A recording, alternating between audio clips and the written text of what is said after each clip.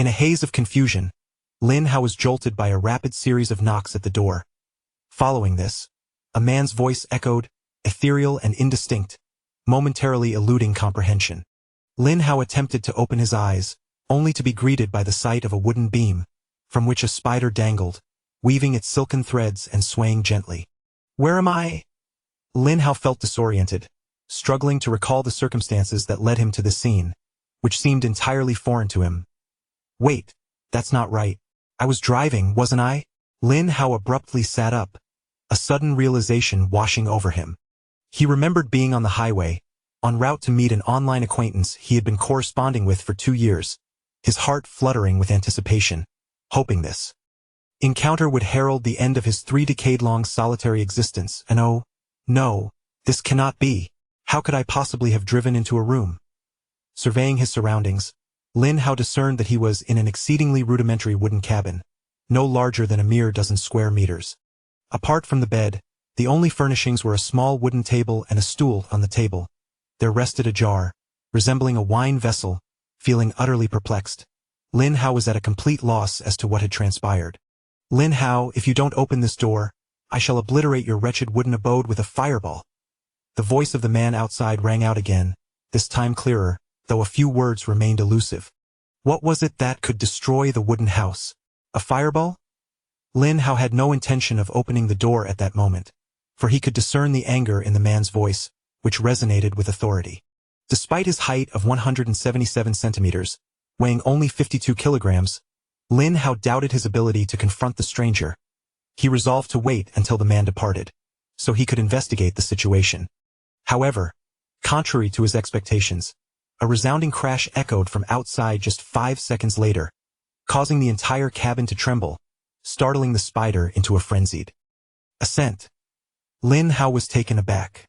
Had the man thrown a grenade? Fear gripped him, and he realized that delaying his response was no longer an option. If the man were to hurl another explosive, he would surely be buried beneath the debris. Just as Lin Hao rose to his feet, a vivid memory surged into his mind.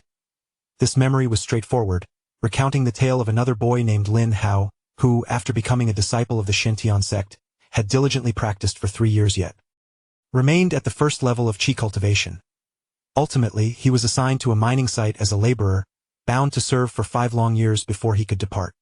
Driven by an unwavering desire to cultivate, he remained earnest and diligent, even amidst the hardships of mining, always finding time to practice. However, his abilities were woefully inadequate in this realm, where the strong reigned supreme and the weak were regarded as mere prey. On the 5th day of mining, while cultivating at home, he was besieged by intruders who looted all his accumulated spirit stones. On the 10th day, while at the mine, he was extorted and stripped of all his spirit stones, culminating in a brutal beating. On the 20th day, he continued to face extortion, coercion, and violence to by the end of the month, having failed to submit the required quota of 300 miscellaneous spirit stones. He was compelled to borrow 90 from a local gang that preyed on miners, with a demand for repayment in the form of 30 pure spirit stones. On that day, Lin Hao, who received the meager remuneration, took 30 pure spirit stones to repay a debt, only to be knocked unconscious from behind, with his storage bag vanishing without a trace. Perhaps weary of enduring a life filled with beatings and hunger, in the darkness of despair, the original host chose to end his brief 17 years of existence. It was at that moment that Lin Hao, driving through, arrived in this world. Am I traversing realms? After absorbing the memories, Lin Hao immediately realized he had crossed over. However, there was no elation in his heart, for the original host's memories conveyed a somber truth. In this world, lacking cultivation talent meant a fate of desolation. The host's spiritual root was of the lowest grade white, a mere white spiritual root. More tragically, he was a miner, a place where the law of the jungle was starkly evident. The recollection emerged and was absorbed within a brief span, and through these memories, Lin Hao discerned who awaited outside at the Shilong mine. In the 25th small mining district, stood Lu He, the younger brother of the small leader Lu Zheng, a gang notorious for extortion and predatory lending. Initially intent on opening the door, Lin Hao hesitated. After absorbing the memories. To open the door would surely invite a beating, yet to remain inside meant he would eventually have to face the mining area, where he would likely be subjected to a brutal assault. What to do? With such a dismal beginning, and given my brilliance, if I lack any external assistance, I might not last a month. Lin Hao's expression fluctuated, and as a transmigrator, he naturally thought of his potential advantage. With a flicker of hope, he gently called out in his heart, "System." Boom! No sound resonated within his mind, yet outside, another explosion echoed. Nothing? There's no system? Isn't that supposed to be standard for transmigrators? He waited for several seconds, but the system did not manifest. Lin Hao felt as if he had plunged into an icy abyss, a chill enveloping him. Boom! Crash! The sound of a defensive spiritual talisman shattering filled the air as the door collapsed, and a young man in his 20s, clad in gray linen, stormed in with fury etched across his face. "It's over." Lin Hao stood frozen in place. "Damn you!" The young man entered and immediately raised his foot, delivering a kick to Lin Hao's abdomen. Puff! Faced with the strike, Lin Hao, with his current strength, could not withstand the force or speed that in an instant.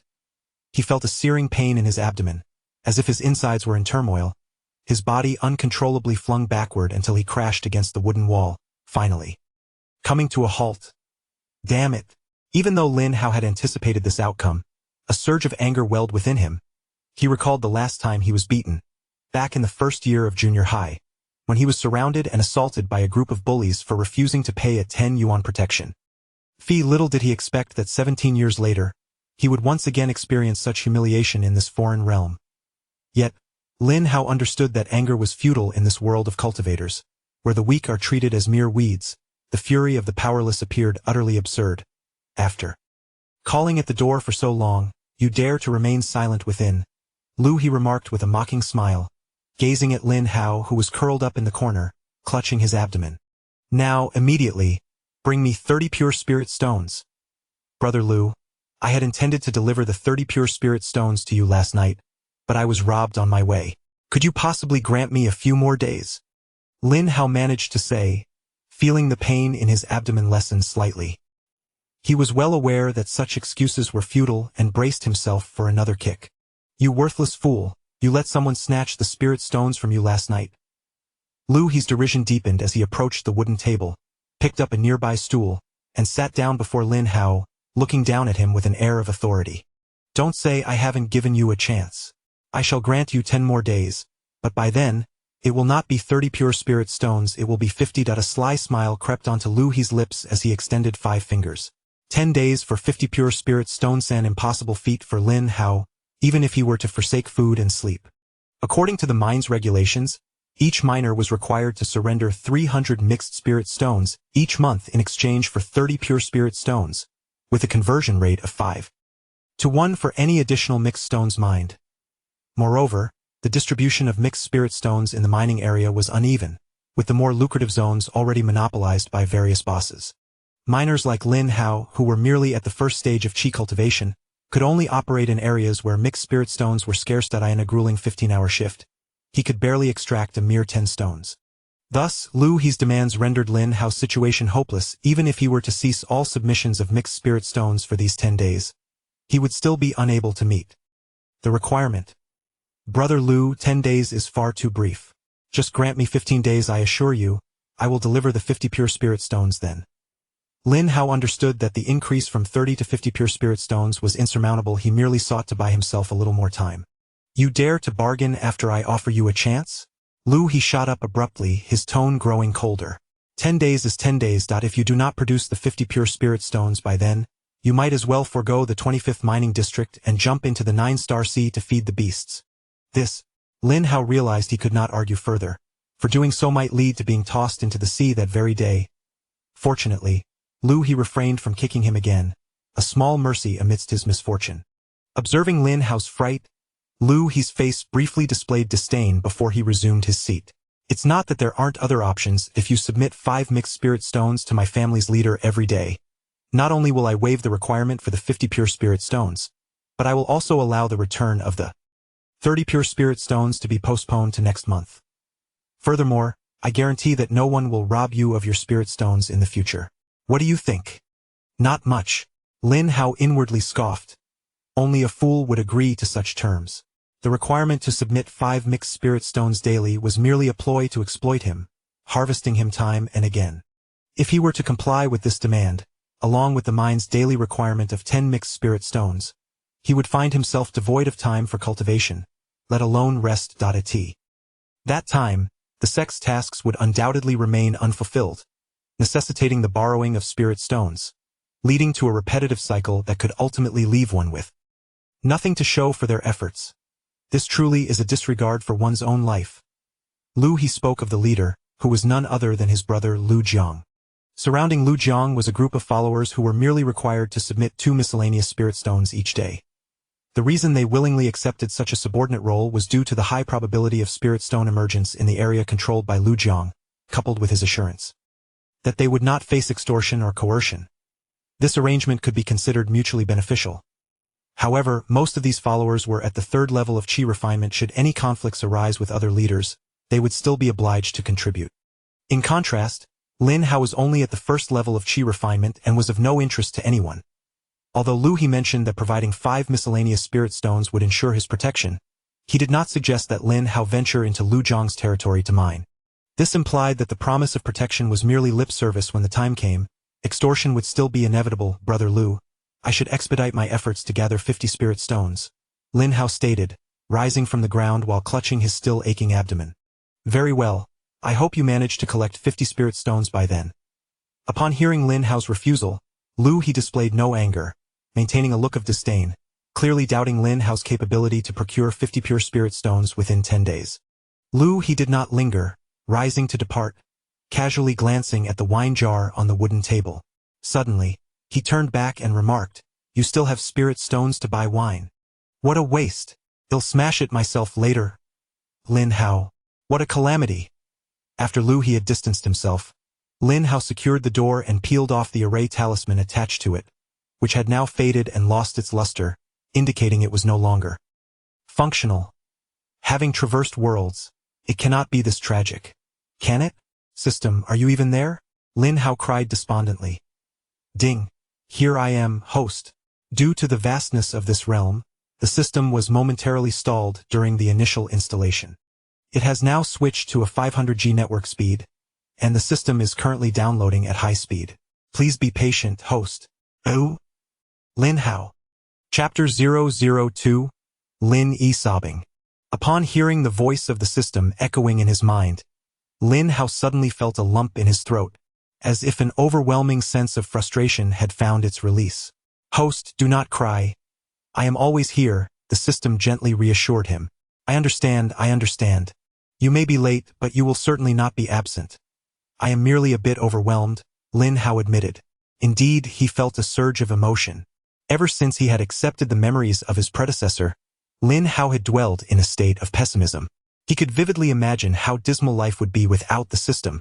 Thankfully, it had arrived. Lin Hao endeavored to calm his thoughts. Although the system had manifested, he remained unaware of its capabilities and whether it could extricate him from his current predicament, fearing that excessive joy might lead to sorrow.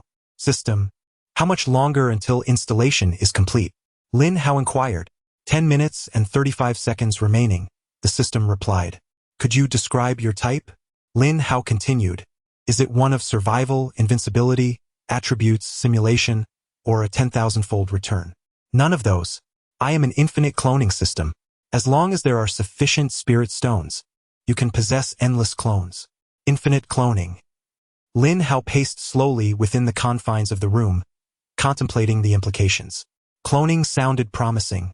While it did not immediately confer invincibility or offer a 10,000-fold return for a single spirit stone, having clones would liberate his hands and eliminate concerns over mining. The only uncertainty lay in the cost of summoning these clones. Given Lin Hao's current mining rate, he could extract a maximum of 15 inferior spirit stones a day, which would equate to merely 3 pure spirit stones if exchanged. If summoning clones proved excessively costly, it would hinder his early development. The system, evidently attuned to Lin Hao's thoughts, preemptively addressed his concerns. The cost of summoning is contingent upon your realm. Currently, the host is at the 1st level of qi refinement. Summoning 1 clone requires 10 inferior spirit stones. However, as this is your first summoning, you will receive a discount of 10%, thus only requiring 1 inferior spirit stone. 10 spirit stones, this price seemed quite reasonable. Lin Hao performed a quick mental calculation. The first clone would necessitate merely 1 spirit stone, which meant he would need to mine 5 inferior spirit stones, approximately 8 hours of labor. The second clone could be summoned with the help of the first, and within 2 days, it could be achieved. By this reckoning, repaying 50 spirit stones within 10 days appeared more than feasible, provided no one attempted to extort him during that time. As Lin Hao pondered, his brow alternated between relaxation and furrowing, while time slipped by unnoticed. Ding! Installation successful. The system is officially activated. Host: Lin Hao Realm. Qi Refining First Layer Summon Clone. Click here, Realm Selection, Quantity Selection, Clone Upgrade. Click here, Realm Selection, Quantity Selection, Spell Inheritance. Click here, Spell Selection, Quantity Selection, Clone Simulation. Not activated, simulation range depends on the size of consciousness, Clone Acceleration. Not activated, Quantity Selection 110, System Space. As vast as your imagination can conceive balance. 0, Unit, Low-grade Spirit Stones. The summoned clones are identical to the host, possessing flesh and blood, yet devoid of a life force. The clones are impervious to pain. Only the destruction of the Dantian can lead to their demise. Upon death, the clones automatically return to the system space and regenerate within 24 hours. The summoning and recalling of clones are contingent upon the host's range of consciousness. As the system's voice resonated in his mind, a panel suddenly materialized before Lin Hao. He promptly began to examine it. The panel contained a substantial amount of information, and Lin Hao took a full 20 minutes to gradually decipher it. Among the system's functionalities, Lin Hao was particularly intrigued by the clone acceleration, a feature that significantly extends his lifespan. Moreover, after conversing with the system, it revealed that upon reaching the Qi Refining 9th layer, he could accelerate 100 clones simultaneously, increasing time by tenfold. Lin Hao sensed that the foundation establishment stage was beckoning him. However, this acceleration feature consumes spirit stones at a considerable rate. Accelerating 10 clones concurrently requires 100 stones. Upon reaching Qi Refining's 2nd layer, each clone would necessitate 20 spirit stones, allowing for the acceleration of 20 clones, totaling 400 stones for just 1 day of acceleration. While this is indeed a considerable expenditure, it is certainly worth acquiring. Taking a deep breath after grasping all the information, Lin Hao felt a surge of relief. The clone system could indeed resolve his current predicaments perfectly, and with the existence of a dedicated space, he no longer had to fear being robbed. At this moment, Lin Hao shook off his previous despondency. His eyes sparkled with renewed vitality, and he brimmed with confidence for the future. Imagine, when he possesses thousands of clones, who could possibly threaten him in this mining district? Yet, the first step remains to procure 5 pieces of miscellaneous spirit stones and summon his first clone. A grand edifice is built step by step. One must not be overly ambitious. Lin Hao silently reminded himself. With this thought in mind, Lin Hao opened the door and headed towards the mining area. The sun was just rising, around 8 in the morning, and many miners were making their way to the mines. A mix of young and old, men and women, gathered in small groups. As Lin Hao walked alone on the path, his mind replayed the memories of the original owner. The Stone Dragon mine consisted of 10 large mining districts and 35 smaller ones, with Lin Hao's being one of the 25 small mines, housing approximately 3,000 individuals. Each mining area was flanked by clusters of diminutive wooden cabins for the miners, located about 10 minutes' walk from the mine entrance. In the heart of the mining area lies a bustling marketplace, teeming with a variety of resources for cultivation, alongside numerous restaurants and taverns. Additionally, there are merchants who exchange pure spirit stones.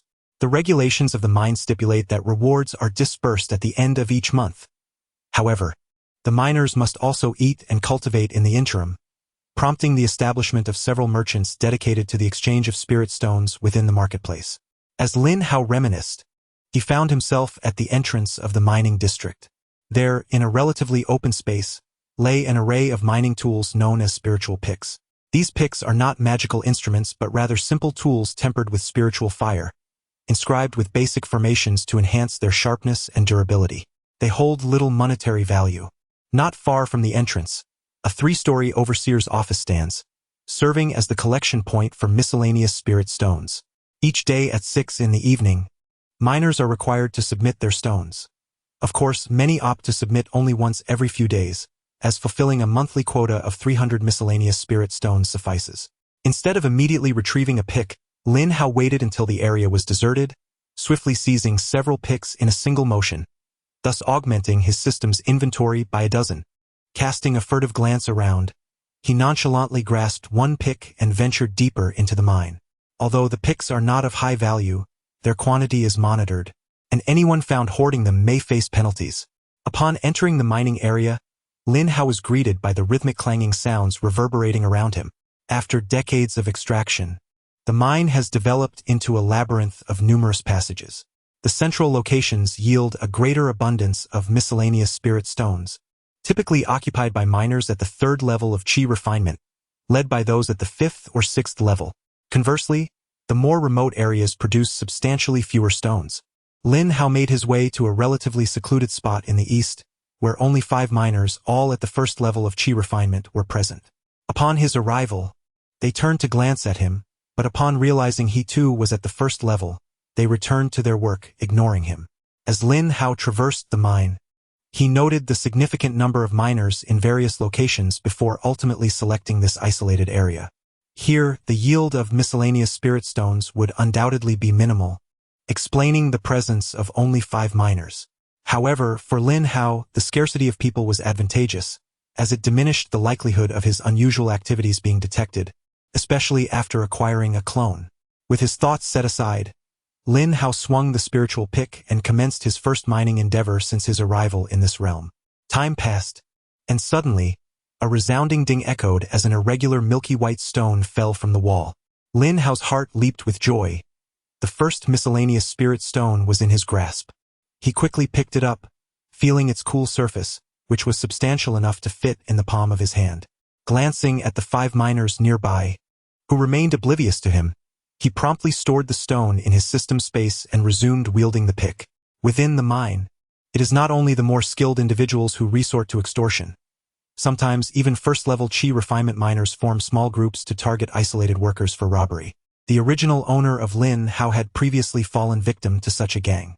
Nonetheless, these groups are not prevalent, as one never knows when a victim may ascend to the 2nd level of chi refinement, at which point retaliation would be inevitable. Today, Lin Hao experienced a stroke of good fortune, having unearthed 5 pieces of miscellaneous spirit stones, and remarkably, no one attempted to extort him. With the 5 stones in hand, Lin Hao promptly concluded his work and made his way toward the mine entrance. At that moment, the secluded passage had gathered a dozen individuals, yet none paid heed to Lin Hao's departure. Typically, miners leave when they are required to submit their miscellaneous spirit stones, which is why the mine entrance was deserted. Seizing the opportunity, Lin Hao discreetly took several spirit pickaxes before exiting the mining area and hastening toward the market. During the day, the market was rather sparse, but as night fell, many miners who had excavated spirit stones would flock to this place to spend their earnings, transforming the market into a bustling hub. Lin Hao arrived at a shop dedicated to exchanging spirit stones, where only a few patrons lingered. The establishment spanned 3 floors, each featuring dozens of exchange windows. Though only a handful of individuals were present at the moment, by evening, it would be crowded with throngs of people. The Shilong mine alone boasted over 3,000 miners in each small district, with larger areas accommodating as many as 20 to 30,000, totaling approximately 300,000 individuals. Daily, around 50 to 60,000 would partake in stone exchanges, resulting in each shop accommodating at least 3 or 4,000 patrons. Approaching one of the exchange windows, Lin Hao, undeterred by the disdainful glances of the shop personnel, exchanged for a piece of pure spirit stone. Rather than feeling insulted, he left with a smile. Soon, Lin Hao returned to his modest abode and summoned the system to recharge. Adjusting the quantity to 1, he pressed the designated button. In an instant, Lin Hao observed a figure identical to himself materializing within the system space, clad in a simple gray linen robe. With a mere thought, a swirling vortex appeared before him, and a phantom figure emerged. In the blink of an eye, the apparition transitioned from ethereal to corporeal. Master, the doppelganger bowed respectfully to Lin Hao. Excellent. Lin Hao's eyes sparkled with joy. From now on, you shall be named Lin Yi. He had already contemplated this name, intending to use numerical designations for future summons. Understood. Master, the doppelganger responded with another bow, then stood by obediently. Lin Hao circled around Lin Yi a few times, studying him intently. As he continuously summoned and recalled the doppelganger, Lin Hao realized that his spiritual consciousness extended 10 meters, thus limiting the doppelganger's range for summoning and recall. Once familiar with the process, Lin Hao initiated the doppelganger simulation. This simulation could be customized or randomized, and as this was his first doppelganger, Lin Hao placed significant importance on it.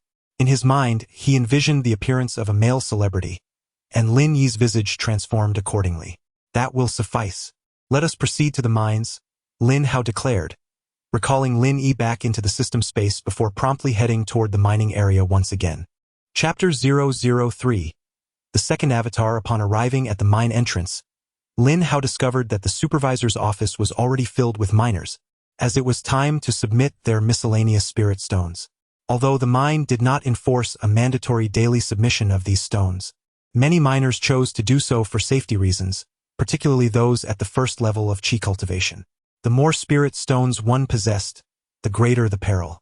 The original owner had submitted his stones daily, but now, for the sake of summoning more avatars and repaying Lu He's 50 pure spirit stones, Lin Hao could not afford to submit any, at least not until 10 days had passed.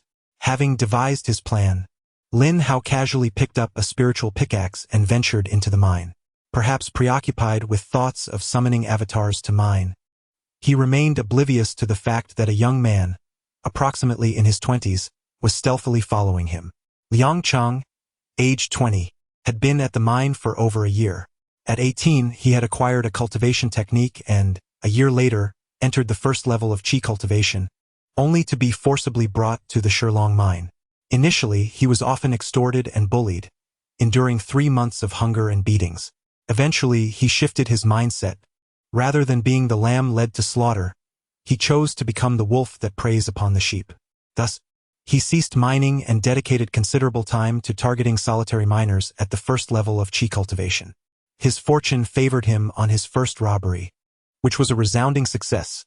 Despite sustaining some injuries, he amassed 30 miscellaneous spirit stones. This success further solidified his resolve.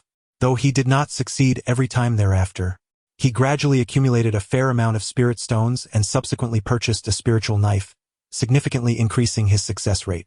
Liang Cheng had been keeping an eye on Lin Hao, perceiving him as an easy target, lacking background, possessing low strength, and having only recently arrived at the mine a month prior. The reason he chose to attempt robbing Lin Hao now was that the miners had just received their wages the previous night, leading him to speculate that Lin Hao would possess some spirit stones.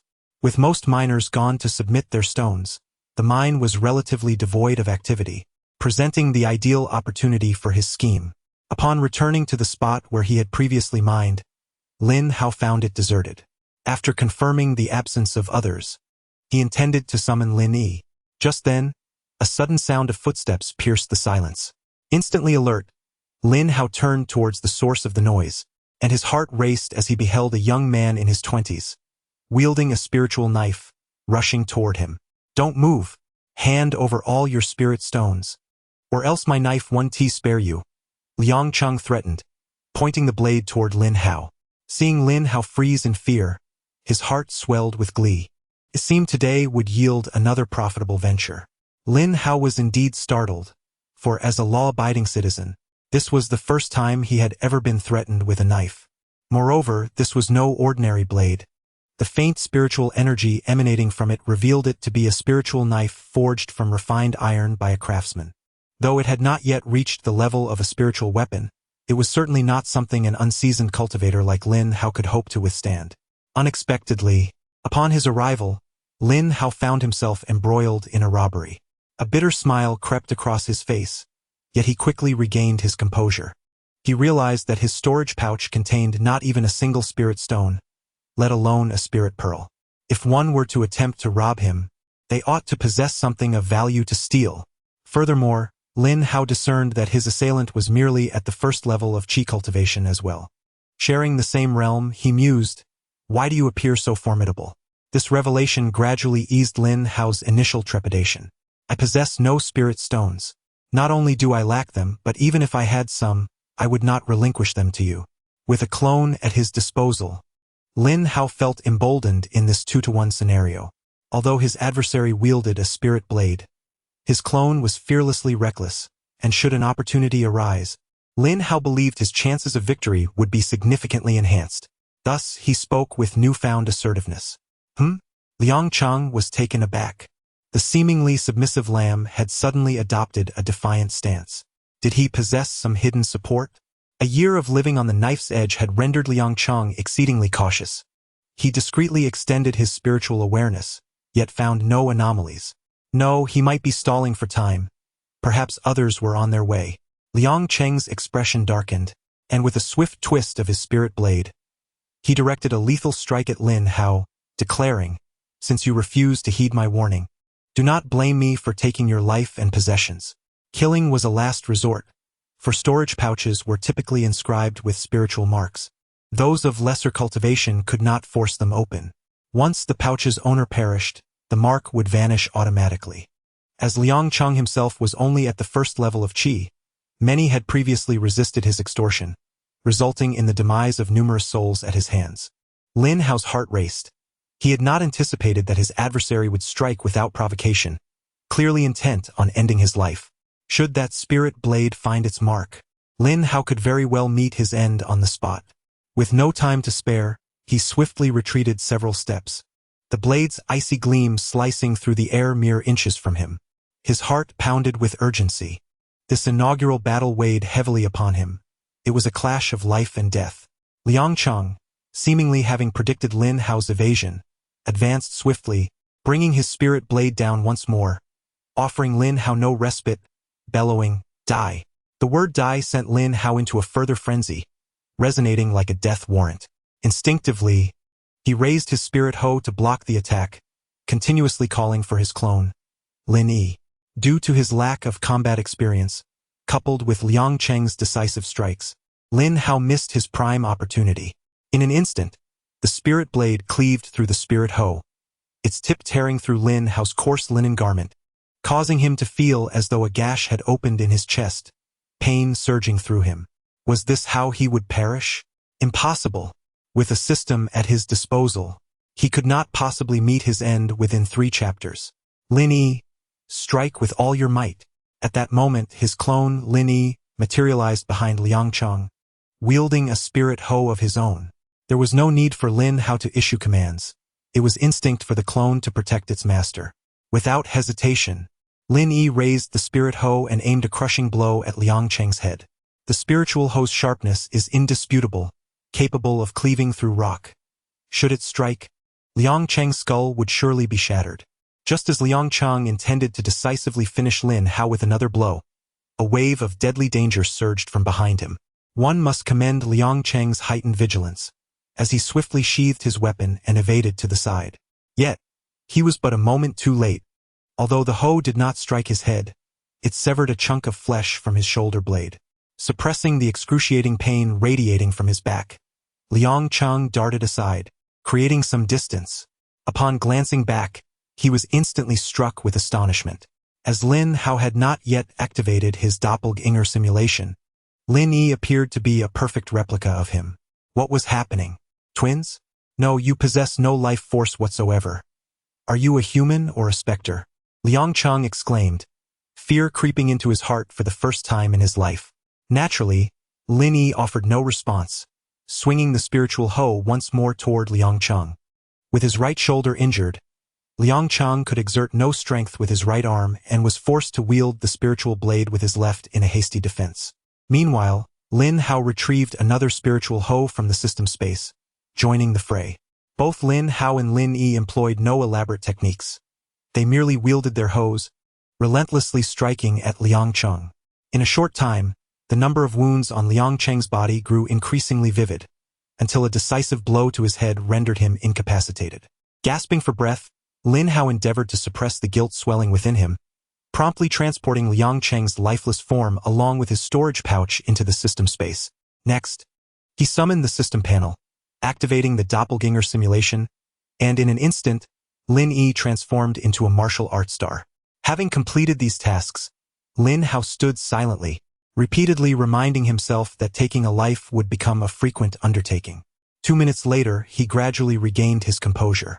Subsequently, Lin Hao guided Lin Yi to a more secluded spot, discarding Liang Cheng's body there before returning. From his storage pouch, Lin Hao retrieved a change of clothes and examined his own chest wound, finding it merely a shallow cut. Though painful, the bleeding had ceased. Initially, he had feared he had been eviscerated, which had frightened him greatly. After changing, he then took out Liang Cheng's storage pouch. Upon emptying its contents, he was astonished to find not only mundane items but also 12 pure spiritual stones, over 100 spirit pearls, 18 miscellaneous spiritual stones, and a small white porcelain vial. Lin Hao was taken aback. He had not anticipated that Liang Cheng, merely at the first level of qi cultivation, would possess such wealth. It seems you have not refrained from robbing others. Indeed, killing and plundering is the quickest path to riches.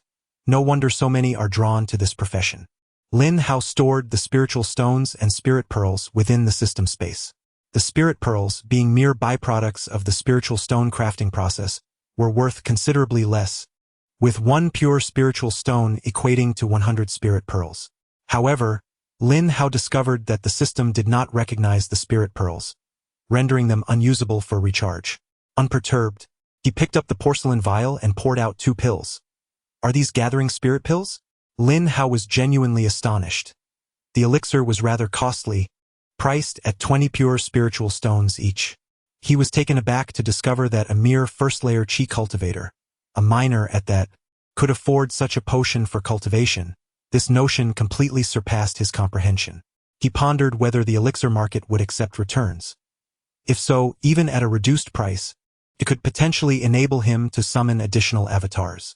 Should the elixirs be exchangeable for spiritual stones, Lin Hao would certainly trade them, for at this stage, amassing more avatars was paramount. With this thought in mind, Lin Hao promptly secured the elixir and then handed Liang Cheng's storage pouch to Lin Yi. The reason for bestowing it upon Lin Yi was merely for appearance's sake, as such storage pouches were only a square meter in size and exceedingly inexpensive. Most miners in this vicinity possessed one. System, please replenish me with 10 spiritual stones. Once all was settled, Lin Hao commenced the summoning of his avatars. In no time, an avatar materialized before him, which Lin Hao transformed into another martial arts star. At this moment, 2 avatars stood before Lin Hao, each wielding a spiritual pickaxe. Lin Yi and Lin Er began their mining endeavors. Chapter 004. Incidentally, Lin Hao was not idle either. He was mining alongside his clone. Given that mining creates considerable noise, making it difficult to concentrate on cultivation, Lin Hao contemplated purchasing a soundproof array once he acquired spirit stones, allowing him to cultivate undisturbed later on. Before long, Lin Yi was the first to unearth a piece of mixed spirit stone. Since the system space was shared within the range of his consciousness, Lin Yi did not need to hand the mixed spirit stone over to Lin Hao. Instead, it was directly received into the system space. This functionality proved quite useful, and Lin Hao silently commended the system. Lin Hao did not mine for long, perhaps 4 to 5 hours, before fatigue overtook him. After a day of mining, he felt exhausted and sought a place to rest. The constant clanking sounds around him served as a lullaby, and he soon drifted into slumber. With his clone present, Lin Hao slept soundly, and the miners from earlier in the day did not return. Lin Hao was unaware of how long he had slept until Lin Yi's voice echoed in his mind. "Master, someone is coming." This roused him from his sleep. Lin Hao and his clone could communicate effortlessly, akin to the mobile phones of his previous life, allowing for conversations regardless of distance without incurring any roaming charges.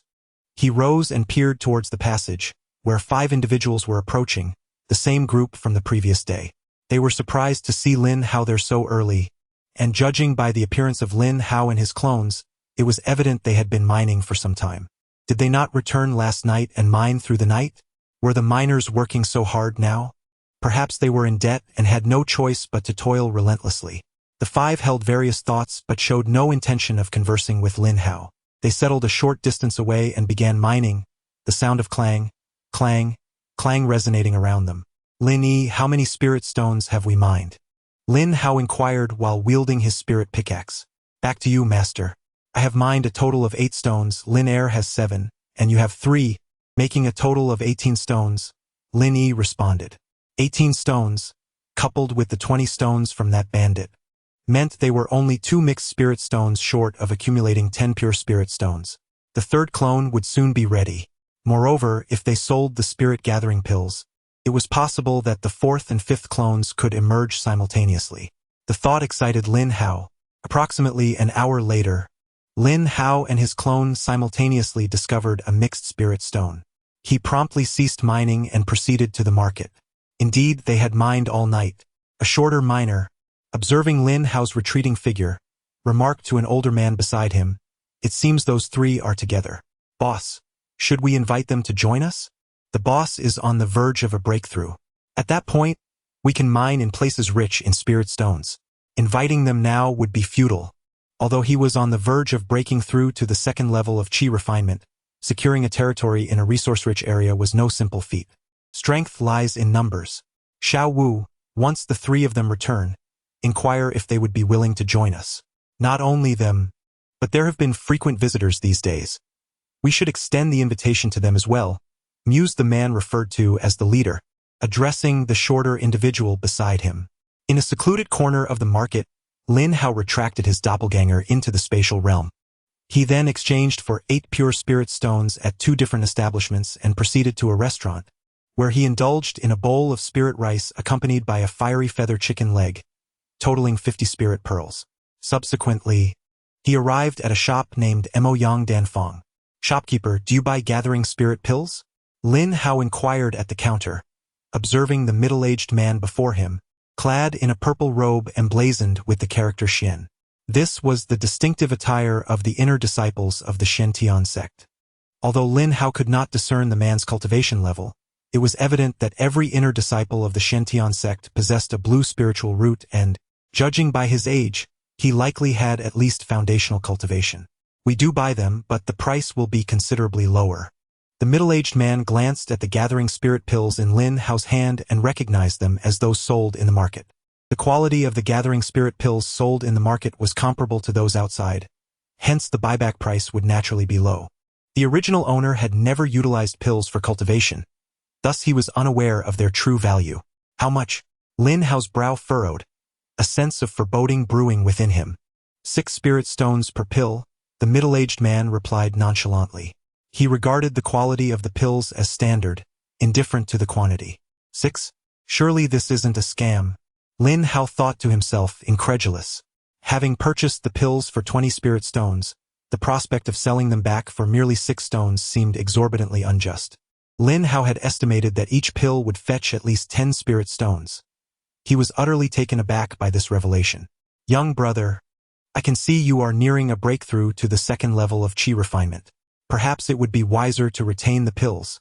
They could ease your advancement considerably," the middle-aged man suggested upon observing Lin Hao's disappointed expression. "Is there truly no possibility for a higher price?" Lin Hao found himself wavering. He contemplated the necessity of using pills for his cultivation in the future. Selling them now would clearly result in a loss of 28 spirit stones, an amount that would require 10 days of mining with a doppelganger to recoup. "That's the highest offer available. You may check with other pill shops if you wish," the man replied, displaying a hint of impatience. After weighing the pros and cons, Lin Hao ultimately resolved to proceed with the transaction. At this stage, having an additional doppelganger equated to enhanced safety. He did not pursue inquiries at other shops, believing the middle-aged man had no reason to deceive him. In truth, there was another option: selling the pills to other miners. However, for the sake of safety, he ultimately dismissed this notion. Not many miners were capable of utilizing pills for cultivation, and those who could were likely to possess considerable strength, which might lead to unnecessary complications. Holding 12 spirit stones, Lin Hao departed from the alchemy workshop and meandered through the marketplace, inquiring about the price of the soundproofing formation. The shop assistant, upon noticing Lin Hao's cultivation level at the 1st layer of qi refining, nonchalantly raised 2 fingers, stating, 200 spirit stones. Lin Hao hastily departed, ignoring the assistant's derisive remarks. "What a pauper! If you can't afford it, don't ask." Lin Hao paid no heed to the taunts. As the old horse had once said, Today, you may disregard me, but tomorrow, I shall make you wish to associate with me. Humph. Inside the dilapidated wooden hut, four martial arts stars stood before Lin Hao. Observing their presence, Lin Hao felt a surge of security in this foreign realm. Let us set forth. Lin Hao immediately led his 4 clones to the mining area, not retracting them into the system space. In the 25th mining district, with over 3,000 individuals, new miners would join periodically, and mysteriously some would vanish. Thus, Lin Hao was unconcerned about anyone noticing the peculiarity of his clones. Furthermore, their presence served as a deterrent against potential ambushes from weaker cultivators, proving beneficial in multiple ways. Upon arriving at the mining site, Lin Hao noticed that, in addition to the previous 5 individuals, several miners had gathered, seemingly forming a small team. The miners collectively turned to Lin Hao, and upon recognizing him, resumed their work diligently. Lin Hao found a spot and began wielding his spiritual pickaxe while pondering whether he should relocate to a more secluded area for mining. His concern was not about the miners attempting to rob him, but rather the thought that, in the future, when he practiced using the soundproof formation, it would be imperative to remain undiscovered. A chi refining layer miner practicing in a soundproof formation would inherently attract suspicion. However, after reconsidering, he realized that accumulating 200 pure spirit stones to purchase the soundproof formation would take considerable time, prompting him to extinguish that thought. As long as the others did not cause him trouble, he could continue mining here for the time being. While lost in thought, Lin Hao suddenly heard Lin Yi's voice resonate in his mind. "Master, someone is approaching." Lin Hao immediately ceased his mining and turned to see the shorter miner from the previous group approaching him. "Brother, are you with them?" the small miner inquired, a smile gracing his face. Lin Hao did not respond but fixed his gaze on the individual, clearly indicating his desire for a direct statement of intent.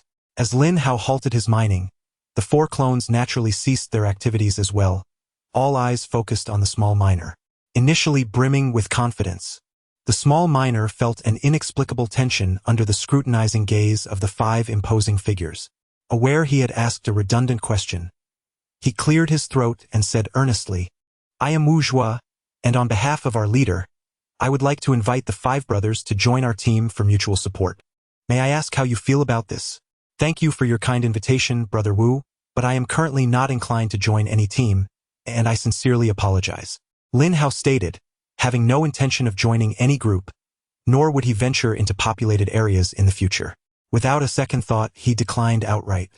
Understanding that the other party was merely inviting him to join their team, Lin Hao's tone became considerably more courteous.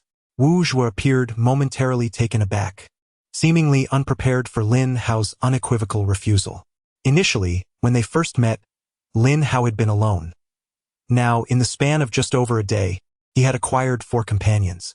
Logically, one would expect him to be eager to form alliances, leaving Wu Zhuo perplexed.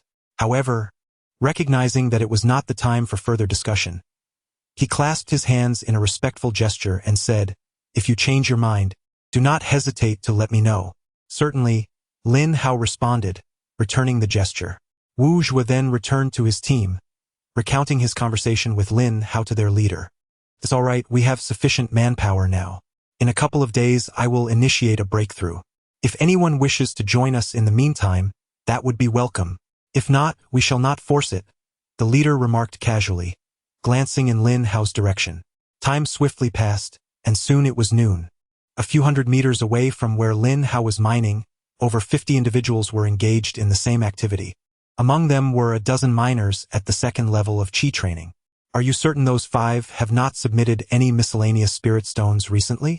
a burly, bald man asked a young miner who looked no older than 16 or 17, his face betraying a hint of excitement. If Lin Hao were present, he would recognize that this young miner was among those who had been mining with him recently. "Without a doubt, I have been mining with them for days. This morning, they invited me to join their ranks, and I learned that their leader is on the verge of breaking through to the 2nd level of Qi training. They have exchanged all their miscellaneous spirit stones for pure spirit stones, preparing to purchase gathering pills for cultivation," the young miner elaborated, a flattering expression on his face. "Oh, how did they extend their invitation to you?" the bald man continued to inquire. "They mentioned that once their leader breaks through to the 2nd level, They plan to occupy a location where miscellaneous spirit stones are abundant. Therefore, they not only invited me but also several others, and now there are nearly 10 of us. The young miner replied, a hint of disdain evident on his face, as he thought it absurd for someone at the second level of chi training to aspire to seize such a place. Ha, they truly have the audacity to dream, the bald man echoed, sharing a similar expression of disdain before asking, apart from them, are there any others on your side? There is one more person. No, yesterday it was just one, but today he brought 4 others, all at the first level of chi training, the young miner contemplated. It matters not. When the time comes, we shall simply seize them as well. For now, return and keep a close watch on their movements. As soon as you detect any intent to purchase pills, report back to me immediately. The bald man's face gleamed with avarice. The reason he had not acted sooner was to wait until Wu Zhua and his group had mined sufficient spirit stones, at which point he would strike. Understood, Lu. The young miner readily agreed, preparing to depart. Wait, the bald man called out. If all goes smoothly, your contribution will be considerable. When the time comes, you may mine with me, and I will reserve a spot for you. Thank you, Lu. The young miner replied, bowing deeply, his heart swelling with delight.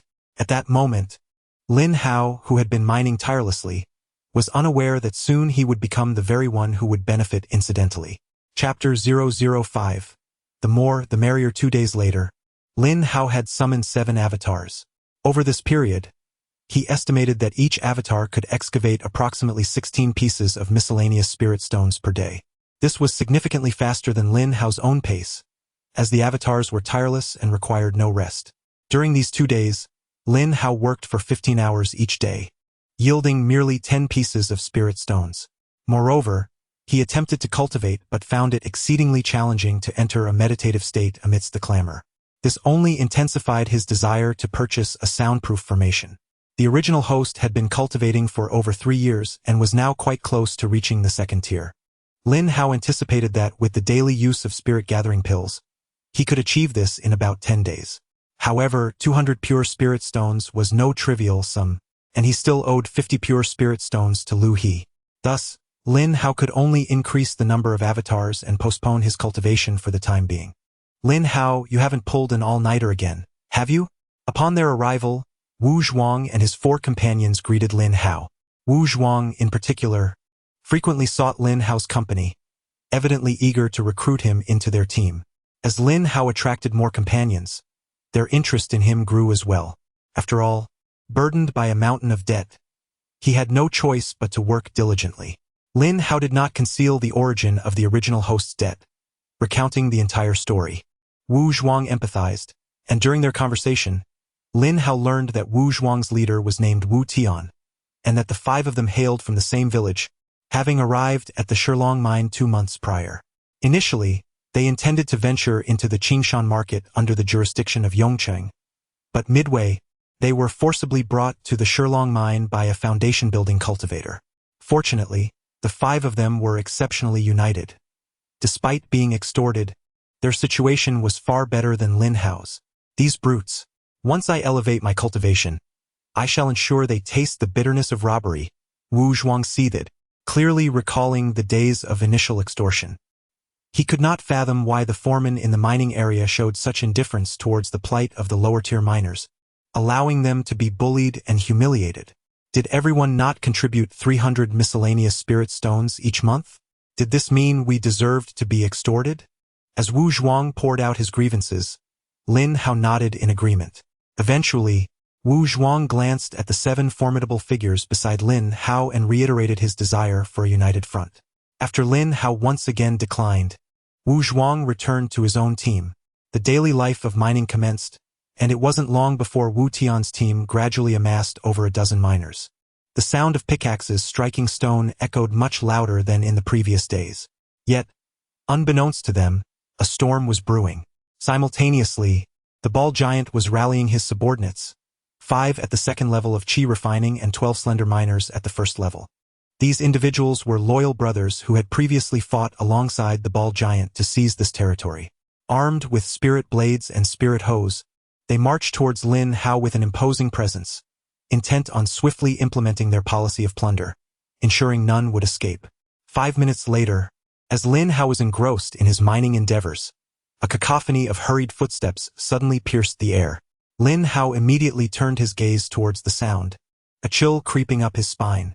Before him stood a menacing bald man wielding a spiritual blade, flanked by a dozen miners, striding forth with intimidating confidence. Lin Hao's heart sank. It was evident even to the most naive observer that this was a blatant attempt at extortion. "Are you Wu Tian?" the bald man inquired, a smirk of amusement dancing upon his lips. He was no stranger to Wu Tian, having dispatched individuals to investigate beforehand. Without waiting for a response, he continued, "I shall present you with 3 numbers. Have your men promptly open their storage bags and surrender all spiritual stones, or my blade shall show no mercy." Upon finishing his ultimatum, he gestured towards one of his subordinates, a practitioner at the 2nd level of Qi refinement, indicating Lin Hao's position. "Zhang Yang, take a few men and surround them. Not a single spiritual stone shall be left behind." Zhang Yang nodded and, with a swift motion of his hand, commanded 10 first-level miners to rush towards Lin Hao. "Xiao Fei Bai, you traitor!" Wu Tian exclaimed, his face contorted with anger upon realizing the betrayal of the frail miner standing beside the bald man. Xiao Fei Bai grinned maliciously. "Traitor? I have always been loyal to Boss Lu. Blame yourselves for your naivete and lack of vigilance." "What should we do, boss?"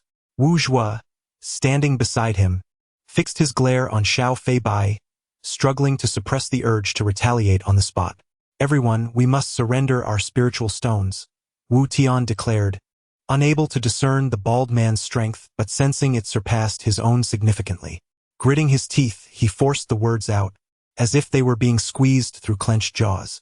The miners Wu Tian had invited understood the danger posed by the bald man and quickly relinquished their spiritual stones, which were already sparse. Without needing further encouragement, they produced their meager offerings. Meanwhile, Lin Hao and his doppelganger found themselves encircled by Zhang Yang and his lackeys.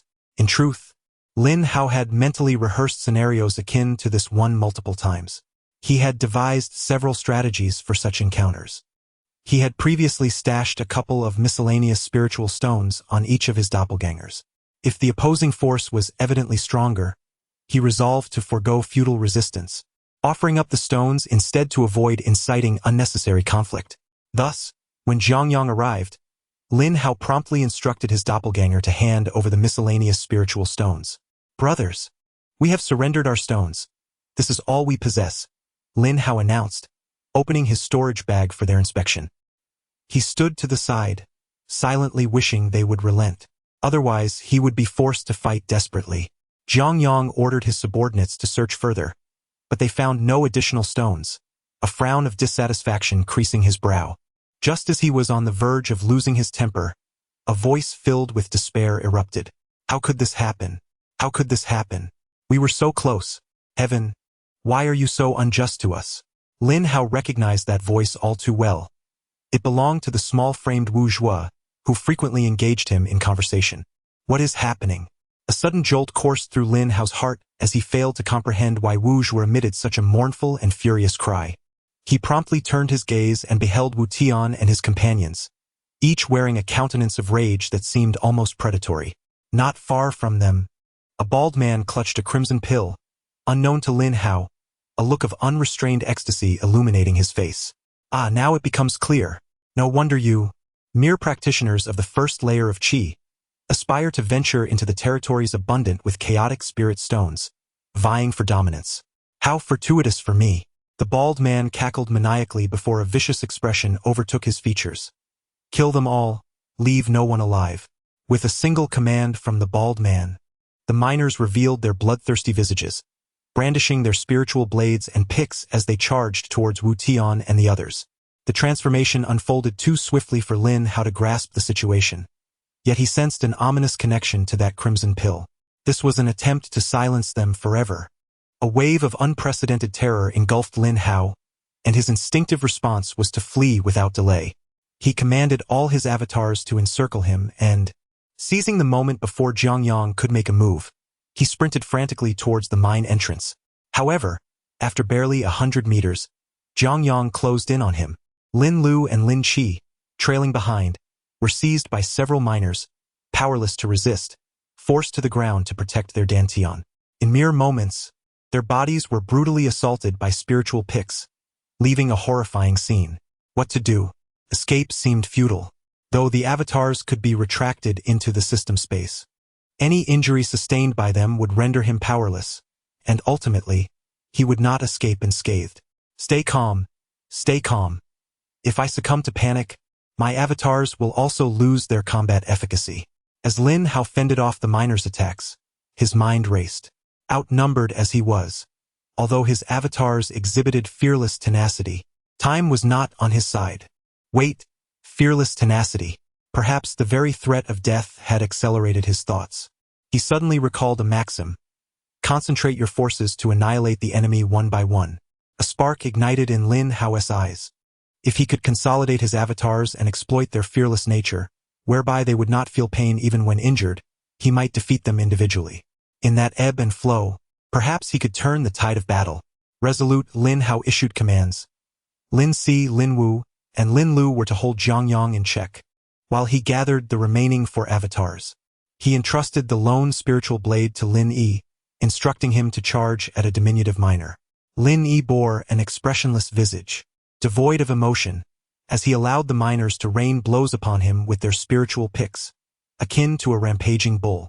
He surged towards the small miner, delivering a devastating strike with the blade, followed closely by the 4 avatars who swung their picks down ferociously upon the miner's head.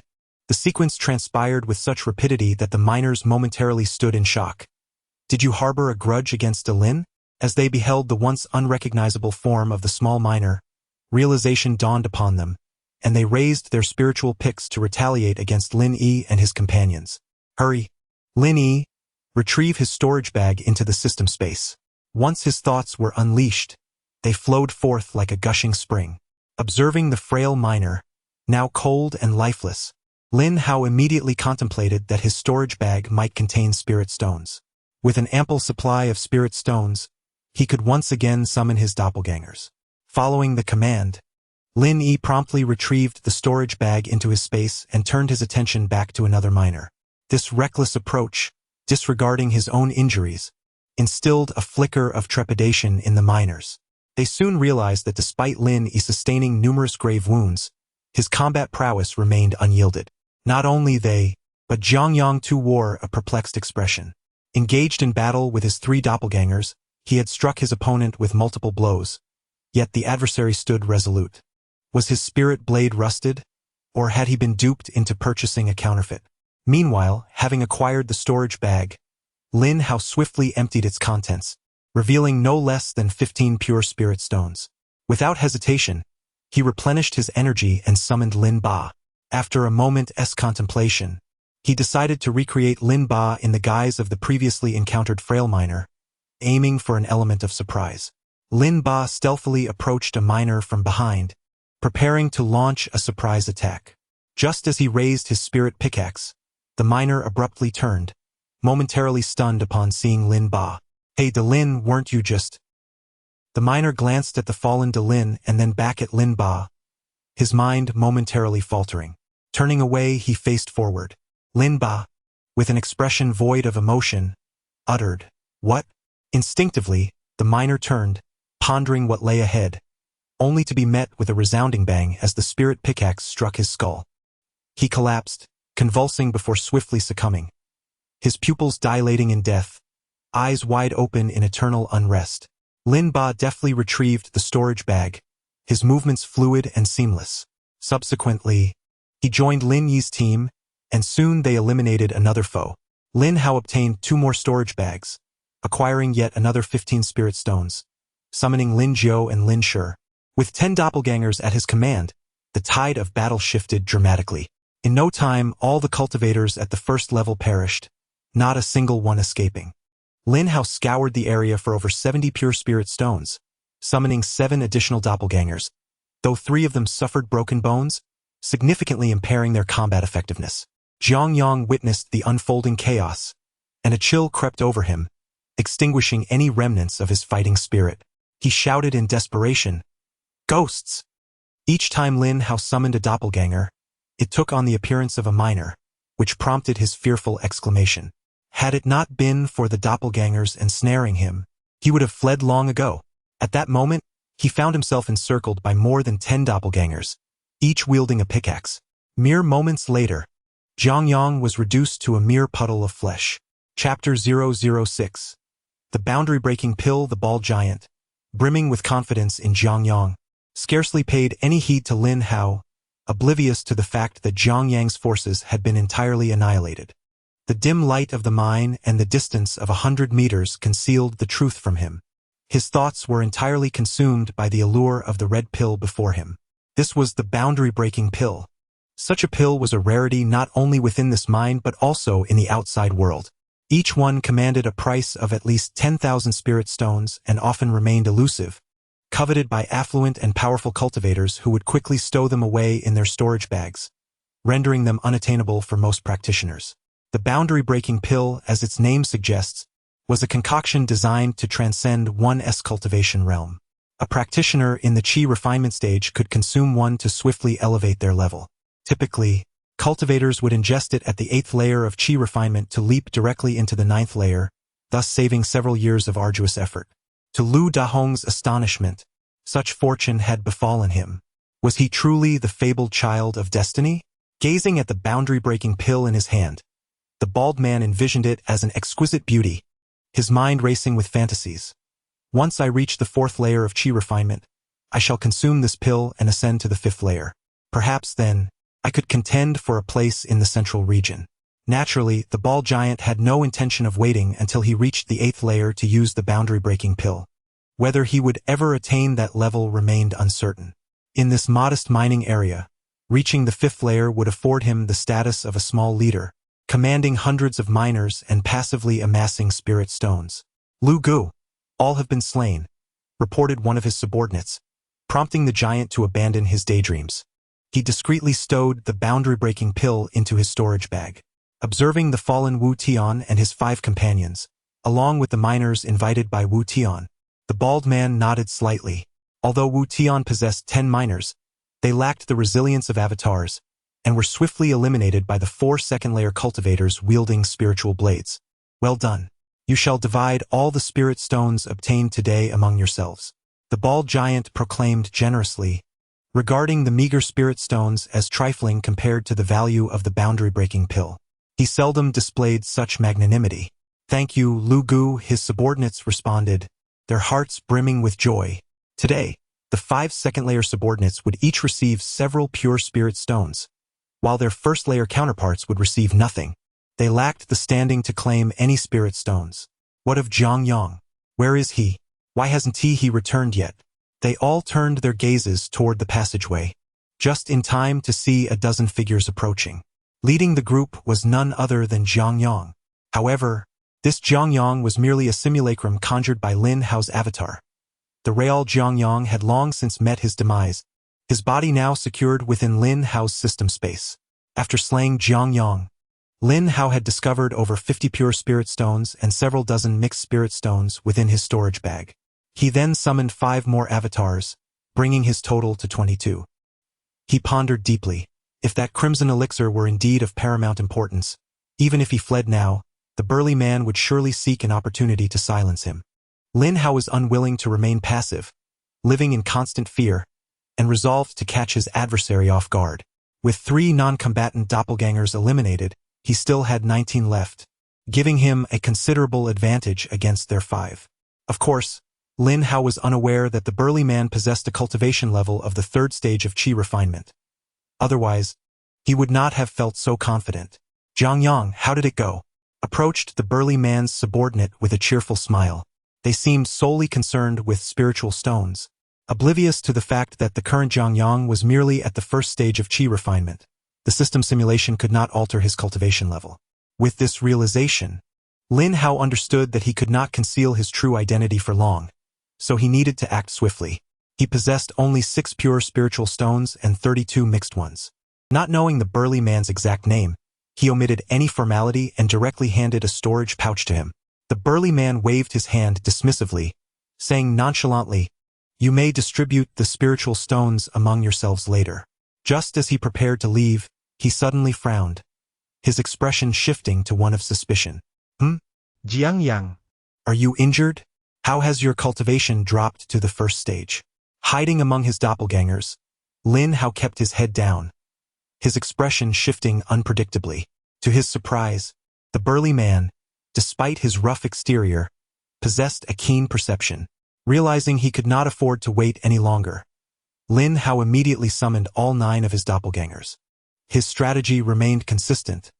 He aimed to take them down one by one. The 9 doppelgangers materialized behind the second stage cultivators, each designated from Lin 1 to Lin 9. Due to the distance, several doppelgangers fell outside the simulation range, but Lin Hao could hardly concern himself with that now.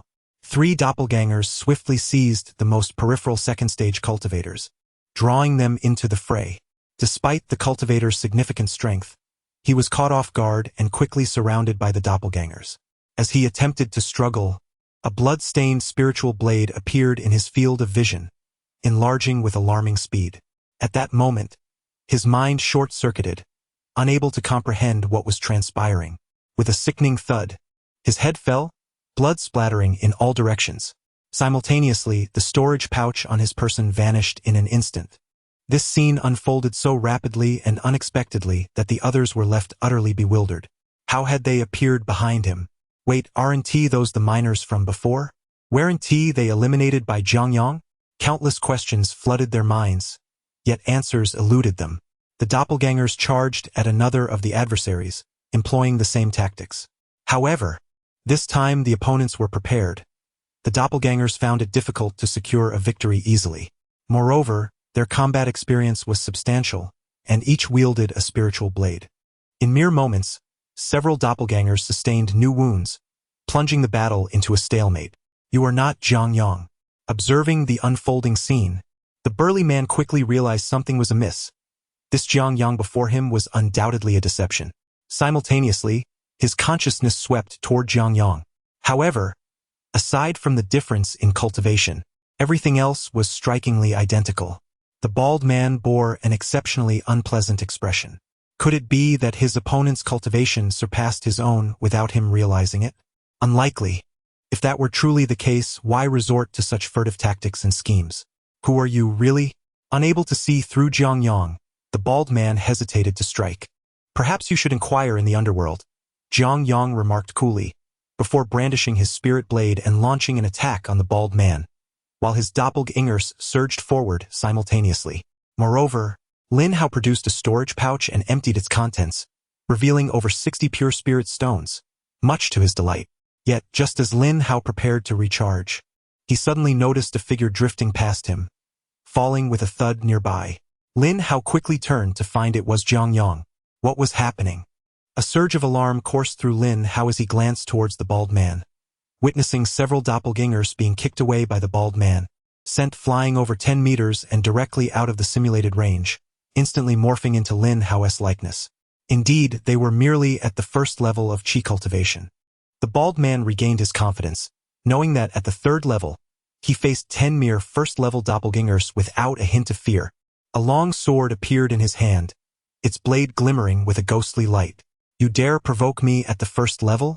Today, I shall demonstrate the vast chasm between the first and third levels. With that, the bald man swiftly swung his sword, unleashing a flurry of sword blossoms. 3 doppelgangers were accurately pierced in the chest by the sword's tip, blood spraying forth. However, the anticipated scene of them collapsing did not unfold. The 3 doppelgangers continued their advance, wielding their spirit hose with ferocity towards the bald man. He quickly sidestepped, narrowly evading the strike, his expression betraying a hint of gravity. Something was amiss. Were they not human? He had earlier observed his subordinates engaging these individuals, seemingly unperturbed by casualties. At the time, he had not contemplated deeply, but after their confrontation, it struck him that they might not be human at all. Regardless of their nature, today he intended to eliminate them on the spot. The bald man no longer concealed his intentions, reaching for his storage pouch, and in an instant, a yellow talisman appeared in his hand, which he promptly pressed against his chest. Suddenly, a golden barrier enveloped his entire form. The golden light talisman, a defensive spirit talisman, was worth 50 pure spirit stones in the marketplace. One must concede, The bald man's rise to leadership was not without justification. At that moment, he resembled a wolf among sheep, his long sword slicing towards a doppelganger's head. His reasoning was simple. Without a head, could they still survive? They would not die. But a headless doppelganger was akin to a phone without a prepaid plan, disconnected. The headless doppelganger stood frozen in place, motionless. Although it had not perished, the bald man recognized his strategy was effective, and he aimed his sword at another doppelganger. Meanwhile, Lin Hao had summoned 6 more doppelgangers, but rather than directing them against the bald man, he integrated them into Lin Yi's combat team. They must first eliminate the bald man's subordinates before fully confronting him. Lin Hao realized his oversight. He had not anticipated that the bald man was a practitioner of the 3rd tier. However, there was no turning back now. His avatars had already been exposed, and it was a matter of survival. Either he would perish or the bald man would. With the addition of 6 avatars, the balance of battle shifted decisively in Lin Yi's favor, and it was not long before he claimed another life. Lin Hao summoned 5 more avatars, while simultaneously, 4 of Zhang Yang's avatars met their demise. The 5 new avatars surged toward the bald giant.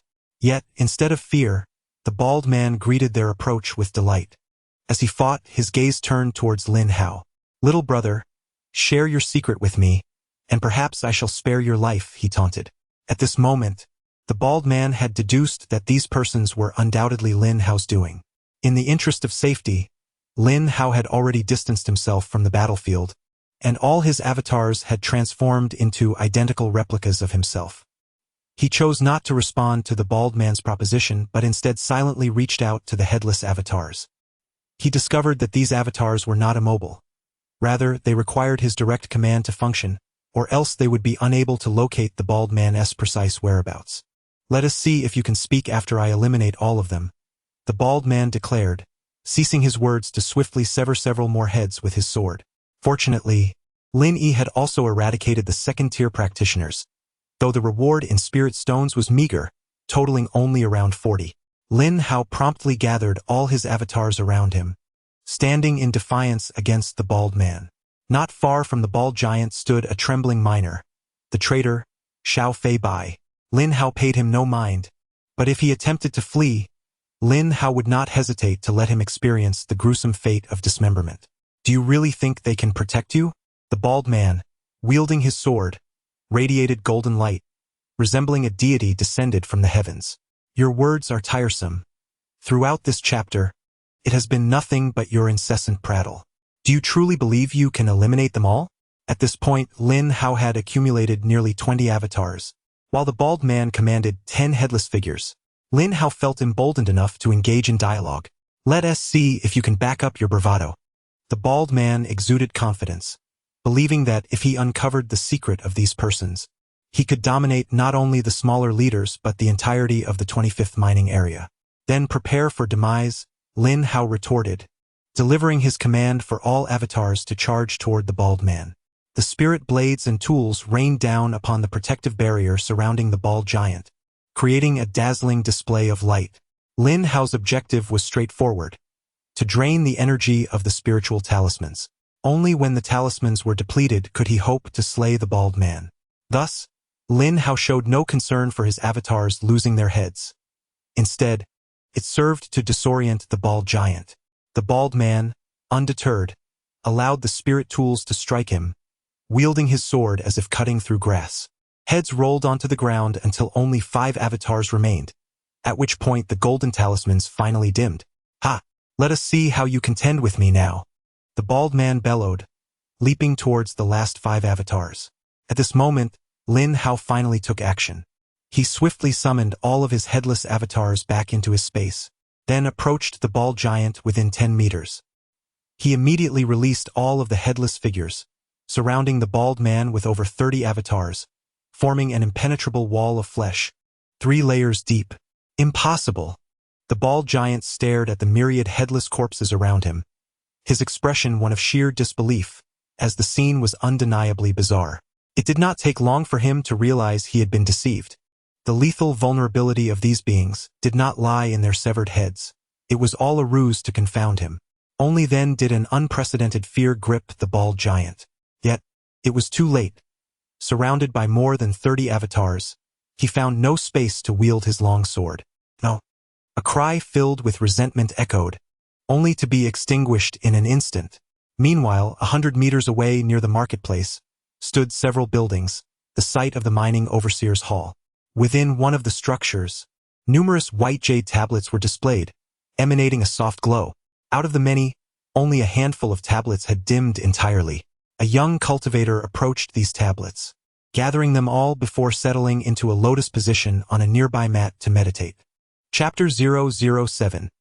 Re-encounter with Lu He-Lin. How stored the bald man's pouch into the system space, refraining from opening it immediately, and approached Xiao Feibai. The events of the day unfolded due to him. Lin. Brother Lin, I beg you, spare me, Xiao Feibai pleaded, his face ashen and filled with dread. He could hardly fathom that the seemingly harmless Lin Hao concealed such profound secrets. What were those beings? Puppets? External incarnations? They appeared similar yet not entirely so. However, he was fated never to uncover the truth. Lin Hao cast a cold glance at him, then waved his hand. The three relatively intact clones behind him advanced, and moments later, Xiao Feibai met a gruesome end beneath a flurry of blades. After completing this grim task, Lin Hao surveyed the battlefield strewn with corpses and promptly departed. He chose not to store the bodies in the system space. The simultaneous disappearance of dozens would inevitably arouse suspicion. It was preferable to allow them to appear as victims of infighting, perhaps fading from memory in a few days. Nevertheless, this location would no longer be suitable for mining. A more secluded site was essential. Upon returning to his modest wooden cabin, Lin Hao eagerly retrieved the bald man's pouch. His anticipation was palpable, for the bald man was a local leader, and he surmised that the spiritual stones within would be considerable. After emptying the contents, Lin Hao's eyes sparkled with excitement. A cursory glance revealed at least 300 pure spiritual stones, alongside several dozen mixed stones and 2 small porcelain vials. He stored the stones in the space and opened one of the vials, discovering 6 spirit-gathering pills and a few healing elixirs. Opening the second vial revealed a striking red pill. What was its purpose, and why had it compelled the bald man to commit murder to silence others? Lin Hao pondered for a moment, resolving to inquire further in the future, and then stored all the pills in the system space. Among the items was a long sword, which Lin Hao suspected to be a genuine spiritual weapon, valued at no less than 200 spiritual stones. This acquisition could only be described as monumental. Next came the imperative of breaking through to the second level of qi cultivation. Lin Hao possessed 37 clones, and while mining, his spiritual sense could no longer encompass them all. A breakthrough to the second level was essential. Moreover, after this confrontation, Lin Hao felt an urgent desire to elevate his strength swiftly. Should he reach the second level, he would not be so passive in the face of the bald man. Had the bald man not been overconfident in his victory and aware of Lin Hao's secrets, whether he initially intended to flee or to eliminate Lin Hao at the first opportunity, Lin Hao would have been powerless to intervene. This was also the reason Lin Hao had initially refrained from employing headless clones. With these thoughts in mind, Lin Hao hastened towards the market. With the over 300 spiritual stones acquired from the bald man, he could not only purchase a soundproof array but also acquire additional spirit-gathering pills, aiming for a decisive breakthrough to the second level of qi cultivation. Arriving at a shop named Wanbao Pavilion, Lin Hao found an array of spiritual pills, talismans, weapons, and formations. The establishment boasted 4 floors, each offering distinct merchandise. Lin Hao ascended to the 4th floor, dedicated to array purchases, where he encountered the same attendant, who regarded Lin Hao with an air of superiority. Lin Hao smiled faintly yet refrained from approaching to inquire. Instead, he sent his avatar forward to make the purchase. While it was possible for him to spend 200 pure spiritual stones on a soundproof array, such an act might provoke suspicion, rendering it unnecessary. Naturally, the avatar was also at the first layer of qi refinement, but he could effortlessly alter his appearance and aura. As long as Lin Hao exercised caution, even the most discerning individuals would find it difficult to investigate. With the shop attendant's face awash in astonishment, the avatar turned and departed with the soundproof array in hand. Lin Hao then feigned nonchalance and followed closely behind. In a secluded area, Lin Hao quietly transformed the avatar's appearance and aura once again, He then proceeded to the first layer where medicinal pills were sold. I would like 5 spirit gathering pills, the avatar stated, producing 100 spiritual stones as he approached a female attendant at the counter. Lin Hao stood a short distance away, pretending to contemplate purchasing pills. Certainly, please hold on, the attendant replied, placing the spiritual stones into her storage pouch. She then retrieved a token, turning to the counter behind her, where she placed the token down. Instantly, ripples surged, creating a small opening from which she extracted 5 spirit gathering pills, handing them over to the avatar. Upon securing the pills, the avatar intended to turn and leave. However, at that moment, a voice filled with suspicion rang out. "Oh, Lin Hao, what are you doing here?" Lin Hao recognized the voice immediately. It was Lu He, the very person who had kicked him upon his arrival. With Lu He's unexpected appearance, Lin Hao swiftly issued a new directive to his avatar. The avatar promptly turned back to the female attendant and asked, "Could you recommend some superior healing pills?" "Oh," the attendant stammered, taken aback by the avatar's return.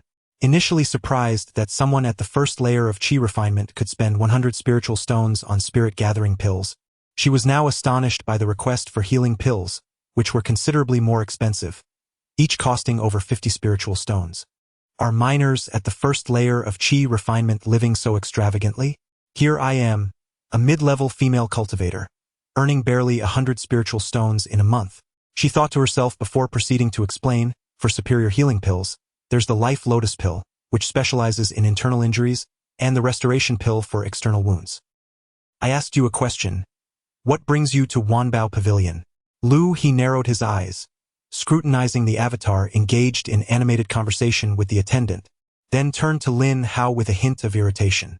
I had just finished eating at the market and was merely passing by, feeling a bit curious, so I decided to take a look around, Lin Hao replied, aware that this was not the time to provoke a confrontation. Lu He, now at the third layer of Qi refinement, posed a significant threat. Even a sneak attack would yield uncertain odds, especially with Lu He's older brother, a leader at the 5th layer of Qi refinement, looming over him. Curious, you say? You would do well to stow away that curiosity. Wanbao Pavilion is not a place for you. With less than 7 days remaining until the 10-day deadline, should you fail to gather 50 spiritual stones, you know the consequences. Lu He admonished once more. Due to Lu He's vehement reprimand, the surrounding crowd turned their attention toward Lin Hao. As the subject of the scolding, akin to a son being chastised, Lin Hao felt a surge of indignation rise within him. However, rationality ultimately triumphed over fury. He suppressed his anger and replied, I will certainly find a way to gather the 50 spirit stones. When the time comes, I hope you will honor your promise. Lu He, evidently dissatisfied with Lin Hao's response, appeared to relish the act of reprimanding him, a mocking smirk gracing his face. Just as he was about to utter another remark, he suddenly noticed someone approaching him swiftly. It was none other than Lu He's loyal sycophant, who leaned in to whisper something in his ear. Lu He's expression shifted dramatically, and without further regard for Lin Hao, he departed the Wanbao Pavilion with haste. As Lin Hao watched Lu He leave, he pondered thoughtfully, suspecting a possible connection to the bald man. Nevertheless, whether there was any relation or not, Lin Hao remained unconcerned, for no one would ever associate the bald man's death with someone like him, who was merely at the first level of Qi training. I swear, such indignation as experienced today shall never occur again. Departing from the Wanbao Pavilion, Lin Hao and his doppelganger walked in succession. I believe in you, Master. Chapter 008. Lu Jiang. Upon departing from the marketplace, Lin Hao made his way directly to the 25th mining district. Rather than revisiting the site where he had previously mined, he sought new locations in the opposite direction. The mining area was riddled with innumerable tunnels, and as Lin Hao traversed through, he observed that nearly every tunnel was bustling with dozens, if not hundreds, of miners. It was only when he reached the farthest edge of the area that he paused, scrutinizing the marks chiseled into the rock face, which suggested that it had been some time since anyone had last visited this passage. This tunnel extended over 100 meters deep and was approximately 30 meters wide, comfortably accommodating over 200 miners simultaneously. However, Lin Hao chose not to delve deep into the tunnel. Instead, he opted to work at the entrance. He summoned his remaining 30 or so spirit stones to manifest his avatars, and then he conjured 3 relatively intact avatars. The others were either headless or missing limbs, left to recuperate within the confines of the system space. He positioned the 13 avatars at the tunnel entrance to guard against any approaching individuals, while 5 avatars commenced mining.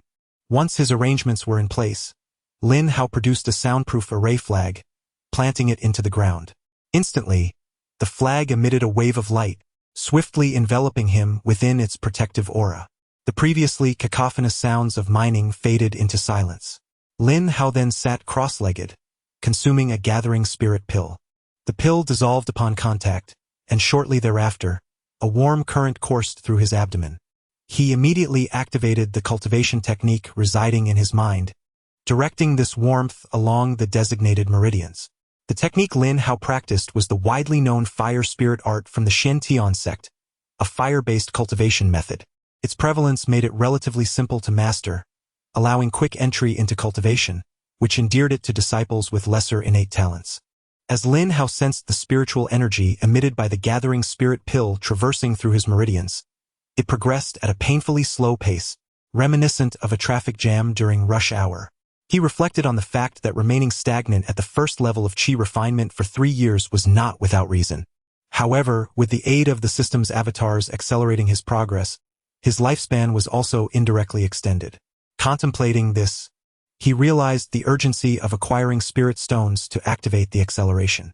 Meanwhile, Lu He hastily exited the Wanbao Pavilion and quickly arrived at the site where Lin Hao had previously mined. At that moment, numerous miners had congregated within the tunnel, and even the overseers were present. They were not there to hunt for any culprits, as they lacked the luxury of time for such pursuits. Instead, they were there to cast a few minor corpse disposing spells upon the bodies that had accumulated into a small mound. Nearby, the miners whispered among themselves, and one man in his 30s, with a furrowed brow, fixated his gaze on the disfigured corpses. This man was none other than Lu Jiang, the leader of the mining district, commanding a workforce of over 100 miners. Beside him stood Lu He, who had just arrived. "Brother, do you know who is responsible for this?" Lu He inquired, his voice laced with urgency. "I am uncertain," Lu Jiang replied, shaking his head. "It must be Shen Tianhao. Who else in this area could be so audacious? Everyone knows that Bald Lu is under our protection, and no ordinary miner would dare to resort to such brutality." As Lu He spoke, he gazed at the mountain of corpses, seemingly searching for the Bald Lu he had mentioned. He then glanced at the silent Lu Jiang and continued, "Brother, we have supported Bald Lu for so long. He submits over 100 miscellaneous spirit stones to us daily. This time we truly cannot compromise any further. Until this matter is thoroughly investigated, we must refrain from making hasty judgments." Lu Jiang quietly observed the overseer, whose hands were forming intricate gestures as he began to cast spells, lost in contemplation. What more is there to investigate? Who else could it be but Shen Tianhao? He has seized so much of our territory recently, and our brothers are seething with anger. Lu He urged, "Let us go to war, brother." Observing his elder brother's expression, Lu He's tone grew increasingly anxious. "I suddenly feel that you have changed, brother. I recall how fierce you once were, wielding 2 spirit blades, cutting through from the eastern district to the western district. Aside from those leaders who devote themselves to constant training, was there anyone you ever feared? Yet now," his brother appeared somewhat timid. "Xiao He, you are still young, and your vigor is commendable. However, once you reach my position, you must think critically about every situation." Lu Jiang gestured toward the corpses engulfed in flames from the fireball spell and continued, "Look at these bodies. Most bear wounds from spirit hose. Even Lu Dahong shows no signs of blade or sword injuries. If it were truly Shen Tianhao's doing, how could he have been crushed to death by a spirit hoe? Could it not have been those cultivators from the 3rd or 4th levels wielding spirit hose?" Lu He countered, but he was beginning to calm down. "Yes, that is a possibility, but Shen Tianhao has no need for such deception. Do you know what kind of person he is? He is so confident that he borders on arrogance. Would he care if I knew Lu Dahong was killed by him?" Lu Jiang explained patiently. "But if it wasn't Shen Tianhao, who could it be? In the entire 25th mining district, those small leaders have all submitted to us." Lu He remained puzzled. Have someone investigate whether Lu Dahong has offended anyone recently, and then look into who else has been mining in this area. After a brief pause, Lu Jiang seemed to have a sudden realization, his brow furrowing and relaxing alternately. He then commanded, "Stop everything you are doing and immediately find out why Lu Dahong came here." "Ah, understood, brother." He was taken aback, not grasping Lu Jiang's intent, but he complied nonetheless.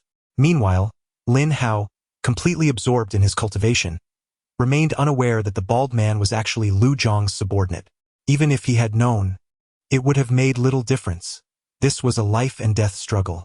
At this moment, Lin Hao's cultivation, which had begun clumsily, gradually became more proficient as he sensed the spiritual energy circulating within his body, ultimately converging in his dantian. Though it was but a fraction, it nonetheless represented a significant increase. In his practice, Lin Hao lost all sense of the passage of time, continuing until the spirit energy from the elixir was entirely depleted, at which point he ceased his cultivation.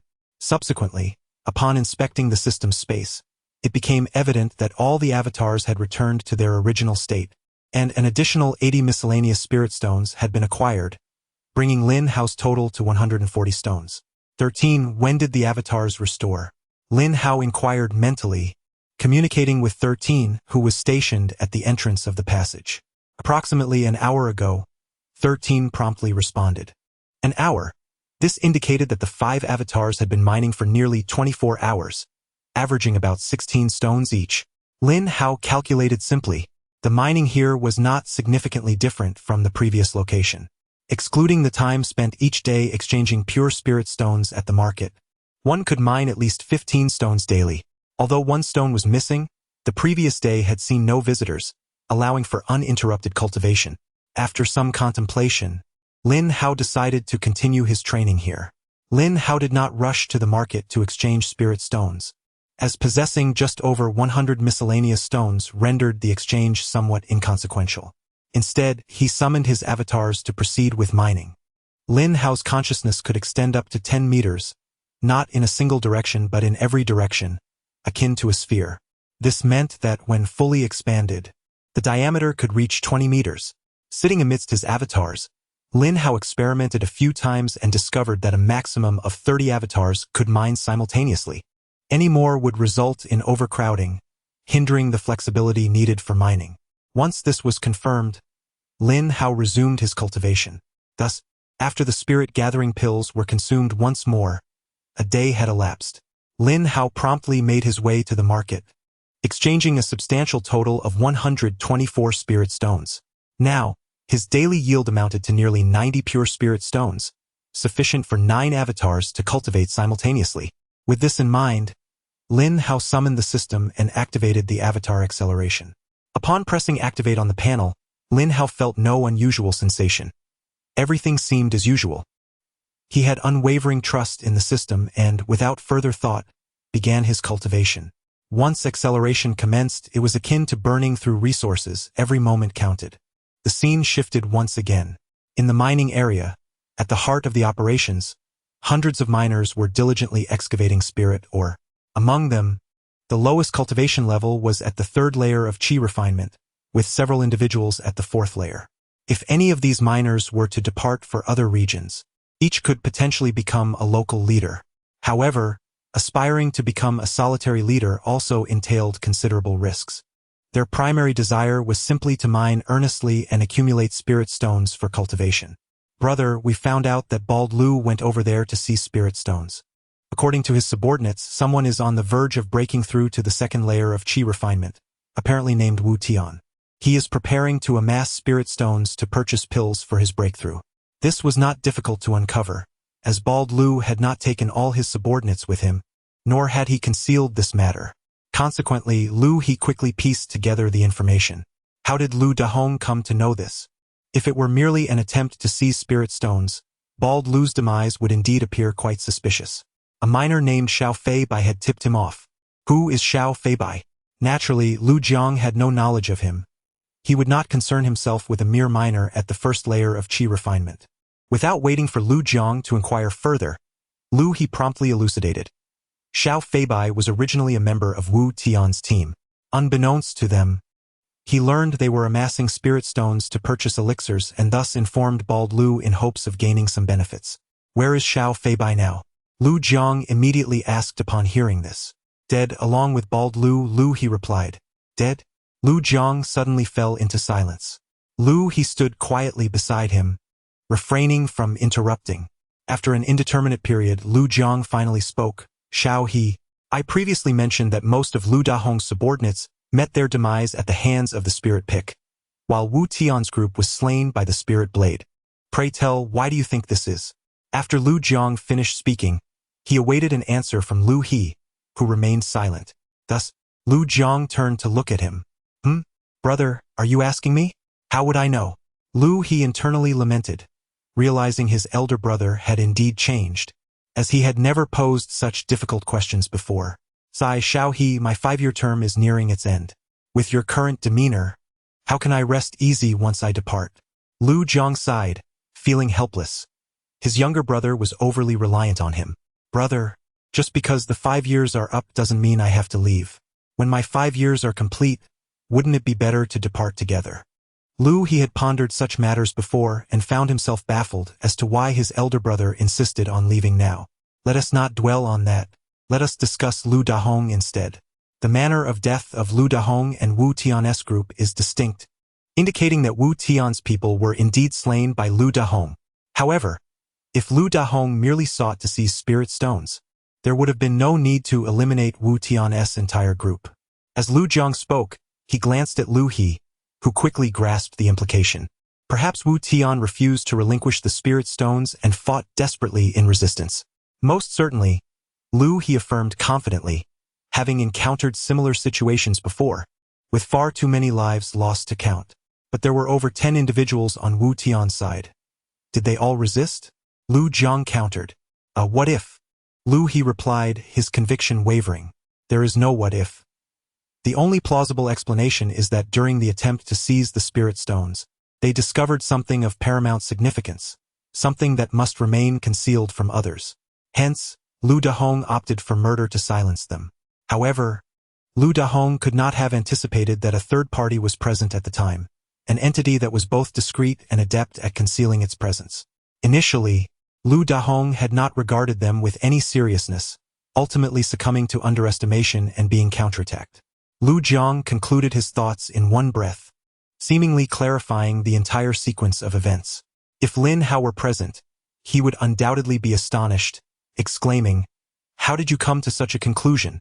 He was indeed taken aback, as this far exceeded his expectations.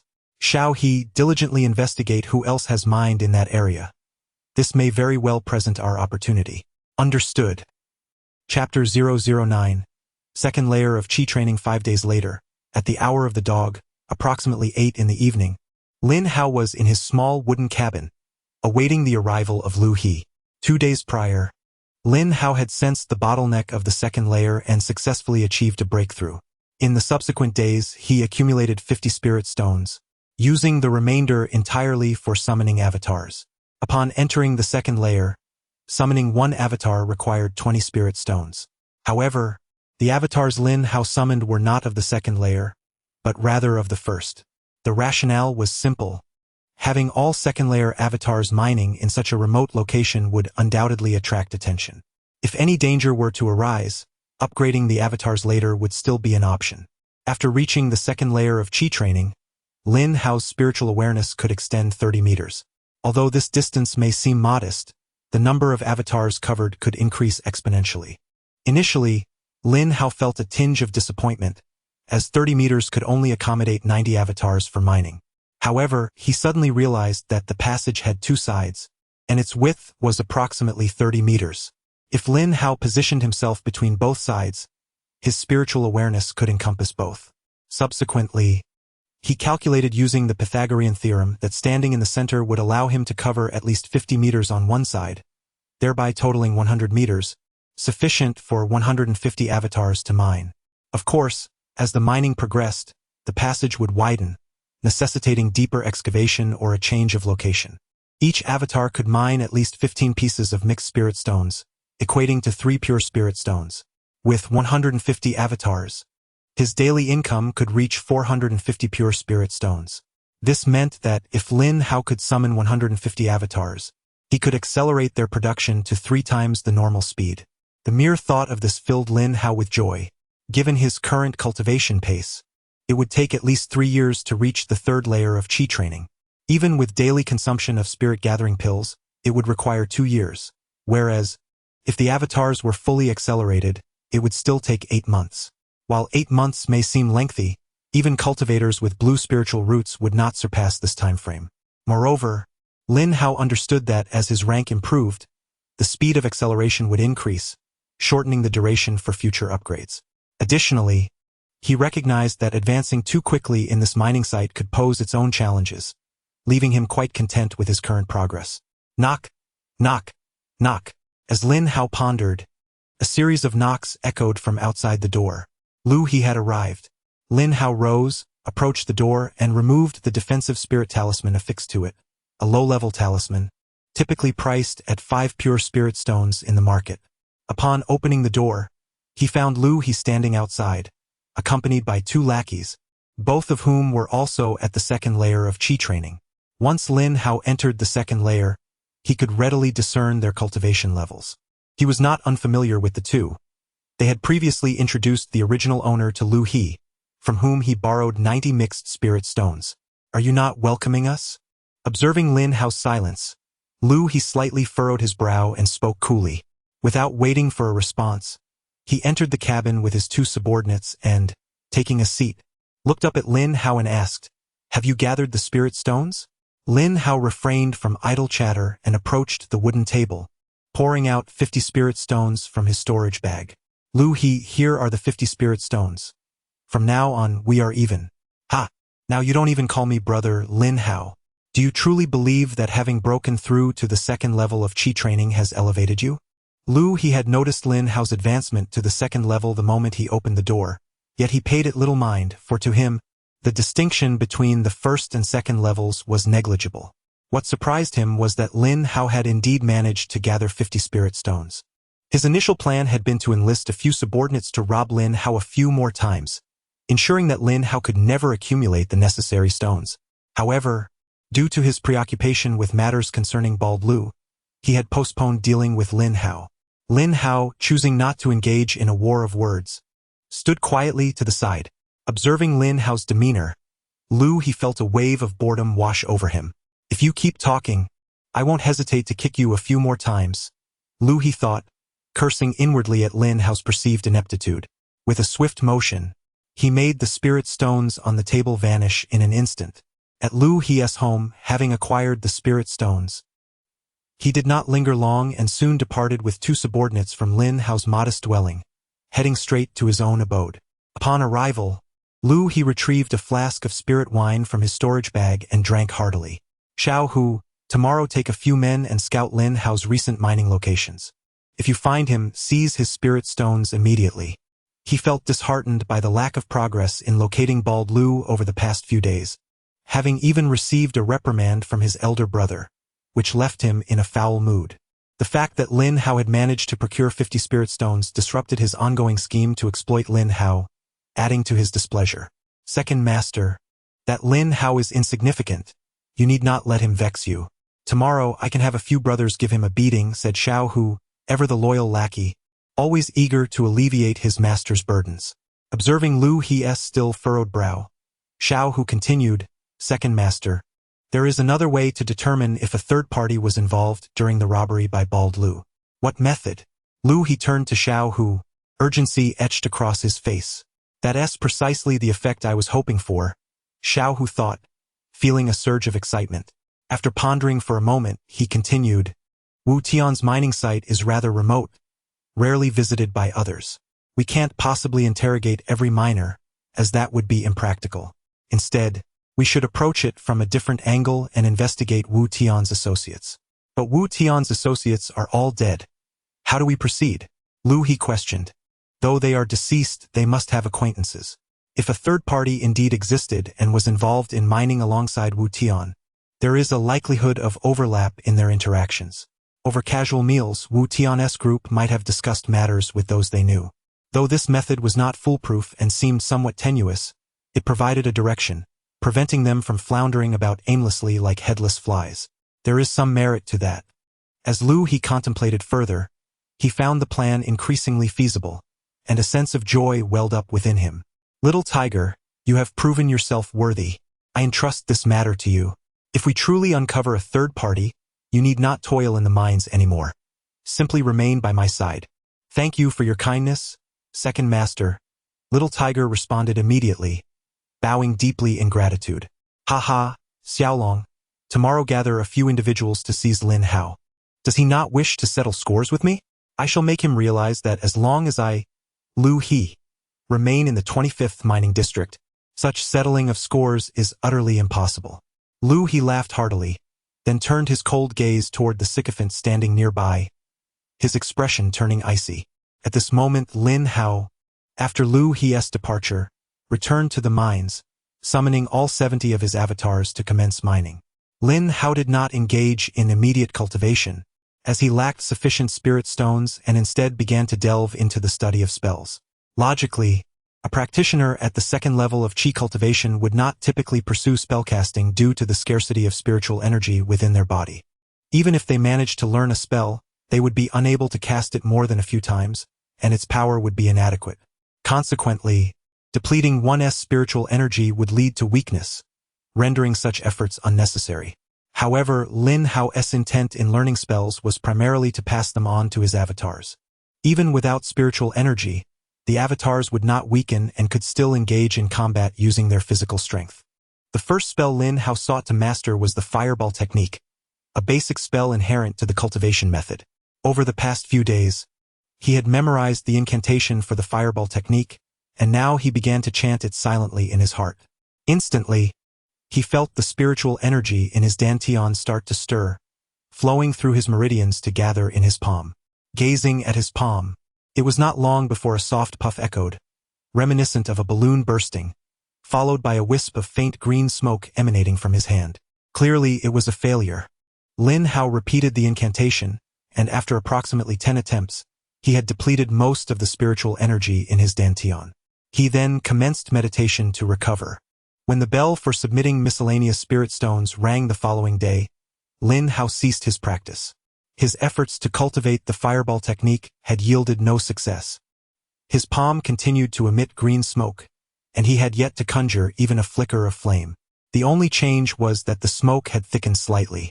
Lin Hao did not feel disheartened, for mastering spells was not an endeavor that could be accomplished in a day. It was inherently a gradual process. As the bell tolled, Lin Hao collected all his avatars. He planned to submit 15 miscellaneous spirit stones each day, which would amount to nearly 300 by the end of the month. Yet, as he prepared to depart for the overseer's building, he suddenly noticed 4 individuals approaching him in haste. Among them was one he recognized well, the sycophant who had accompanied He to demand debts the previous night, seemingly named Lu Long. Given their demeanor, it was evident they had come to trouble him, and Lin Hao's expression darkened immediately. He was, indeed, not one to relent easily. Lin Hao had anticipated such an outcome. However, having recently traversed into this world and possessing limited strength, he preferred to avoid unnecessary troubles, thus opting for patience with He. Yet, despite his desire for peace, trouble had found him. At this moment, a fleeting surge of murderous intent flickered within Lin Hao's heart. Without a backward glance, he retraced his steps into the corridor. Subsequently, he summoned 20 avatars and glanced at Lin Yi beside him, noting the arrival of spirit stones, which meant he would have to work overtime. Chapter 010. Submission of mixed spirit stones. Upon catching sight of Lin Hao emerging from the passage, Lu Long and his companions immediately donned expressions of cruelty. They harbored a keen interest in the art of extortion and violence, not only for the anticipated rewards but also for the spirit stones they could claim as their own. Let's give him a good beating first, Lu Long suggested to his 3 comrades as Lin Hao retreated back into the passage. Without hesitation, they swiftly pursued him. Lin Hao, are these individuals your subordinates? Lu Long inquired as he entered the passage, noticing the 20 or so miners wielding spirit picks standing beside Lin Hao. Initially taken aback by the unexpected presence of so many people in such a desolate location, His astonishment turned to delight upon realizing they were all at the first level of Qi training. The presence of many signified an abundance of spirit stones. Indeed, life was full of surprises. Lu Long, did Lu he summon you? Lin Hao countered without answering directly.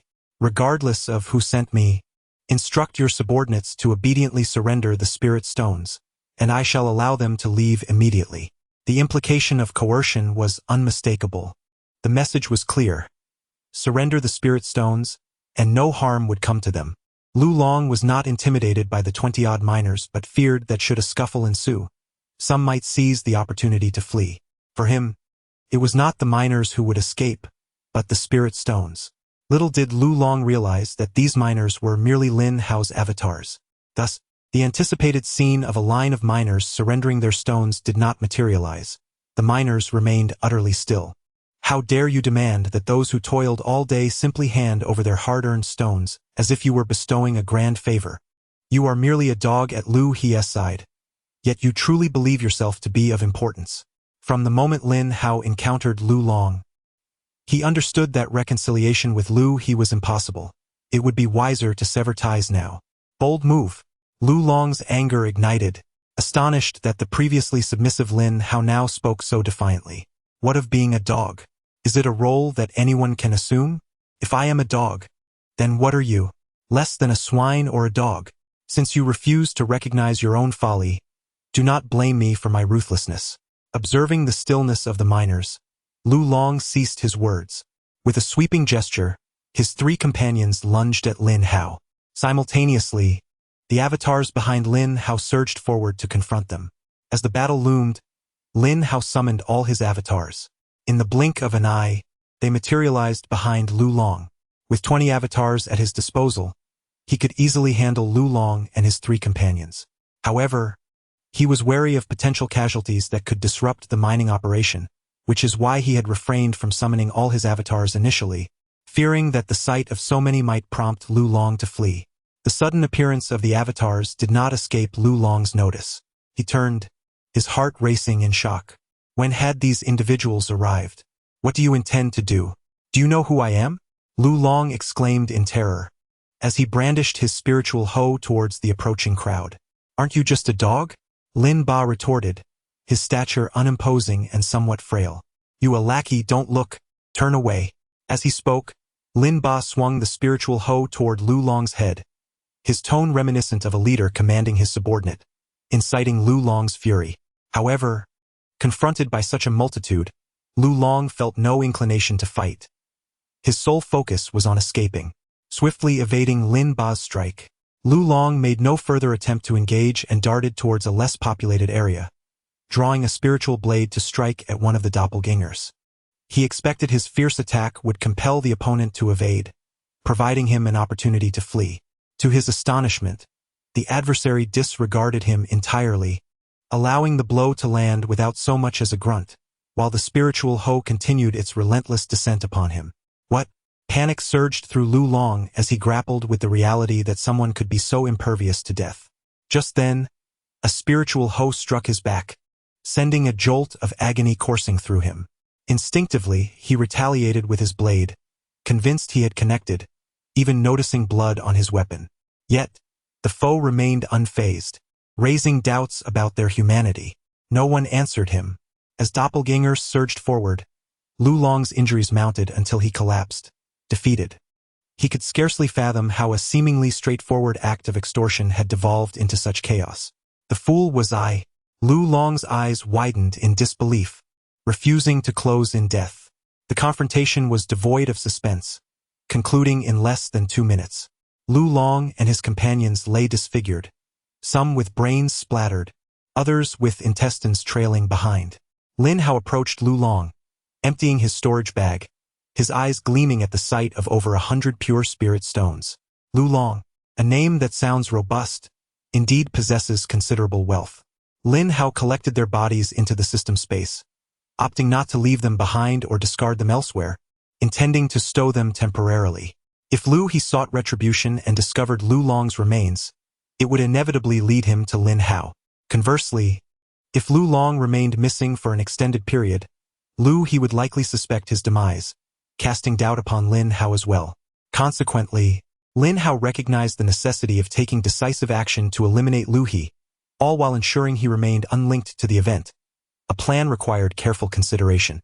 As he pondered, he arrived at the overseer's building. Outside, thousands queued to submit their spirit stones, whispering amongst themselves about trivial matters concerning the mine or inquiring about the day's haul of miscellaneous spirit stones. Some were filled with envy and jealousy, while others wore expressions of joy and delight. Lin Hao casually joined a queue, waiting for approximately 10 minutes before it was his turn.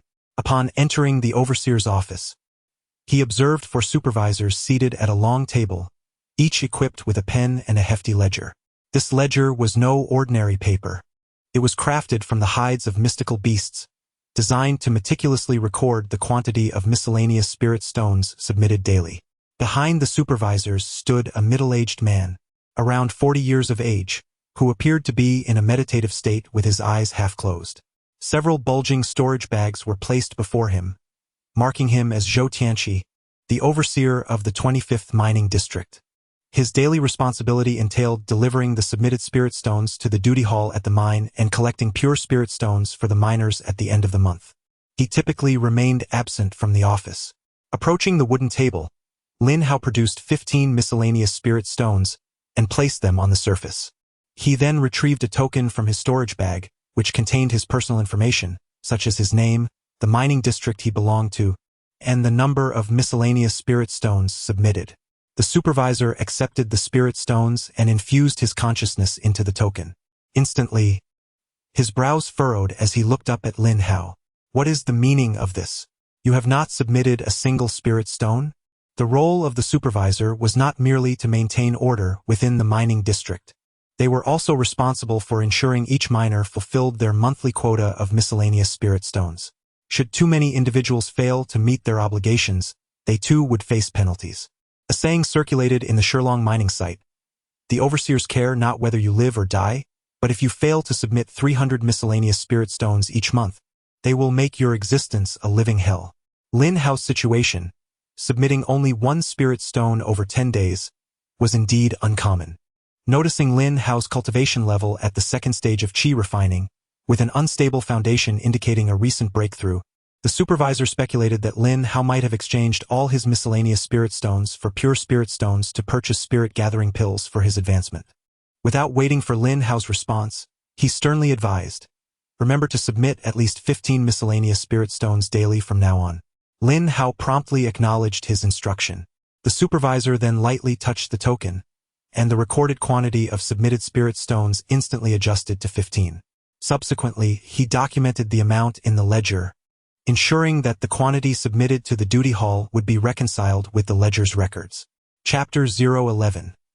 Assassination. Upon departing from the overseer's building, Lin Hao hurried to the marketplace, where he exchanged for spiritual stones and indulged in a bowl of chicken leg spirit rice before making his way to the Wanbao Pavilion. Upon entering the establishment, Lin Hao ascended directly to the second floor to procure spiritual talismans. In order to eliminate Lu He, meticulous preparation was imperative. Not only must he ensure the success of the assassination, but he must also guarantee that no one discovered his presence. Otherwise, with his current strength, he would be utterly incapable of withstanding the wrath of Lu Jiang. To ensure his anonymity, Lin Hao's first thought was of the invisibility talisman, which not only concealed one's form but also suppressed one's aura. Unless one employed the Eye of Heaven technique, it would be exceedingly difficult for a qi refining stage cultivator to detect him. Naturally, such a talisman came at a steep price. He arrived at the sales area and found the invisibility talisman at a lengthy counter, accompanied by a description of its functions.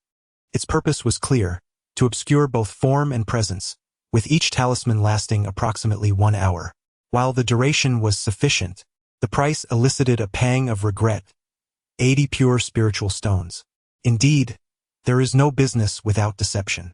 In Lin Hao's recollections, during the time the original owner was still with the Shen-Tian sect, he had knowledge of the price of invisibility talismans, which were merely 20 spiritual stones each. Here, however, they had quadrupled in cost. Not only talismans but also spiritual pills and weapons had seen their prices inflated several times. This was enough to provoke Lin Hao's inner complaints. Fortunately, he had looted over 200 spiritual stones from Long and his companions, and after recently exchanging for another 200, he now possessed over 430 pure spiritual stones. Although he felt a twinge of reluctance, he ultimately decided to purchase one invisibility talisman, and to ensure the successful assassination of Lu He, he spent another 100 spiritual stones on 5 fireball talismans. With the sales attendant beaming with excitement, Lin Hao promptly departed. He then ascended to the 3rd floor, which was dedicated to the sale of spiritual weapons. However, Lin Hao did not intend to purchase weapons, as he lacked sufficient spiritual stones. Rather, he sought spiritual knives. Currently, he possessed 11 spiritual knives, which were evidently insufficient. Whether for the impending assassination of Lu He or future confrontations, he could not continue wielding a spiritual hoe in battle. Before him lay another lengthy counter, displaying a dazzling array of spiritual weapons that left Lin Hao both mesmerized and tempted.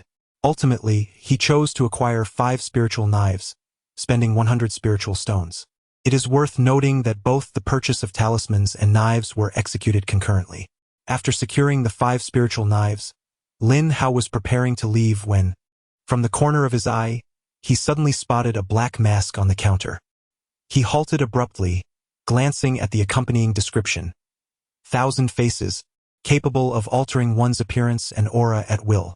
Those few words stirred Lin Hao's interest significantly, and upon inspecting the price, 1,800 spiritual stones, it seemed relatively reasonable, equivalent to just a few days of mining. Lin Hao pondered whether to acquire it in the future.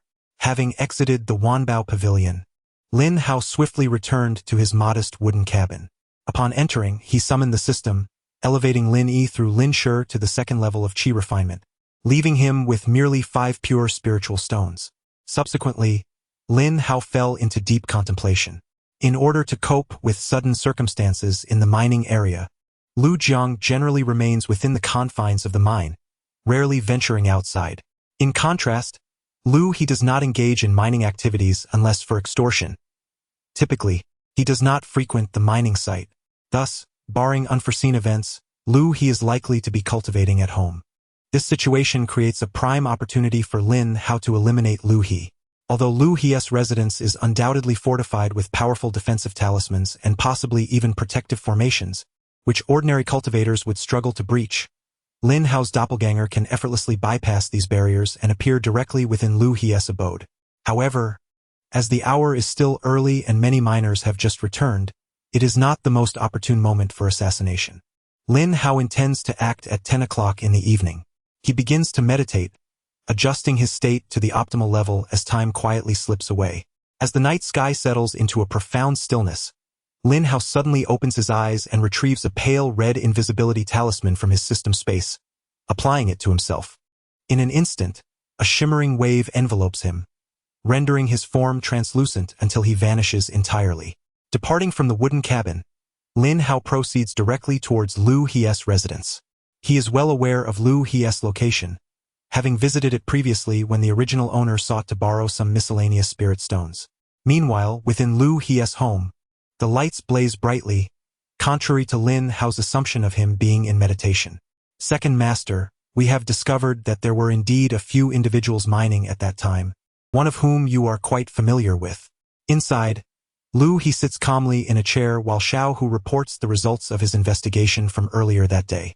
Initially, he conducted inquiries in his usual manner and found that Wu Tian and his companions had just arrived at the Shilong mine, with no acquaintances among them.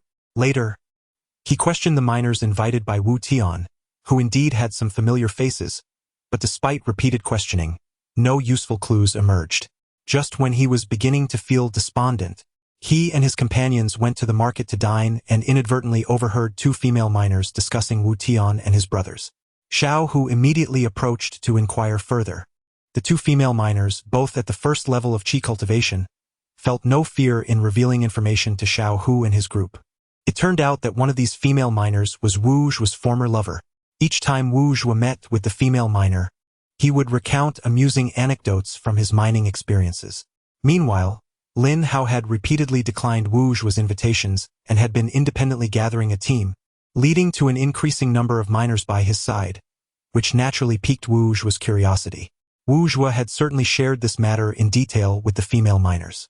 Who do I know? Lu He suddenly became intrigued, a smile spreading across his face as he regarded Xiao Hu.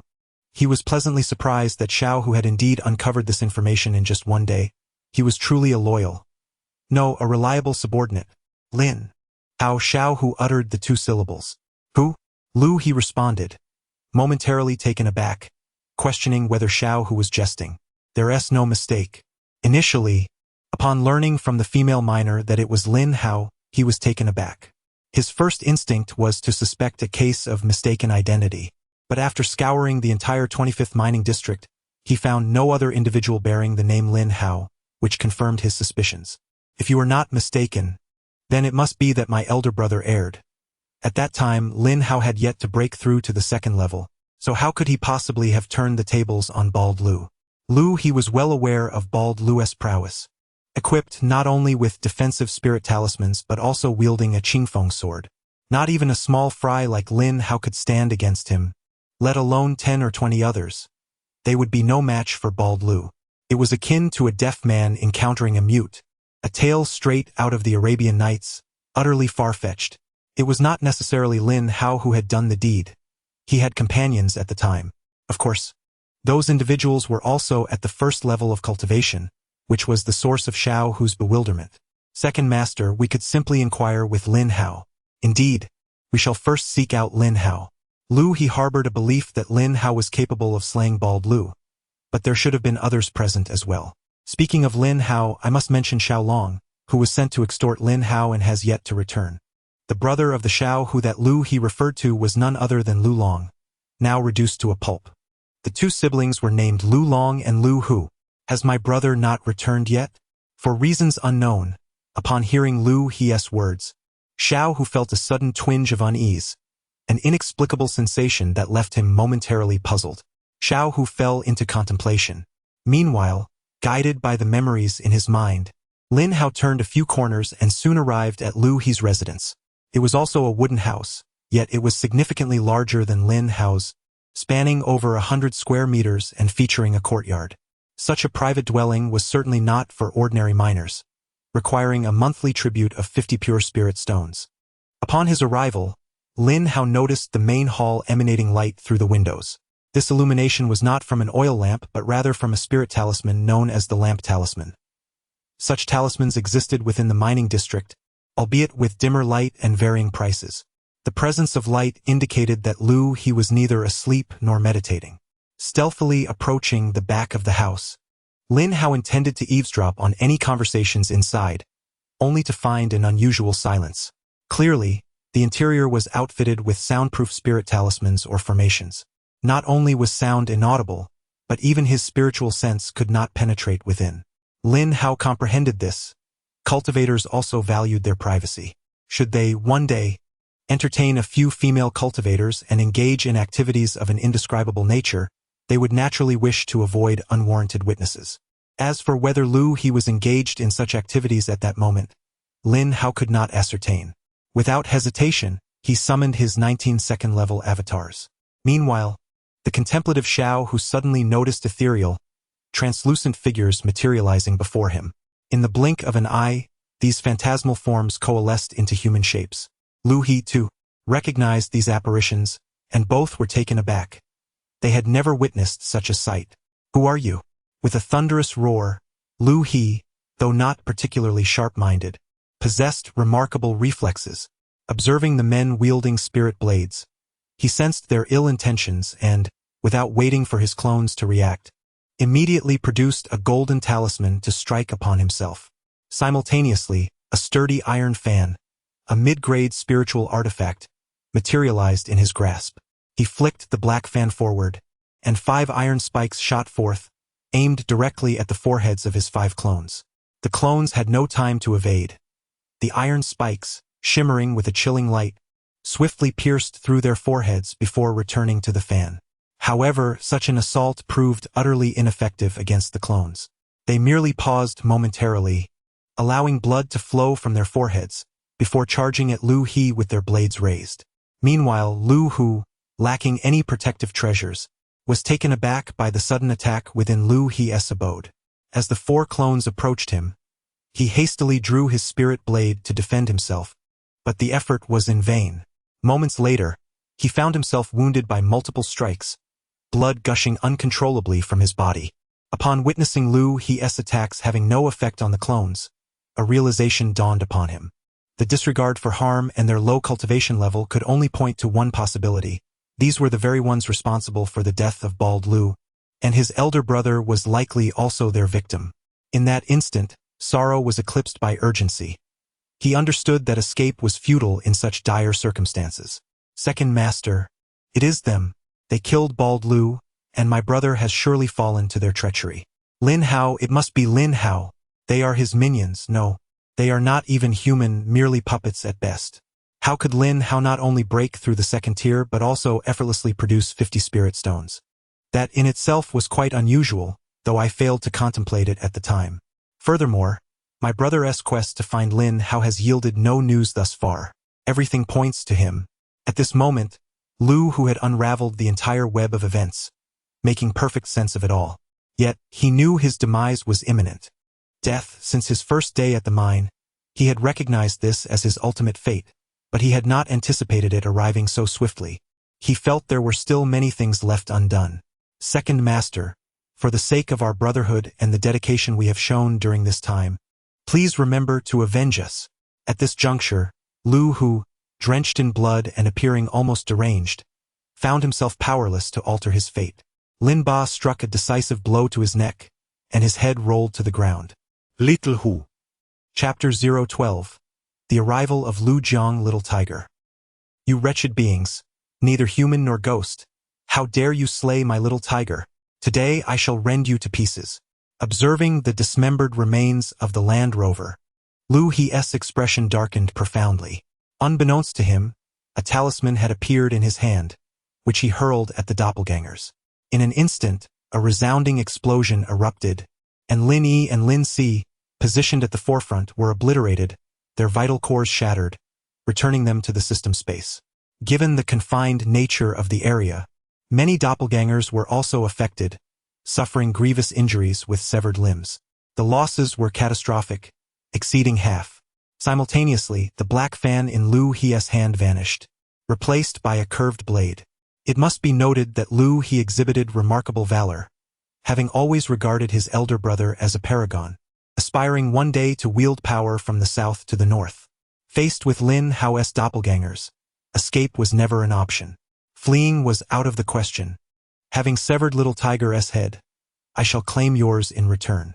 Gripping the curved blade, Lu He charged at the doppelgangers. The blade sliced through flesh as effortlessly as one would chop vegetables, swiftly decapitating one of the doppelgangers. Although the explosion's sound did not travel far, the resulting spiritual energy disturbance attracted a throng of miners, who were astonished to learn that the commotion originated from Lu He's residence. Who dared to provoke Lu He? Could it be the people of Shin Tianhao? Meanwhile, hiding behind the house, Lin Hao was astounded, realizing that his act of slaying the bald man had been uncovered by the Land Rover. He surmised that the doppelgangers were indeed his doing. Why Lu He sought to investigate the bald man's demise perplexed him. However, it was evident that this was not the time for contemplation. He needed to eliminate Lu He swiftly. Should the matter of the doppelgangers come to light, the repercussions would be dire. Without delay, Lin Hao entrusted fireball talismans to the doppelgangers, commanding them to launch an assault on Lu He simultaneously. A series of explosive sounds erupted within the house. 10 fireball talismans were hurled at Lu He, who had no avenue for escape, being blasted several meters away, crashing heavily against the wall. The golden aura surrounding him dimmed instantaneously, and blood poured from his mouth, indicating severe internal injuries. Yet, Lu He displayed no sign of panic. In fact, a bloodthirsty expression graced his face. He retrieved another golden talisman from his storage pouch and pressed it against himself, evidently possessing several such talismans. Through the doppelgangers, Lin Hao gleaned the situation inside the house, feeling an internal ache. In skirmishes among foundational cultivators, the battle hinged on spiritual stones. The one with more spiritual stones would outlast the other. Initially, Lin Hao hesitated to summon more doppelgangers, fearing that the previous explosion had attracted the attention of numerous cultivators, some of whom might probe with their divine senses. However, the urgency of the situation outweighed his concerns. Lin Hao summoned all his doppelgangers into the house. He then commanded them to open the storage pouch of the Land Rover, uncovering a bounty of over 100 spiritual stones. The sight of these stones provided Lin Hao with a sense of reassurance, prompting him to upgrade doppelgangers 20 through 29 to the second tier without hesitation. The originally modest main hall was now teeming with doppelgangers, and despite Lu He being shielded by a golden light talisman, escape was an impossibility. The spiritual blades and shovels rapidly depleted the energy of his protective charm. Ultimately, Lin Hao brandished the Qingfeng sword belonging to Bald Lu, a weapon far superior to the spiritual blades, and when it struck Lu He, the golden light erupted brilliantly. At that moment, Lu He finally sensed a twinge of fear of death. Bald Lu was indeed slain by Yu. Upon seeing the Qingfeng sword, everything unfolded just as Lu Hu had described. Although he could not fathom the reasons behind it, all he desired was to relay this information to his elder brother. However, the wooden cabin was ensconced with a defensive formation, preventing anyone from entering or himself from escaping unless he procured the formation flag, which was situated by the entrance, normally a mere few steps away, but now it felt like an insurmountable chasm. Lin Hao, you cowardly waste, show yourself. Realizing the golden light talisman's energy was depleting rapidly, Lu He understood he could not afford to prolong this any further. This was his last golden light talisman, and his earlier bravado was merely a fade. At this juncture, the spiritual energy within him dwindled to a mere 10 to 20%. If this continued, the outcome would either be the exhaustion of the talisman's energy leading to his demise by a flurry of blades or the depletion of his own spiritual energy, culminating in his eventual collapse. A grimace marred Lu He's face as he swung his curved blade towards the heads of the doppelgangers. He had previously noticed that although these people did not perish when decapitated, they experienced a brief moment of stillness. He sought to seize this opportunity to dash towards the entrance and retrieve the formation flag. Although he might still fail to escape, he was determined to call out Lin Hao's name in the end, knowing that his elder brother would surely grasp the situation. Had he acted this way from the outset, perhaps he could have survived. But there were no ifs in this world, and Lu He felt an overwhelming sense of resentment. He never anticipated that he would meet his end at Lin Hao's hands. Though he had yet to even catch a glimpse of Lin Hao, Xiao who had claimed these people were Lin Hao's subordinates, and that could not possibly be mistaken. The thought of this humiliation surged within Lu He, and with a mighty roar, he enhanced the strength and speed of his curved blade once more. Yet, this was clearly in vain. As the golden light talisman gradually dimmed, several spiritual blades struck him from behind. Already grievously wounded, Lu He could not withstand the onslaught any longer and collapsed to the ground with a resounding thud. Just a step away, Lu He gazed at the formation flag before him, his vitality extinguished. Lin Hao promptly collected Lu He's body and doppelgangers into his system space before swiftly returning to his wooden cabin. Discarding the invisibility talisman, Lin Hao examined Lu He's storage bag. Inside were 2,250 pure spirit stones, 2 bottles of spirit-gathering pills containing 20 pills in total, 1 bottle of healing pills, a black fan, and a curved blade. This haul was indeed substantial, yet Lin Hao remained unperturbed by this bounty. A lingering unease resided within him. Why had Lu He investigated Bald Lu's cause of death, ultimately leading back to himself? This was undoubtedly due to the summoning of doppelgangers. They had detected the anomaly and connected it to him. However, had Lin Hao known this in advance, he would undoubtedly have refrained from attempting to assassinate Lu He tonight. He would prefer to endure in silence until his strength is sufficiently formidable to launch a counterattack. Lin Hao is now certain that he has entered Lu Jiang's list of suspects and that he will soon be located. If Lu He can trace him, Lu Jiang certainly can as well. Of course, Lu Jiang only harbors suspicions at this point, as Lin Hao lacks the power to eliminate both the bald man and Lu He.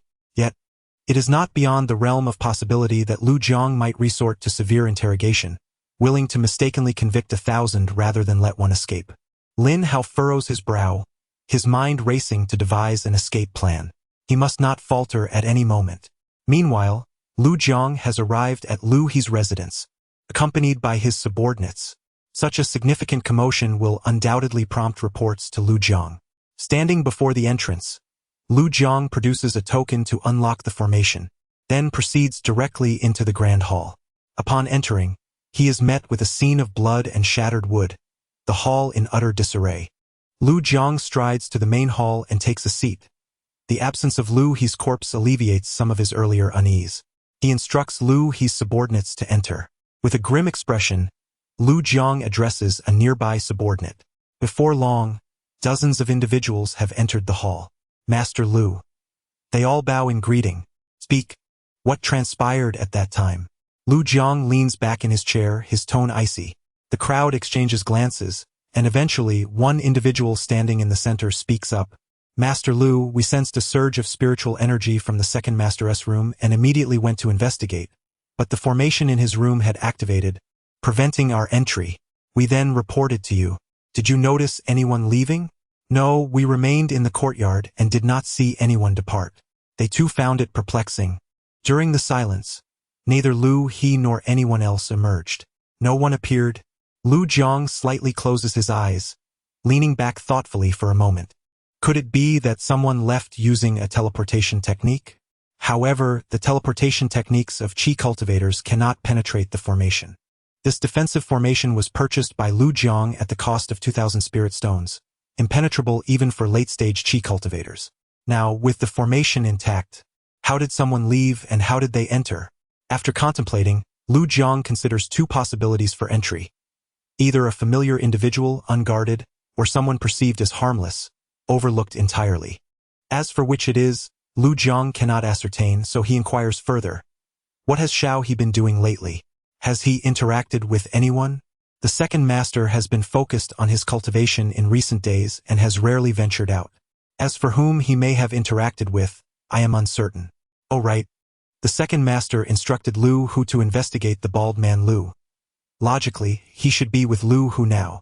Lu Jiang is aware of Lu Hu, as he is Lu He's most loyal subordinate. Could it be Lu Hu? After pondering for a moment, Lu Jiang dismisses the thought and asks, why do you say Lu Hu is with Xiao He now?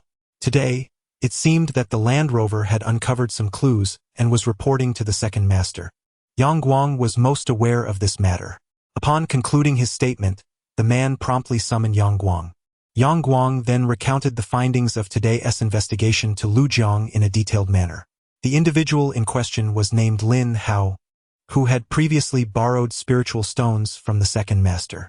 Finally, Yang Guang concluded his account. Subsequently, Lu Jiang immediately instructed his subordinates to bring Lin Hao forth. Chapter 013. Death Before Long. A fourth-level cultivator, accompanied by 3 others, arrived at Lin Hao's humble abode. With a forceful kick, he breached the door, demanding, "Are you Lin Hao?" Anticipating the arrival of these 4 individuals, Lin Hao had been prepared, knowing full well they were dispatched by Lu Jiang. "It is I. What do you want?" Lin Hao began, but before he could finish, the 4th-level cultivator seized him, unceremoniously escorting Lin Hao to Lu He's residence. "Why have you captured me?" Lin Hao inquired, his expression grave upon encountering Lu Jiang and his 4 subordinates, all of whom were of 4th-level prowess. "I will ask, and you shall answer," Lu Jiang stated as he rose and slowly approached Lin Hao. "On the day Lu Dahong met his demise, were you present?" Lu Jiang's interest did not lie in Lu Dahong's death per se, but rather in the implications of what Lu Dahong had uncovered that warranted such a violent silencing. He sought to unveil the identity of the force that had orchestrated this incident, for he had operated within the confines of the 25th mining district for many years and could not abide the presence of an ambiguous power. Moreover, the recent disappearance of Xiao He was likely intertwined with this very force. Not possibly, but certainly Xiao He must have discovered something significant, prompting this backlash from that unknown entity. Only by unearthing the nature of this force could they ascertain Xiao He's whereabouts. "No, I was mining elsewhere," Lin Hao replied, his composure faltering as Lu Jiang drew nearer, his imposing aura intensifying. "Is that so? My informants, however, tell me that not only were you present, but several others were with you. Who were they, and where are they now?" Lu Jiang's tone shifted sharply. "I do not know. Indeed, I was mining with those individuals, but I do not recognize them. I left shortly after Lu Dahong's death," Lin Hao vehemently denied, unwilling to concede that anyone had witnessed his presence. Very well. Since you were mining together, describe their appearances to me. And if you claim you were not there, where were you that day and who can vouch for your whereabouts? Lu Jiang pressed. Lin Hao was visibly taken aback by Lu Jiang's words, as he had thought that maintaining his silence would shield him from exposure. He now found himself at a loss, rendered speechless by a few simple questions. How could he prove his absence? Furthermore, how could he accurately describe the appearances of those individuals?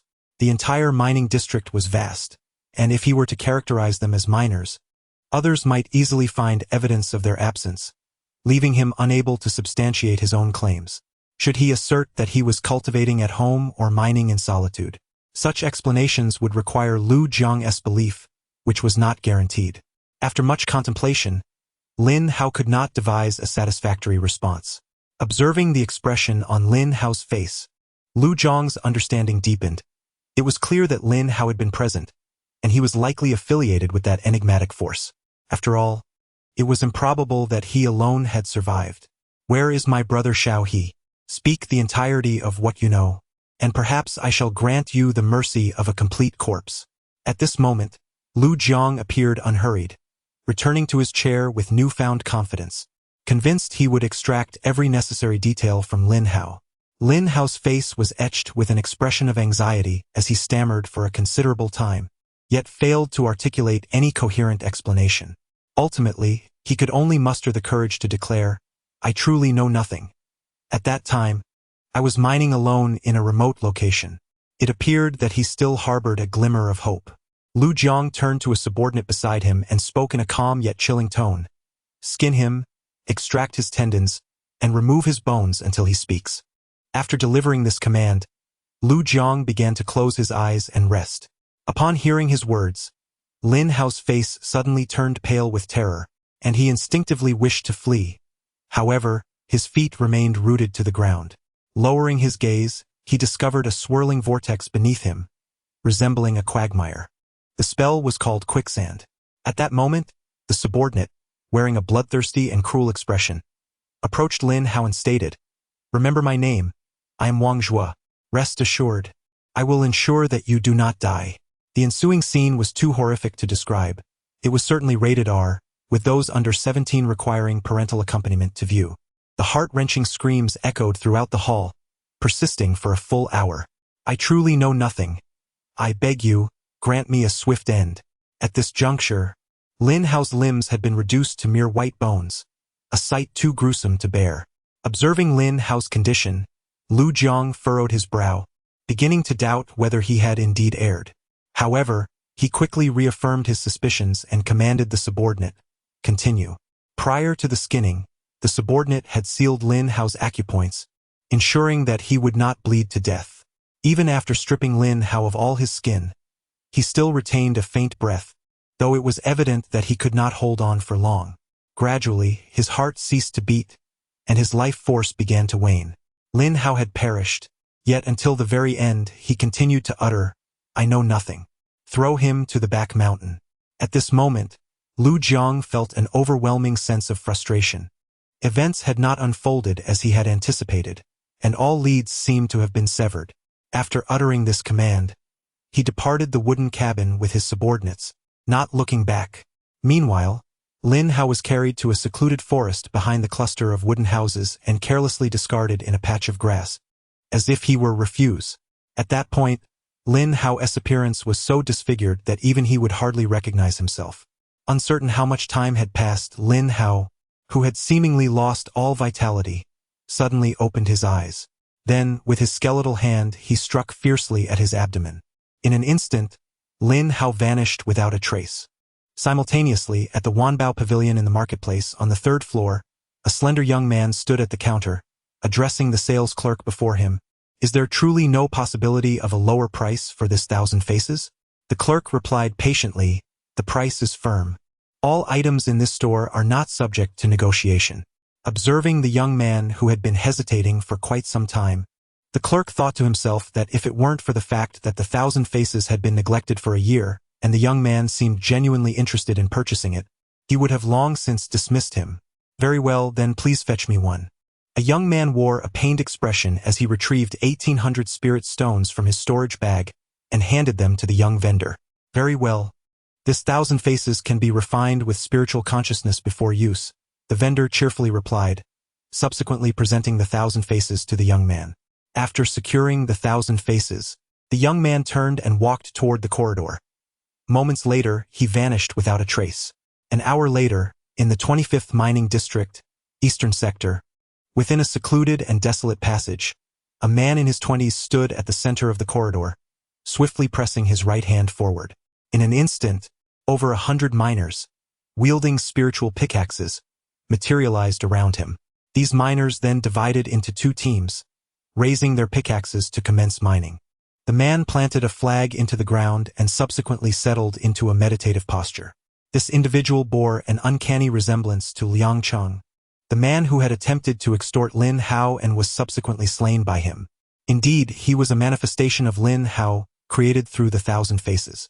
When the disciples of the Lujiang faction came to seize Lin Hao, he had concealed himself with an invisibility talisman and crafted a clone resembling his own aura, subsequently following them to the Lu family home. Once Lu Jiang confirmed the demise of 30 individuals, Lin Hao departed, visited the Wanbao Pavilion to purchase the 1,000 faces, and returned to the mining district. After refining the 1,000 faces, he transformed into Liang Cheng's likeness. Lin Hao surmised that Lu Jiang would undoubtedly launch a thorough investigation into the unknown forces he suspected. If he were to assume the guise of a stranger using the 1,000 faces, it might provoke inquiries. After a moment of contemplation, Lin Hao resolved to take on Liang Cheng's appearance.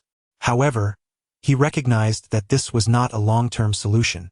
Although the 1,000 faces could evade scrutiny from qi refining stage cultivators, it would still be discernible under the gaze of those employing the heavenly eye technique. The most prudent course of action would be to advance to the 3rd level of qi refining, enabling him to apply for a transfer to a major mining district. Yet, it was uncommon for individuals to make such requests, as reaching the 3rd level of qi refining would relegate them to the lowest tier of miners in the major district. In contrast, within this smaller mining district, he at least held a degree of influence, free from the constant threat of robbery. However, Lin Hao's situation was different. Upon attaining the 3rd level to maximize the efficiency of his clones, he would need over 300 clones mining simultaneously, which was evidently unrealistic in this smaller district. In a major mining district, however, thousands could be engaged in mining at once.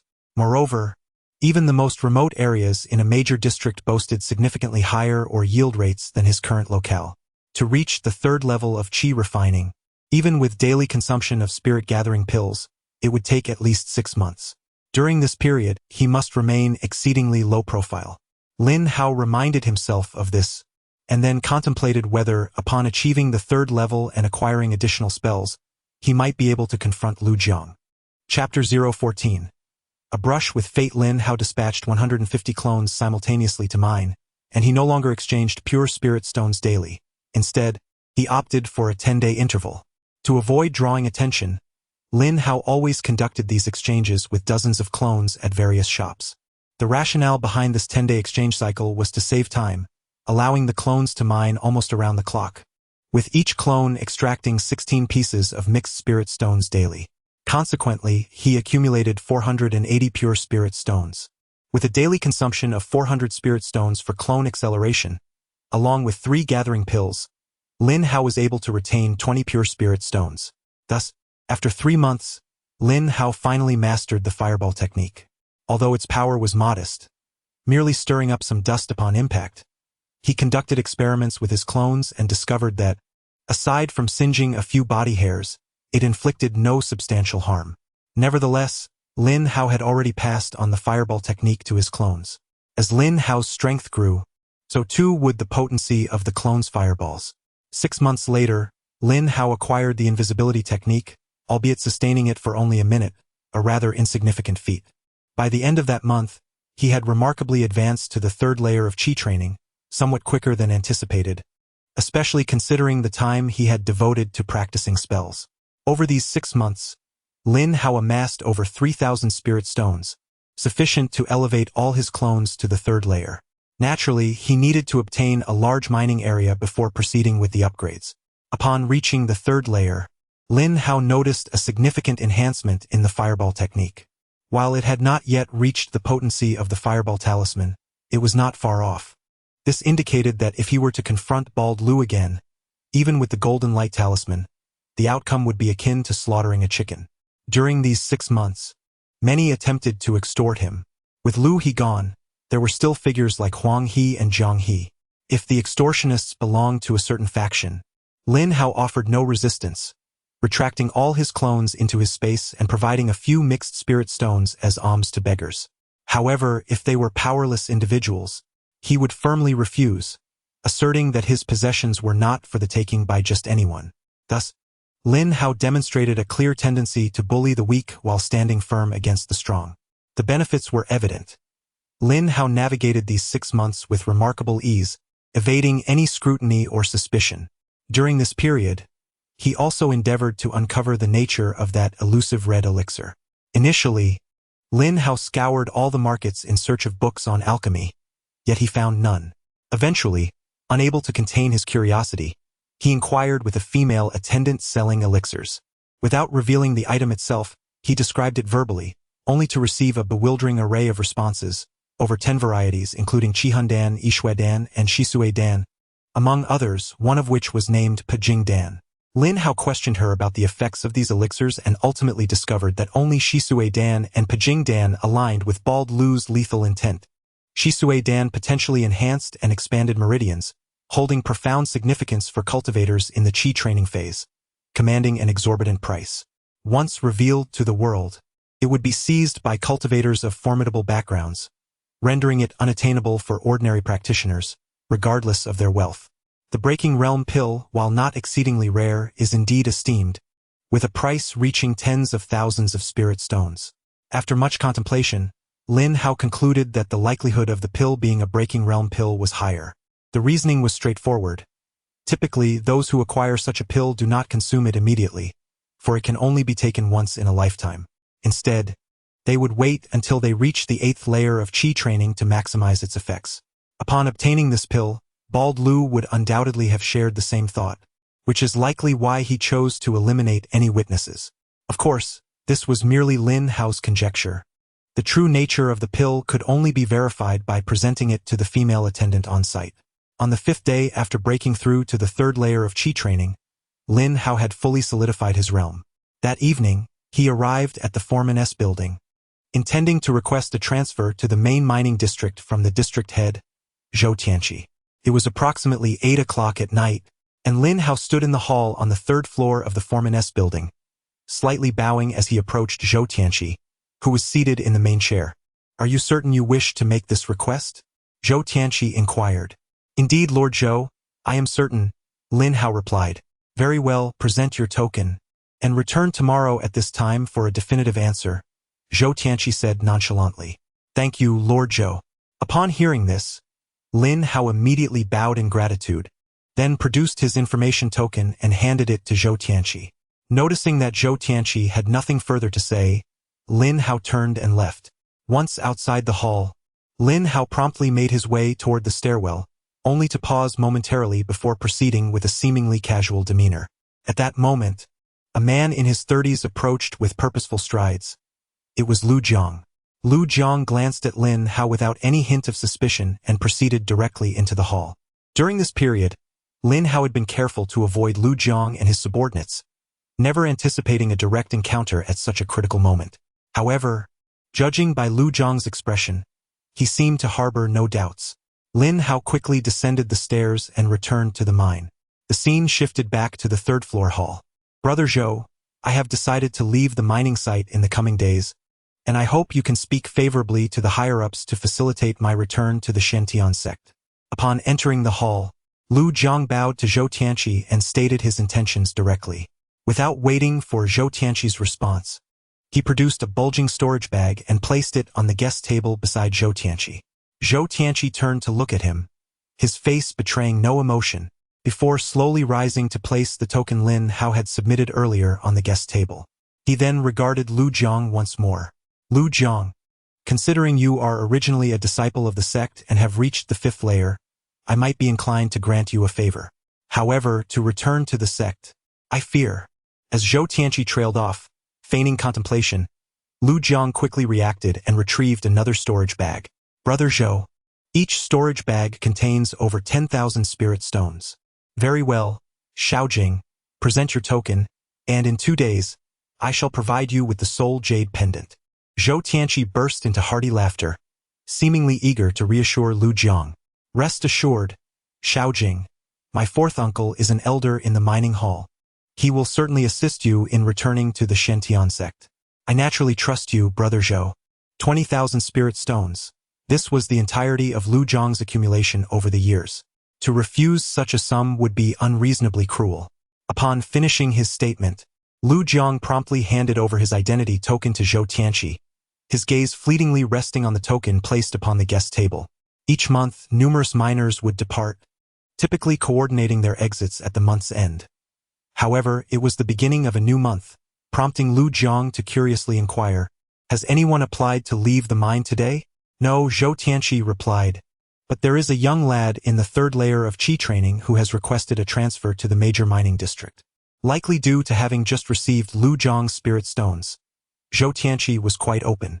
Oh! Lu Jiang responded with a light exclamation, not giving it much thought. Although few were granted access to the larger mining district, it was not entirely unheard of. Senior Brother Zhou, I shall take my leave, Lu Jiang said, bowing once more to Zhou Tianqi before turning to exit.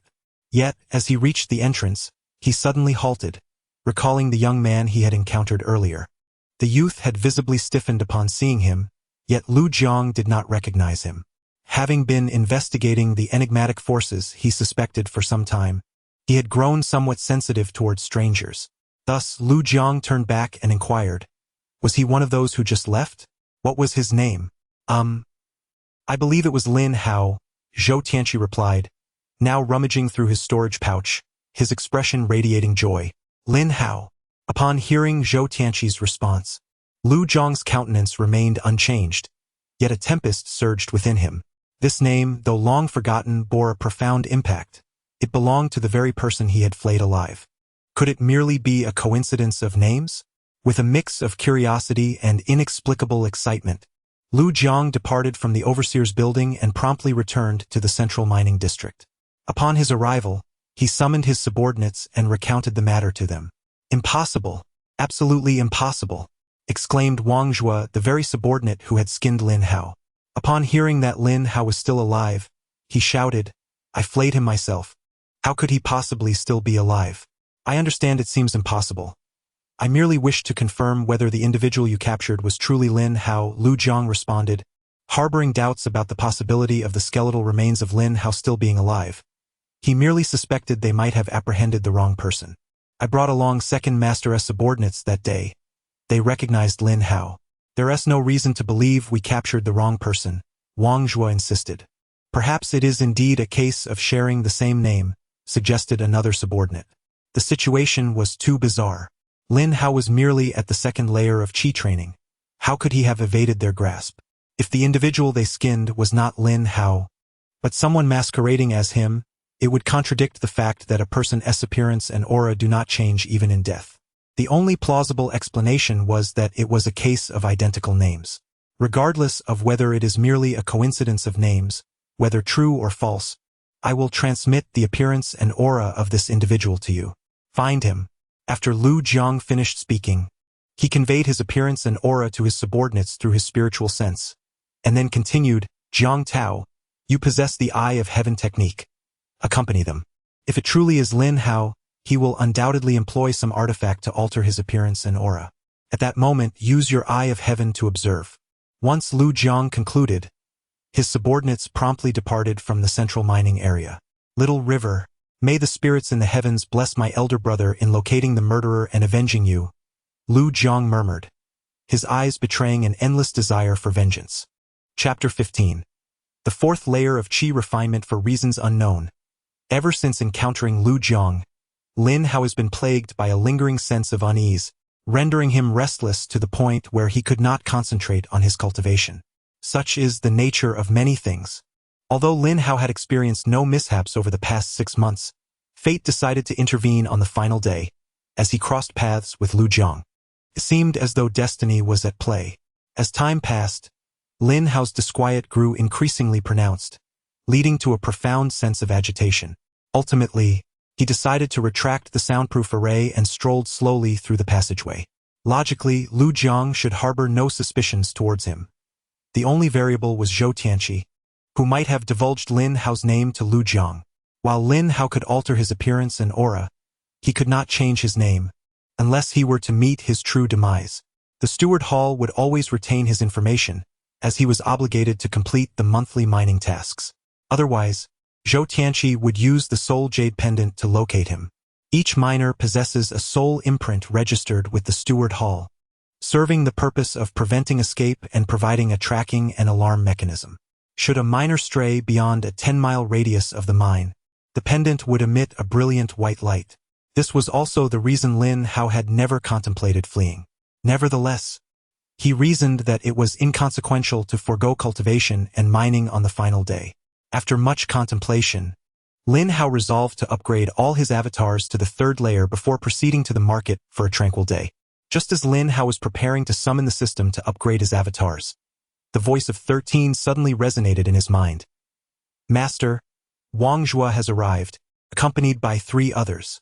Lin Hao was no stranger to Wang Zhua, the chief executioner under Lu Jiang, who had personally flayed and dismembered 13. Upon hearing 13's voice, Lin Hao's countenance darkened significantly.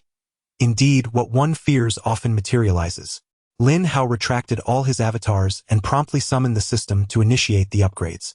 Since his breakthrough to the 3rd layer, he had refrained from utilizing avatar acceleration, as each summoned avatar now required 30 spirit stones. If he were to maximize the acceleration of his avatars, it would demand 900 spirit stones, a cost Lin Hao could not currently afford. He planned to wait until he reached the major mining area, where he would first use spirit stones to summon the maximum number of avatars before accelerating his cultivation. Currently, Lin Hao possessed a total of 8,000 spirit stones. Upgrading 150 avatars to the 3rd layer consumed nearly 3,000 spirit stones. After a moment's reflection, he decided to use another 3,000 spirit stones to summon 100 3rd layer avatars. Once all preparations were complete, Wang Zhua and his entourage entered the passage. At that moment, only 13 remained as Lin Hao's avatar, having altered his appearance and aura accordingly. As Wang Zhua and his companions stepped into the passage, they glanced at Lin Hao and 13 but did not utter a word, instead directing their attention towards Zhang Tao. Zhang Tao appeared utterly dispirited, clearly having overexerted himself from excessive use of the Eye of Heaven technique. Throughout their investigation, he had employed the technique on nearly every miner, yet he had not even caught a glimpse of Lin Hao, leading him to question whether Lu Jiang was perhaps overreacting. Since the death of Lu He, their Lord Lu seemed to have become excessively sensitive. Is this still feasible? Seeing Zhang Tao in such a state, Wang Zhua felt a pang of compassion. Speaking nonsense was futile. If you can't do it, then you come? Zhang Tao retorted sharply, "You butcher Wang. Put away your warped sense of morality. I, Zhang, have no need for it." Wang Zhua was momentarily rendered speechless by the retort but did not harbor any anger. He merely chuckled awkwardly to the side. After Zhang Tao's outburst, he immediately focused his attention, and moments later, a glimmer of golden light flashed in his eyes. He then fixed his gaze on Lin Hao and Shursan, his face suddenly transforming into one of astonishment. Butcher Wang, this truly aligns with what Lord Lu predicted. Lin Hao, damn it, it really is Lin Hao. After the shock, Zhang Tao excitedly turned to Wang Zhua. He spoke as though he had just encountered an unparalleled beauty, his words somewhat disjointed. Lin Hao was someone he had witnessed being brutally skinned alive, yet now he reappeared before his eyes, leaving him utterly astonished. Upon hearing Zhang Tao's words, Wang Zhua, who had initially held little hope, suddenly brightened. A long spear appeared in his hand, and he strode directly towards Lin Hao and Shursan, exclaiming, "Lin Hao, you truly surprise me." Wang Zhua raised his spear and pointed. "Butcher Wang, you're pointing at the wrong person. It's the one behind," Zhang Tao interjected, patting his forehead. "Oh, is that so? No matter whom, they shall all be taken," Wang Zhua declared, extending his hand to press against Shursan's chest with a stern voice. At the moment Lin Hao heard Zhang Tao utter his name, he had ceased to entertain any false hopes. However, he refrained from summoning his doppelganger directly to his side.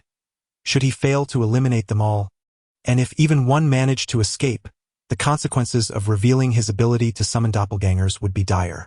Instead, Lin Hao summoned his doppelganger at the entrance of the passage, where it transformed from ethereal to corporeal, continuously flowing into the passage. Wang Zhua and the others quickly turned to look, and by the time they realized what was happening, they had already been surrounded by the doppelgangers. "Who are you?" Wang Zhua exclaimed, utterly astonished. All of these individuals were at the 3rd level of Qi training, yet he did not recognize a single one. No one responded. All the doppelgangers simultaneously formed hand seals, and moments later, fireballs began to rise in their palms. Wang Zhua and his companions were left in shock, and Jiang Tao was the first to react. He swiftly retrieved 4 formation flags from his storage pouch and waved them around, instantly enveloping the 4 of them in a shimmering barrier. Meanwhile, the doppelganger fireballs took shape and were hurled toward Wang Zhua and his companions. Over 200 fireballs traced brilliant arcs through the air. However, being merely at the 3rd level of Qi training, despite their dazzling appearance, they lacked substance.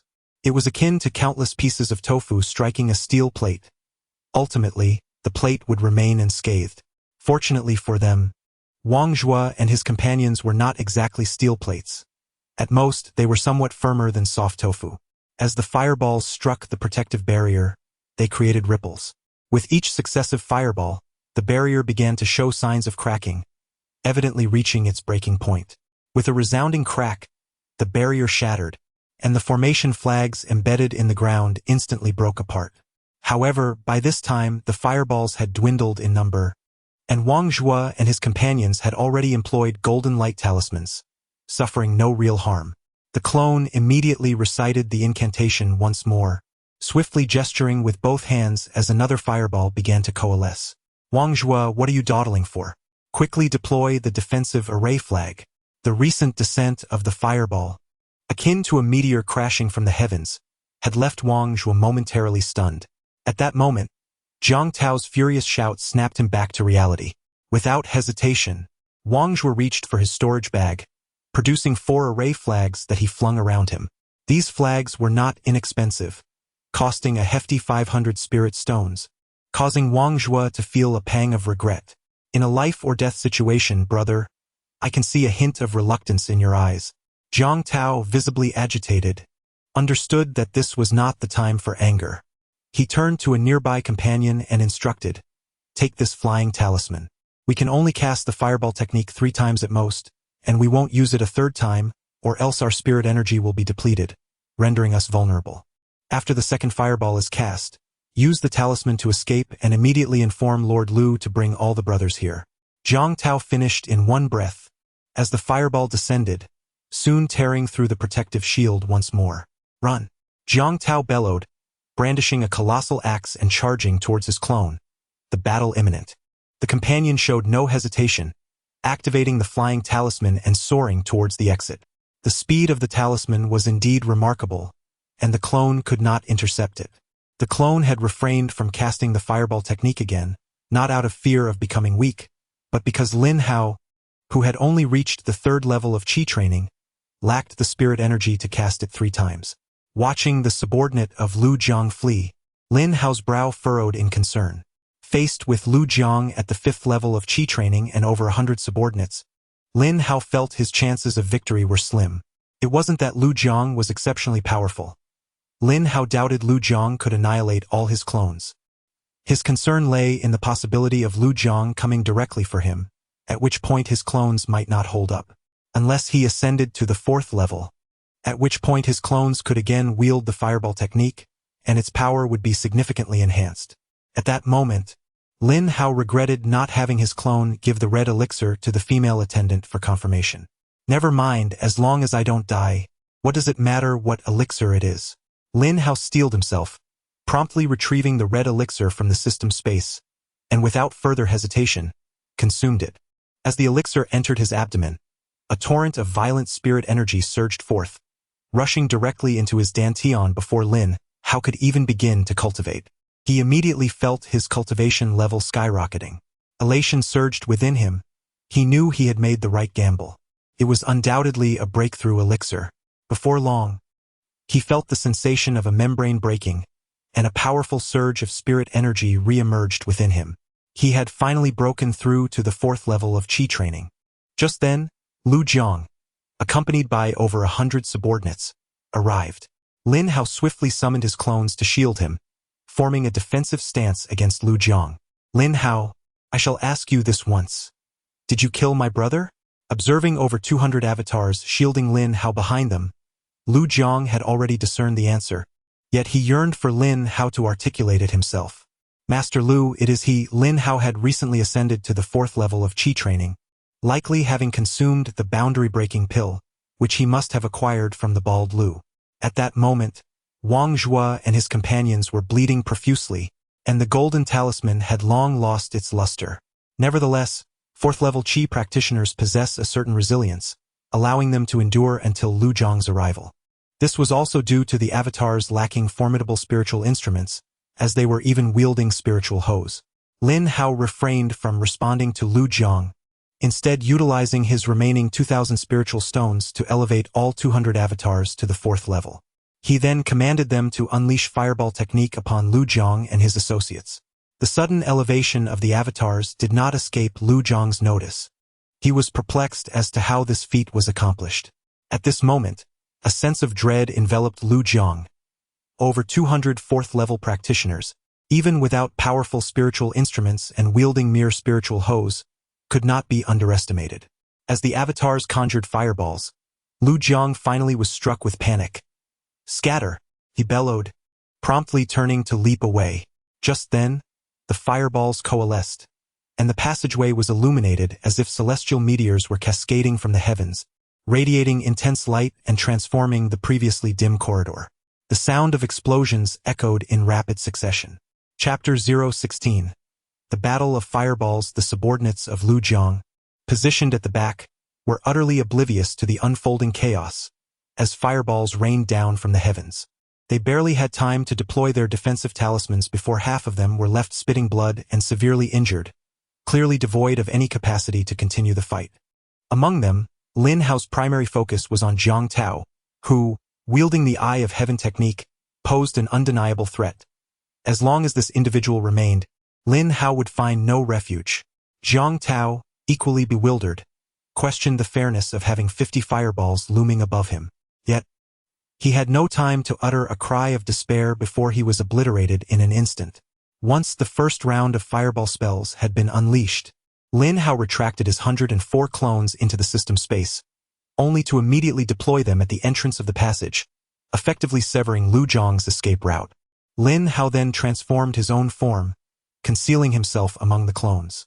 At this juncture, Lu Jiang had irrevocably lost his most advantageous opportunity. To prevent anyone from escaping using flight talismans, Lin Hao refrained from commanding the clones to cast fireball spells again. Instead, he directed them to charge towards Lu Jiang and his entourage. This confrontation was devoid of any suspense, manifesting solely as a massacre. Despite Lu Jiang's possession of numerous magical artifacts and talismans, they proved futile. The corridor echoed with anguished cries, which quickly dissipated. Remarkably brave, Lu Jiang remained standing until the final moment, his gaze fixed unwaveringly on the myriad of clones, his expression betraying a lingering sense of unwillingness. With a sickening thud, his head fell, marking the definitive end of Lu Jiang's era. Lin Hao instructed his clones to scour the battlefield, collecting all bodies and storing them within the system's space. In haste, Lin Hao departed from the initial scene of the incident. As he exited the passage, his peripheral vision caught sight of a foot-long piece of purple wood at the corner. Having excavated spiritual ore in this area for over 10 months, he was intimately familiar with every inch of the passage. This wood had certainly not been there from the beginning. This indicated that it must have been brought by Lu Jiang or one of his subordinates. In the realm of mortals, a mere piece of wood would hold no significance. But in the world of cultivation, even the most unassuming wood could potentially be a magical artifact. Furthermore, would Lu Jiang or his subordinates carry an ordinary piece of wood without reason? Contemplating this, Lin Hao advanced and picked up the purple wood, examining it closely for any anomalies, yet finding none. It appeared to be nothing more than a common piece of timber. Perhaps I shall ponder this later, he mused, planning to store it in the system space for further investigation. However, just as Lin Hao's thoughts crystallized, the system emitted a warning. Life form detected. Unable to store in system space. What? The wood possessed life? Lin Hao was taken aback and instinctively attempted to discard the wood. But it was too late. An imperceptible sphere erupted from within the wood, hurtling directly toward Lin Hao's mind. Instantly, he found himself enveloped in darkness, as if plunged into an impenetrable night, unable to see his own hand before him. Uncertain of how much time had elapsed, Lin Hao suddenly perceived a glimmer of light entering his line of sight. Instantly, he opened his eyes and found himself ensconced in a world of blinding white, a realm not vast, merely the size of a modest plot of land. The whiteness enveloped him, a result of his body having shrunk to the size of an adult's fist. To his astonishment, Lin Hao discovered that he had transformed into a crimson sphere. Clearly bewildered by the turn of events, Lin Hao aimlessly wandered this peculiar domain until he reached its boundary, where darkness reigned. He soon realized, no matter how vigorously he struggled, he could not breach this void, as if an invisible barrier restrained him. Lin Hao was firmly ensnared within this vast emptiness. Time passed, and from the depths of the darkness, a green orb of light burst forth. This sphere was more than double Lin Hao's size, and without hesitation, it charged ferociously towards him. The orb then split open with a narrow fissure and lunged menacingly at Lin Hao. Taken aback, Lin Hao refused to yield, tearing open a gap of his own and hurtling towards the aggressor, leading to a fierce clash between the two spheres. However, the adversary's sheer size and biting force far surpassed Lin Hao's, and he soon found himself defeated, his form diminishing further and growing increasingly frail. The green orb, in contrast, swelled in size and radiated an even more resplendent glow. Realizing he could not withstand the onslaught, Lin Hao began to flee. Yet, weakened as he was, his speed faltered, and it wasn't long before he was caught once again, the green orb sinking its teeth into him. In a desperate struggle, Lin Hao mustered his resolve and, as if severing his own limbs, managed to detach the portion that had been bitten, making a hasty escape. This cycle of conflict and retreat continued until Lin Hao's body had shrunk to less than a third of its original size, leaving him exceedingly weak, on the brink of death. As he beheld the menacing green orb, a chill gripped Lin Hao's heart. Perhaps death would allow him to return to Earth. Resigned, he surrendered to the oncoming jaws of the sphere, allowing it to widen inexorably. At that moment, a blinding white light shot forth from the darkness, akin to the dawn breaking before him, shattering the night in an instant. The white beam thickened and elongated, piercing through the green orb. Then, as swiftly as it had appeared, the white light vanished, as if it had never existed. Stunned by this sudden turn of events, Lin Hao stood frozen. "Host, what are you waiting for? Devour it," a mechanical voice echoed in his mind. The realization dawned upon Lin Hao that the white light was the system. Overjoyed, he wasted no time. The green orb, now motionless in the void, was his target, and he lunged forward to consume it voraciously. As he continued to devour, Lin Hao's form expanded, and the weariness dissipated. Time drifted by until, having completely absorbed the green orb, Lin Hao, who had been standing at the threshold, abruptly opened his eyes. "System, thank you." With the absorption of the green orb, Lin Hao comprehended the perilous ordeal he had just endured. The luminous orb was none other than Lu Jiang, and upon engulfing it, Lin Hao acquired all of Lu Jiang's memories. It turned out that the purple wood was referred to as soul-nurturing wood. When Lin Hao elevated his avatar to the 4th tier, Lu Jiang sensed his impending doom and placed the soul-nurturing wood at the entrance of the passage in advance. Once Lu Jiang's spirit was separated from his corporeal form, his essence directly entered the wood. As long as his essence remained intact, Lu Jiang could seize another's body and be reborn. Had it not been for the intervention of the system, Lin Hao would have already met his demise. This was a singular occurrence. There would be no second chance. The system's voice resonated once more, warning that in this realm, should death befall him, he would vanish completely. This was a journey through worlds, not a mere dream, and returning to Earth was impossible. Well, Lin Hao did not genuinely believe that he could return to Earth after death. It was merely a form of self-comfort when faced with the specter of death. However, with the system's assertion, Lin Hao extinguished the last flicker of hope. He picked up the purple wood once more and stored it within the system's space. Subsequently, he sought an uninhabited passage and disposed of Lu Jiang and his subordinates' corpses there. Given that it was deep into the night and Lin Hao's mining location was remote, the fierce battle had not drawn any attention. This alleviated Lin Hao's concerns considerably. After a span of 10 months, Lin Hao returned to his small wooden cabin. Previously, he had refrained from returning to avoid raising Lu Jiang's suspicions. Now, with the crisis averted, he could be said to have seen the light of day once more. Lin Hao began to organize his storage bag. Lu Jiang's over 100 subordinates, each at least at the 3rd tier, possessed hundreds of spirit stones, with some exceeding 500, and more than a dozen at the 4th tier, with each having over 1,000 spirit stones. The only regret was Lu Jiang himself, whose storage bag contained a mere 2,000 spirit stones. Lin Hao now understood the reason behind this, though he felt a twinge of regret. In total, he sorted out 31,000 pure spirit stones, along with over 1,000 miscellaneous stones. Additionally, each subordinate carried a spirit blade, along with various spirit tools, talismans, and elixirs. This bounty could only be described as monumental. Lin Hao once again marveled at the fact that taking lives and plundering was indeed the swiftest path to wealth. He summoned the system and recharged it, subsequently calling forth 300 avatars. After reaching the 4th tier, each avatar required 40 spirit stones. However, for mining in the major quarry, summoning avatars at the 3rd tier sufficed, as it was necessary to find a secluded spot to mine, lest the gathering of 4th tier avatars attract unwanted attention. Once he had organized all the items, Lin Hao commenced his cultivation, accelerating the avatars to their maximum capacity. Instantly, 1,600 spirit stones vanished from existence.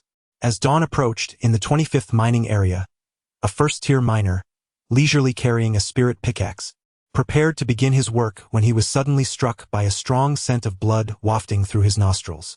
With a tinge of curiosity, he ventured forth, and suddenly, with a resounding thud, the spiritual hoe fell to the ground, followed by a cacophony of cries as individuals scrambled away in panic. Before long, a throng of miners began to gather, and the overseer of the mining district, Zhou Tianqi, along with several foremen, arrived at the scene. Such a calamitous event, resulting in the simultaneous demise of over 100 individuals, could not be deemed unprecedented. However, since Zhou Tianqi had assumed control of this 25th mining area, such an occurrence had never transpired. His countenance bore little emotion, yet in truth, he felt a flicker of delight. The deceased was Lu Jiang. With Lu Jiang's passing, he could avert a considerable expense, for ensuring Lu Jiang's return to the Shen-Tian sect would have required substantial favors. Now, the 2,000 spiritual stones would rightfully belong to him.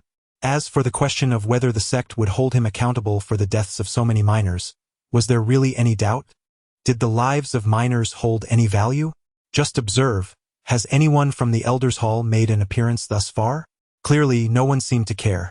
Chapter 017. The 9th mining district in the realm of the sect, the lives of miners were of little consequence. However, the atmosphere in the 25th mining district was electric. Lu Jiang was a formidable figure, a powerhouse whose influence extended far beyond the central stronghold into various other territories. His demise ignited a flurry of activity among the factions, marking the commencement of a fierce struggle for dominance. Almost all of the prominent leaders eagerly engaged in a frenzied contest to carve up Lu Jiang's domain. Meanwhile, Lin Hao, the orchestrator of this upheaval, furrowed his brow in contemplation. While engrossed in his cultivation, he suddenly discerned that the efficacy of the spirit-gathering pill had diminished significantly upon reaching the 4th tier. This observation was corroborated by Lu Jiang's memories. The spirit-gathering pills sold in the marketplace were basic elixirs that yielded noticeable effects during the initial stages of qi cultivation, but their potency waned considerably in the mid-stages, offering only marginally better results than utilizing spirit stones for training. Lin Hao noted with disappointment that there were no superior pills available in the market. The reason for this was straightforward. The mining facility suppressed the cultivation speed of miners, as it sought only competent laborers rather than exceptional cultivators. Rapid advancement in cultivation would yield no benefit to the mining operation. Rather, it would lead to an excessive depletion of resources. The sale of basic spirit gathering pills was permissible as they required minimal spirit herb quality for crafting and were relatively easy to produce, fetching a price of 20 spirit stones each, while the external market offered them for merely 5 spirit stones. Resigned to his circumstances, Lin Hao decided to continue using the basic spirit gathering pills, acknowledging that they would still afford him some marginal increase in speed. He resolved to immerse himself back into his training. When the appointed time with Zhou Tianqi arrived, Lin Hao reopened his eyes at the prompting of his doppelganger. Accompanied by his clone, 13, he proceeded to the Overseer's building. Lin Hao instructed 13 to assume the guise of Liang Cheng to retrieve his token while he awaited nearby. Now at the 4th tier of Qi cultivation, Lin Hao sought to evade any suspicion from Zhou Tianqi, hence the necessity for the doppelganger to reclaim the token. Zhou Tianqi posed no obstacles, promptly handing the token to 13. You may now proceed to the 9th mining district and locate Lord Huang. He will assign you your accommodations. Thank you, Lord Zhou. 13 replied with a bow before departing the Overseer's building. The 9th mining district was situated to the west of the Shilong mining facility, encompassing an area more than 10 times larger than that of the 25th district, with a workforce exceeding 28,000 miners. The living quarters were even more expansive than a typical small town. Lin Hao ventured alone to the Overseer's building within the 9th mining district, presenting his token for inspection by the official Huang Zeng. Accompanied by a supervisor, he was then escorted to the residential area of the mining district. Here is your designated residence, the supervisor announced. Should you wish to upgrade to a more appealing dwelling, feel free to inform me at any time. We have properties with front and back courtyards and spacious layouts. However, a nominal rent would be required. The supervisor regarded Lin Hao with a raised eyebrow and a hint of a smile. Very well, Supervisor Wu.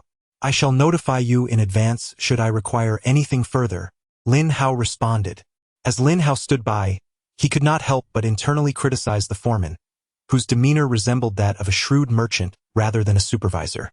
All right, I shall take my leave then. Walk safely. Once the foreman had distanced himself, Lin Hao stepped into his new abode. The furnishings were as sparse as those in his previous wooden cabin. He affixed a spiritual talisman to the wooden door and began his cultivation. It was not until the sunlight streamed through the window into the room that he ceased his practice. Rising, he opened the door, preparing to head towards the 9th mining district. As Lin Hao took a few steps, the door of the adjacent house creaked open, and he turned to see a female cultivator clad in loose sleepwear, her cheeks tinged with a delicate blush. With sultry eyes and a hint of morning languor, she seemed to have noticed Lin Hao's gaze. She turned slightly to meet his eyes, offering a gentle smile and a nod. Lin Hao reciprocated with a nod of acknowledgement before averting his gaze and continuing towards the mining area. Is she new? Who resided here before? She's rather attractive. Though her cultivation level is somewhat lacking, the woman mused to herself as she retreated back inside. Upon entering the mining district, Lin Hao did not immediately deploy his avatars for mining. Instead, he wandered through the entirety of the area. He eventually halted in a secluded passageway within the southern zone. With his current spiritual awareness extending 100 meters, he noted that the passage was approximately 40 meters wide. After some experimentation, he discerned that the maximum number of individuals who could mine simultaneously was 600. Thus, he summoned 50 additional third-tier avatars, bringing his total to 600. Time flew by, and soon it was time to submit the harvested spirit stones. Lin Hao calculated that each avatar could extract about 1 piece of mixed spirit stone per hour. After accounting for the time spent exchanging spirit stones and dining, his 600 avatars could yield over 2,000 pure spirit stones daily. With the 4th tier, the avatars could accelerate their mining, requiring only 1,600 spirit stones. At that moment, Lin Hao felt a sense of relief. He would no longer have to worry about spirit stones. Once he dismissed his avatars, Lin Hao cheerfully made his way to submit the mixed spirit stones. However, midway through his journey, he was intercepted by 4 miners at the 4th level of Qi refinement. What luck, encountering extortion on my first day, Lin Hao thought, feeling somewhat exasperated. He recalled the golden light talisman he possessed, 20 or more of them, acquired from Lu Jiang and his associates. Lin Hao then summoned 24th tier avatars, positioning them 50 meters away rather than directly before him, to avoid unnecessary bloodshed. The four miners, noticing Lin Hao alone, exchanged glances, their eyes brightening with opportunity.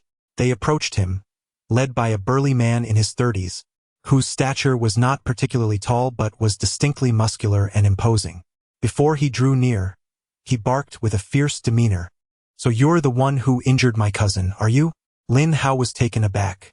Could it be that they were not here to rob him, but rather to seek revenge, mistakenly identifying him as their target? He instinctively wanted to deny it, but before he could utter a word, the muscular man spoke again. "Not only did you severely injure my cousin, but you also stole 50 pure spirit stones from him. How do you propose we resolve this matter?" Upon hearing this, Lin Hao understood that they were indeed here for a robbery, merely seeking a pretext to justify their actions. As lower-tier cultivators, they did not wish to make enemies unnecessarily. Initially, Lin Hao had contemplated retaliating vigorously if they attempted to attack him directly. However, he suddenly changed his mind, a hint of amusement flickering in his heart, while a fearful expression adorned his face. You are Yi Chen's cousin?" The muscular man appeared bewildered. Lin Hao's reaction was entirely unexpected, leaving him momentarily flustered. Typically, the target would vehemently refute the claims, leading to a confrontation followed by extortion of spirit stones. Yet, seeing Lin Hao's earnest demeanor, he pondered how to proceed. Since the other party had seemingly admitted to it, perhaps it was reasonable to demand more spirit stones. After a brief moment of contemplation, the not-so-bright muscular man's excitement became evident as he exclaimed, "Indeed, I am Yi Chen's cousin. If you do not hand over 100 or 80 spirit stones today, you shall not leave the 9th mine district." 100 spirit stones? Very well, I shall retrieve them for you," Lin Hao replied, feigning panic as he hastily rummaged through his storage bag for 100 spirit stones. This scene left the muscular man and his 3 companions utterly astonished. Was today's robbery truly this effortless? Felt almost surreal.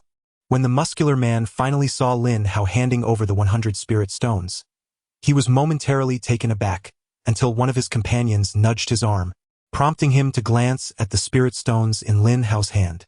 He swiftly snatched them away and stowed them in his storage bag. "By the way, the moon seems rather full tonight. Should we buy a fire feather chicken and enjoy some spirit wine?"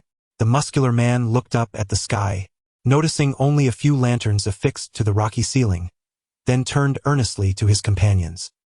His 3 companions exchanged glances, their expressions filled with disbelief, as they silently chastised him. What on earth is going on?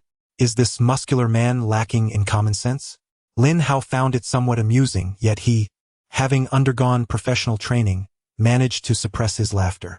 Regardless of whether he was naive or simply earnest, the muscular man did not continue his extortion after Lin Hao produced the 100 spirit stones, which dissipated the last remnants of Lin Hao's murderous intent. After pondering for a moment, Lin Hao contacted his avatars and issued a command. Instantly, the avatars swiftly approached him from a distance. "Hand over all the spirit stones." It was Lin Yi who spoke as the 20 avatars surrounded the muscular man and Lin Hao. The sudden turn of events left the 4 muscular men in a state of panic. Instead of surrendering immediately, they stood back to back, appearing ready to engage in a fierce battle. "Hurry, cousin Yi Chen, hand over the spiritual stones. They are members of the Exploding Sky Gang." Observing the muscular men seemingly unwilling to yield, Lin Hao stoked the flames of fear, his face contorting in terror as he hastily tossed his storage bag at Lin Yi's feet. "What is this Exploding Sky Gang?" one of the muscular men asked. Confusion etched upon his face. Having spent 2 years in the 9th mining district, he had never heard of such a gang, though the name certainly had an audacious ring to it. This is a newly established faction in the 9th mining district.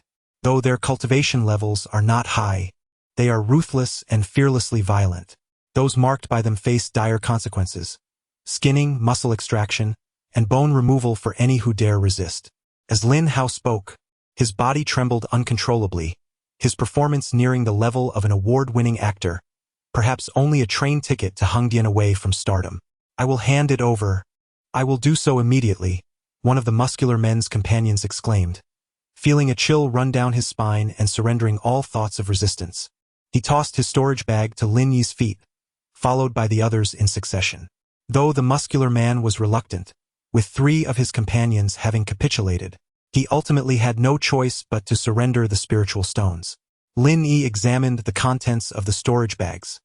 Apart from the 100 spiritual stones belonging to Lin Hao, the 4 muscular men collectively possessed a mere 50 stones and some miscellaneous spiritual items. So poor? Lin Yi mused, not particularly concerned about their wealth, but surprised that a 4th-level Qi practitioner in the mines could be in such dire straits. Are you still here, waiting to be skinned? Lin Yi declared sharply as he collected the spiritual stones, casting a stern glance at the 4 muscular men. They immediately fled in haste. Lin Hao, meanwhile, walked in the opposite direction, only retracting his clone into the system space once he was nearly 100 meters away. Chapter 018. I wish to join the explosive gang. Lin Hao arrived at the overseer's building, prepared to submit the assorted spirit stones. Meanwhile, the 4 burly men, who had just been robbed, were despondently leaning against a rocky corner. They had only recently acquired 100 spirit stones, enough to settle their debts, but to their dismay, before they could even warm them, they were stolen again. This life had become unbearable. In a fit of rage, one of the muscular men sprang to his feet and delivered a powerful punch to the wall, shattering several stones that scattered across the ground. Tianwen, we have been enduring this for far too long. You must remain calm, one of his companions urged. Indeed, Tianwen, do not act impulsively. We can always start anew. Another companion chimed in, brushing the debris off his clothes as he gazed at the furious man. I am calm. It is precisely because this has been our reality for not just a day or two that we must learn to adapt. We cannot simply submit time and again, especially you, old 3. Whenever someone demands the spirit stones, you are the first to concede, Tianwen retorted, glaring at old 3. I was simply frightened. They were skinning and flaying. Old 3 defended himself, believing he had done nothing wrong. In fact, had he not hastily surrendered his storage bag, the consequences could have been dire. Frightened? It's about survival, old 3. If we do not gather another 100 spirit stones by the end of the month, do you know how Dongzhu and his gang will treat us? Tianwen exclaimed in frustration. However, the thought of the looming task of collecting 300 assorted spirit stones by month's end, coupled with their existing debt of 100 spirit stones, left his expression troubled. Upon hearing Tianwen's words, a heavy silence enveloped the group. They had been at the Shilong mine for 6 months, and scarcely had a month passed without a hitch in fulfilling their tasks. Each month, they found themselves borrowing assorted spirit stones to get by. Their debts had multiplied, and in a bid to alleviate the pressure, they resorted to robbery. Yet, their numbers were few and their cultivation levels low, resulting in a lamentable success rate for their endeavors. Even when they did succeed, the rewards were meager. I cannot endure this any longer. I must join the explosive gang, Tianwen declared suddenly, as if a monumental decision had taken shape within him. His fists clenched tightly. Meanwhile, Lin Hao, after submitting the assorted spirit stones, visited the marketplace before returning to the 9th mining district. However, he never anticipated that mere hours later, he would be confronted with extortion once more. A group of about 20 individuals arrived, with the weakest among them possessing a cultivation level of at least the 5th layer of Qi refinement. At that moment, Lin Hao had not yet stored his duplicates in the system space, having sensed that someone had employed spiritual perception to search for him. Rather than immediately resorting to extortion, they demanded that each of Lin Hao's duplicates submit 5 assorted spirit stones. Naturally, Lin Hao would not acquiesce, maintaining a firm stance. The group did not express any anger, nor did they utter threats. Instead, they left with mocking expressions. As he watched them depart, Lin Hao's expression darkened. He understood that this matter would not conclude so easily. And indeed, as he had surmised, barely half an hour had passed before the situation escalated once more. The 20 individuals returned, accompanied by an additional 500, the majority of whom possessed a mastery of 5 levels, including 2 who reached the 7th level. Who holds the authority here? Inquired a nonchalant figure of the 7th level, clad in a dark brown robe, his long hair cascading like a flowing river behind him. His expression remained inscrutable, yet his mere words exuded the commanding presence of a superior being. It is I, Lin Hao discerned from the atmosphere that this group would not relent easily. Thus he commanded Lin Ba to step forward. However, the ensuing scene plunged Lin Hao into despair. The 7th level master, without uttering a word, conjured a blade of wind in his hand and, with a mere flick, severed Lin Ba's head, which fell to the ground with a resounding thud. Now that your leader is deceased, do you still harbor any objections to my subordinate's previous proposition? The 7th level master stated with an air of indifference, as if the act of killing Lin Ba was as trivial as squashing an ant. I propose. Lin Hao's fury ignited. He realized he could not yield at this moment, nor could he accept the notion of subservience. This time he had to stand his ground. Yet, Lin Hao did not lose his composure. He ordered Lin Ba to collapse, feigning complete death, and then summoned Linny forward. Are you trying to act tough before me? I, the explosive Sky Gang, fear no one. Today, you shall not leave if you dare. With fury etched on his face, Linny bellowed, summon all our brothers. Previously, Lin Hao had prudently exchanged all his spirit stones for 4-level avatars and inherited spells. As Linny finished speaking, 500 avatars materialized outside the passage. Unexpectedly, Lin Hao had not noticed that 4 muscular men were secretly lurking at the passage's entrance. Peering inside, the 500 avatars moved directly into the passage. Since the muscular men had expressed their desire to join the explosive Sky Gang, they had been searching for Lin Hao's avatars. After hours of searching through various mining areas without success, they finally arrived at the passage when Lin Yi's declaration echoed, I, the explosive Sky Gang, fear no one. The muscular men were taken aback, recognizing Lin Yi's voice, realizing it belonged to the very gang they had been seeking. However, they were not foolish. Upon hearing Lin Yi's enraged tone, it was evident that a conflict had arisen. Intrigued, they crouched at the passage's entrance to observe, only to be met with astonishment. Though they did not see the 7th level master, they recognized the figures behind him, those who were their creditors, the subordinates of Dong Chu. The explosive Sky Gang had clashed with Dong Chu. At that moment, the muscular men lost all interest in watching. The thought of joining the explosive Sky Gang was cast aside. Dong Chu, in the southern district of the 9th mining area, was an undeniable tyrant, instilling fear in all lower-tier cultivators. Yet, as the muscular man attempted to retreat, he suddenly found himself surrounded by an unexpected throng of individuals, numbering in the hundreds. The muscular man found himself momentarily paralyzed, uncertain whether to stay or depart. Fortunately, the individuals before him paid him no heed, proceeding directly into the passage. Were these also members of the explosive Sky Gang? For reasons unknown, he hesitated to leave, feeling as if departing would result in a loss, an inexplicable compulsion drawing him back to the entrance of the passage. How intriguing, he mused, that in the southern district, there were indeed those audacious enough to defy my words. Observing the procession of clones, Dong Chu's demeanor remained undisturbed, even adorned with a faint smile. Merely 4%. What difference could it possibly make? Upon reaching the 7th level, one could fly with a sword, achieving unparalleled speed, rendering the 4th level cultivators incapable of inflicting any harm. Lin Hao understood this well. No matter how many clones he summoned, it would be challenging to harm a master of the 7th level. His audacity to resist stemmed from his belief that these 2 7th level masters could not eliminate all his clones. As for the 5th level cultivators, he dismissed them, perceiving them merely as a horde of moving spirit stones. Thus, Lin Hao concluded that as long as he remained undetected, he would hold an invulnerable position. With this realization, he ceased his idle chatter and commanded the clones before him to unleash fireball techniques, while the 500 newly summoned clones charged at the 5th level cultivators. What audacity! Dong Chu's expression shifted dramatically. He had not anticipated that these ant-like miners would not only defy his commands but also dare to launch an offensive, truly an act of unparalleled bravado. Immediately, Dong Chu summoned his flying sword, leaping onto it, and instructed another 7th level cultivator, Yang Lin, to hold them back.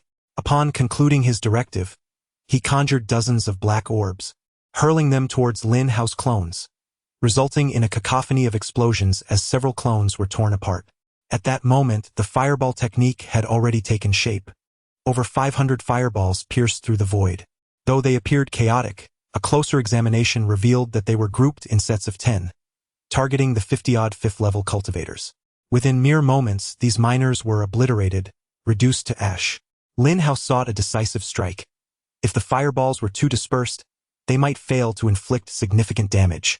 The clones then engaged in close combat, but due to the confined space, the actual combatants numbered less than 100, while the remaining 400 clones were not idle, forming hand seals as more than 400 fireballs descended once again, swiftly claiming dozens more miners. In an instant, Dong Chu's subordinates were thrown into chaos. Although they hastily produced defensive talismans, how could they withstand hundreds of fireballs? The cramped confines prevented them from evading, let alone defending themselves effectively. Dong Chu's expression darkened to an ominous shade as he witnessed the loss of over 100 subordinates in mere seconds. This turn of events was beyond his comprehension. Did they lack hands? Could they not cast fireball techniques as well? With a thunderous shout, Dong Chu swiftly restored order among his previously chaotic subordinates. In an instant, several began to conjure fireballs, yet in their haste only about 100 succeeded in forming them. The doppelganger made no attempt to evade. The two conjured its fireballs nearly simultaneously. The clash of fireballs erupted in a resplendent blaze within the space, intercepting nearly all of the subordinates' projectiles. Subsequently, hundreds of fireballs rained down upon them once more. In this exchange, Dong Chu suffered the loss of several dozen men, while Lin Hao's side incurred only a few injuries. At this moment, the 5th-tier cultivators were thrown into utter disarray, as fear gradually permeated their hearts. Chapter 019. Body Refinement. A group of 5th-tier cultivators found themselves overwhelmed by a faction of 4th-tier cultivators, a scenario that would undoubtedly invite ridicule if spoken of. Yet, this remarkable occurrence was indeed unfolding. The vast expanse of the terrain contributed to the 5th-tier cultivators' inability to maneuver effectively. However, the primary reason lay in the unwavering fearlessness of the 4th-tier cultivators in the face of death. Yang Lin, a formidable 7th-tier master who had arrived earlier, felt this reality acutely. He dared not make any sudden movements, for there were hundreds of fireballs aimed directly at him. He sensed that the moment he unleashed an attack, he would likely be consumed by the onslaught of those fireballs. Did this group truly fear nothing? Yang Lin stood upon his flying sword, his long hair billowing as if caught by an unseen wind. His gaze shifted to the central area, where his subordinates were being relentlessly pushed back by the 4th-tier cultivators. Though the casualties among the 4th-tier cultivators were greater, they showed no signs of retreat, engaging in a brutal exchange of lives. Dong Chu, we must retreat. The losses are becoming untenable. Yang Lin was not primarily concerned for the lives of his subordinates. Rather, he feared that if this continued, even if he emerged victorious, the heavy toll would leave him weakened and vulnerable to the ambitions of others in the southern district. Dong Chu, understanding the gravity of the situation, felt an immense frustration but had no choice but to acquiesce. He bellowed once more, "Retreat!" Subsequently, he departed the passage on his sword, and his subordinates, feeling a sense of relief, hastily produced flying talismans and soared towards the exit. Those without such talismans could only desperately rush toward the opening. Lin Hao did not attempt to obstruct them. In fact, he deliberately created an opening for their escape, wishing to avoid their desperate struggle. At that moment, the passage was littered with over 400 corpses, the majority being mere avatars, feigning death. Lin Hao chose not to collect them into his space, for he had noticed 4 muscular men who had been lurking at the entrance of the passage, now approaching him with unexpected boldness. "Do you still require more members? I wish to join you," one of the muscular men stammered, revealing a courage he did not previously possess.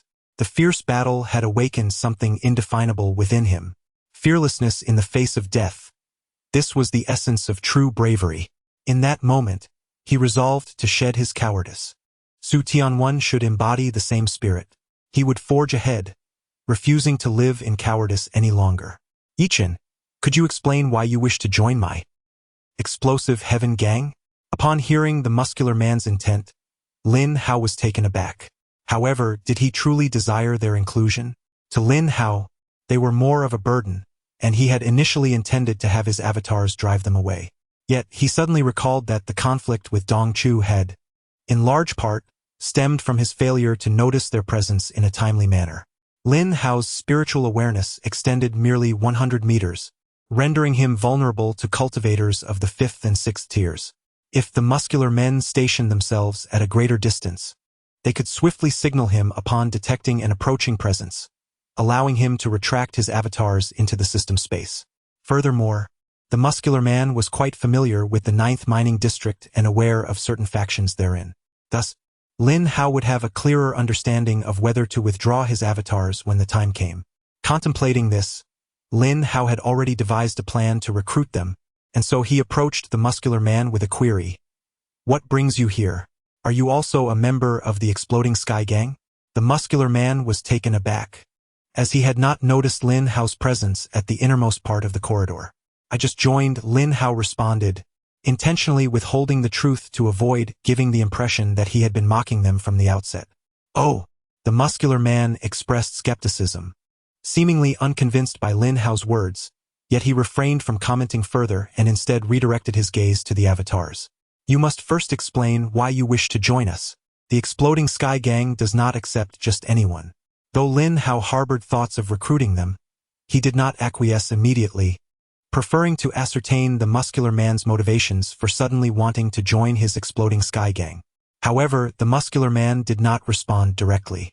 Instead, he shed his coarse linen attire, revealing a physique brimming with muscle. "Impressive," Lin Hao mused, comparing him to the captain of the American team. Yet, he remained unfazed, utterly perplexed by the muscular man's intentions. "I began my cultivation at the age of 10. But I am aware of my poor talent and have often endured humiliation from others, forced to suffer in silence." "Get to the point," an avatar interrupted, exasperated. "Do you think this is a talent show?" "Ahem. What I mean to say is that I can no longer tolerate this. I wish to resist and fight like you. Don't underestimate me just because I am also at the 4th level of chi training. I can take on 2 of you with ease."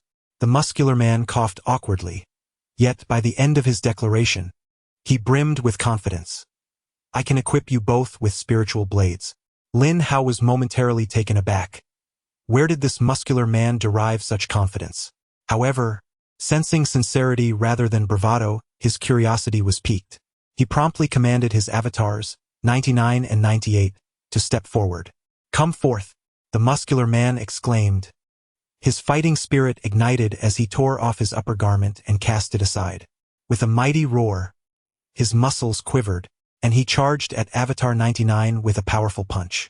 This blow was infused with explosive force and astonishing speed, as if it had locked onto 99, making evasion impossible. Yet, 99 remained composed, swiftly brandishing the spiritual blade to meet the incoming fist. Clang! The blade struck as if against steel, flying from his grasp. Yet the muscular man's fist showed no signs of hesitation, striking 99 squarely on the shoulder.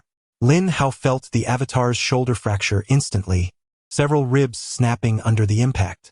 In that moment, 98 raised the spiritual blade, preparing to retaliate against the muscular man. However, the muscular man astonishingly did not evade. He grasped the incoming spirit blade with his left hand and followed up with a punch to the abdomen of the 98. This blow, though not delivered with full force, still left 98 with a profound sense that his energy center was on the verge of shattering. Naturally, 98 felt no pain. He swiftly twisted the hilt of his blade, forcefully withdrawing it, and immediately turned to strike again. At that moment, 99 leapt into the air, the spirit blade slicing towards the muscular man almost simultaneously. Were it an ordinary miner facing such 2 fierce strikes, he would have undoubtedly fled. Yet, the muscular man remained undeterred, raising a foot to deliver a kick towards the airborne 99. With a resounding thud, 99 traced an arc in the air before crashing heavily to the ground, while the spirit blade of 98 struck the muscular man's back. The muscular man lurched forward, a flicker of pain crossing his face. However, the spirit blade merely left a faint imprint upon his skin, not even breaking the surface. That would suffice. Observing this, Lin Hao immediately instructed his doppelganger to halt. Continuing the fight served no purpose. If his doppelganger was merely an ordinary 4th-tier cultivator, it would have long since lost its combat capability. Nonetheless, Lin Hao's curiosity deepened, The promised path of cultivation seemed to have transformed into a realm of martial prowess. Were they truly golden body warriors? You have one, 98 remarked with a smile, impenetrable to blades. And not just any blade, but a spirit blade refined by an artifact master. If only I could learn this technique, all my doppelgangers would be invulnerable to weapons. At this moment, Lin Hao felt fortunate that he had not hastily driven the muscular man away. No. The muscular man shook his head, a serious expression settling on his face. If I were to be struck by a few more of your blows, I might indeed breach my defenses. The muscular man was equally astonished. Despite being struck by him, the opponent appeared unfazed, not even letting out a grunt. It was no wonder they dared to confront Dongxiu. This was what true masculinity embodied. What cultivation method do you practice, that even the spirit blade cannot inflict the slightest harm? 98 inquired directly. It is merely a body-refining technique, not some formidable method, the muscular man replied. Body-refining techniques were not particularly rare. In fact, it was often those lacking natural talent for cultivation who resorted to such practices. Moreover, it was no easy feat. The muscular man had trained for 7 years and had only achieved the initial stage of body refinement. Thus, most cultivators would shy away from such paths. If you could share your technique, I would consent to your joining us, 98 said with another smile. Ah! The muscular man was momentarily taken aback, his mind wavering on whether to disclose the truth. This body-refining technique was truly unremarkable, and pursuing it would be a waste of time. What, are you unwilling? 98 said coldly, while Lin Hao at the side even contemplated seizing it by force. No, it's just that this body-refining technique is rather lackluster. The cultivation is exceedingly arduous and a complete waste of time. The muscular man wished to convey that his intentions were entirely benevolent. Ever since he commenced the practice of this body-refining technique, he often found himself plagued with regret. Had he not embarked on this journey, he might have already attained the 6th level of qi cultivation. Nonetheless, it matters not. Simply present yourself, and we shall determine whether to pursue cultivation or not. Very well. Does this mean that I, along with my 3 brothers, am now a member of the explosive Sky Gang? The muscular man retrieved the body-refining technique from his storage bag and handed it to the one known as Zhou Shi, subsequently gesturing towards his 3 companions. Indeed. Zhou Shi opened the tome, and on the very first page, 5 prominent characters caught his eye. The Void Body Refining Method. Chapter 20. Conspiracy. The Void Body Refinement Technique, a name that exudes might and grandeur, comprises a total of 6 layers. Through a conversation with the muscular man, Lin Hao discovered that this was, in fact, an incomplete martial art. The reason for its deficiency lies in the muscular man's choice to purchase a discounted version. Driven by his desire for frugality, during his subsequent practice, he encountered considerable challenges, realizing that he might never attain the 6th layer in this lifetime. Thus, he felt a sense of relief for not having acquired the complete version in the first place. The muscular man deemed this technique somewhat impractical for 2 primary reasons. First, the training was exceedingly time-consuming. Second, his ability to withstand the spiritual blade was significantly attributed to his own cultivation at the 4th layer of qi refinement, which complemented the technique. Each time he repelled the spiritual blade, he would channel the spiritual energy within him to coalesce at a single point. Nevertheless, Lin Hao chose to pursue the technique, indifferent to the passage of time, and motivated by the prospect of a robust physique. One could envision that, should Lin Hao master this art, his avatars would transform into formidable tanks, capable of swiftly subduing any adversaries in mere moments, should he encounter a situation akin to the one earlier. Moreover, the muscular man's assertion of the technique's arduousness stemmed mainly from his limited financial means. He remarked that if he could consume beast meat daily for cultivation, the results would be substantially enhanced. However, the market offered little in the way of beast meat, with the only notable creature being the fire feather chicken, which was domesticated. Upon hearing this, Lin Hao was elated.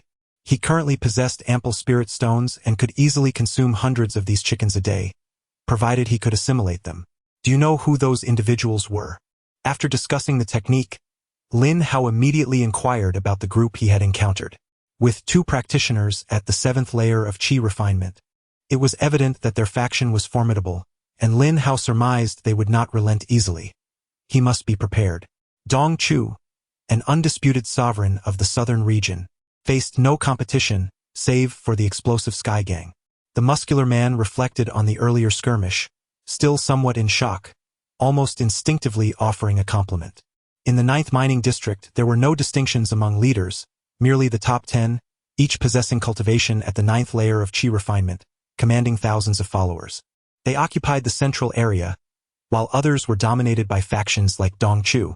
Such factions typically had prominent leaders backing them, making it challenging to maintain a foothold without support. Lin Hao speculated that Dong Chu would undoubtedly return, unwilling to permit any opposing force to exist in the southern region.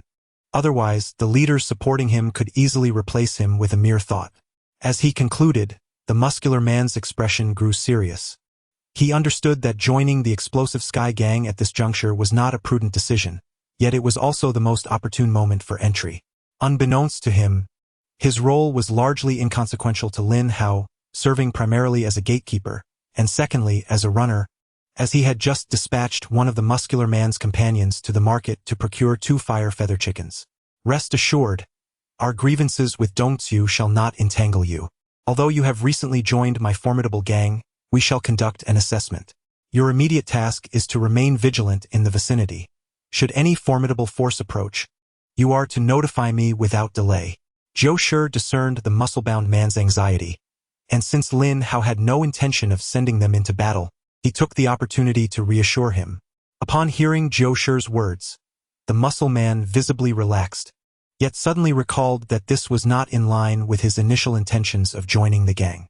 Having finally found a collective, he was unwilling to lead a life of aimlessness as before, and thus declared, "While I may not possess the fearless courage of my brethren, we shall not hinder our comrades. Should conflict arise, we shall certainly stand our ground. This is merely the assessment phase. Your performance will dictate our course," Zhou Shi concluded, assigning them to patrol the area. He then stored his injured doppelganger in the system space and subsequently relocated Dongxu's subordinates to another site. Once all tasks were complete, the muscle man's companion arrived with 2 fiery feathered chickens. Lin Hao immediately began to practice the void body refinement technique. Though he had previously summoned his doppelgangers using spiritual stones, he had acquired over 10,000 stones while clearing the battlefield. Thus he resolved to remain in the mining area until his supply was exhausted. A night passed in silence. Meanwhile, Dongzhu returned to his stronghold with what remained of his team, seething with rage and entirely devoid of his earlier composure. In the southern district, it is only I, Dongzhu, who bullies others. No one dares to bully us. Dongzhu seethed, his subordinates silent, even Yang Lin standing quietly by, careful not to provoke Dongzhu's ire. We lost over 200 brothers, and they were slain by a horde of mere 4th-tier ants. If this gets out, it will surely invite ridicule. Dongzhu sneered coldly, then turned to one of his subordinates. "Zhou Kai, you discovered these individuals. Tell me, who are they, and what is this so-called gang of exploding heavens?" Zhou Kai, one of the 20 who had previously extorted Lin Hao, felt a cold sweat break out upon hearing Dongzhu's inquiry. Who were they? He had no idea.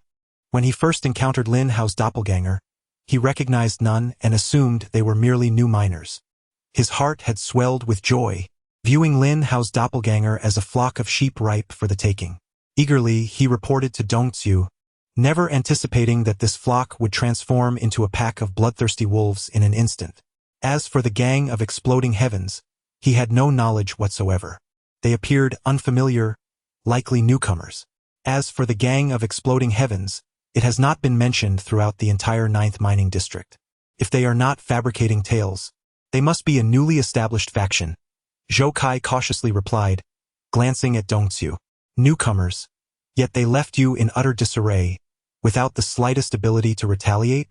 Dongzhu let out another cold laugh and said, "Immediately investigate this matter. Also, expand the recruitment of miners to 500, no, to 800. If I do not eliminate them all, I shall not bear the surname Dong." Zhou Kai acknowledged the command, and Dongzhu gestured for him to proceed.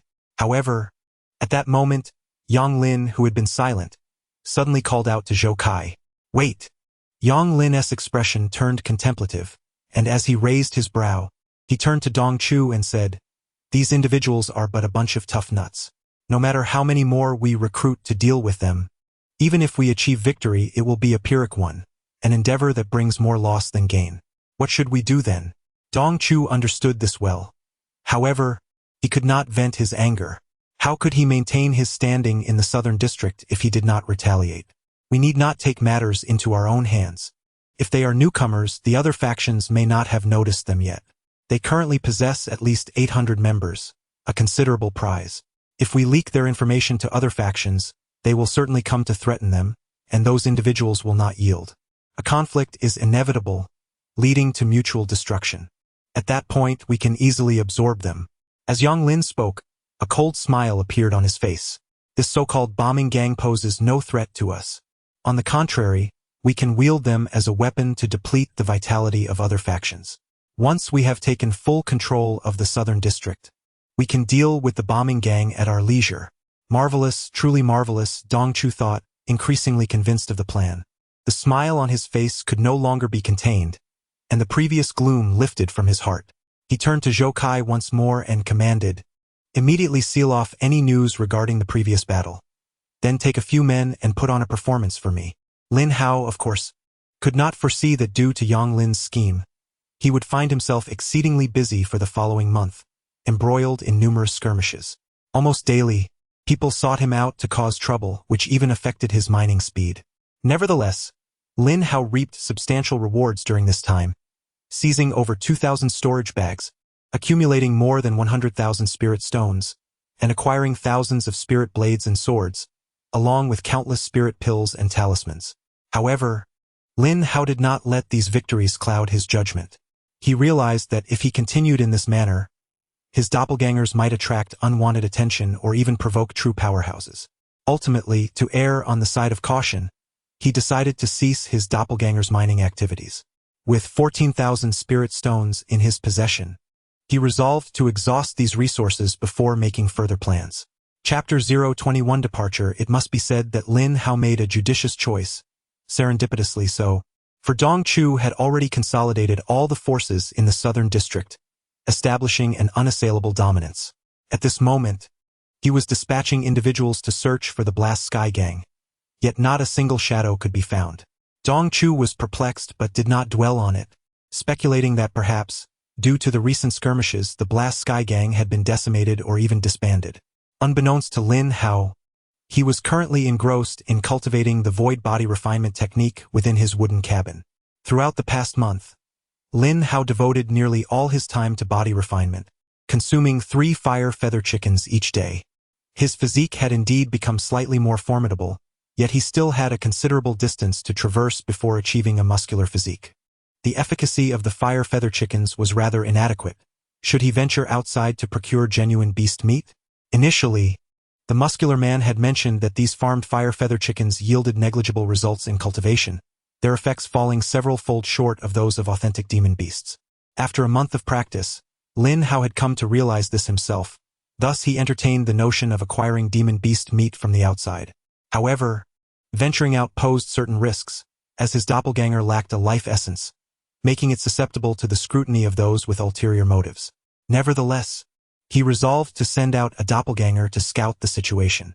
After days of hesitation, he finally summoned Lin Yi. He then provided Lin Yi with the 1,000 masks, an artifact capable of altering one's appearance and aura. However, since Lin Yi lacked a life essence, only the visage could be altered. Subsequently, Lin Hao equipped Lin Yi with a spirit weapon and several spirit talismans for self-protection. With a creak, Lin Hao opened the door, and Lin Yi proceeded towards the mountains behind the cluster of houses. Curiously, during this period, Lin Hao had inquired about the conditions outside the Shilong mine from numerous individuals, yet none could provide clarity, nor did they know if there were any cultivation cities or markets nearby. Thus, Lin Yi was left to search aimlessly. After bidding farewell to Lin Yi, Lin Hao intended to return to his abode, when he suddenly heard the sound of a door opening next door. It was already the early hours of the morning, and curiosity piqued. He turned to look. He beheld a robust man in his 30s, clad in a long azure garment, with thick hair cascading loosely down his back. The man had just exited his dwelling, only to turn back and address someone inside. "Xiao Ling, I did not perform well tonight. Tomorrow night, I will certainly satisfy you." A hint of embarrassment crossed the man's face, as if he wished to convey more. At that moment, a woman's voice emanated from within. Lu Gu, I believe in you. Do not take it to heart, lest it affects the mining. Upon hearing her words, the man nodded vigorously, glanced at Lin Hao without uttering a word, and then departed. Since Lin Hao had scarcely remained in the mining area this past month, it was his first encounter with this man, leading him to ponder. Is this the partner of the neighbor next door? There were numerous female miners at the Shilong mine, and many had formed partnerships, yet Lin Hao did not dwell on it further. He returned indoors and began to establish contact with Lin Yi. At this moment, Lin Yi had just arrived at the back mountain, having discovered nothing unusual. It was only after an hour of trekking, covering around 20 to 30 miles, that he finally emerged from the dense forest, only to be met with towering mountains. There were no signs of a cultivation city, nor even a solitary figure in sight. Could it be that the Shilong mine was nestled within a certain mountain range? Lin Hao pondered, commanding Lin Yi to continue onward.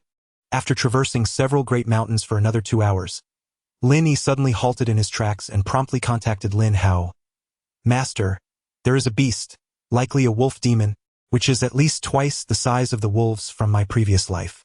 Lin Yi gazed at the wolf demon, barely 50 meters away, gripping his Qingfeng sword, awaiting Lin Hao's next command.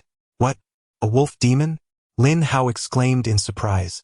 He had anticipated encountering rogue cultivators on the road, even equipping Lin Yi with numerous fireball talismans to obliterate his dantian should his identity be compromised. He never expected the first encounter to be with a beast. Can you discern its strength? Lin Hao inquired immediately. I cannot gauge it. It should be above my level, Lin Yi responded. Due to its physical attributes, the demon beast was inherently more formidable than cultivators of the same realm, and Lin Yi could surmise that even with a spirit tool in hand, he would stand no chance against the wolf demon before him. Then let us flee immediately. Use the flight talisman, Lin Hao commanded without hesitation. Lin Yi no longer hesitated, producing the flight talisman and striking it against himself, propelling himself backward into the air. However, Lin Hao had evidently underestimated the wolf demon's prowess. Upon seeing Lin Yi turn to flee, it let out a fierce growl and lunged after him, its speed surpassing that of Lin Yi utilizing the flight talisman by a fraction. In mere moments, it reached Lin Yi's rear, leaping high and striking down with its forepaw. Lin Yi instinctively blocked with his Qingfeng sword, but the wolf demon's strength was clearly beyond what he could contend with, and both he and his sword were sent flying several dozen meters away. Lin Yi crashed heavily to the ground. His insides shattered in an instant, several bones fractured. Had his legs remained intact, he feared he would not be able to rise. In that moment, Lin Yi realized escape was futile. He retrieved another talisman, a mid-level fireball talisman, capable of claiming the life of even a fourth-tier cultivator. Without hesitation, he infused his spiritual energy into the talisman and hurled it towards the wolf demon. At this juncture, the wolf demon was somewhat intrigued, not expecting this diminutive human to withstand its strike. It recalled 2 years prior when battling humans of such feeble stature. None could endure a single blow from it. Now, witnessing Lin Yi not only rising but also launching an attack, ignited the demon's fury. It suddenly opened its massive jaws, conjuring a blade of wind, which it expelled forward. The wind blade collided with the fireball talisman, resulting in a tremendous explosion. The wolf demon did not pause. It leaped again, directly pinning Lin Yi to the ground. Then, with another gaping maw, it devoured Lin Yi's head in one swift motion. Not long after, Lin Yi's upper body was swiftly devoured by the wolf demon, and it was only when his dantian shattered that he returned to the system space. Such formidable strength? Observing Lin Yi now lifeless in the system space, Lin Hao could not help but click his tongue in dismay. What pained Lin Hao even more was the significant loss incurred. A spiritual weapon, several spiritual talismans, and hundreds of spirit stones that Lin Yi had used to purchase beast meat. This marked Lin Hao's first venture into a financially detrimental transaction since his arrival in this world. If the vicinity of the Stone Dragon Mine was populated by such formidable beasts, it would be quite challenging for him to escape with his current cultivation level. Due to the loss of Chen Mian, Lin Hao hesitated to send a clone to the back mountain. After a moment's contemplation, He opened the door once more and departed the wooden hut accompanied by 3 clones. Generally speaking, as long as one did not stray beyond 10 miles from this dwelling, his sole imprint would not trigger an alarm. Upon reaching the back mountain and confirming that the area was devoid of any presence, Lin Hao instructed the 3 clones to disperse in different directions. Finally, after some thought, he summoned another clone to head toward the direction Lin Yi had previously taken, hoping to retrieve Qian Mian. This clone was unencumbered by any possessions, solely intended for reconnaissance. Having completed these tasks, Lin Hao returned to the small wooden hut and began his cultivation. For hours later, the clones encountered the demons one after another, each meeting the same fate, succumbing without any means of resistance to the beasts. Unable to escape from this exploration, Lin Hao became certain that the area surrounding the stone dragon mine was inhabited by a multitude of demons. Lin Yi had only faced a single wolf demon, but the clones encountered a horde. It was evident that a location with such communal beasts posed a clear answer. Wait a moment. Since the vicinity is a mountainous region teeming with demons, why should I venture out in search of a cultivation city? I could simply hunt these demons instead. As a typical modern individual, Lin Hao instinctively wished to distance himself from such ferocious creatures. However, he soon realized he was now an immortal cultivator endowed with limitless clones. Why should he fear these demons? Upon grasping this revelation, Lin Hao's brow unfurled, even adorned with a hint of excitement. In the forest of the back mountain, Lin Hao stood before 30 clones, each equipped with a spiritual weapon and several spiritual talismans. 13. You shall lead this charge. No matter the cost, ensure that wolf demon is slain. Yes, master. With that, the 30 clones swiftly dashed into the depths of the forest. Chapter 022. Slaying the wolf demon. The simultaneous deployment of 30 avatars posed a considerable risk. Should they be discovered, Lin Hao would likely be exposed. He was gambling, for this was the Beast Mountain Range, a place seldom trodden by human feet. Thus the likelihood of encountering other cultivators was minimal.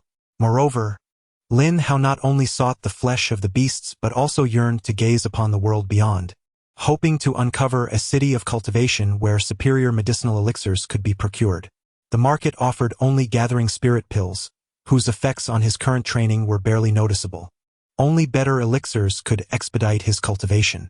In the past month, Lin Hao had sensed a targeted hostility directed towards him, amplifying his urgency to strengthen his abilities. He returned to his abode, awaiting patiently. 3 hours later, his avatars finally located the wolf demon. A battle was imminent, and at this moment, the wolf demon was equally curious about the identical, seemingly feeble humans before it. Its limited intellect could not fathom such a perplexity, and it had no inclination to ponder trivial matters. Confronted by 30 avatars, the wolf demon harbored no thoughts of retreat. As a proud wind wolf, the concept of fleeing did not exist in its lexicon. It emitted a low growl, saliva dripping from its jaws, before charging into the throng of avatars. It was undeniable that the wolf demon's strength and speed far surpassed those of the avatars. In a mere exchange, one avatar fell victim to its vicious bite, the wolf's powerful jaws snapping the neck with a swift motion, causing the avatar to collapse instantly. Simultaneously, Lin Hao, ensconced in his wooden cottage, lost all connection with that avatar. The others utilized the golden light talismans. 13 commanded firmly, issuing orders, as the avatars activated their talismans, their bodies shimmering with golden light. Subsequently, all avatars brandished their spiritual weapons and surged towards the wolf demon. The beast did not flinch, allowing the weapons to strike its form, feeling a modicum of pain but sustaining no significant injury. With a mighty roar, it lunged once more at an avatar, and the golden light erupted brightly before swiftly dimming. The golden light talismans could withstand but a single attack from the wolf demon. The avatars promptly retreated to avoid having their necks severed. However, one by one, the golden light talismans began to fade. 10 avatars stood firm against the wolf demon while the remaining ones activated explosive talismans. Recognizing that the spiritual weapons were ineffective, 13 quickly reorganized their formation. Those avatars who had lost their golden light talismans moved to the rear, rapidly launching nearly 20 explosive talismans that struck the wolf demon's body. The sound of explosions resonated in succession. The wolf demon was propelled several meters away, the scent of charred flesh wafting through the air. Was it not dead? 13's expression grew grave. 20 explosive talismans, even a cultivator at the 7th level of chi refinement would surely perish if caught unawares. Yet, this wolf demon had withstood the assault with its physical prowess. Though the wolf demon had survived, it bore visible injuries, its enraged howls accompanied by a trace of blood seeping from its maw. Effective. Upon observing the crimson streaks at the corners of the wolf demon's mouth, Shirsan instantly discerned that the explosive talisman had indeed proven effective.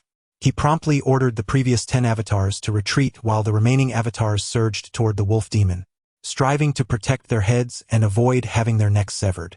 In past battles, the avatars had fought without fear of injury. However, such recklessness was no longer permissible. Should they all be decapitated, the consequence would likely be utter annihilation. As the avatars charged forward, their spiritual weapons relentlessly assailed the wolf demon once more. Unlike before, the wolf demon did not brace itself with its body but instead relied on its agility to evade the attacks. Nevertheless, it still suffered several strikes, and Shirsan noted that each hit left faint scars upon the demoness flesh, indicating that its defenses had indeed been breached. However, the avatars had also sustained significant losses, with many limbs severed and several having their necks bitten clean through. Shirsan swiftly commanded the 10 avatars behind him to conjure fireballs. 10 fireballs struck the wolf demon directly. However, the fireball technique proved considerably less effective than the explosive talisman, inflicting minimal damage.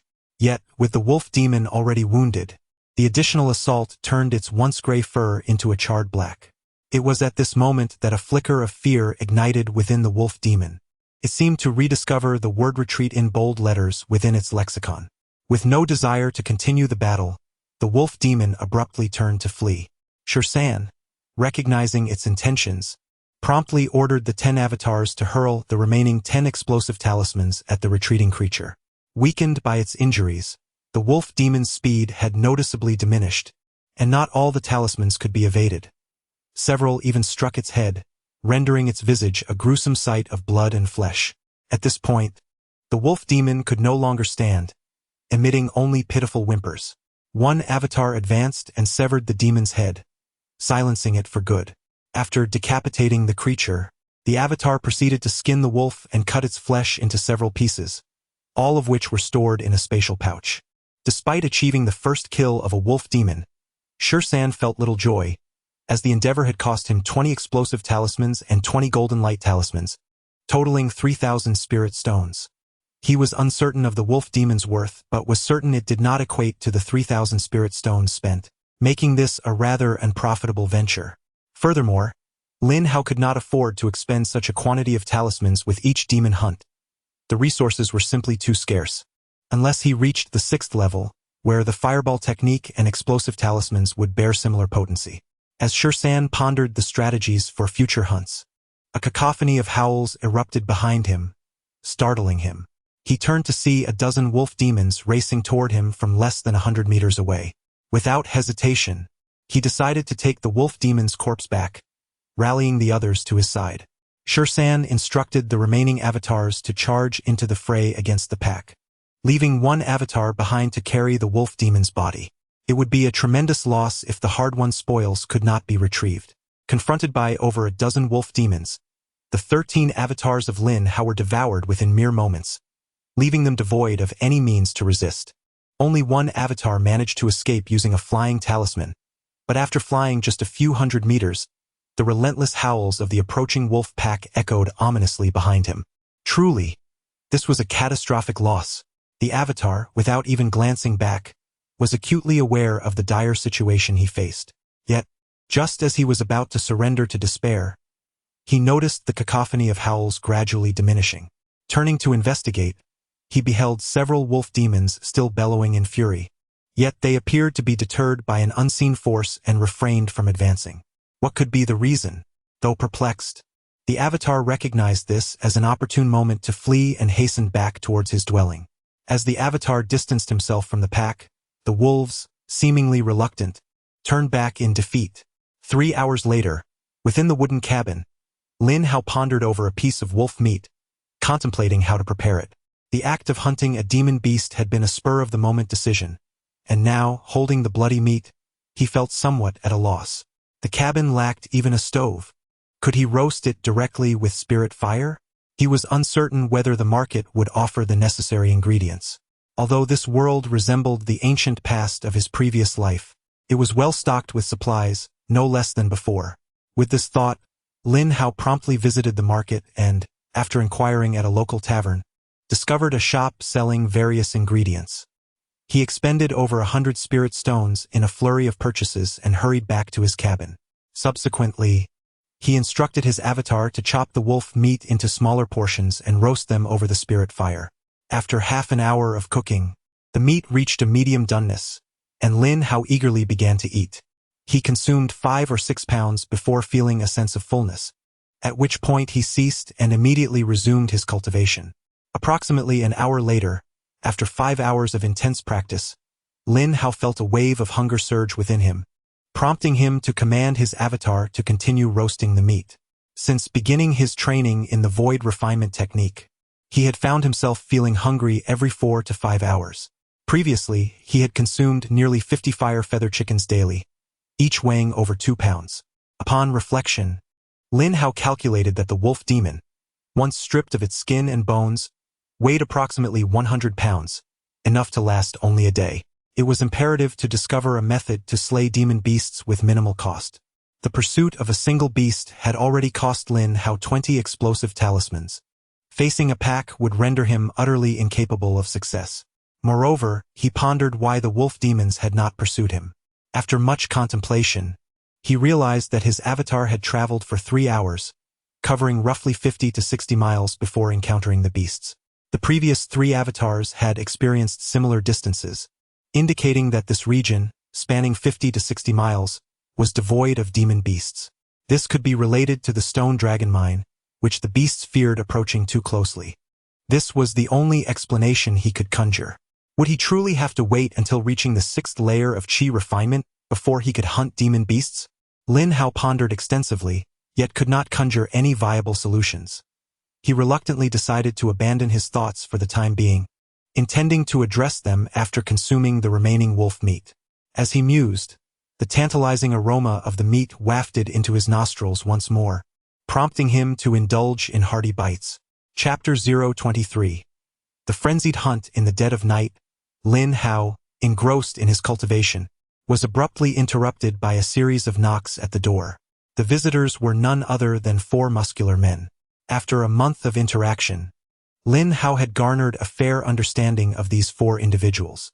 The leader among them, Su Tianwen, had arrived at the 9th mining district 6 months prior and subsequently formed a close-knit quartet with the other 3. On the day Lin Hao decided to cease mining, he instructed his avatar to allow them to mine freely in a chosen location, assuring them that they could seek his assistance should any troubles arise. "Brother Lin, is it possible to locate Chief Qin? I have critical matters to report," Su Tianwen said with a grave expression as he entered. The Chief Qin he referred to was, in fact, the Avatar 98. In order to facilitate effective communication with Su Tianwen, Lin Hao had appointed 98 as the leader of the explosive gang, bestowing upon him the resounding name Chen Fan. "Brother Tianwen, feel free to share any information with me first. I will relay it to the chief," Lin Hao replied, observing Su Tianwen's demeanor with some confusion. "All right." Su Tianwen, somewhat skeptical, could not fathom how Lin Hao, someone he had previously extorted, had developed such a close relationship with the explosive gang. Yet, he dismissed his doubts and promptly continued, "Since last night, Dong Chu has unified all the forces in the southern district overnight. Moreover, from yesterday to today, I have heard that Dong Chu has been searching for our explosive gang. Brother Lin, it is imperative to inform the chief that it would be wise for us to remain inconspicuous during this period. I shall closely monitor the situation in the southern district." Upon hearing this, Lin Hao's heart sank, and after a brief moment of contemplation, he seemed to grasp something significant. He rose and began pacing the room. "No wonder I have felt as though our explosive gang has been targeted recently. It turns out it is Dong Chu, who perceives us as a weapon to eliminate his adversaries." As Lin Hao continued to stride back and forth, he felt a sense of relief for having halted mining activities. Otherwise, he might have fallen prey to Dong Chu, who was consolidating all forces in the southern district. What do you mean by being perceived as a weapon? Su Tianwen quay rít, thơ bề. To prevent Su Tianwen from having excessive contact with his avatar, and to safeguard the identity of the explosive gang from being exposed, Lin Hao mandated that they conduct their patrols at a considerable distance. Should anyone approach, they were to signal using light symbols. He also strictly instructed them to vacate immediately in the event of conflict with other factions, resulting in Su Tianwen being unaware of many developments. Brother Tianwen, your information is exceedingly timely. I will report it to the chief without delay. Lin Hao did not directly respond to Su Tianwen's question but affirmed the significance of the information shared. He then instructed, upon your return to the mining area, ensure you remain vigilant regarding Dong Chu and his subordinates' movements. They have yet to locate the chief. Let us observe their reactions. Lin Hao was certain he would return to the mining district, but only after Dong Chu had completely forgotten his affairs. Furthermore, mining in the southern district would no longer be feasible, necessitating a venture into other territories. Understood. Su Tianwen nodded slightly, and after a brief exchange, the four departed. Once Su Tianwen left, Lin Hao resumed his pacing within the room. After a month, Lin Hao discovered that the 9th mining district was far more perilous than the smaller ones. The smaller district, due to its limited manpower, allowed Lin Hao to summon 200 avatars for mining, which resulted in minimal extortion attempts. However, the larger district was different. It housed a multitude of people and formidable factions, with many miners possessing a cultivation level of at least the 5th stage of qi refinement among the 30,000 workers.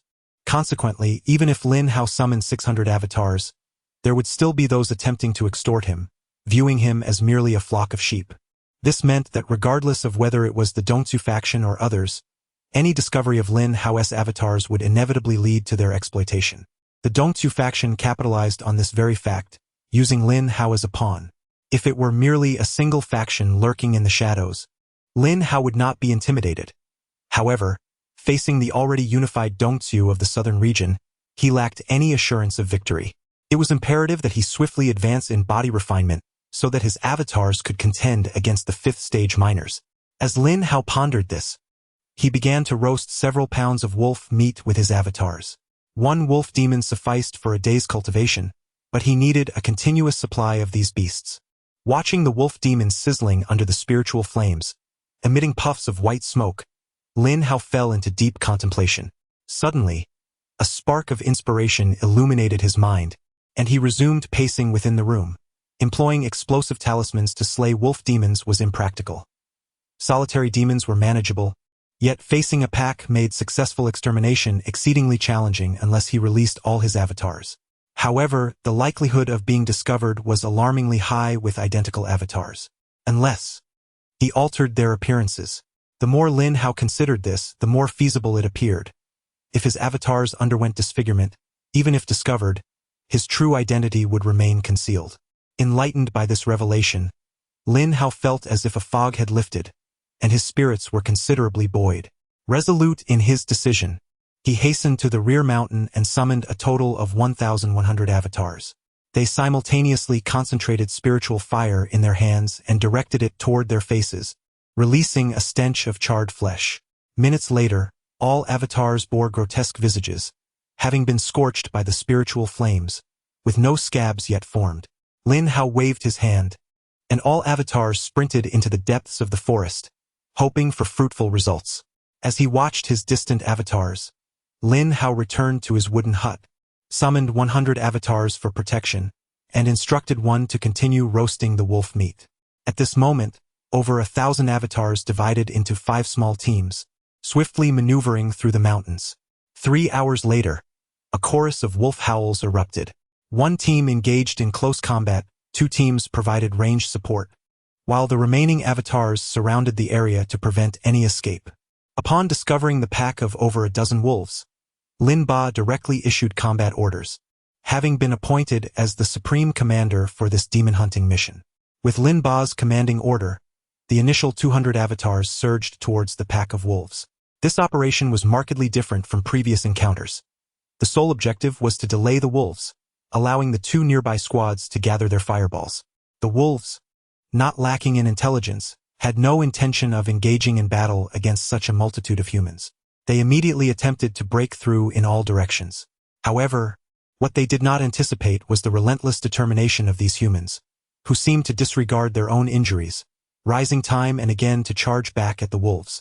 After a brief period, the two smaller squads successfully completed the formation of their fireballs, and 400 fireballs rained down upon the wolf demons, which, led by the 200 avatars, found themselves with no avenue for escape and could only endure the onslaught with their bodies. This cycle continued until, half an hour later, the battle concluded with the final wolf demon's head severed. This skirmish claimed the lives of over 100 avatars. Lin Ba shattered their dantians before returning them to the system space, subsequently attending to the remains of the wolf demons.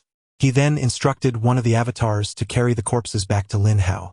Moreover, Lin Ba's avatars located the previously lost 13 spiritual artifacts in the vicinity, though the Thousand Faces artifact had been irreparably damaged by the wolves and was no longer usable. Having completed these tasks, Lin Ba led his 1,000 avatars onward. The outcome of this battle was already known to Lin Hao through Lin Ba, and the weight on his heart was finally lifted. The beast meat issue appeared resolved, and now the focus shifted to relentless cultivation. A month later, while immersed in his training of the void body refinement technique, Lin Hao suddenly felt a surge of vitality coursing through his entire being, as if it were about to burst forth from his skin. He then discovered that the flesh on his body was gradually coalescing into a thick, hardened layer reminiscent of hide. As his vitality continued to churn and temper, his flesh grew increasingly resilient. After an indeterminate period, the tumultuous energy finally subsided, revealing his once fair skin now radiating a subtle bronze hue. He had succeeded. Elated, Lin Hao caressed his bronze-toned arms, a testament to his achievement of the first level of body refinement. After 2 months, equivalent to a year's worth of effort, Lin Hao had finally broken through. Though still in the early stages of the first level, combined with his cultivation at the 4th level of qi refinement, he was fully capable of overpowering practitioners at the 5th level. Chapter 024. Lu Dazhong. As Lin Hao achieved a breakthrough in his body refinement to the 1st level, thousands of his avatars, situated 100 miles away, similarly transformed, their skin taking on a bronzed hue. Master, have you broken through? Lin Ba immediately deduced the significance of the immense power surging through him. He promptly ordered a full-scale assault without any reservations, commanding, "Devour these black bears whole." At that moment, Lin Ba found himself confronting over 100 black bears. Although their ranks were not particularly high, comparable to merely the 3rd or 4th level of qi refinement, their fur was exceptionally tough, and their strength immense. Even fireball techniques struggled to inflict damage upon them. Just moments ago, Lin Ba had charged forward, only to suffer the loss of over 100 avatars, while the black bears remained unharmed. As Lin Ba contemplated whether to circumvent these formidable foes, he was pleasantly surprised to learn of Lin Hao's breakthrough. He swiftly issued the command to engage in battle, launching himself directly at the black bears. The bears, naturally timid, would have likely fled had they not been encircled by the thousands of avatars from the start. Now, faced once more with the advancing humans, the black bears were compelled to fight, yet they were soon astounded. Why had the previously feeble humans suddenly become so formidable, both in strength and stature? A single punch from their adversary felt as though it might fracture their bones. This revelation sent the black bear horde into disarray, and they began to flee in a panic. However, their efforts proved futile. It was not long before all the bears were slain. The next step was to clear the battlefield. Over the course of a month, the hunt for beasts had not always met with success. There were numerous instances of complete annihilation, particularly when confronted with aerial beast swarms, leaving them powerless to retaliate and merely spectating as they were devoured. Thus, Lin Ba had only managed to advance a mere 100 miles during this time. Lin Ba, these 100 black bears will sustain us for a while. Should you encounter troublesome beasts, divert immediately and hasten your escape from the beast mountains to reach the city of cultivation.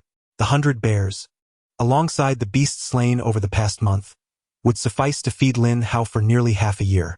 At this juncture, the need for beast meat had diminished, and Lin Hao found himself more eager to locate a city of cultivation to procure elixirs. Though they had traveled over 100 miles, towering mountains still surrounded them, and the presence of cultivators was nowhere to be seen. Consequently, Lin Hao urgently instructed Lin Ba to expedite their search for the city of cultivation. Upon receiving the command, Lin Ba, accompanied by the remaining avatars, departed with great vigor. After a month of training, Lin Hao had amassed 90,000 spirit stones. Thus, despite his recent breakthrough to the first level of body refinement, he did not rush to mine immediately. Instead, he planned to cultivate both body refinement and chi cultivation concurrently. At the current pace, it would take approximately 4 years to reach the 5th level. Accelerating through avatars would require over 10 months, and relying solely on spirit-gathering pills might take 8 or 9 months. However, with superior elixirs, this duration could be reduced to less than 6 months. Naturally, if he were to pursue body refinement simultaneously, it would necessitate a full year. In the dead of night, the moonlight flickered beneath the shroud of ominous clouds. Suddenly, a thunderous crash resonated through the tranquil night sky. Lin Hao, immersed in his cultivation and shielded by a soundproof array, remained oblivious until a figure collided with his wooden abode, shattering the walls. A young man in his 20s, blood spilling from his mouth, collapsed within Lin Hao's dwelling, awakening him to the chaos. Lin Hao promptly halted his practice as another man stepped through the fractured wall. Lu Dazhong, what is the meaning of this? Do you not understand the principle of first come, first served? The young man rose, wiping the blood from his lips, glaring fiercely at Lu Dazhong. This Lu Dazhong was the very man Lin Hao had seen emerging from his neighbor's house a month prior.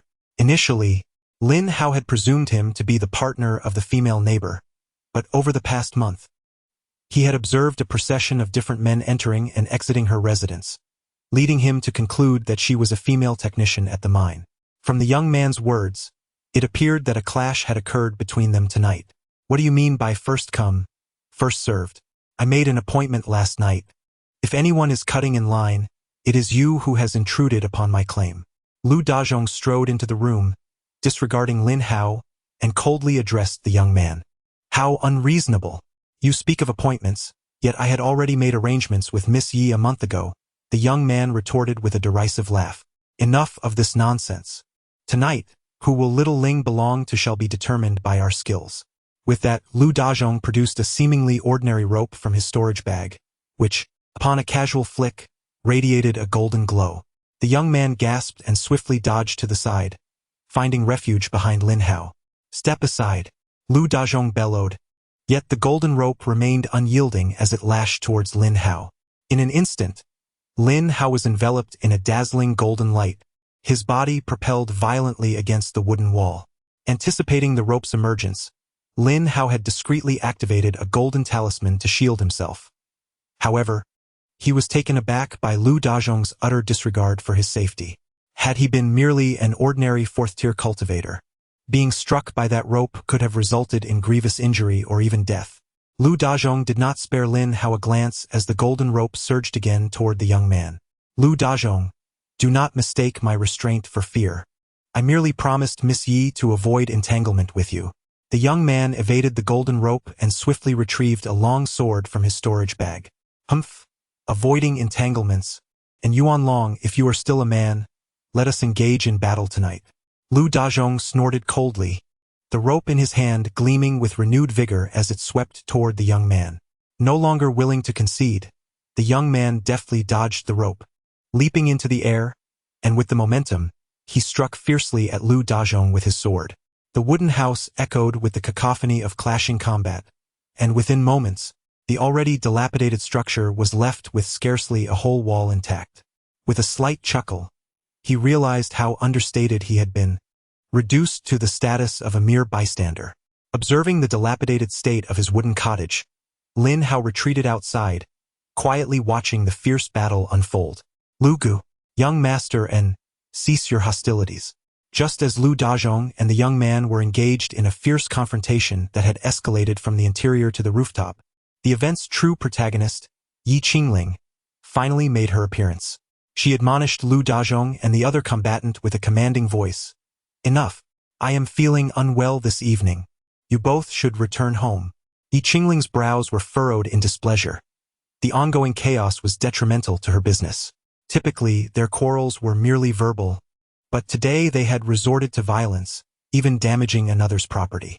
Such incidents, if they became public knowledge, would only serve to invite ridicule. Xiao Ling, I do not intend to specifically target this fellow. However, I have heard that An Yuanlong is nothing short of a beast. He exploits his higher cultivation level to prey upon female cultivators of lower ranks, seeking to take advantage of them without compensation. Lu Dazhong, standing atop the roof, cast a glance at Yi Qingling, his expression tinged with indignation. Lu Dazhong, one must present evidence when making accusations. Your slander against my character is unacceptable. If we do not settle this matter tonight, no one shall leave. And Yuanlong's anger flared at Lu Dazhong's words, his eyes widening in fury. Do you still wish to besmirch my reputation? In the 9th mining district, who does not know that you rely on your handsome appearance to deceive innocent maidens? Those who resist you are met with violence. Observing in Yuanlong's explosive rage, Lu Dazhong could not suppress a mocking smile and continued. I may not concern myself with others, but Xiao Ling is off limits to you. Lu Dazhong's earnest declaration touched Yi Qingling, though she quickly found herself both amused and exasperated. Lu Gu, while transactions are one thing, let us not confuse them with feelings. Emotions hold little value. Such audacity! You claim she is off limits? What gives you the right to dictate this? He has not objected, so why do you presume to interfere? What gives me the right? Simply the golden spirit rope in my possession. With that, Lu Dazhong raised the golden rope once more. Just as he was about to strike in Yuanlong, Lin Hao, standing outside, finally spoke up, Wait.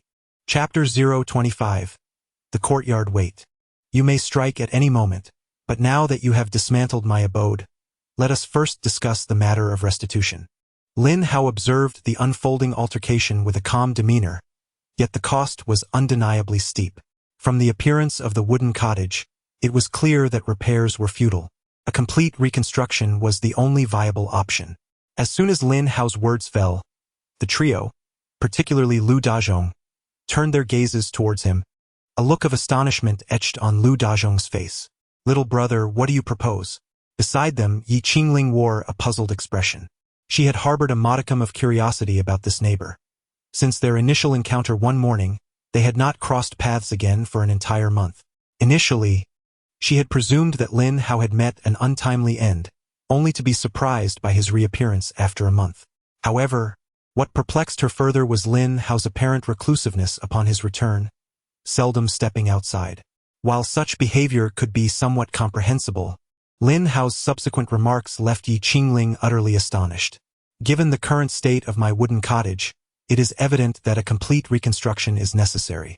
A compensation of 1,000 or 800 spirit stones seems quite reasonable, does it not? Additionally, considering the unwarranted lash you delivered earlier, I feel as though my very insides have been shattered. A dozen or so healing elixirs for compensation would not be excessive, would it? Lin Hao spoke with an air of nonchalance, a subtle smile gracing his lips. This was nothing short of blatant extortion, and Lin Hao had bided his time solely for this purpose. Little brother, do you comprehend the gravity of your words? Lu Dazhong nearly burst into laughter. His curiosity piqued as he regarded Lin Hao, utterly baffled by how a mere 4th-tier cultivator could behave so audaciously, perhaps intoxicated by false bravado. So, you mean to say you refuse? Lin Hao retorted with a series of derisive chuckles, then ceased further banter as he promptly summoned his avatar, which had been lying in wait nearby. Having anticipated the sudden attack, Lin Hao had already prepared his avatar to stand ready. Upon receiving the command, the avatar advanced toward the wooden cottage, leaping toward Lu Dazhong, who stood atop the roof, followed by a cadre of over 20 individuals, all 4th-tier cultivators, unarmed and barehanded. So you have reinforcements. No wonder you feel so emboldened, Lu Dazhong mused, momentarily taken aback. Though surprised by the sudden appearance of so many, he remained composed, recognizing that while they might not overpower him, escape was certainly within reach. Lu Dazhong unsheathed a golden rope, directing it toward the approaching avatar with a smirk of disdain. A mere 4th-tier practitioner without even a spirit blade dares to attack me? Such folly.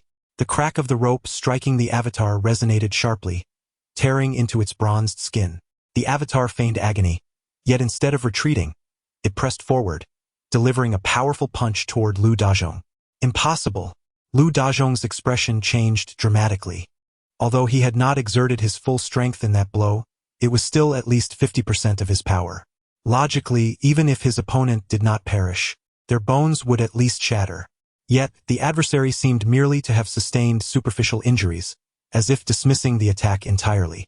Upon closer inspection, Lu Dazhong noticed the faint copper-toned skin revealed beneath the torn garment, and he immediately grasped the situation, his eyes widening in astonishment. This individual was a body cultivator. This revelation shattered Lu Dazhong's previously composed demeanor, and he lost all desire to continue the fight. He promptly leapt down from the rooftop, intent on making his escape. While he might not have feared a single body cultivator, the presence of 20 others was a daunting prospect. Should more body cultivators join the fray, the outcome would be inevitable. 2 fists could hardly contend with 4 hands. However, Lin Hao would not allow him to flee. All of his clones had been deployed, strategically positioned to prevent any escape. Thus, rather than pursuing Lu Dazhong, one clone turned its attention to an Yuan Long. Having demolished another's dwelling, you think you can simply walk away? Such a thing is not so easily granted. Surrender all your spirit stones. To be honest, and Yuan Long harbored thoughts akin to those of Lu Dazhong. Despite the presence of over 20 clones, if he truly wished to flee, it would not be overly difficult. He chose not to respond to the clone, instead directing his gaze towards Yi Qingling, intending to bid her farewell. Yet, at that moment the sounds of combat erupted anew, and Yuan Long instinctively looked in the direction of the noise. To his astonishment, Lu Dazhong, who had already attempted to escape, was once again surrounded by a group of individuals. These assailants were equally unarmed but showed no fear of Lu Dazhong's counterattacks, forcing him to retreat step by step. With a resounding thud, a clone landed a punch on Lu Dazhong's abdomen, propelling him several meters away. Immediately, all the clones surged forward, a flurry of fists raining down upon Lu Dazhong. Lin Hao had no intention of executing Lu Dazhong on the spot. Thus, every strike was deliberately aimed to avoid fatal injury. Nonetheless, within moments, Lu Dazhong was left battered and bruised, his visage resembling that of a pig's head.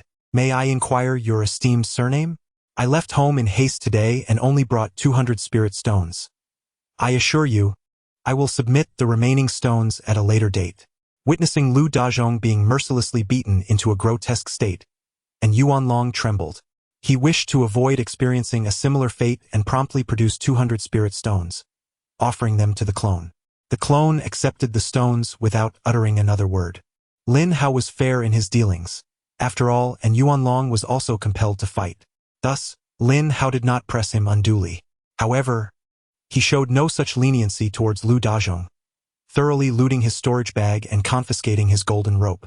In the end, the clone issued a chilling warning. "You still owe 500 spirit stones. You have 1 month to gather them. Should you fail, consider leaping into the 7-star sea to feed the beasts." Lin Hao was unaware of the 7-star sea's location.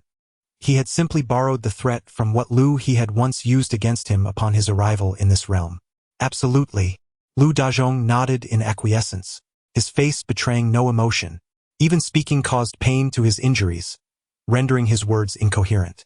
"Begone," the clone scoffed coldly. Lu Dazhong felt a great sense of relief as he disregarded his injuries and fled as if in a panic. Throughout his life, he had maintained a prestigious reputation. Yet today he had endured such humiliation.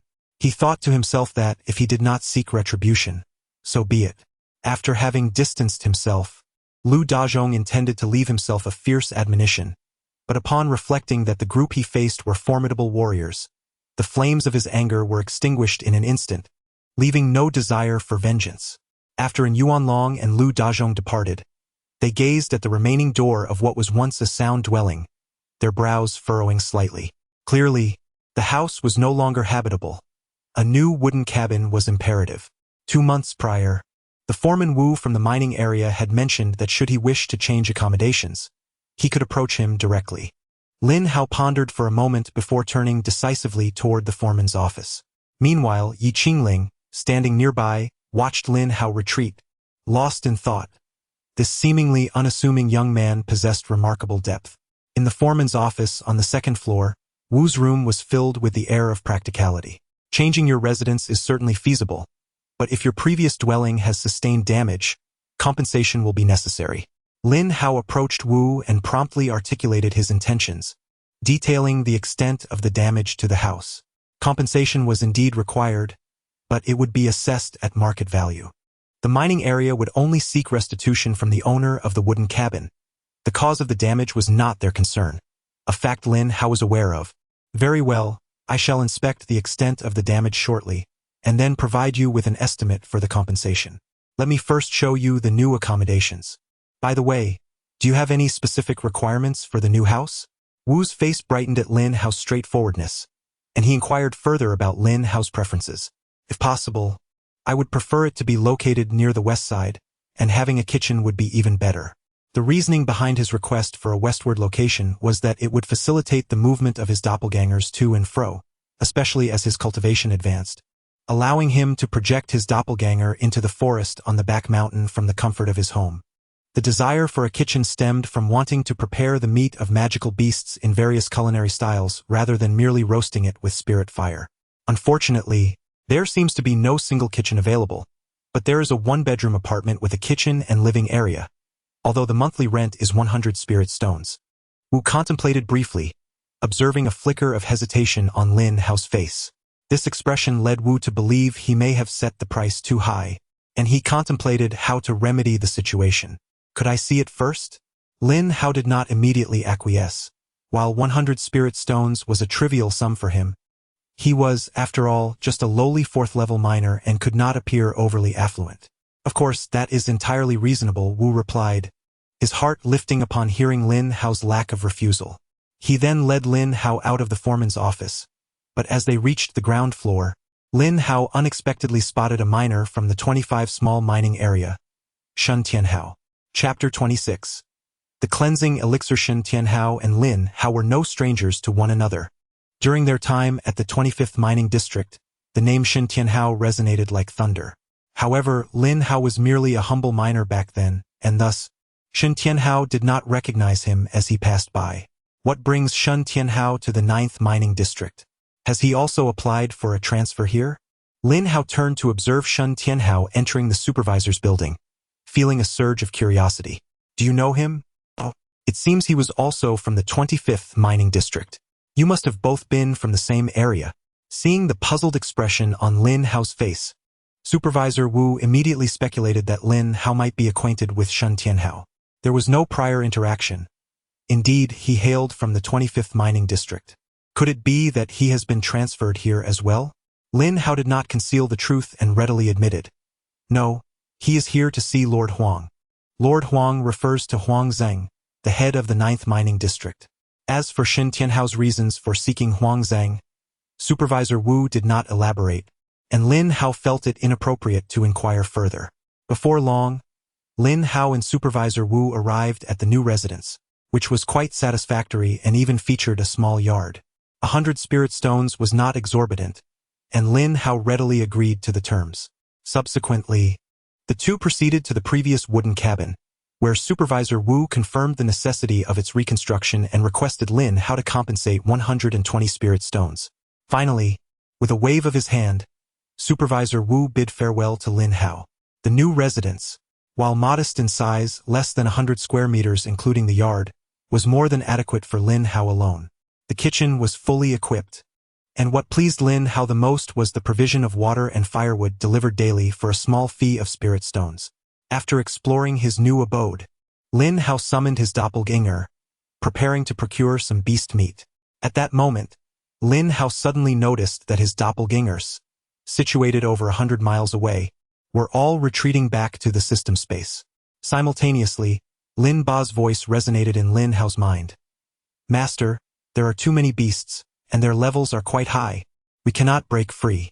What is happening? Lin Hao inquired, astonished. Master, our current location is approximately 150 miles from the mining district. However, the further we advance, the more beasts we encounter. We cannot circumvent them, and most are at the late stages of qi refinement. Lin Ba responded without delay. At that moment, they found themselves encircled by a swarm of yellow monkeys, agile and formidable, rendering Lin Hao's doppelgangers incapable of breaking through. The increasing density and higher levels of beasts in the vicinity furrowed Lin Hao's brow deeply. If the surroundings were indeed filled with such formidable creatures, it seemed he would be unable to leave for the time being.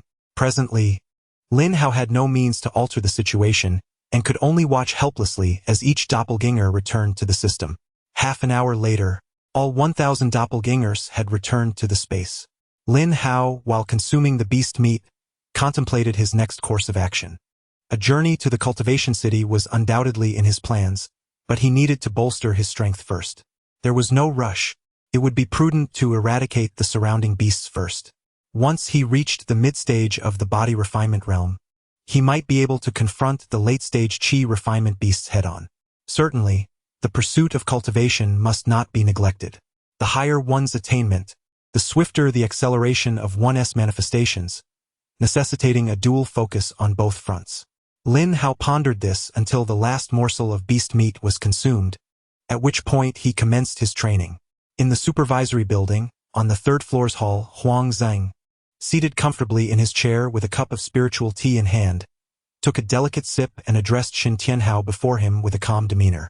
Do not be overly anxious, little Shin. The washing marrow pill is not a common elixir. Its refinement is no simple task. Lord Huang, it is not my impatience that drives me. I have been waiting for nearly a year. You either claim that the spiritual herbs have yet to be gathered, or that the refinement has failed. In this year alone, I have submitted over 30,000 spiritual stones to you. With such a sum, one could procure several foundation-building pills, let alone a washing marrow pill. Huang Zheng's nonchalant tone ignited Shin Tianhao's simmering ire, which he restrained from displaying, though the inflection in his voice betrayed his growing frustration. 30,000 spiritual stones could indeed buy a few foundation-building pills, but the washing marrow pill is a rarity. If you doubt my integrity, feel free to seek another. Huang Zheng remained unfazed, continuing with his indifferent tone. However, his words stoked the flames of Shin Tianhao's anger. Yet, he understood that this was not the moment for outbursts. He resolved within himself, should you be able to return the 30,000 spiritual stones, I would have sought others long ago. Once I acquire the washing marrow pill, I shall see how you meet your end. Suppressing his fury, Shin Tianhao retrieved a storage pouch from his waist and presented it to Huang Zheng. Here is 10,000 spiritual stones. In 2 months I expect to see the washing marrow pill. Ha! Little Shin, had you done this sooner, we would have concluded matters already. Huang Zheng laughed heartily, accepting the storage pouch and delving into it with his spiritual sense. After a brief moment, he continued, in 2 months, at Fengyu Tower, I shall also provide you with some additional Huangling pills. The efficacy of Huangling pills surpasses that of gathering spirit pills, precisely what Shin Tianhao requires at this juncture. During this period, he had purchased a considerable quantity from Huang Zheng. Nodding in acknowledgement, Shin Tianhao refrained from further discussion and departed the hall. Once Shin Tianhao exited the supervisory building, Huang Zheng remained seated, collecting all the spiritual stones into his storage pouch. A cold smile occasionally graced his lips.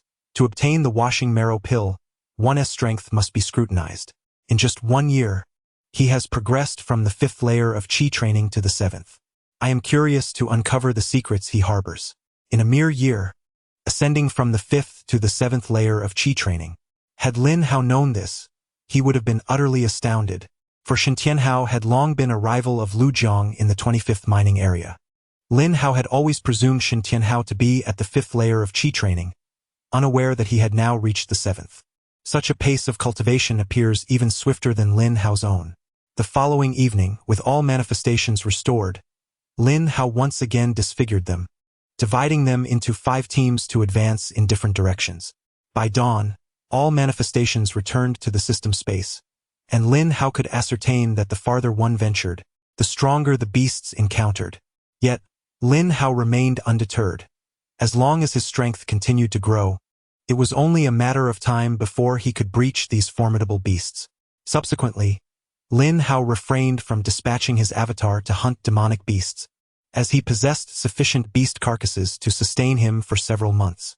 During this period, he could focus solely on his cultivation. Time flew by, and 2 months later, Lin Hao had exhausted his supply of spirit stones. Perhaps due to the deepening of his cultivation, his physical refinement consumed resources at a much swifter pace. leading to the complete depletion of the beast meat that he initially believed would last him for months, all consumed within the last 10 days. Thus, Lin Hao sent his avatar out once more. Fortunately, owing to the physical refinement, the avatar had grown considerably stronger, nearly delivering several demonic beast carcasses daily. However, with the spirit stones now entirely depleted, Lin Hao had no choice but to return to the mining area. During this interval, Lin Hao learned from Su Tianwan that Dongzhu had firmly established itself as the dominant power in the southern region, with the once feared Jiayin Gang now relegated to mere memory, as nearly everyone believed it to be extinct. 3 months had passed, and it was time to commence mining. In the days leading up to his mining expedition, Lin Hao instructed Su Tianwan to find an uninhabited location in the northern district. Upon leaving his small courtyard and arriving at the mining area, he summoned the avatar known as Joshiba and proceeded directly to the northern district. Upon his arrival, he observed Su Tianwan and 3 others standing by the passageway. Upon seeing Lin Hao, they immediately approached to greet Joshiba, their excitement palpable after months of separation. However, Lin Hao had no intention of engaging in pleasantries. He promptly instructed Joshiba to assign them guard duties. Reluctantly, Su Tianwan and his companions dispersed to patrol the vicinity. The passageway was quite similar to that leading to the southern district, albeit slightly wider. After conducting a test, Lin Hao confirmed that accommodating 500 individuals posed no problem. This number of miners would suffice to meet Lin Hao's current demand for accelerated avatar operations, and thus he commanded his avatar to commence mining, while he himself produced a soundproof array flag to begin his cultivation.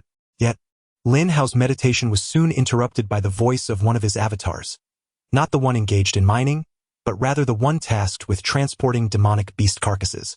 Master, I have encountered Huang Zhang and Shen Tianhao approximately 10 miles from the mining area. I am currently using an invisibility talisman, so they should not have detected me. The avatar responsible for transporting the carcasses had frequently traversed the rear mountains and the cluster of wooden houses, prompting Lin Hao to procure several invisibility talismans for it to avoid drawing attention. During this period of hunting demonic beasts, the avatar had not encountered any other individuals in the mountains, only to unexpectedly come across Huang Zhang and Shen Tianhao.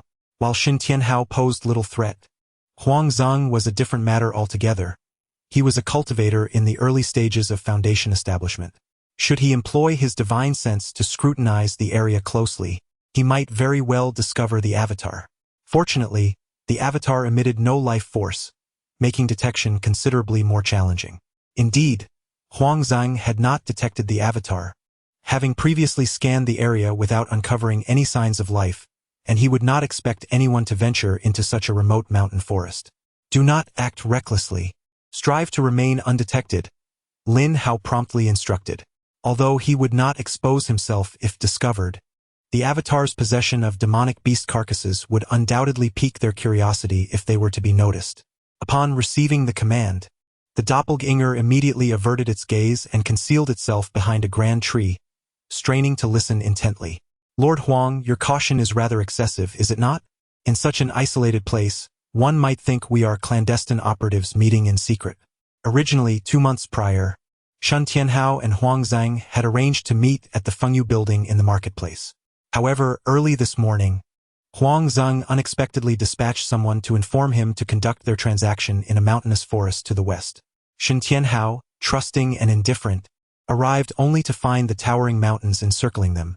Indeed, an excellent locale for treachery and the obliteration of evidence.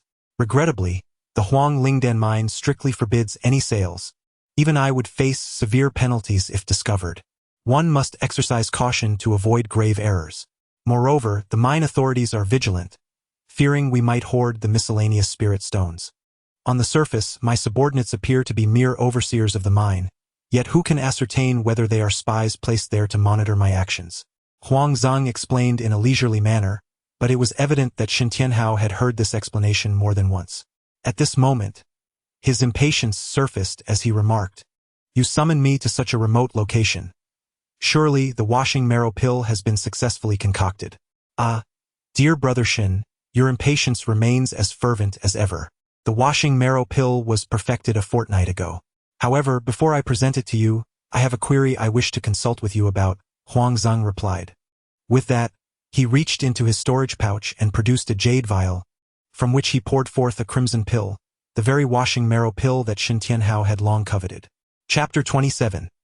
The soul-eating banner standing a short distance away, Shen Tianhao's eyes sparkled with delight as Huang Zhang produced the cleansing marrow pill.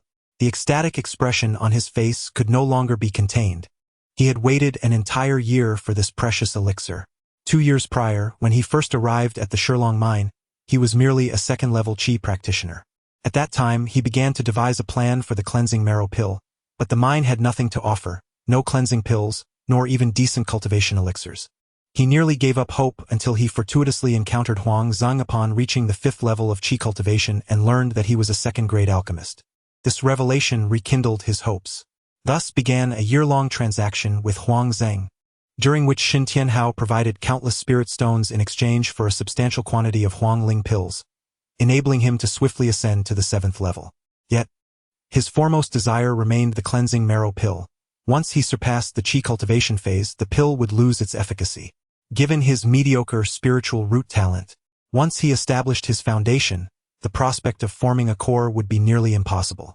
Only through the use of the cleansing marrow pill could he enhance the width and resilience of his meridians, thus having a chance at success. This urgency fueled his desire for the pill.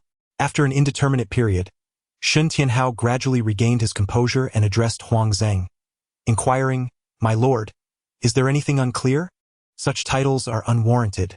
My dear Shen, in merely 2 years you have progressed from a lowly second-level qi practitioner to the 7th level. If I am not mistaken, you must not be the true Shen Tianhao, am I correct?"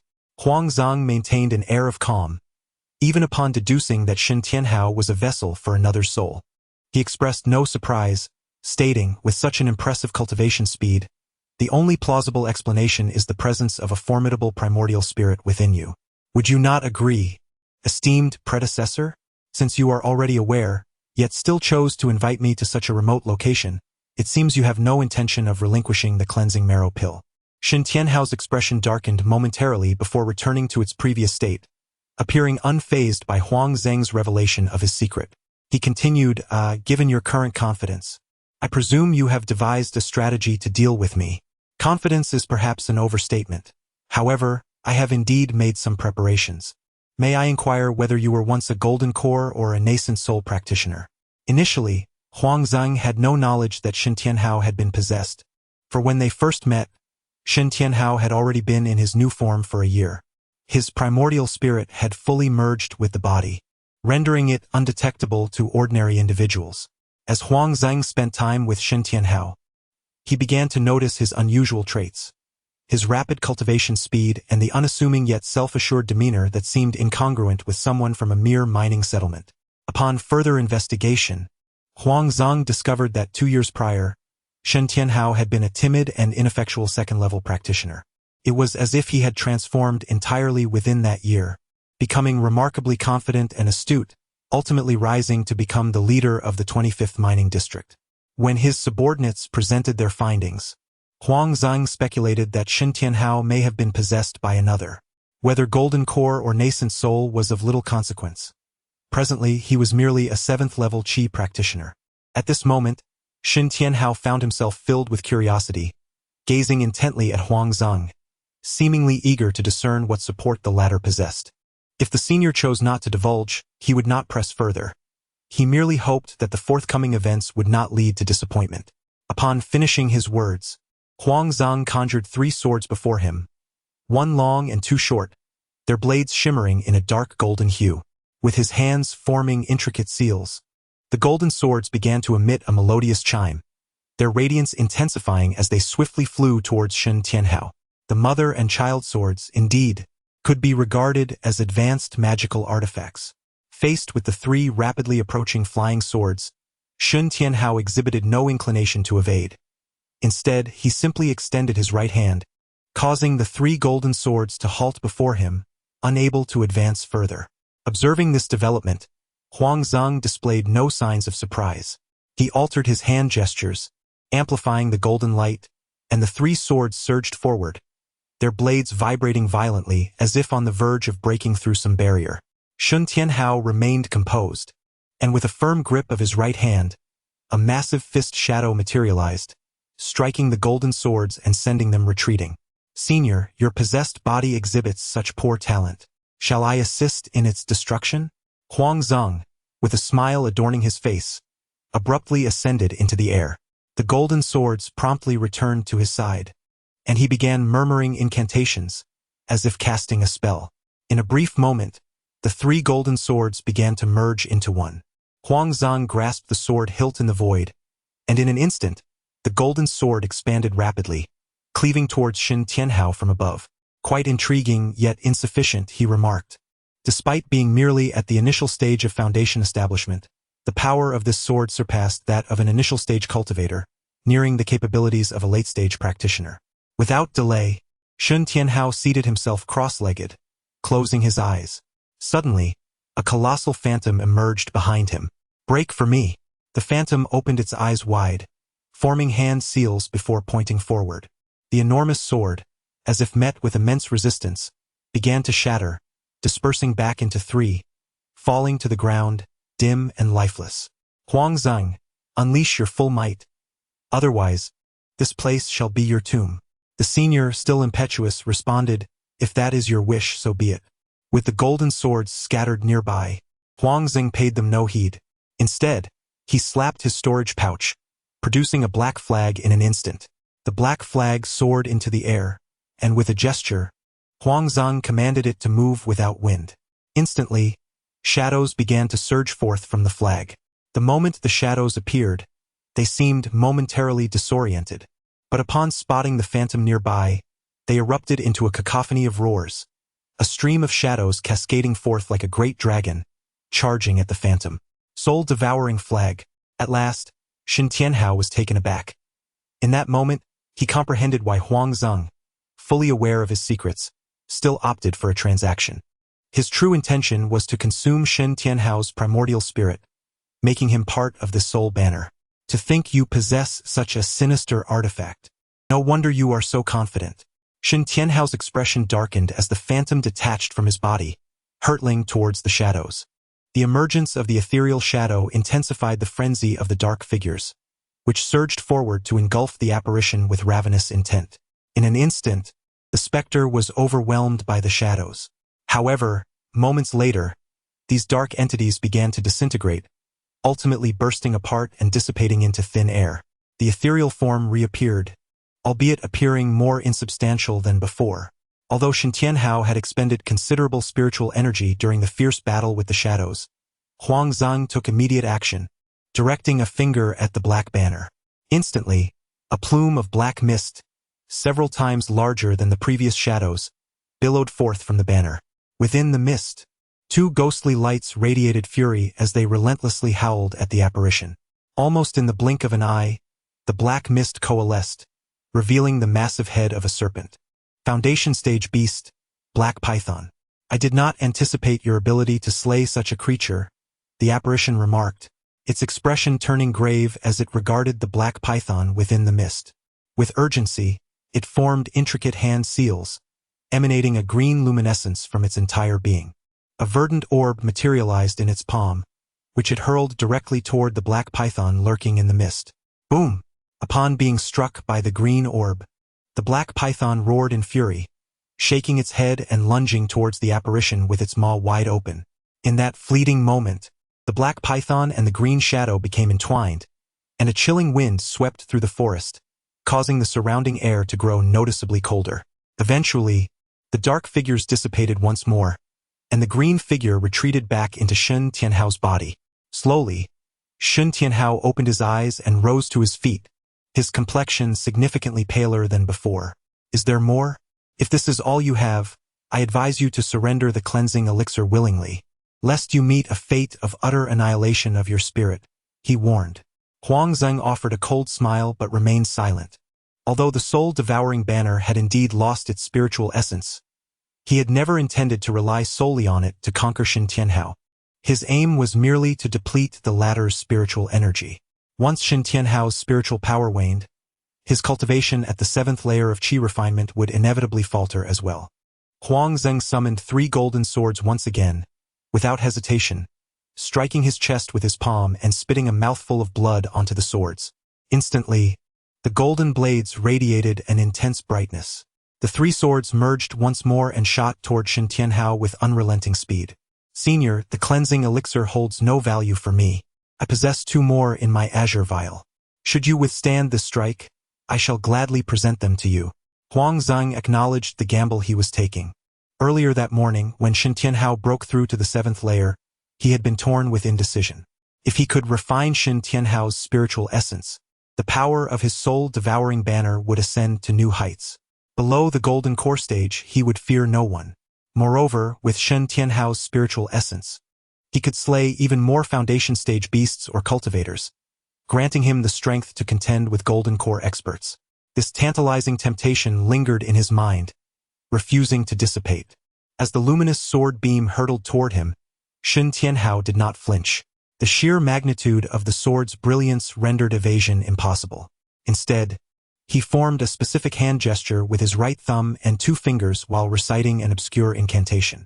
Suddenly, a bolt of lightning descended from the heavens, scattering before Shen Tianhao. Shen Tianhao had been practicing a technique aligned with the power of thunder. However, due to the limitations of his current realm, he was unable to unleash formidable spells. At this moment, confronted by the colossal sword, he resolutely consumed his spiritual essence to forcibly invoke an advanced spell. Thunder roars through the 9 heavens. The forest erupted with the sound of thunder, as lightning struck the sword's radiance like silver serpents. Instantly, sparks flew in all directions, and amidst the electric flashes, the giant sword dispersed once more. Even Huang Zhang, not far away, was enveloped by the sudden thunder, as if he were entirely immersed in a tempest of lightning. Had he failed? Perhaps it was for the best. As a cultivator, one ought to perish while defying fate rather than succumb to a natural death brought on by the passage of time. Feeling the thunder relentlessly devour his being, Huang Zhang experienced no fear, his face consistently adorned with a faint smile, until he ultimately faded into complete stillness. Chapter 28. The wrath of Shen Tianhao. Huang Zhang collapsed with a resounding thud, his entire body reduced to a charred husk, exuding a persistent odor of burning flesh. At this moment, Shen Tianhao found himself in an exceedingly weakened state, his complexion ashen. He did not immediately retrieve Huang Zhang's storage bag, for he was utterly unable to move, his spiritual energy depleted to the last vestige, and it was a stroke of fortune that he had not succumbed to unconsciousness. With great difficulty, he managed to produce a healing pill and swallowed it, subsequently closing his eyes to commence the cultivation of his techniques. Unbeknownst to Shen Tianhao, far away in the 9th mining district, Lin Hao was observing their battle through his avatar, witnessing Huang Zhang's demise and Shen Tianhao's immobilization. Upon realizing the gravity of the situation, Lin Hao's mind began to race. The essence cleansing pill represented an extraordinary opportunity. Without hesitation, he commanded his avatar to seize the moment. If he delayed until Shen Tianhao regained his spiritual power, it would be too late. Shen Tianhao, a formidable golden core cultivator, was utterly astonished upon hearing this news, finding it difficult to comprehend. As Lin Hao directed his avatar to snatch Huang Zhang's storage bag, he himself promptly departed the mining area, heading towards his residence. The significance of the essence cleansing pill was paramount, and given Shen Tianhao's hidden depths, if he still possessed the strength to fight, Lin Hao's avatars would be his last line of defense. It must be said that Lin Hao's strategic decision was astutely made. As the avatar stealthily approached Huang Zhang's lifeless form, Shen Tianhao suddenly opened his eyes. You, a mere cultivator of the 4th layer, dare attempt to steal my essence cleansing pill? He mused, only to find something amiss. His expression shifted in shock as he discerned that the figure emerging was devoid of any life force. Thus, it was not a human being, but rather a puppet. If it were merely a puppet, yet possessed the consciousness to pilfer the storage bag, its master must undoubtedly be nearby. At this moment, Shen Tianhao's countenance darkened considerably. Once the avatar was discovered, it displayed no hesitation, rushing towards Huang Zhang to seize the storage bag, then utilizing a flight talisman to swiftly make its escape towards Lin Hao's residence. The actions unfolded seamlessly. At this juncture, Shen Tianhao's spiritual energy had only revived slightly, but he was unwilling to relinquish the hard-earned essence cleansing pill to another. Ignoring the consumption of his consciousness, he unleashed a bolt of lightning, aimed directly at the avatar's head. Even a puppet, if struck in the head, would sever its connection to its master. However, Shun Tianhao had evidently underestimated the situation. The avatar's head was pierced in an instant, yet it merely paused briefly before continuing its flight towards the residence. Meanwhile, Lin Hao was also utilizing a flight talisman, hastening his approach. "Leave it for me." Shun Tianhao seethed with rage. The sensation of being thwarted ignited a tempest of fury within him. His consciousness burst forth once more, pursuing the avatar with relentless determination. However, the current state of the primordial spirit is exceedingly feeble, and its speed has diminished significantly, rendering it unable to match the pace of the avatar's flight. As the body drifts further away from the primordial spirit, Shun Tianhao's anxiety intensifies. Should the body remain detached from the primordial spirit for an extended period, it would inevitably lead to the body's complete demise, making the return of the primordial spirit impossible. "By the heavens!" Shun Tianhao exclaimed in frustration, observing the avatar retreating ever farther. With no other choice, he was compelled to return to his body. 20 minutes later, the avatar reappeared within the confines of the system space. At this moment, Lin Hao sat at home, clutching a crimson elixir, his face alight with ecstatic joy. He felt as though the goddess of fortune had smiled upon him. Not only had he acquired 3 essence-cleansing pills, but he had also discovered 50,000 spiritual stones, numerous spiritual tools and artifacts, and a dozen vials of elixirs within Huang Zheng's storage pouch, including several vials of the urgently needed yellow spirit pills. Lin Hao recognized the yellow spirit pills as he had also stumbled upon several texts regarding alchemy within the storage pouch. To his astonishment, Huang Zheng was a skilled alchemist, possessing not only an alchemical furnace and manuals but also a plethora of spiritual herbs. Naturally, what piqued Lin Hao's interest most was the Black Banner. According to Shun Tianhao, this banner, known as the Soul-Devouring Banner, could be employed to refine the souls of beasts or cultivators, rendering their spirits entirely subservient to the banner's master, thus qualifying it as a formidable offensive artifact. Had Huang Zheng possessed a few more souls at that time, the outcome might have been decidedly different. Shun Tianhao must be seething with rage now, Lin Hao thought with a touch of schadenfreude, before shaking his head and clearing the distractions from his mind. After a brief moment, he consumed a cleansing pill. Once the elixir entered his abdomen, Lin Hao immediately felt a surge of violent spiritual energy coursing through his meridians, akin to a torrential flood rolling through his channels, and he could distinctly sense his meridians widening. The essence cleansing pill serves precisely its namesake purpose, to cleanse the meridians and refine the marrow. Not only does it expand the channels, but it also fortifies them, thereby accelerating the absorption of spiritual energy. For a qi refinement cultivator, this holds immense significance. It is comparable to Lin Hao's previous ability to absorb only 1 gathering spirit pill per day. However, after consuming the essence cleansing pill, he could directly ingest 2 or even 3, dramatically hastening his cultivation progress. Once he reaches the foundation establishment stage, his meridians will be considerably fortified, rendering the effects of the essence cleansing pill nearly negligible. This urgency for the essence cleansing pill is what drove Shun Tianhao. An hour later, the effects of the essence cleansing pill dissipated entirely, and Lin Hao eagerly consumed a yellow spirit pill while activating the avatar's acceleration. By the following evening, Lin Hao had consumed a total of 20 yellow spirit pills, averaging about 3 pills per day. He also ingested a gathering spirit pill for comparison, noting that its efficacy was diminished by more than half, and this disparity would only increase with higher realms. Lin Hao estimated that if he continued consuming gathering spirit pills, it would originally take 8 to 9 months to break through to the 5th layer. However, after utilizing the essence cleansing pill, he anticipated a breakthrough within 6 months. With the yellow spirit pills, he believed it would take no more than 3 months. Where could he procure more yellow spirit pills? Now, Lin Hao's desire for the Huang Lingdan has intensified to such an extent that he is even willing to set aside physical cultivation in favor of directly advancing to the late stage of qi refining, if he could consistently obtain this elixir. After all, the speed of physical cultivation is rather slow. Reaching the mid-stage of the first level would require at least a year and a half, even with the aid of a clone to accelerate the process. While Lin Hao is troubled by thoughts of the Huangling Dan, far away in District 25, Xin Tianhao is consumed by fury, having spat up several mouthfuls of blood. At this moment, he sits in his own hall, with several subordinates standing by in trepidation. Investigate immediately. Find out who possesses puppets in the mine, Xin Tianhao commands, his expression grim. Despite having restored his spiritual energy after a day of meditation, his primordial spirit remains exceedingly weakened and will require considerable time to fully recover. As his subordinates hastily exit the main hall, the atmosphere around him seems to lighten considerably. A saying circulates in the 25 mine district. When Brother Hao is enraged, blood spills for 5 paces. Where did Brother Hao go yesterday?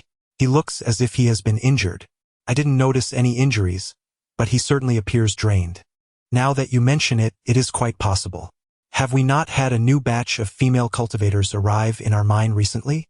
Could that be the reason? Unbeknownst to Xin Tianhao, he remains oblivious to the thoughts of his subordinates. Once they leave, he immediately resumes his cultivation. The mine does not offer any pills for restoring the primordial spirit, making recovery impossible in the near future, and he cannot afford to overuse his spiritual power. Should I discover your identity, I will ensure that you meet a fate most gruesome, your body shattered and your soul extracted, Xin Tianhao declares darkly. However, his quest is destined to be in vain, for he is misguided in his search. Unless Lin Hao divulges the truth to him, he will never uncover who has seized the Shisui Dan. Chapter 29. Alchemy time swiftly flows, and it has been 2 months since Lin Hao consumed the marrow-cleansing pill. During these 2 months, Lin Hao enjoyed a life of tranquility and maintained a low profile. With the cooperation of Su Tianwen, whenever someone approached Lin Hao's mining site, he would discreetly withdraw his avatar. If anyone dared to probe with their divine sense and discovered his avatar, Lin Hao would not hesitate to eliminate them on the spot, ensuring they would not escape as the subordinates of Dongchu had before. Consequently, the East District remained unaware that the Jia Tian gang had been resurrected from the ashes. Throughout this period, Lin Hao also consumed another marrow-cleansing pill. Though its effects were minimal, the speed of absorption was only slightly enhanced. Thus, he decided to reserve the last pill for future use. Lin Hao also attempted to refine the soul-devouring banner, but due to his current cultivation level, he made little progress. Nevertheless, he did not dwell on it, as his focus was primarily on the Huangling Dan. He visited nearly every shop selling elixirs and even made a point to engage with the shop attendants, hoping to extract useful information from them. However, the responses he received were rather disappointing. They were almost unanimous in stating that the Huangling Dan was exclusively sold to disciples of the Steward Hall, with minors being strictly prohibited from purchasing it. However, nothing is absolute. During his interactions with the attendants, Lin Hao gleaned a crucial piece of information. Although the sale of Huangling Dan was forbidden in the mining district, there were no explicit regulations against the sale of spiritual herbs. This meant that Lin Hao could cultivate the Huangling Dan himself. Although the art of alchemy is arduous and requires extensive study, once he succeeded in refining it, he would no longer have to worry about elixirs. After confirming this several times, Lin Hao began his preparations for alchemical refinement. However, spiritual herbs were not readily available at the market, and he would need to acquire them from alchemists. At the market, he found himself at Fengyu Lu, the foremost tavern in the area, located at the heart of the marketplace. Its renowned spiritual liquor, Qing Ling Jiu, drew many miners to its doors. Even disciples from the Steward Hall frequently visited to enjoy a jug of the exquisite spirit. As night fell, Fengyu Lu became bustling with patrons eager to dine. Many miners passing by were tantalized by the intoxicating aroma wafting from the tavern, enticing their senses. At this moment, Lin Hao was seated in a private room on the 3rd floor, positioned by the window. He quietly observed the pedestrians below. A selection of spiritual vegetables and beast meat laid before him, alongside a jug of spiritual liquor. Yet, he hardly touched his meal, appearing lost in contemplation. In a neighboring room, his avatar, Shursan, was engaged in a convivial exchange with an alchemist. Indeed, your nephew Han Li is a man of his word. Rest assured, I will deliver the spiritual herbs for 10 Huangling Dan to you tomorrow, Zhang Banning said with a beaming smile, his heart brimming with joy. In truth, when a shop attendant had informed him of someone wishing to purchase spiritual herbs, He had initially dismissed it, chuckling at the notion of an imaginative miner aspiring to learn the art of alchemy. However, after the attendant's persistent requests and with the intention of enjoying a fine meal at Feng Yulu, he ultimately agreed. To his astonishment, this miner, merely at the 4th level of qi refinement, turned out to be a wealthy magnate willing to purchase a single herb for a spirit-gathering pill at the exorbitant price of 300 spirit stones. It is worth noting that outside the mine, the cost of such an herb would hardly exceed 100 spirit stones. Could this young man be a fool? To aspire to alchemy at the 4th level of qi refinement is nothing short of a daydream. Zhang Banning chuckled outwardly, though inwardly he harbored disdain. Lin Hao, however, had his own calculations. One herb could yield 10 pills, though it was certain that, in the initial stages of alchemy, producing 10 would be unrealistic. 5 was still within reach. Thus, acquiring 5 yellow spirit pills for 300 spirit stones was, in Lin Hao's eyes, a remarkably advantageous deal. Over the past few days, Lin Hao had also learned from Huang Zheng's alchemical manual that the key to successful pill-making lay in the precise control of the furnace's heat. For someone at the 4th level of qi refinement to use spiritual fire for alchemy was, in fact, insufficient. One might exhaust their spiritual energy just as the furnace was beginning to warm up, which was precisely why Zhang Banning deemed Lin Hao a fool. Unbeknownst to him, Lin Hao possessed a doppelganger capable of providing an endless supply of spiritual fire. His sole task was to monitor the changes in the herbs within the furnace and adjust the intensity of the spiritual fire accordingly. It could be said that Lin Hao had an unparalleled advantage in alchemy, which was the primary reason he chose to undertake the endeavor himself. With Master Zheng's assurance, I feel at ease. Come, Master Zheng, let me toast to you once more. Upon concluding his statement, Shursen rose and drained his cup in a single gulp. Zhang Banning, however, remained unmoved, sitting with eyes slightly squinted as he regarded Shursen. Realizing the need to respond, Shursen swiftly retrieved a storage pouch from his waist. Look at me, too engrossed in drinking. Please do not take offense, Master Zheng. Here are 2,000 spirit stones as a deposit. Feigning a contrite demeanor, he approached Zhang Banning and handed him the storage pouch. Master Zheng, please count it. I assure you the remainder will be brought tomorrow. Upon receiving the spirit stones, Zhang Banning could hardly contain his elation. Haha, Cousin Han Li, I trust you implicitly. From now on, do not refer to me as Master Zheng. Simply call me Uncle. Henceforth, I shall be your Uncle Zheng. Uncle Zheng. Very well, Cousin Han. You can focus on your alchemical studies. I shall handle matters regarding the herbs, Zhang Banning declared with grandiosity, raising his cup and drinking deeply. The atmosphere in the private room grew increasingly harmonious, with Shursen addressing him as uncle repeatedly. It was not until midnight, after all the spiritual delicacies and wines had been consumed, that Zhang Banning took his leave. The following day, Lin Hao successfully acquired the herbs and immediately set about attempting alchemy. Inside the wooden cabin, one of his doppelgangers was situated beside the alchemy furnace, channeling spiritual fire into it, causing the temperature of the furnace's surface to soar rapidly. Simultaneously, Lin Hao cast the herbs directly into the furnace. Sizzle. As the herbs made contact with the furnace, a series of burning sounds erupted. Subsequently, the herbs were transformed into a dark yellow liquid within the furnace. Under the furnace's intense heat, the medicinal properties of the herbs gradually solidified, while impurities were incinerated into ashes. A quarter of an hour later, due to the exhaustive use of the spirit fire from his avatar, Lin Hao felt his internal spiritual energy depleting rapidly, nearing exhaustion. He promptly summoned another avatar to swiftly replace the current one.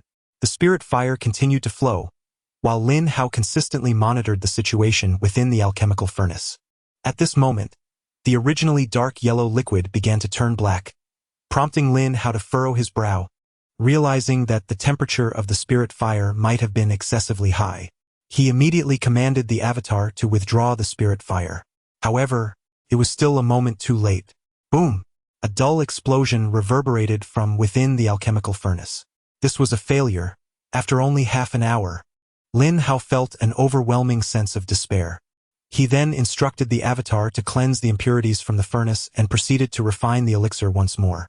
This cycle continued until dawn, with the 10 portions of spiritual herbs completely consumed. Lin Hao was left in a daze, staring at the pitch-black liquid in the furnace, beginning to doubt his own existence. He had mentally prepared himself for failure, but to have made no progress with the 10 portions of spiritual herbs, each resulting in an explosion within half an hour, was something he found difficult to accept. Could there be an issue somewhere? Lin Hao retrieved Huang Zheng's alchemical manual and scrutinized it meticulously. An hour later, he set the manual down, his face clouded with confusion. Every step of the alchemical process had been followed precisely as outlined in the manual, with the sole exception being the spirit fire employed by his avatar. Could the issue lie with the avatar? However, the manual also documented a method of alchemy utilizing the earth lung fire, which similarly employed external force, suggesting that the spirit fire from the avatar should not be problematic. Perhaps the complication arose during the avatar's replacement. Although the transition time was brief, there might have been a fluctuation in temperature. After contemplating for a moment, this was the only conclusion he could reach. While the earth lung fire was also an external force, it was far more stable. This was the only distinction from the avatar. However, with the spiritual herbs now exhausted, he would have to await the next opportunity to procure more before conducting further tests. Chapter 030. 1 year later, 5 days later, Lin Hao once again procured 10 portions of spiritual herbs from Zheng Banning. This time, he employed all 10 of his avatars to simultaneously utilize spiritual fire, striving to minimize consumption while achieving the same temperature. Indeed, the time taken for this refinement was considerably extended compared to the previous attempt, culminating in an explosive elixir after a full hour. Lin Hao was elated, realizing he was on the right path. In the ensuing months, he made consistent progress with each refinement. Finally, 3 months later, Lin Hao successfully concocted a single yellow spirit pill. Although only one was produced in that batch, he was filled with exhilaration. Throughout these 3 months, Lin Hao had not taken a single day off. He had even compressed his cultivation time to merely half a day, dedicating the remainder to alchemy. This was largely due to a shortage of spiritual stones. Moreover, to acquire more spiritual herbs, Lin Hao did not confine himself solely to Zheng Banning. During this period, he befriended 2 additional alchemists, purchasing herbs from them every few days. Though only 3 months had passed, Lin Hao's relentless pursuit of alchemy was unceasing. While typical qi refining stage practitioners needed to meditate to restore their spiritual energy after each alchemical endeavor, Lin Hao was unencumbered by such requirements. When he discovered he could refine for 3 continuous hours without an explosion, he activated his avatars to hasten the process. One could assert that Lin Hao's 3 months of alchemy equated to another's 3 years. At this moment, holding the yellow spirit pill in his hand, Lin Hao could not suppress his laughter. Though it had taken 3 months and had impacted his cultivation, every effort had proven worthwhile. He carefully stored the pill in his system space and resumed his alchemical work. Thus, 9 months passed since the successful refinement of the yellow spirit pill. During this time, Lin Hao devoted nearly all his hours to alchemy and cultivation, spending merely an hour each day on physical training. Initially, due to the low success rate of his alchemical endeavors, most of his time was consumed in the refinement process. However, 6 months ago, he began consistently producing 7 or 8 yellow spirit pills per batch, with each batch taking approximately 5 hours. It was then that his cultivation time began to increase. The effects of using the yellow spirit pills for cultivation were markedly evident. 2 months prior, Lin Hao completed the 2-polar jump, ascending from the 4th to the 6th layer of qi refinement, with only a month or so remaining until he reached the 7th layer.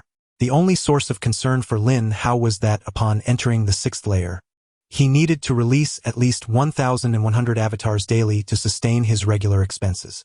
The avatar acceleration consumed 3,600 spiritual stones each day, while refining yellow spirit pills required a minimum of 600 stones daily. The more avatars he summoned, the greater the risk of exposure.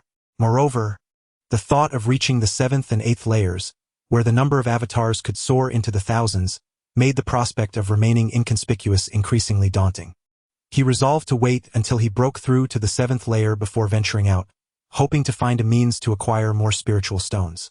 During this period, Lin Hao had engaged in little physical training and had seldom hunted magical beasts. It was only after he broke through to the 6th layer that he sent his avatars to test their combat capabilities, discovering they could advance approximately 200 miles.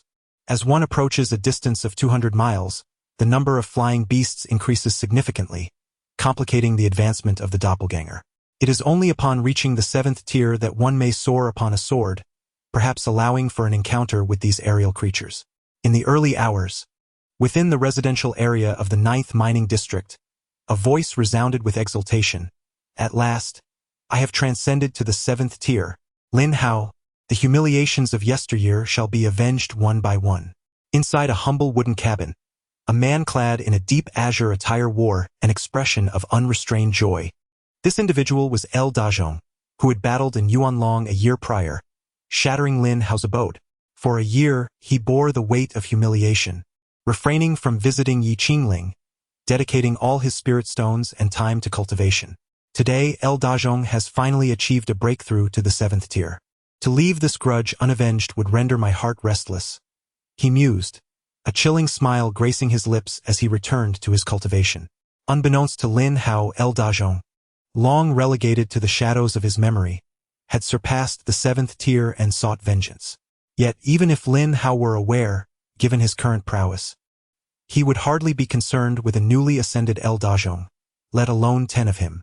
At this moment, Lin Hao sat cross-legged in the passage of the mining district, a black banner floating before him, swelling as he infused it with his spiritual energy. This was the soul-devouring banner, which he had been unable to refine due to his prior low cultivation level. Only upon reaching the 6th tier had he made any progress, and for the past 2 months, he had devoted time daily to its refinement.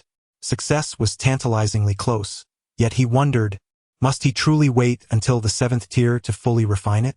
Skeptical of such a notion, Lin Hao consumed a yellow spirit pill, eschewing further cultivation, and continued to channel his energy into the banner.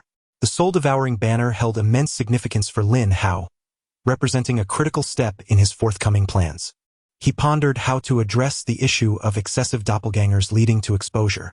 The first approach was to send doppelgangers out to seek ways to acquire spirit stones. Secondly, the more doppelgangers there were, the easier it became to be extorted. Rather than being a victim of extortion, it was preferable to be the one orchestrating it.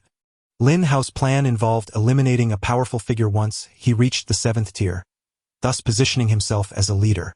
However, he could not personally occupy such a role, as his cultivation speed was unusually rapid. During this time, to conceal his strength, he had instructed his doppelgangers to submit spirit stones, having already mastered the art of concealing his aura. Lin Hao could not assume this position himself. It had to be his doppelganger that did so. Yet, this doppelganger could not simply manifest out of thin air. It required the soul-devouring banner to control the primordial spirit of a powerful figure, ensuring they did not perish entirely, while the doppelganger assumed their likeness, thus achieving stealthy subterfuge. Lin Hao possessed another spiritual artifact capable of absorbing primordial spirits, the spirit-rearing wood. However, only its master could enter, barring other spirits. The soul-devouring banner, on the contrary, inherently refined primordial spirits, growing stronger with each additional spirit it consumed. An hour later, Lin Hao found his internal spiritual energy completely depleted once more, yet the soul-devouring banner remained unrefined. With a sigh of resignation, he stored the banner away into his spatial realm and proceeded to meditate. The following evening, within the lavish private room of Fengyu Tower at the market, a jubilant toast was raised. Congratulations, Brother L. You have finally broken through to the 7th level of Qi refinement. From now on, we shall rely on your guidance. Brother L. Allow me to offer this drink as a token of respect. In the room, dozens stood up to salute El Dajong, who occupied the esteemed position at the center. Beside him, a young lady gazed at him with affectionate eyes, her smile radiant as flowers in bloom, her brows reminiscent of spring hills, and her autumn water-like pupils captivating beyond words. This enchanting woman was Yi Qingling, who was the first to be sought out by El Dajong after his recent breakthrough. Following a series of triumphs, he then reconnected with his old companions, and after a display of boastful tales, they gathered at Fengyu Tower. Observing his so-called friends now adorned with expressions of reverence, El Dajong laughed heartily, rising to raise his glass. I am grateful for my brother's esteem. In the 9th district, should any difficulties arise, do not hesitate to seek me out. I, El Dajong, will certainly not turn you away. With those words, his brothers felt at ease, knowing they had a formidable ally in the 9th Mining District. Let us not stand on ceremony. Tonight, my brothers drink freely, and all expenses are on me. Brother L. Your generosity is unmatched. Let us raise our glasses once more to you. The atmosphere became exuberantly lively, with everyone celebrating joyously. El Dajong, buoyed by the camaraderie, reveled in the moment. As the night deepened and after a hearty feast, El Dajong suddenly inquired, "Does anyone know where Lin Hao resides?" Lin Hao? The room fell into puzzled silence, as most were unfamiliar with him, having only heard whispers of last year's incident where El Dajong was extorted by Lin Hao, an event that had been discussed widely at the time, leaving El Dajong somewhat withdrawn. "I have seen him once. He seems to reside in a small courtyard near the back mountain." A young man finally spoke up. Having only reached the 5th level of Qi refinement, he had refrained from speaking until the mention of Lin Hao presented an opportunity for him. "Oh, very well then. After dinner, lead me there," El Dajong replied with a glint of intrigue, pondering on the implications of Lin Hao's ability to afford renting a courtyard, suggesting he must possess a substantial amount of spirit stones. As the conversation shifted back to Lin Hao, the atmosphere grew slightly subdued, prompting the guests to take their leave. Shortly thereafter, El Dajong, accompanied by Yi Qingling, followed the young man to Lin Hao's small courtyard, only to find it vacant, for Lin Hao rarely visited the place. Noticing Lin Hao's absence, El Dajong turned to the young man and instructed, "Keep a close watch. Should you spot Lin Hao, inform me immediately." "Understood, Brother L." The young man nodded earnestly. Chapter 031. The Great Middle and Upper Door. 5 days later, Lin Hao devoted an hour each day to the refinement of the soul-devouring banner. This evening, however, he unexpectedly achieved success in his endeavor, bringing him immense joy as he had not harbored high hopes for the outcome. Upon successfully refining the banner, Lin Hao immediately comprehended its usage. He clearly understood how to collect and refine souls. Yet, he also recognized the terrifying nature of the soul-devouring banner. Once a soul was ensnared by it, the individual would experience a fate worse than death, ultimately losing themselves and becoming a wandering spirit devoid of reason. It would not be an exaggeration to label it as an evil artifact. Lin Hao, however, was unfazed. He had no intention of using the soul-devouring banner to absorb a multitude of souls for the purpose of enhancing his own power. He stored the banner away and commanded several of his avatars to undergo disfigurement before departing from the mining area. With the soul-devouring banner successfully refined, Lin Hao was eager to test its effectiveness. He planned for his avatars to bring the banner to Lin Yi, who was currently hunting demons outside, in order to absorb some demon beast souls. Throughout the year, Lin Hao had summoned 2,000 avatars, 1,200 for mining and 800 for demon hunting. At this hour, the area outside the mine was nearly devoid of pedestrians, with the hazy moonlight having vanished, rendering the night sky as dark as ink. Upon exiting the mining area, Lin Hao employed a lightweight technique, a rudimentary spell. After reaching the 6th level, practicing such elementary spells became significantly easier, and during this time, Lin Hao had learned a considerable number of spells, including the lightweight technique, breath-concealing technique, and the defensive spell, Fire Wall. As he activated the lightweight technique, Lin Hao felt his body grow light as a wraith, swiftly traversing the path. Within minutes, he arrived at his small courtyard. Entering the yard, he pushed open the door to the main hall and casually retrieved a formation flag, inserting it into the groove of the wooden door. Instantly, a ripple enveloped the entire courtyard. Then, with a mere thought, Lin Hao summoned 10 disfigured avatars, who appeared abruptly in a small hole within a ditch 300 meters from the cluster of houses, near the back mountain. This small hole was specifically excavated by Lin Hao, designed as a summoning ground for his avatars. As the 10 avatars emerged, they immediately scanned their surroundings with their spiritual senses, finding no anomalies before stepping out of the hole and activating the lightweight technique to rush towards the back mountain forest. Simultaneously, Lin Hao commanded Lin Yi, who was 200 miles away, to bring his avatars for support. Once he completed these tasks, Lin Hao began to cultivate, awaiting the final results. Unbeknownst to Lin Hao, upon his arrival at the cluster of wooden houses, a young man had noticed him. This young man was none other than a companion of Lu Dajong, who had dined with him at Fengyu Tower 5 days prior, and now served as Lu Dazhong's loyal lackey. For the past 5 days, he had been searching for Lin Hao, visiting the wooden house daily to check on him. And during the times when miscellaneous spirit stones were to be submitted, he would linger by the overseer's building, yet he had not caught sight of Lin Hao. Lin Hao submitted his miscellaneous spirit stones only every 10 days, subsequently exchanging them for pure spirit stones at the market before purchasing spirit herbs, and apart from that, he remained in the mining area. Certainly, even if he were to wait until Lin Hao submitted the mixed spirit stones, he might not necessarily discover Lin Hao, for Lin Hao utilized a clone to make the submission. If he was not attentive, it was entirely possible for their paths to cross without recognition. This evening, he stumbled upon Lin Hao's presence in the cluster of wooden houses purely by coincidence. It was rather peculiar that this individual would rent such a splendid courtyard yet never reside there. It seemed a flagrant waste. The young man murmured to himself before turning towards Lu Dazhong's residence. At that moment, Lu Dazhong and Yi Qingling had just emerged from a fierce battle, leaning against one another. "Little Ling, from now on you shall follow me. I assure you, no one in the mining area will ever look down upon you again," Lu Dazhong said, gently caressing Yi Qingling's flushed cheek with earnestness. "Brother Lu, as long as you do not disdain me, I shall remain by your side, never depart again," Yi Qingling replied, her eyes filled with affection. She felt genuinely moved. She had not anticipated that Lu Dazhong had broken through to the 7th level yet still treated her just as before. Reflecting on Lu Dazhong's past actions, whether motivated by a desire to cling to his coattails or her heartfelt gratitude, her gaze radiated sincerity. This sincerity ignited a warmth within Lu Dazhong, stirring him to prepare for yet another battle. Just then, a series of knocks resounded from outside. "Brother Lu, Lin Hao has returned." The young man, who had hurried to Lu Dazhong's wooden house, noticed the faint glow of a red lamp talisman emanating from within, indicating that Lu Dazhong was still occupied.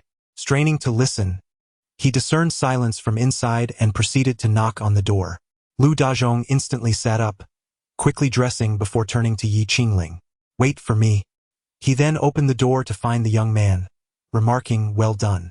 With that, Lu Dazhong summoned a flying sword and swiftly directed it towards Lin Hao's courtyard. The young man, observing Lu Dazhong's departure and the tightly shut door, reflected, having strength is truly delightful. One can enjoy the benefits daily without cost. Lu Dazhong's residence was not far from Lin Hao's small courtyard. In less than a minute, he arrived on his flying sword.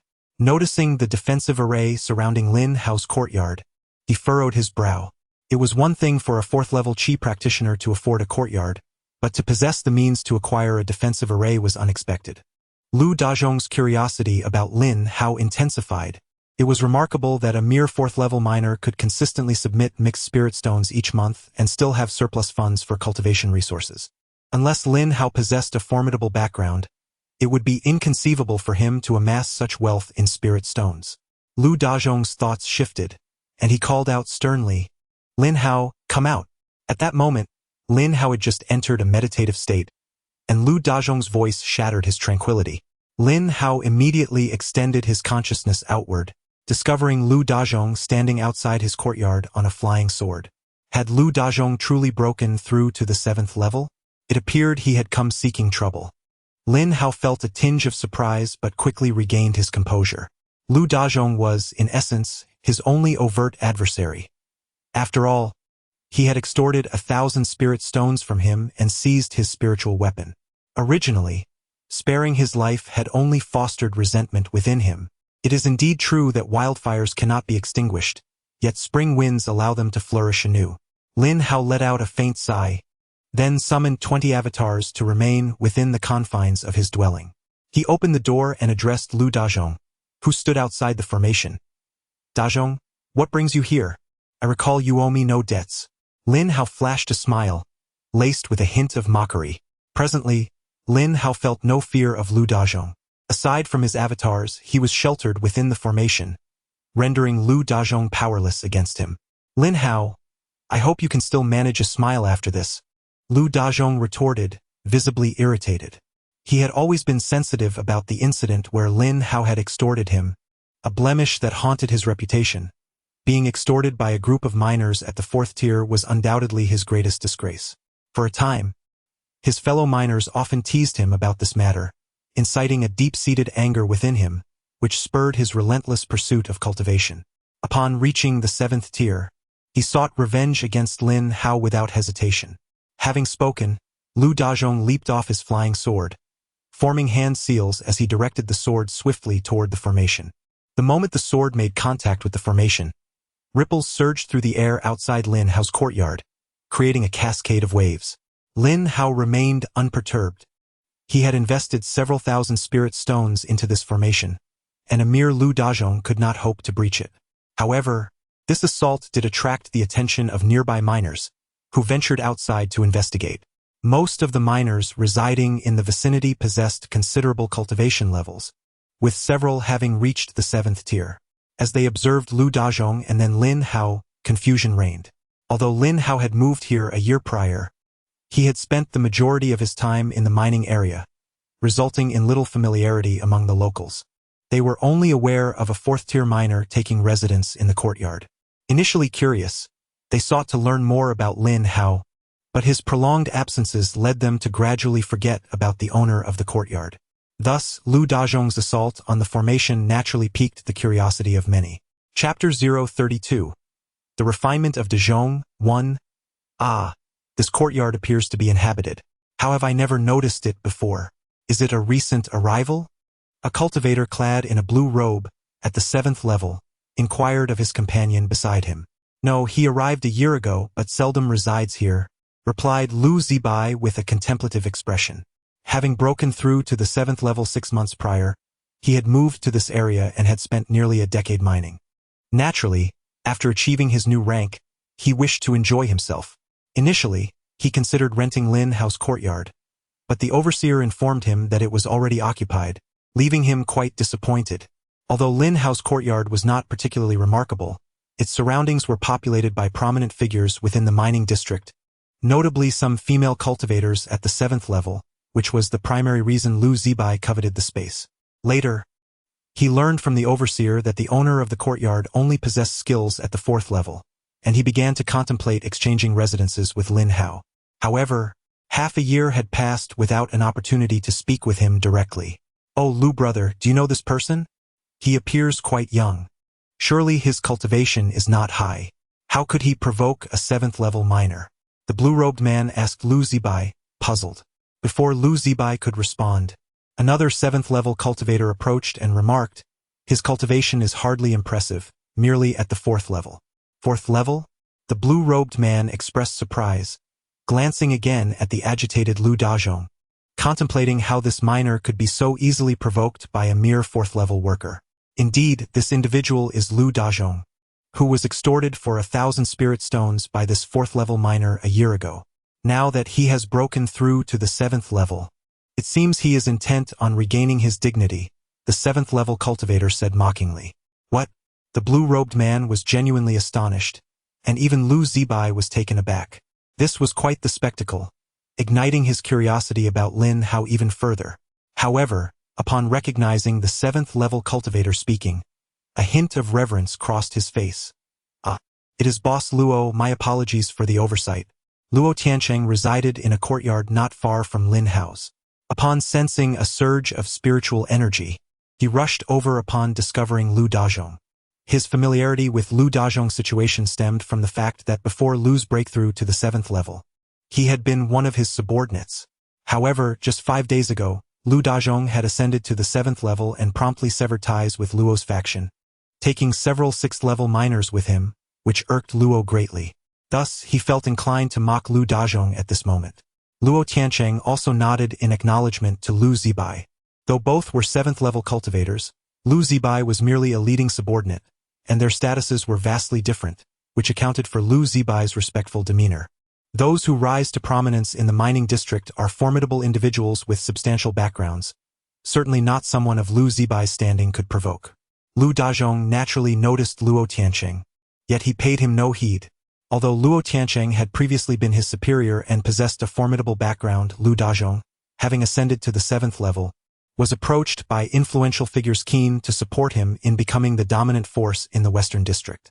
This was the very reason Lu Dazhong dared to distance himself from Luo Tiancheng. At this moment, He gazed at the formation under attack by his flying sword, noting with furrowed brows the absence of any signs of it being breached. He realized he had underestimated the power of this defensive array. It was evident that he could not dismantle it alone. Thus, he called out sharply, "Lin Hao, I advise you to come out yourself. Don't think that hiding within the formation renders you invulnerable. Do not attempt to intimidate me. If you possess the ability, then breach the formation," Lin Hao retorted, remaining unfazed. After speaking, he ignored Lu Dazhong and turned back into the house, leaving the door ajar, clearly inviting him in if he had the courage. Lin Hao's demeanor incited exasperation in Lu Dazhong, and even the nearby miners erupted in derisive laughter, reveling in the spectacle. Enraged, Lu Dazhong channeled his spiritual energy into the flying sword, which immediately blazed with a brilliant white light, yet the formation remained as steadfast as a mountain. "Lu Dazhong, shall I lend you a hand?" chuckled Luo Tiancheng, who had been watching with amusement. He felt a sense of satisfaction witnessing Lu Dazhong's predicament, particularly after the latter had led a group of miners away from his influence. "Spare me your mockery, as if you could dismantle this formation," Lu Dazhong shot back, having entirely severed ties with Luo Tiancheng. He would not afford him a pleasant countenance at this juncture. After retorting, he disregarded Luo Tiancheng's darkening expression and called out to Lin Hao once more, "Lin Hao, do you intend to remain inside indefinitely? You must eventually go out to mine and eat. If you emerge now and bow your head in apology, I shall overlook the past." Having said this, Lu Dazhong fixed his gaze on the door, feeling somewhat trapped. As a fourth-level cultivator, he could easily endure several days without food. But if Lin Hao did not come out, how long could he wait? Meanwhile, Lin Hao had his 20 clones utilize invisibility talismans and set up a soundproof formation within the house. Lin Hao had no intention of remaining indoors indefinitely. With his 6th-level cultivation and body refinement, he had no fear of Lu Dazhong. Even without his clones, it would not be easy for Lu Dazhong to eliminate him. Lin Hao had chosen not to activate the formation immediately, awaiting the return of the 10 clones he had just dispatched. Since Lu Dazhong had come to him, Lin Hao intended to make him the first soul to be refined by his soul-devouring banner. A few minutes later, the 10 clones returned to the small cave, and Lin Hao swiftly absorbed them into the system space. He then approached the entrance once more. Seeing Lin Hao reappear, Lu Dazhong's expression brightened, and he exclaimed, "Have you come to your senses?" Lin Hao felt a cold smile creeping into his heart. He certainly did not believe the words of L. Dazhong. How could he simply bow his head and settle matters after having robbed him of 1,000 spirit stones and a spirit weapon? If he were to leave in such a manner, not only would he risk being slain on the spot, but he would also undoubtedly face countless humiliations. Just as Lin Hao suspected, L. Dazhong's promise of no further grievances was merely a ruse to buy time. The moment Lin Hao stepped out of the formation, L would immediately seize the opportunity to control him and inflict torment. The miners nearby, who were privy to the truth of the situation, shared Lin Hao's skepticism towards L. Dazhong's claims. However, they chose not to warn him, instead watching the unfolding drama with eager anticipation. "If you desire my apology, I am willing to bow my head, and I could even return your 1,000 spirit stones and the golden spirit rope. However, I would prefer to maintain some dignity. Might we discuss this matter privately within the confines of the house?" Lin Hao feigned acquiescence, his expression tinged with a hint of supplication. Upon hearing Lin Hao's words, L. Dazhong was elated. He had been contemplating how to employ certain methods once Lin Hao emerged, ensuring that the onlookers would perceive him as less cruel. To his surprise, Lin Hao had proactively suggested they enter the house. It was crucial to note that the formation could obstruct divine sense probing, meaning that once L entered, no one would be aware of his actions. Moreover, as a mere 4th-level cultivator, Lin Hao could easily rent a courtyard and even afford a formation with spirit stones, allowing him to strike L hard without anyone being the wiser. Thus, without a moment's hesitation, L. Dazhong readily agreed. Chapter 033. Refining Dazhong 2. Within the mind of L. Dazhong, the onlookers had already surmised much, their brows furrowing in unison. L. Dazhong's entry into the formation signified that the anticipated spectacle would now be obscured, and it was certain that he had gained considerable advantages. This was not the outcome anyone wished to witness, particularly for Luo Tiancheng, who directly addressed Lin Hao, saying, "Young friend Lin, there is no need for such self-deprecation. I am aware of the circumstances surrounding the initial incident. It was El Dajong who dismantled your wooden abode first. Upon noticing your band of brothers, he grudgingly agreed to compensate you with 1,000 spirit stones. Now that he has achieved a breakthrough in his cultivation, he dares to trouble you once more, exhibiting a shamelessness that is truly astounding." As Luo Tiancheng recounted the events, the gathered crowd comprehended the full narrative, casting disdainful glances at El Dajong.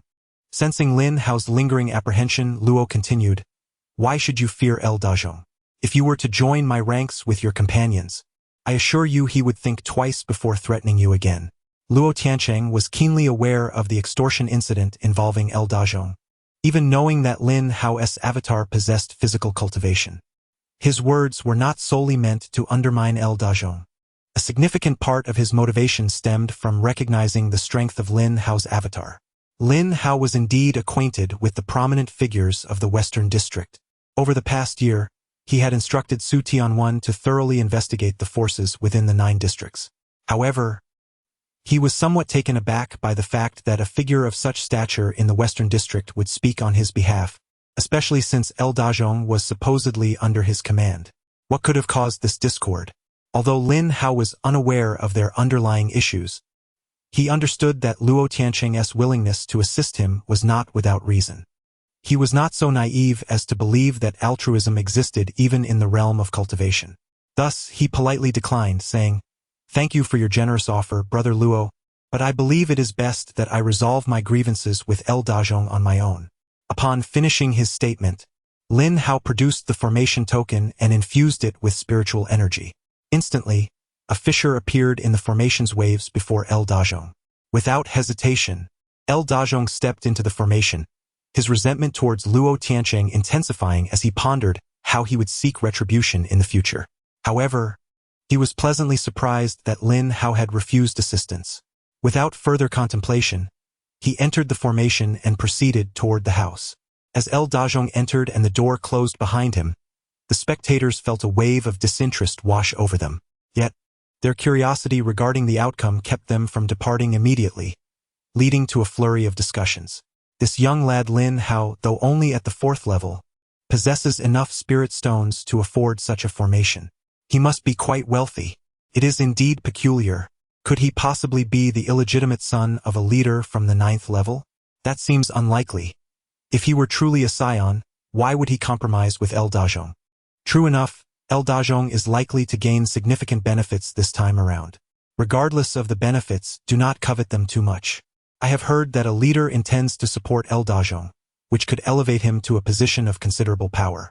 As the cultivators conversed, they cast glances at Luo Tiancheng, aware of the animosity that existed between El Dajong and him. At this moment, Luo Tiancheng, who had been rejected, wore a grim expression. It was not merely the feeling of his goodwill being cast aside. He sensed that Lu Dajong would undoubtedly reap considerable benefits in the near future. His attempt to win over Lin Hao was driven by the recognition of Lin Hao's capability to acquire the array formation, hinting at some concealed secrets. However, with the door now closed, he could only wait until Lu Dajong departed to conduct his investigation. Upon entering the main hall, Lu Dajong scanned the area with his spiritual sense, finding nothing amiss. He then approached the guest seat, taking a seat on the right, exuding the demeanor of a master of the estate. "Lin Hao, seeing your awareness, if you hand over your storage bag, I can spare your life," he proclaimed, his authoritative presence unmistakable. He continued, "Rest assured, this storage bag will not be surrendered without compensation. To be frank, Zhang Lingtu has already sent someone to discuss my potential ascendancy as a major figure in the West District. At that time, you and your companions may also join my ranks." "Oh, is that so? Then I must express my gratitude to you," Lin Hao replied with a grin, moving behind his hidden clone to issue the command to condense a fireball. "What do you mean by that?" Lin Hao's demeanor and tone suggested an unwillingness to compromise, as if he did not regard Lu Dajong at all. Sensing a shift in the atmosphere, Lu Dajong's unease grew, prompting him to probe with his spiritual sense once more. Yet he still perceived nothing unusual.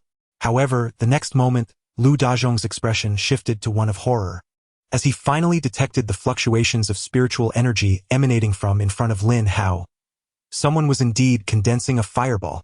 How could this be?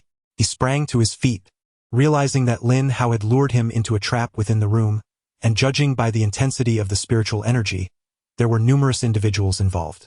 Lu Dazhong's countenance darkened significantly. He had not anticipated being ensnared by Lin Hao yet again.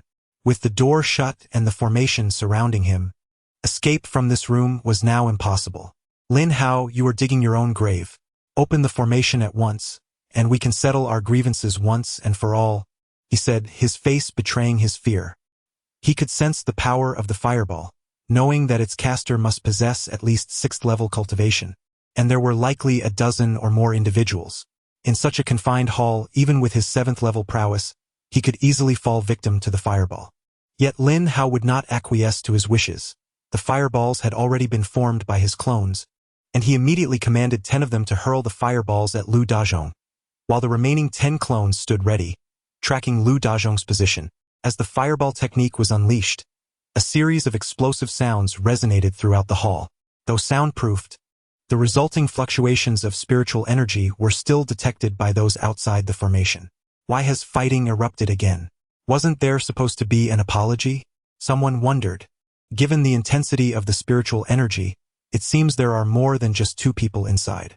Could there be others present? Lin Hao had no intention of capitulating. Luring Lu Dazhong inside was evidently a strategy to ensnare him in a trap. The crowd was utterly astonished. How could Lin Hao, possessing only a mere 4th level of cultivation, dare to confront Lu Dazhong? If there had been others present, it might have been comprehensible. They marveled at the depths of Lin Hao's concealment, realizing he had deceived them all. Who were the individuals in this room? Could they be the brothers Lin Hao had spoken of as mentioned by Luo Tianqing? Those who had intended to leave were now filled with intrigue, eagerly anticipating the unfolding events. Soon, another wave of spiritual energy surged within the room, and Lu Dazhong appeared as if he had been scorched by fire. His azure robe was completely consumed by flames. Lin Hao, I beg you. Lu Dazhong attempted to plead for mercy, but he coughed up blood, rendering his words incoherent. Lin Hao, however, showed no signs of leniency. He issued a command to his avatar, plunging a sword into Lu Dazhong's heart. He then produced the soul-devouring banner, channeling spiritual energy into it. At that moment, Lu Dazhong's spirit, having just departed his mortal coil, floated above his lifeless body, unable to comprehend the situation. Suddenly, he felt an overwhelming force drawing him in, and in an instant, darkness enveloped him, severing all perception. Time passed, and Lu Dazhong seemed to sense something, striving to open his eyes, but was met with an impenetrable darkness. Then, an unfamiliar power surged into his body, as if to consume him whole. He attempted to struggle, but to no avail, and soon he succumbed to unconsciousness once more. Chapter 034. Dazhong sustains injuries. Lin Hao carefully stored the lifeless body of Lu Dazhong into the system space, subsequently crafting a heavily injured doppelganger resembling Lu Dazhong. Steeling himself, Lin Hao, accompanied by the doppelganger Dazhong and a dozen other avatars, opened the door. My brother Lin Hao, it seems we have formed an acquaintance through conflict. Rest assured, as long as I have a morsel to share, you shall never lack for broth, proclaimed the doppelganger Dazhong with a hearty laugh as he stepped out.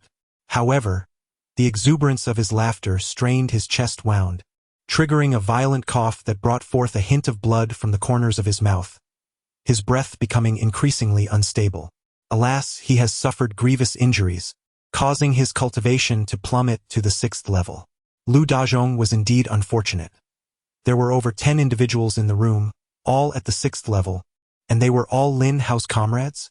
This made sense. It explained how Lin Hao, a mere 4th level cultivator, could afford to rent this courtyard and purchase a defensive formation. His brothers must have pooled their resources.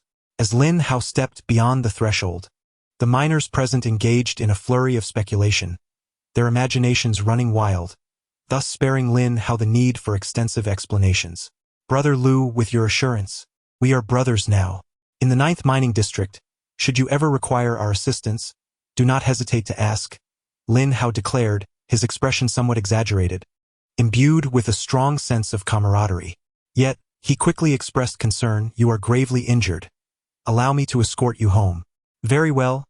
I appreciate your kindness, Brother Lin Hao," responded the doppelganger de Zhong, before draping an arm over Lin Hao's shoulder as they departed the courtyard. The onlookers, perplexed, were left wondering how Lin Hao and Lu Dazhong had reconciled so swiftly. Yet, speculation soon resumed. It was likely that Lu Dazhong had been swindled once more, feigning brotherhood for the sake of appearances. This thought elicited a mix of sympathy and incredulity from the crowd, for Lu Dazhong had already faced a setback at the 6th level due to Lin Hao's prior dealings, and now, upon reaching the 7th level, he found himself similarly exploited. Truly a tragic fate. Shaking their heads, the crowd dispersed, casting glances at the receding figure of Lin Hao. Meanwhile, Luo Tiancheng narrowed his eyes, having scrutinized Lu Dazhong with his spiritual sense. Indeed, his cultivation had regressed to the 6th level, with various internal injuries that would take days to heal. Why not seize this opportunity to end his life? Luo Tiancheng mused. Lu Dazhong, buoyed by Zhang's support, has disregarded my authority. There can only be one Luo Tiancheng in the Western District. In the 4 cardinal regions, each possessed factions backed by 9th-level cultivators, who were obligated to remit a substantial amount of spirit stones each month to their leaders. An overabundance of influence in any region could adversely affect the earnings of the power brokers, a scenario Luo Tiancheng was determined to avoid. In the Western District, aside from Luo Tiancheng, there exist 3 other factions. Should Lu Dazhong choose to ally himself with them, it is certain that both Luo Tiancheng and the remaining factions would experience a decline in their revenues. Zhang, the leader, has supporters in the other 3 regions, yet none in the Western District. Upon witnessing Lu Dazhong ascend to the 7th tier, he naturally felt compelled to intervene. Of course, each leader at the 9th tier has several 8th tier practitioners under their command, yet there is an obscure regulation in the mining area that prohibits 8th tier practitioners from meddling in the affairs of other regions. This is primarily because 8th tier practitioners are scarce, and they must remain at their main base to fend off potential raids from rival factions. Over time, the power brokers in the 4 major regions have predominantly been 7th tier practitioners. With a flicker in his eyes, Luo Tiancheng devised a plan and subsequently departed on his sword. Meanwhile, Lin Hao's doppelganger stood outside, furrowing his brow. Lin Hao had discovered that Yi Qingling was inside the dwelling. Familiar with Lu Dazhong's residence from a previous visit a year ago, during which he had sought spirit stones, Lin Hao now intended to leverage Lu Dazhong's 7th tier status to establish a faction in the Western District. Therefore, before breaking through to the 7th tier himself, Lin Hao had refrained from keeping Lu Dazhong within the system space. His current identity was precarious, and disappearing without cause was not an option. Thus, he instructed his doppelganger to return to the residence and strategize a plan to oversee matters, renting a wooden house near his courtyard. However, he was taken aback to find that Lu Dazhong was cohabiting with Yi Qingling. As Lin Hao hesitated, Yi Qingling noticed the doppelganger outside and promptly opened the door. "Lu, you're back," she exclaimed, her face lighting up with a charming smile. However, her expression swiftly shifted to one of concern upon spotting the blood at the corner of Lu Dazhong's mouth. "You're injured?" Although Yi Qingling was only at the 5th tier and could not discern that the doppelganger was merely at the 6th tier, she immediately recognized the signs of injury. Worry etched across her face. "Yes, when I found Lin Hao, I encountered some of his brothers, and we had quite the battle, resulting in a minor injury," the doppelganger replied, contemplating how to discreetly usher Yi Qingling away. After all, he was not the genuine Lu Dazhong, and excessive interaction might reveal inconsistencies. "Ah, is your injury serious? Come inside," Yi Qingling urged, instinctively taking the doppelganger's arm and leading him indoors. "I sustained an injury to my internal organs, and my cultivation is somewhat unstable.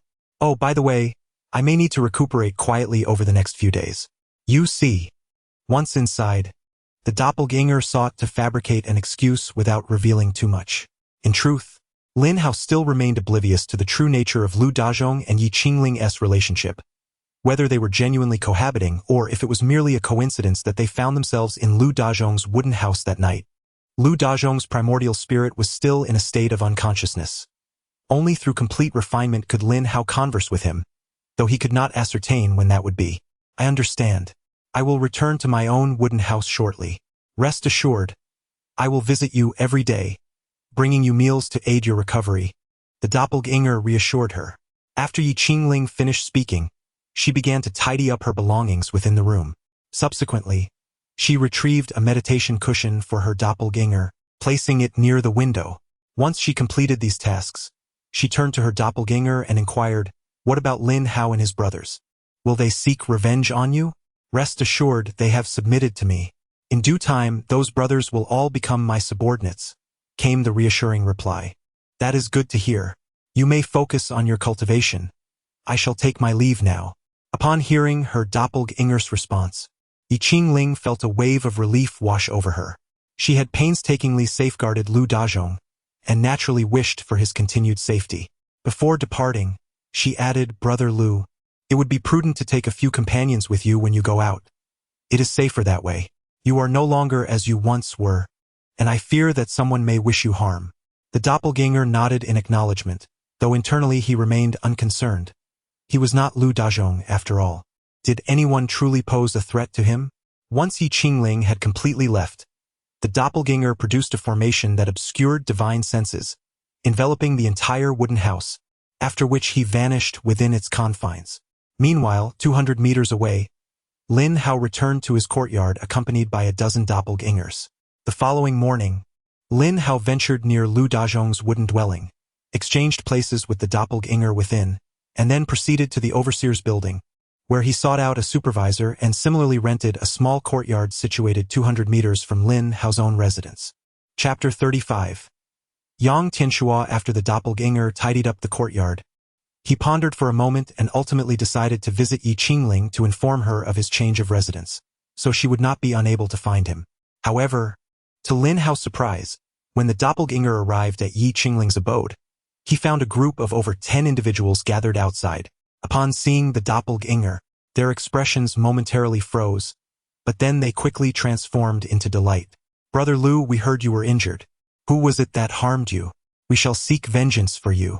Lin Hao did not recognize them and could not recall their names, so he could only respond vaguely, "It's nothing. I have dealt with them already." Just then, Yi Qingling and a middle-aged man emerged from the house.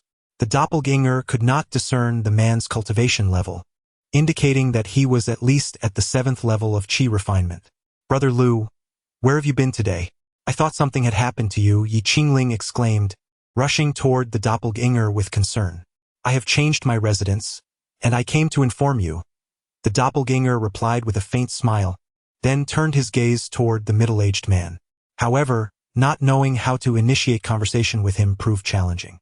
Fortunately, the middle-aged man spoke first, asking, "Where have you moved?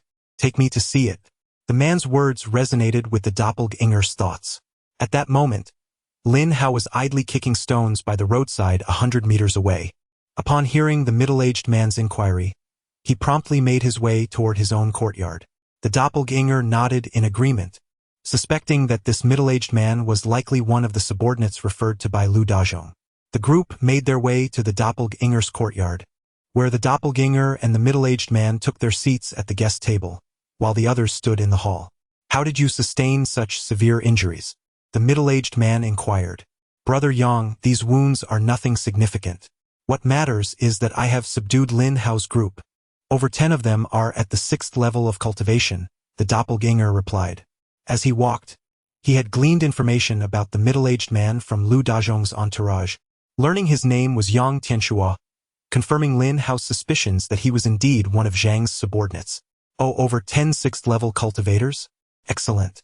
With them, your strength will significantly increase, which will be crucial for the upcoming territorial disputes," Yang Tianxua remarked, smiling. He held no doubts regarding the doppelganger's 6th-level cultivation.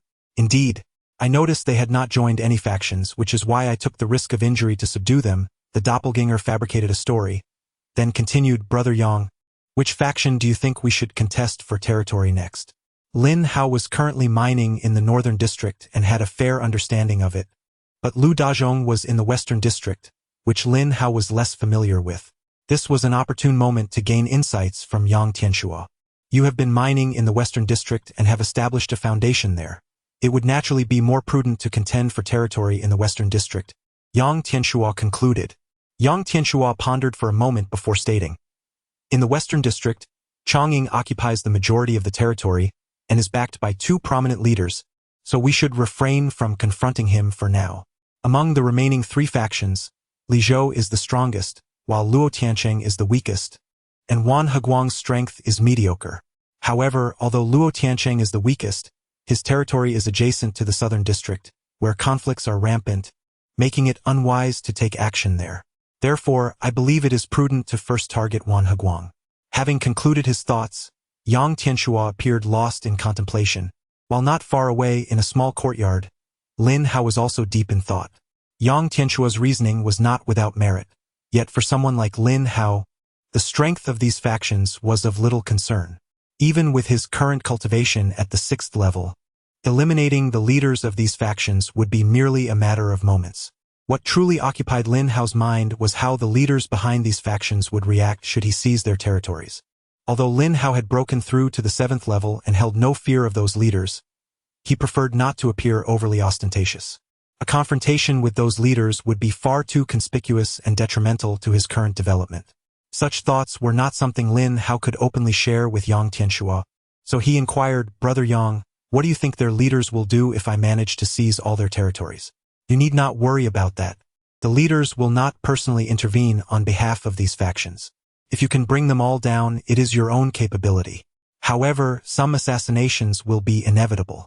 Rest assured that when the time comes, our leader Zhang will not stand idly by," Yang Tianxua replied, his brow furrowing. He certainly did not believe that Lu Dazhong could conquer the entire Western District.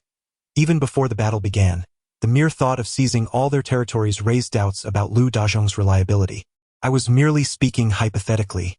Upon noticing Yang Tianxua's expression, the avatar realized he had overstepped and quickly added, "Let us first target Wan Heguang. Once I recover from my injuries, we shall act immediately." The avatar, Dazhong, stood up and declared with authority, while the others in the room, having overheard the exchange between the avatar and Yang Tianxua, felt a surge of excitement. Previously, they had been subordinates of Luo Tiancheng, but not among his favored few, often required to pay tribute in the form of miscellaneous spirit stones. Now, with Lu Dazhong having reached the 7th level and receiving support from their leader, they were eager to engage in a grand confrontation alongside him. "Excellent, Dazhong. When you recover, do inform me in advance. I will prepare some spirit weapons and talismans for you and your brothers. Remember to recruit as many miners as possible during this time, even if they are only at the 4th level, as long as they are not below the 5th," Yang Tianxua instructed. At the mention of spirit weapons and talismans, the crowd's eyes sparkled with excitement. This was precisely the news they had longed to hear. Their willingness to follow Lu Dazhong stemmed from being among the first recruits. Should Lu Dazhong truly rise to become a powerful faction leader, they would undoubtedly be the most favored among his inner circle, reaping significant benefits in the future. Moreover, with Zhang's support in the territorial disputes, they would undoubtedly receive some advantages in the early stages. At this moment, everyone expressed their determination not to retreat in the impending territorial struggle. The avatar, Dazhong, was momentarily taken aback. He did not lack spiritual artifacts or talismans, and thus had not initially considered that leader Zhang would extend his sponsorship. However, upon hearing Yang Tianxua's remarks, he became enlightened. Should leader Zhang support Lu Dazhong, it was inevitable that, once the territory was secured, Lu Dazhong would be required to contribute spiritual stones to leader Zhang. Providing some resources up front was only to be expected. Dazhong did not concern himself with these sponsorships, nor did he prioritize the recruitment of miners. As long as Lin Hao summoned some avatars with a few spiritual stones, he was content. What preoccupied Dazhong was the amount of spiritual stones leader Zhang would demand once he ascended to the status of a powerful force. Yet, it was premature to discuss profit-sharing when he had yet to secure any territory. Such eagerness would seem rather hasty. As Yang Tianxua and Lu Dazhong's acquaintances departed one by one, only Yi Qingling remained seated in a chair within the hall. At this moment, her gentle gaze fell upon the avatar. "Lu Gu, I have noticed a change in you." Dazhong was suddenly startled, wondering if he had been discovered. That should not be the case. He had conducted himself with propriety, making it unlikely that anyone would suspect him. He looked towards Yi Qingling. his mind racing to connect with Lin Hao. If he had indeed been uncovered, should he resort to drastic measures? However, Yi Qingling continued. You have grown increasingly confident. Lu Gu, I find myself truly developing feelings for you, yet I am afraid. I fear that one day, as your cultivation and influence expand, you may come to disdain me and cast me aside without mercy. To be honest, Lin Hao had never received a confession in his 30 years of singlehood. Not from women, nor even from men. At this moment, De Jong found himself at a loss for words, merely managing an awkward smile. Wait, that's not right. I am merely an avatar, and besides, Yi Qingling's confession is directed at Lu De Jong, not me. What do I have to be embarrassed about? Although Yi Qingling was a courtesan, Lin Hao held no bias against her. Surviving in this mine was no easy feat, and who could truly judge the means by which one did so? Objectively speaking, Yi Qingling was far superior to Lin Hao's former self, who, unable to endure even a month, had chosen to end his life, an undeniable display of incapacity. Do not worry, Lu Gu. Go forth and conquer. As long as you do not abandon me, I shall follow you always. Should you ever come to despise me, I will take my leave of my own accord. After saying this, Yi Qingling stood up and departed, understanding that Lu De Jong needed to recuperate and would not linger to intrude further. Once she had left, De Jong finally closed the door and took out his battle flag, then feigned an appearance of recovery. Chapter 036. Assassination. The conversation between the avatars of De Jong and Yang Tianchuo resonated clearly in Lin Hao's ears. Seizing control of a territory had been Lin Hao's plan all along. However, he had overlooked a significant point. Even if Lin Hao emerged as a formidable leader of a faction, he could not mine in peace. For behind every force lurked one or two shadows of the 9th-tier leaders. Ultimately, Lin Hao would still face extortion from these leaders or worse, direct reclamation of his territory. Should he refuse to surrender spirit stones, the existence of his faction would be rendered moot. This was a nuance Lin Hao had initially failed to grasp, but through Yang Tianchuo, he became acutely aware of the intricacies involved. Consequently, Lin Hao refrained from outright rejecting Yang Tianchuo's proposition. It was evident that Lu Dachong had previously conferred with Yang Tianchuo, and any sudden reversal would only incite animosity, which would be detrimental to his future endeavors. What irked Lin Hao slightly was the unavoidable necessity of submitting spirit stones to others. He hoped the amount required for tribute would not be excessive. Otherwise, upon reaching the 7th tier, he would have no choice but to unify the entire 9th mining district. Once he attained the 7th tier, as long as the number of avatars was sufficient, he would no longer fear anyone. However, such a course of action harbored numerous risks. Lin Hao shook his head, temporarily dismissing this notion. He desired to remain inconspicuous unless absolutely necessary. In the dead of night, under a dark and tempestuous sky, within a small wooden house south of the cluster of cabins, and Yuanlong had been plagued with unease since Lu Dachong's breakthrough to the 7th tier. He remained in constant apprehension, fearing that Lu Dachong would seek revenge. Throughout these days, he confined himself indoors, even purchasing several defensive spirit talismans for protection. It was only today that he learned of Lu Dachong's injury, which had caused his cultivation to regress to the 6th tier, allowing in Yuanlong to breathe a sigh of relief. Nevertheless, he knew that injuries would eventually heal, and he pondered whether to take this opportunity to appease Lu Dachong, admit fault, or even consider becoming his subordinate. With this thought in mind, for the sake of his future safety, and Yuanlong resolved to seek out Lu Dachong. However, just as he exited his small wooden cabin, he encountered none other than Luo Tiancheng, the formidable figure from the West District. Inside the cabin, and Yuanlong stood slightly bowed, while Luo Tiancheng seated himself at the wooden table, sipping a delicate cup of spirit tea. Lu Dachong has sustained serious injuries. He will not recover swiftly. This is a rare opportunity for you, Luo Tiancheng remarked. His arrival was undoubtedly aimed at persuading and Yuanlong to take action against Lu Dachong. After elucidating his intentions, and Yuanlong fell into deep contemplation. The idea of assassinating Lu Dachong had never crossed his mind. Even in Lu Dachong's injured state, he did not believe he could succeed, leading to his instinctive desire to refuse. As Luo Tiancheng observed his expression, he could surmise the thoughts swirling in Yuanlong's mind. He continued, "Your feud with LV Dajong has persisted for quite some time. Do not harbor any illusions. The reason he has not sought you out immediately is solely due to his preoccupation with Lin Hao.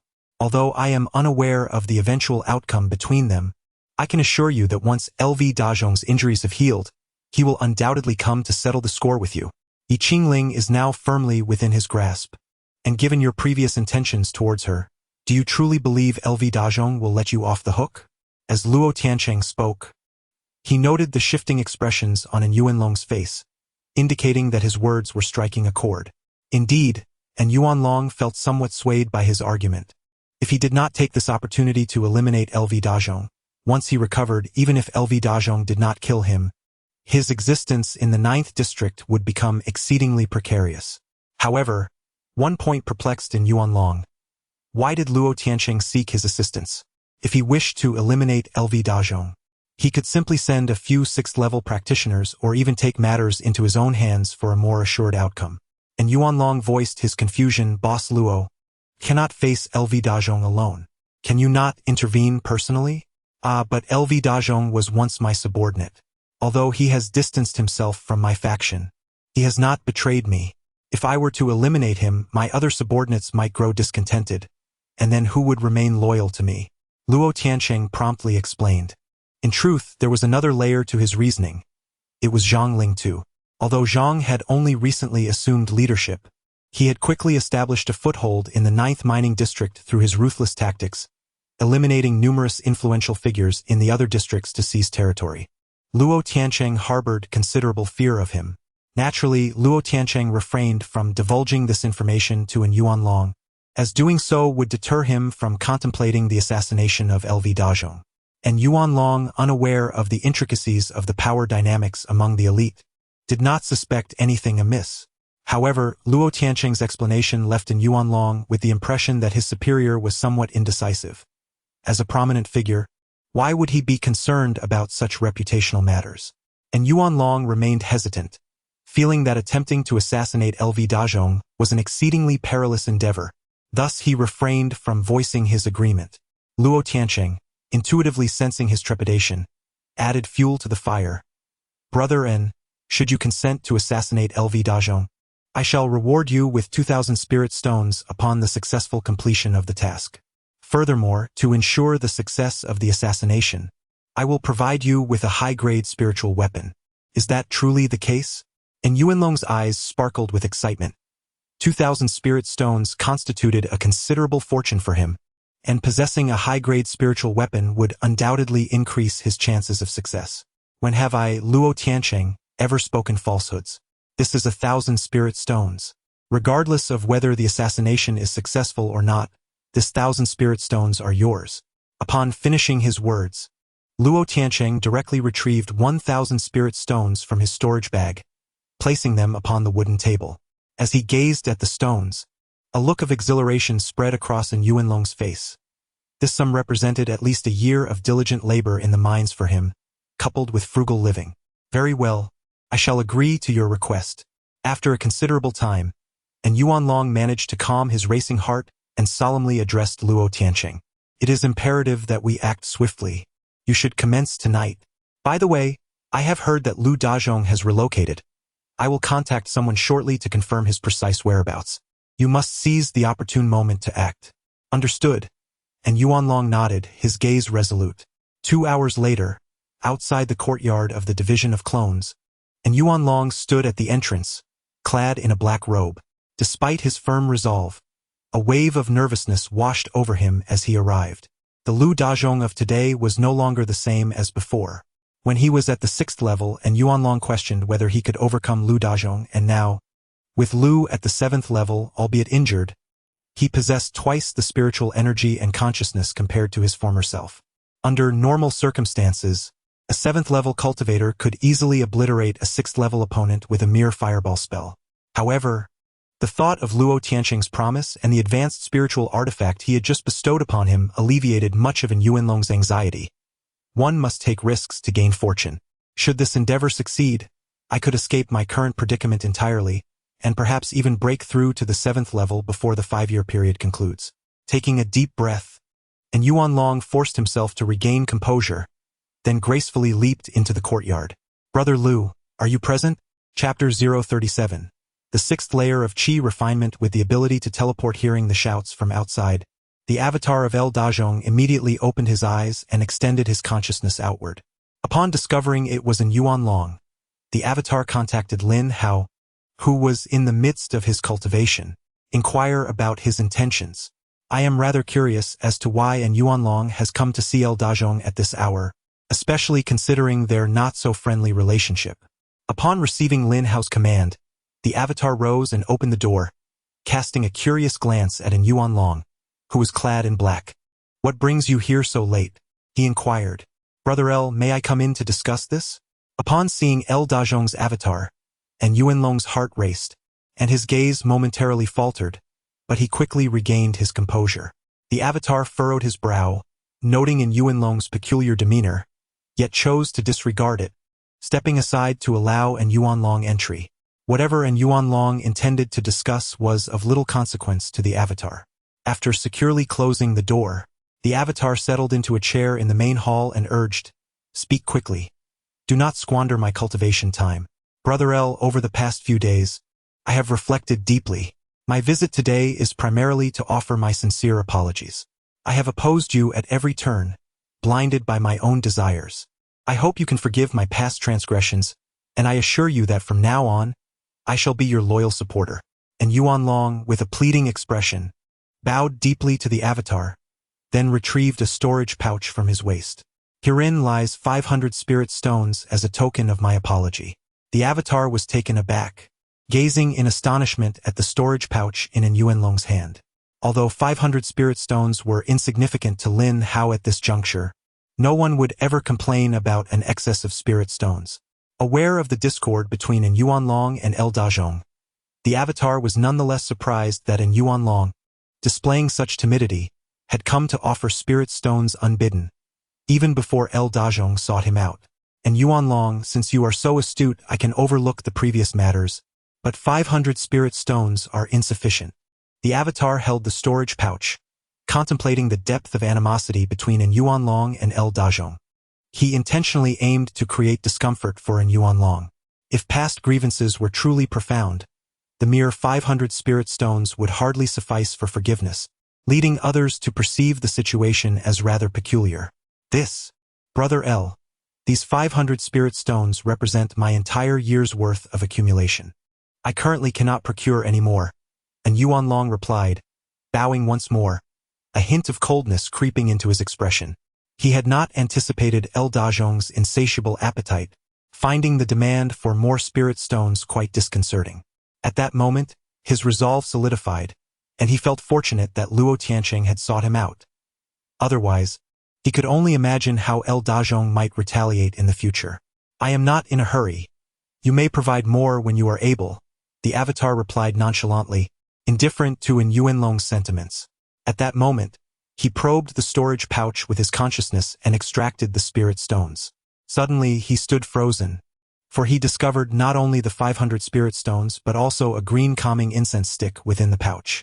The calming incense is not unfamiliar to the clone.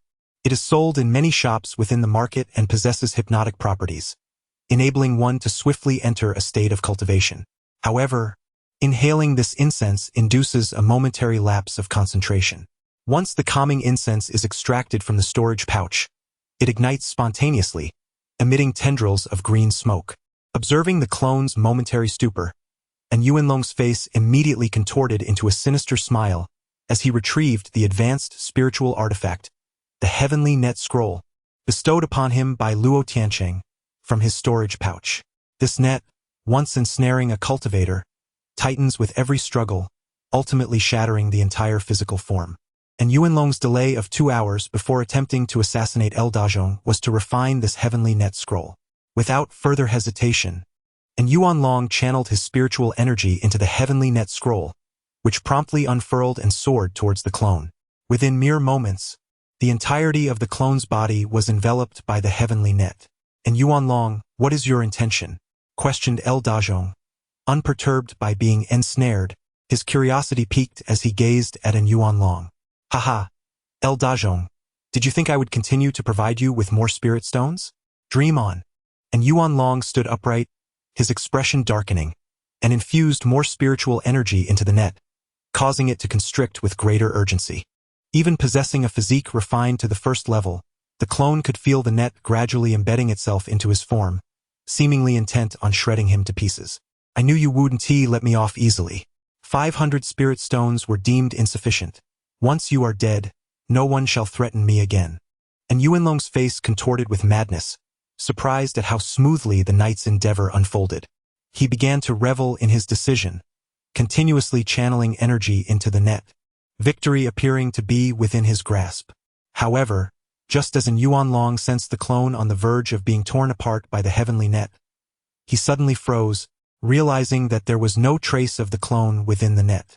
Panic seized Yuanlong as he expanded his consciousness, and moments later, he found El Dajong standing unscathed behind him. You are quite audacious, knowing I have broken through to the 7th level of Qi refinement. Yet you dare to attempt my assassination. Speak. Who sent you? Logically, Yuanlong would not have the audacity to assassinate his own, unless directed by another. Impossible. How did you escape the heavenly net without any defenses? Yuanlong's face displayed disbelief. He could not fathom how El Dajong had vanished and then reappeared behind him, completely exceeding his understanding of Qi refinement practitioners. Skeptical of this occurrence, he activated the heavenly net once more, directing it swiftly toward the clone. Yet, the alert clone would not be ensnared again. With a sudden flicker, he charged directly at Yuanlong, delivering a powerful punch to his chest. The speed of this blow caught Yuanlong completely off guard, sending him hurtling backward, blood oozing from the corner of his mouth, clearly indicating that his internal organs had been shattered. Over the past year, although Lin Hao had engaged in little physical refinement, he was not far from the mid-stage of the first level of body refinement, his strength significantly greater than a year prior.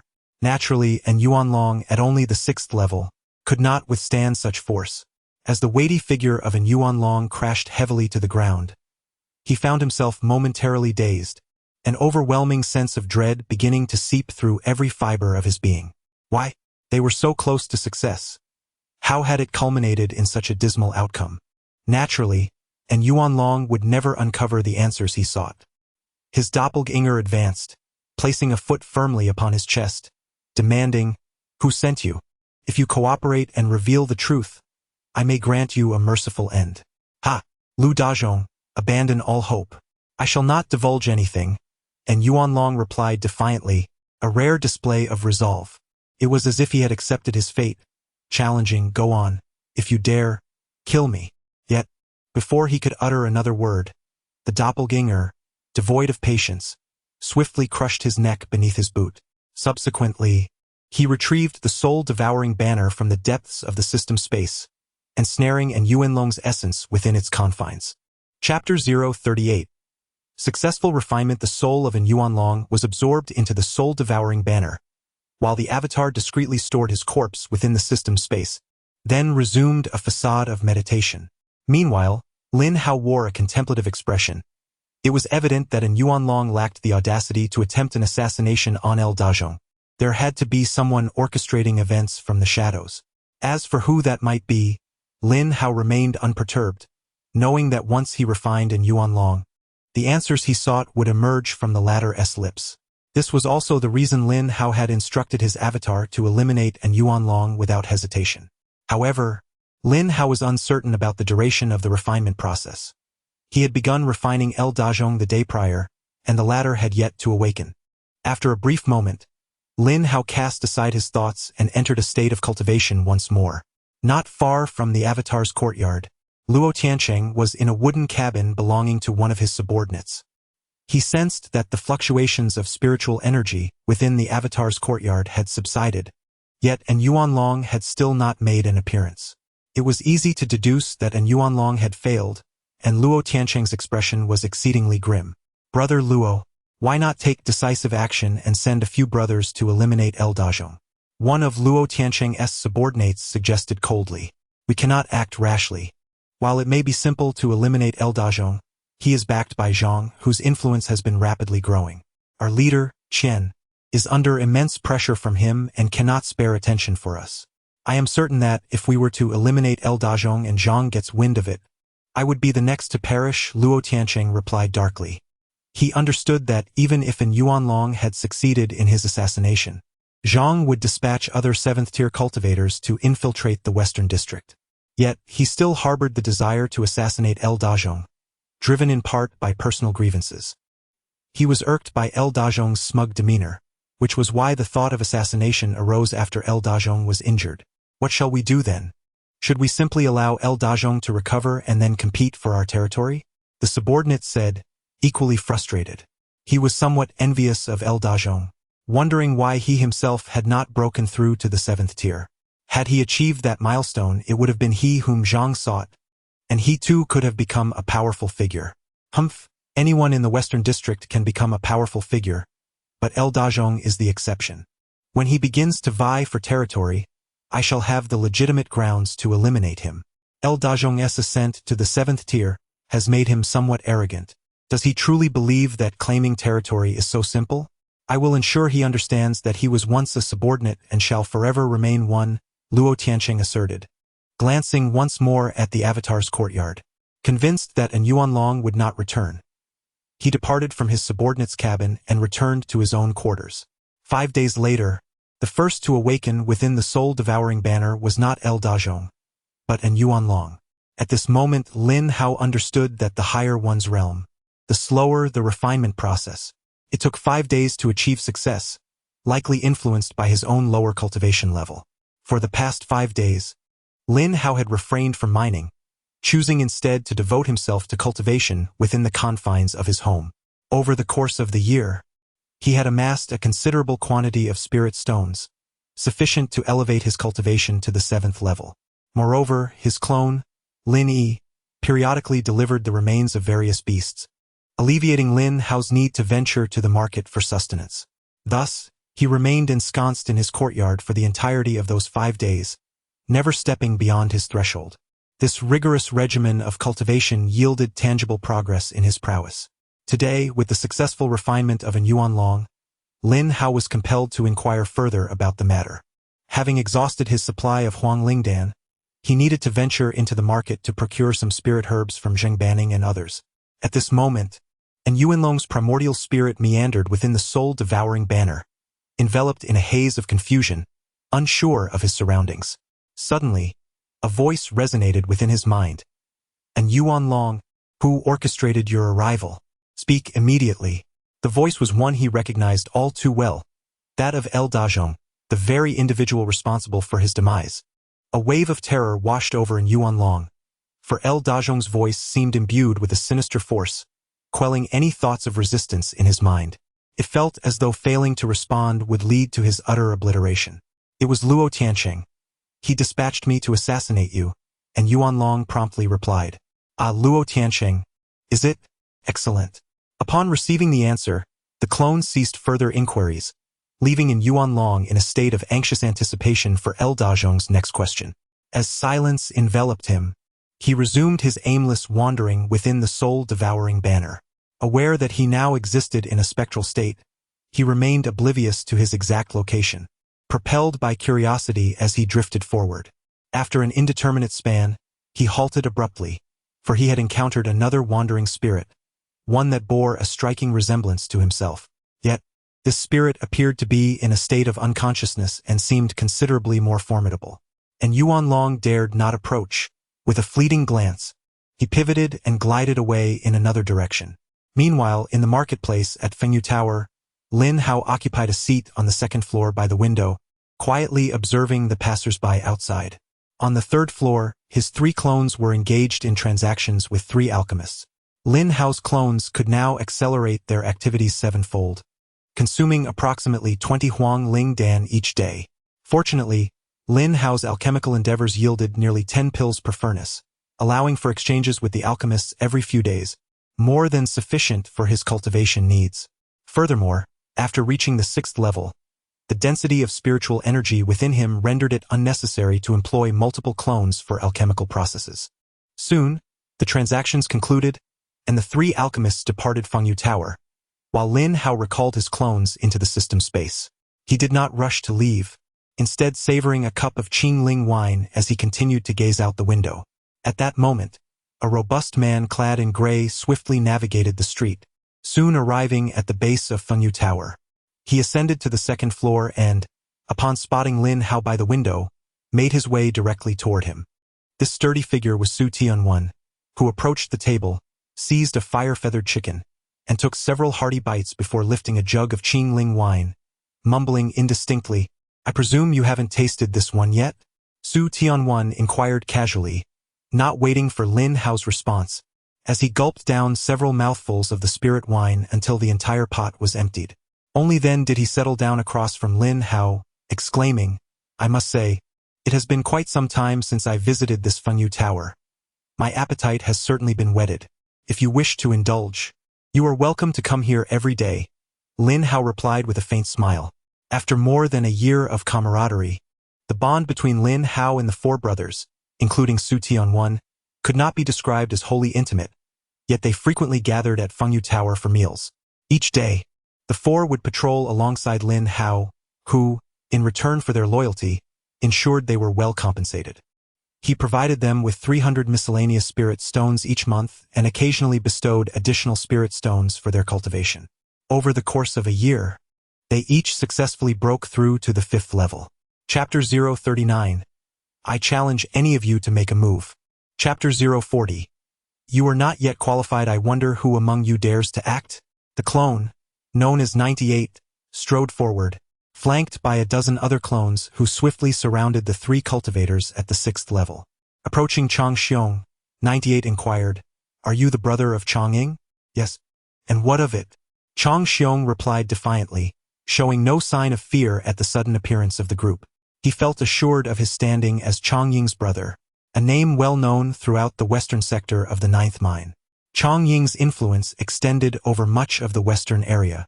While the influential figures like Luo Tiancheng might hesitate to confront Zhang Ling, Chang Ying was different, supported by 2 prominent leaders and surrounded by several subordinates at the 7th level of Qi training. Unless those leaders were to personally intervene, no one in the 9th mine could dare to challenge him. This belief had allowed Chang Xiong to act without hesitation, bolstered by Chang Ying's reputation. "Do you know who he is?" 98 gestured towards Lin Hao among the crowd and continued, "He is my sworn brother, my beloved companion. Who the hell are you? Why should I care about your connections?" Chang Xiong retorted angrily, feeling insulted by 98's condescending demeanor. If this were in the western sector, he was confident that these individuals would already be dead. Ever since his brother had risen to power in the western sector, no one had dared to speak to him in such a manner, not even those at the 7th level of influence who would offer him a semblance of respect. Yet now, this group, emerging from nowhere and fully aware of his identity as Chang Ying's brother, still dared to disregard him, igniting his fury. Chang Xiong recognized one of them, LV Dazhong. After piecing together the remarks from his subordinates, he surmised that these individuals were likely the ones who had battled LV Dazhong and ultimately fell under his command. With this realization, Chang Xiong felt no trepidation. A group that could be subdued by LV Dazhong was beneath him. "What do you mean, LV Dazhong? Don't think that just because you've broken through to the 7th level you can act with impunity. If my brother learns of your audacity towards me, he will surely..." Slap. Before Chang Xiong could finish his sentence, a hand, large as a fan, struck his face. Instantly, one side of his face became swollen and crimson. Bewildered, Chang Xiong stood in shock, as did the diners on the 2nd floor, all displaying expressions of astonishment. Only Su Tianwen in the crowd could no longer contain his excitement. "Did you see that? Did you all see it? Chang Xiong is nothing but a blusterer in front of our leader. He deserves every bit of it. Take them all outside," commanded 98, as he struck Chang Xiong's face. Unprepared, Chang Xiong not only felt the immediate sting of the slap, but lost several of his front teeth as well. Before he could gather his wits, one of the clones stepped forward, seized him by the throat, and dragged him out of the Fengyu Tower. Chang Xiong yearned to resist, yet with every movement, the grip of his doppelganger tightened, causing his neck to flush crimson and his breath to quicken. Soon, he and his 3 companions found themselves thrust onto the bustling street outside Fengyu Tower. "You're finished, Lu Dazhong, you're utterly doomed. Chang Ying will not spare you," one of Chang Xiong's subordinates cried out frantically. Like Chang Xiong, He had not anticipated that Lu Dazhong's men would act so recklessly. At that moment, he wondered if Lu Dazhong had lost his senses. After all, this was Chang Xiong, a figure once renowned for clashing with a powerful adversary of the 7th tier, who had grievously wounded him. When Chang Ying learned of this, he was consumed by rage and obliterated that adversary's entire influence overnight. From that fateful night onward, it became clear to all that Chang Xiong was Chang Ying's Achilles heel, a taboo not to be trifled with. "I will end you." Su Tianwen, emulating the doppelganger's strength, delivered a resounding slap to the face of the shouting cultivator. With the gang leader present, Su Tianwen felt emboldened. He even infused the slap with his physical prowess, sending the cultivator sprawling several meters away, unconscious. Yet, Su Tianwen seemed unsatisfied. He approached the fallen cultivator and delivered another kick, exclaiming, "Are you feigning?" Su Tianwen was not naive. A 6th-tier cultivator could not be so easily incapacitated by a mere slap, especially when he had not exerted his full strength. It was obvious to him that the cultivator was pretending to be incapacitated. "Spare me, please." The 6th-tier cultivator, recognizing the gravity of the situation, swiftly evaded Su Tianwen's kick and sprang to his feet, pleading for mercy. Truth be told, he was utterly bewildered at that moment. Who were these individuals? Were they not Lu Dazhong's subservients? Why did they seem to disregard Chang Ying? He could not fathom that Su Tianwen's audacity stemmed from the formidable Jia Tian gang. While the gang had yet to possess a 7th-tier cultivator, they boasted an impressive 306-tier cultivators. This was still a strategic decision by Lin Hao, who had refrained from upgrading all doppelgangers to avoid suspicion. 306-tier cultivators, each possessing the strength of the first level of body refinement.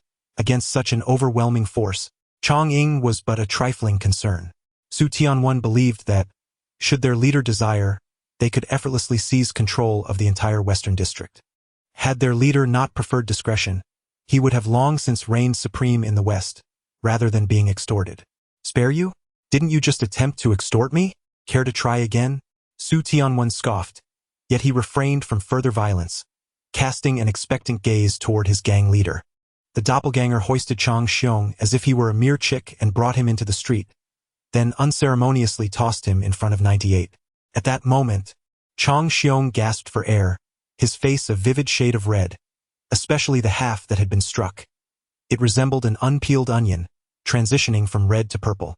However, the pain on his face paled in comparison to the humiliation he had endured. A crowd gathered on the street, drawn by the commotion, initially bewildered but gradually piecing together the unfolding events as diners from the 2nd floor descended and began to speculate. Their expressions transformed into those of spectators, and some even retrieved stools from nearby shops, nibbling on snacks while awaiting the ensuing drama. Among the onlookers, a few recognized Chang Xiong, their faces displaying disbelief before they turned and departed. "What is your name?" Chang Xiong gritted his teeth, recalling that for the past 2 years, since being injured by a formidable adversary, no one had dared lay a hand on him. The humiliation he faced in public ignited within him 100 schemes of retribution, yet none seemed sufficient to quell his profound resentment. "You lack the right to know my name," replied the cold voice of Joshua.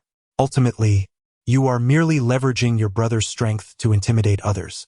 As Su Tian had surmised at that moment, Lin Hao's ambition to dominate the West District seemed but a fleeting thought. "Oh, is that so? I wonder if I possess such a qualification." Just as the onlookers anticipated how this group would confront Chang Xiong, a chilling voice resonated through the crowd. Chapter 041. Undying conflict. At this moment, Gong Zimo's countenance was exceptionally grim. He had merely stepped out to Wanbao Pavilion to procure a few medicinal pills, only to discover upon his return that Chang Xiong had been rendered a grotesque caricature of himself. The humiliation he suffered in the public square was unfathomable. Had it not been for the timely report from his subordinates, the consequences would have been dire. He could scarcely contemplate the fury that would ensue when Chang Ying learned of this incident. Had Chang Xiong ventured to the market alone, it might have been bearable.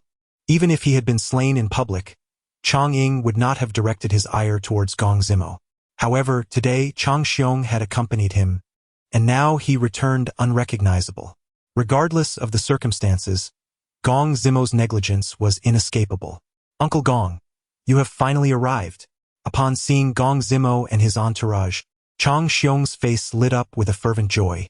At this moment, the 50-year-old Gong Zimo appeared to Chang Xiong as a radiant maiden in her prime. He hastened towards Gong Zimo, exclaiming, "Quickly, Uncle Gong, subdue them all.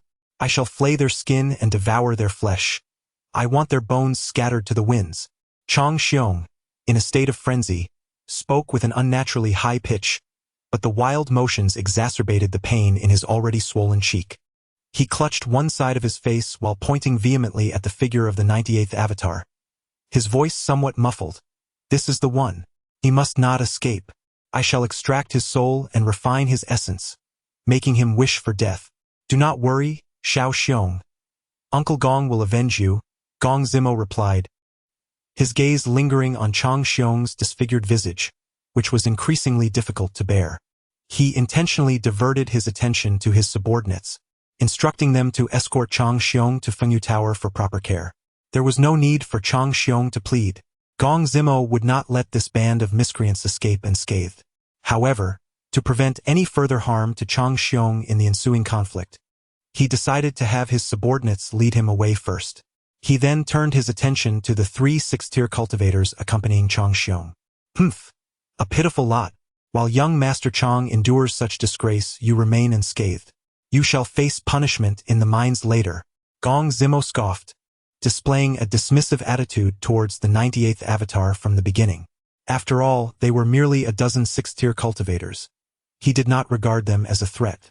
As a seasoned 7th-tier cultivator from the 9th Mine District, having participated in countless skirmishes alongside Chang Ying, he was hardly intimidated by this motley crew. Moreover, he had brought along over 20 men, 10 of whom were also 6th-tier cultivators, and he doubted these individuals would even entertain thoughts of resistance. The only one he felt warranted a measure of respect was the injured El Dajong. However, seeing that he remained a 6th-tier cultivator, it was clear his injuries had not yet healed. A single application of his sword technique should suffice to subdue him. Among the gathered crowd, many recognized Gong Zimo's identity and began anew to speculate on the unfolding drama. It seemed that the anticipated tale of an underdog rising against adversity was to be supplanted by submission to the might of authority. In truth, I believe this group should never have targeted Chang Xiong from the outset. Even if Gong Zimo were absent today, do you truly think that Chang Ying would spare them in the future? By your reasoning, it seems you would choose to retreat like a timid turtle. My dear brother, if one lacks the ability to retaliate, then a moment of withdrawal may indeed be excusable. However, I must disagree with your sentiment. As long as one can rise to counterattack, even if just for an instant, it at least demonstrates that they possess a backbone. That proves nothing. No one will regard your fleeting moment of resistance. Rather, it will only invite mockery. Good sir, have you experienced something profound?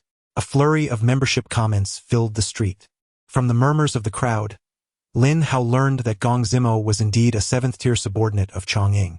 Chang Ying has 3 7th-tier cultivators serving him, and Gong Zimo, being the eldest and longest-serving, boasts combat prowess second only to Chang Ying himself. After pondering for a moment, Lin Hao summoned dozens of 6th-tier avatars to the private room on the 3rd floor of Fengyu Tower. "I never suggested he leave," said Zhou Shi, as 4 avatars swiftly obstructed the departing Chang Xiong. "Initially, it was extortion against my brother, then threats were issued, and now they wish to simply walk away. There are no such bargains in this world." Naturally, Lin Hao would not easily permit Chang Xiong to depart, and it was precisely Chang Xiong's appearance that prompted Lin Hao to alter his forthcoming plans.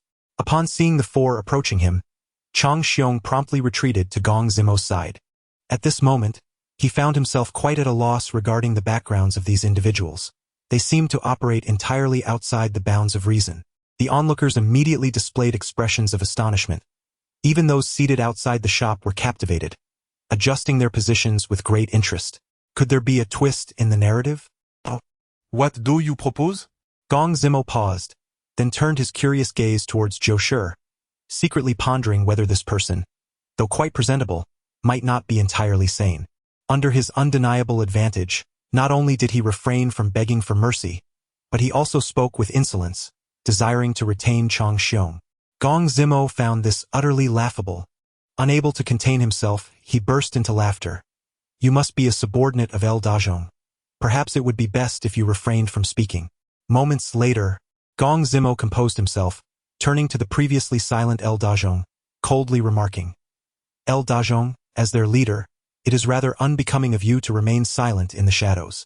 Gong Zimo had intended to act directly after Chang Xiong's departure, yet he was taken aback by the audacity of these individuals, who sought to confront Chang Xiong even in his presence. He suspected that this boldness stemmed from El Dajong's instigation. Although El Dajong had sustained grave injuries, he had once been a 7th-tier cultivator, and Gong Zimo could not ascertain the extent of his remaining strength. Nonetheless, he was not overly concerned. Even if El Dajong still retained his 7th-tier prowess, he was confident in his ability to eliminate him. Are you referring to me? The doppelganger Dajong feigned surprise, as if suddenly called upon as a mere spectator. A sly smile crept across his lips, and his countenance bore an expression of playful intrigue. If you ask me. Dajong paused for a moment, and then a glimmer of murderous intent flickered across his face as he gravely commanded. Seize them all. Leave not a single one alive. Avenge the past. Upon his declaration, a throng of dozens surged forth from the entrance of Fengyu Tower.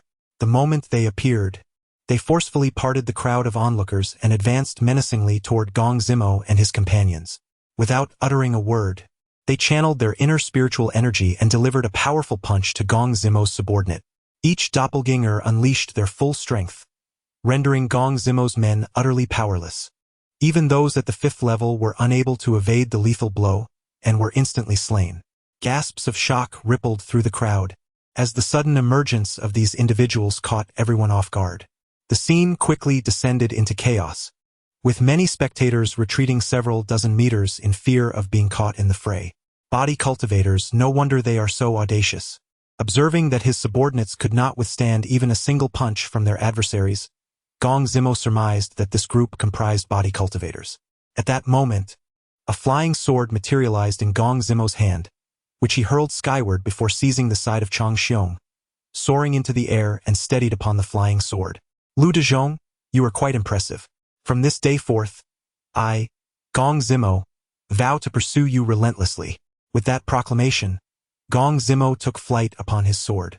Though the group consisted of individuals at the 6th level of cultivation, who also practiced body refinement, Gong Zimo wisely chose not to overextend himself, abandoning his subordinates and departing alongside Chang Xiong. As Gong Zimo left, his subordinates wore expressions of despair, and before long, they were mercilessly pummeled into pulp by the doppelgangers. Su Tianwen, make your way to Yi Qingling and have her gather all of Lu Dezhong's subordinates to head to the Western District, Lin Hao instructed. He did not attempt to impede Gong Zimo's departure, for doing so was futile. He could not match his speed, and casting a fireball spell was out of the question. Lin Hao commanded the 98th doppelganger, directing Su Tianwen to assemble Lu Dezhong's followers, as he prepared for a grand battle that night. Chapter 042. My mouth has been enlightened. The reason Lin Hao instructed Su Tianwen to summon El Dajong's subordinates was not to engage in battle, but rather to ensure their presence within the mine, safeguarding against any sudden incursions from rival factions. Approximately half an hour later, outside the headquarters of Changing in the Western District, Su Tianwen and Yi Qingling, accompanied by El Dajong's men, finally arrived. Lin Hao had already summoned an impressive assembly of 500 avatars in a secluded area, awaiting their arrival. Upon their arrival, astonishment washed over the faces of the newcomers. When had El Dajong amassed such a following? Why was I completely unaware of this? Lin Hao chose not to elaborate, knowing that as they began mining with the avatars, the truth would eventually come to light. The avatars, led by Dajong, instructed the gathered individuals to take their positions at various passageways, after which Lin Hao, along with his 500 avatars, proceeded toward the Changing headquarters. El Gu, please remember to prioritize safety, cautioned one of them. Boss, let me join as well. I assure you I will not hinder our progress, both Yi Qingling and Su Tianwen implored, observing the avatars take their initial steps. Dajong offered a slight nod to Yi Qingling, while the Avatar 98 remarked, Su Tianwen, focus on your cultivation. There will come a day when you will find yourself on the battlefield. With that, 98 turned and headed toward a particular passageway. The changing headquarters spanned the size of 2 or 3 villages, housing a workforce of over 1,000 miners, most of whom possessed 5 levels of cultivation. They were strategically positioned in areas with a remarkably high ore yield, able to extract approximately 2 pieces of mixed spirit stones per hour. Surrounding the headquarters, several hundred individuals were present. However, these were not changing as subordinates. Their mining sites yielded relatively lower returns, and they were required to submit 5 mixed spirit stones daily to Changing, ostensibly for their own safety. Should a conflict arise, they would be the first to flee. As night had fallen, many had already departed the mining site, with half of Changing's men having vacated the premises. At the very moment Lin Hao and his avatars approached the headquarters, Chang Xiong had been lamenting to Chang'ing for a full 20 minutes. "Brother, you must avenge me.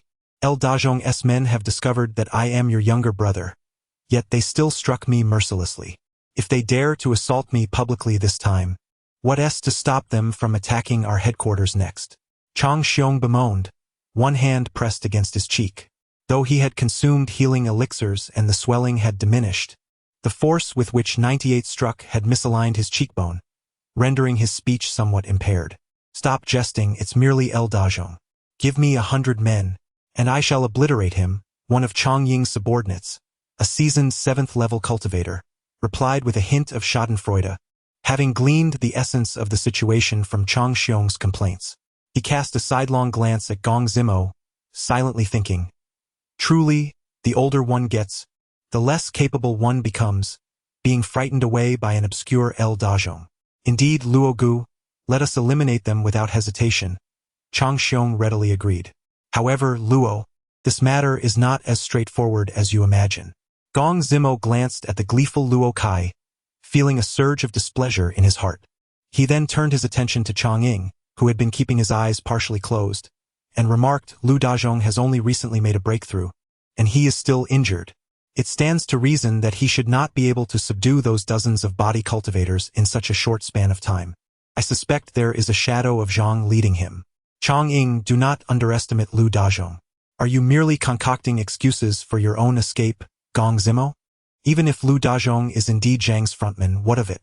If it were me, I would have slain him with a single sword strike long ago." Luo Kai retorted disdainfully.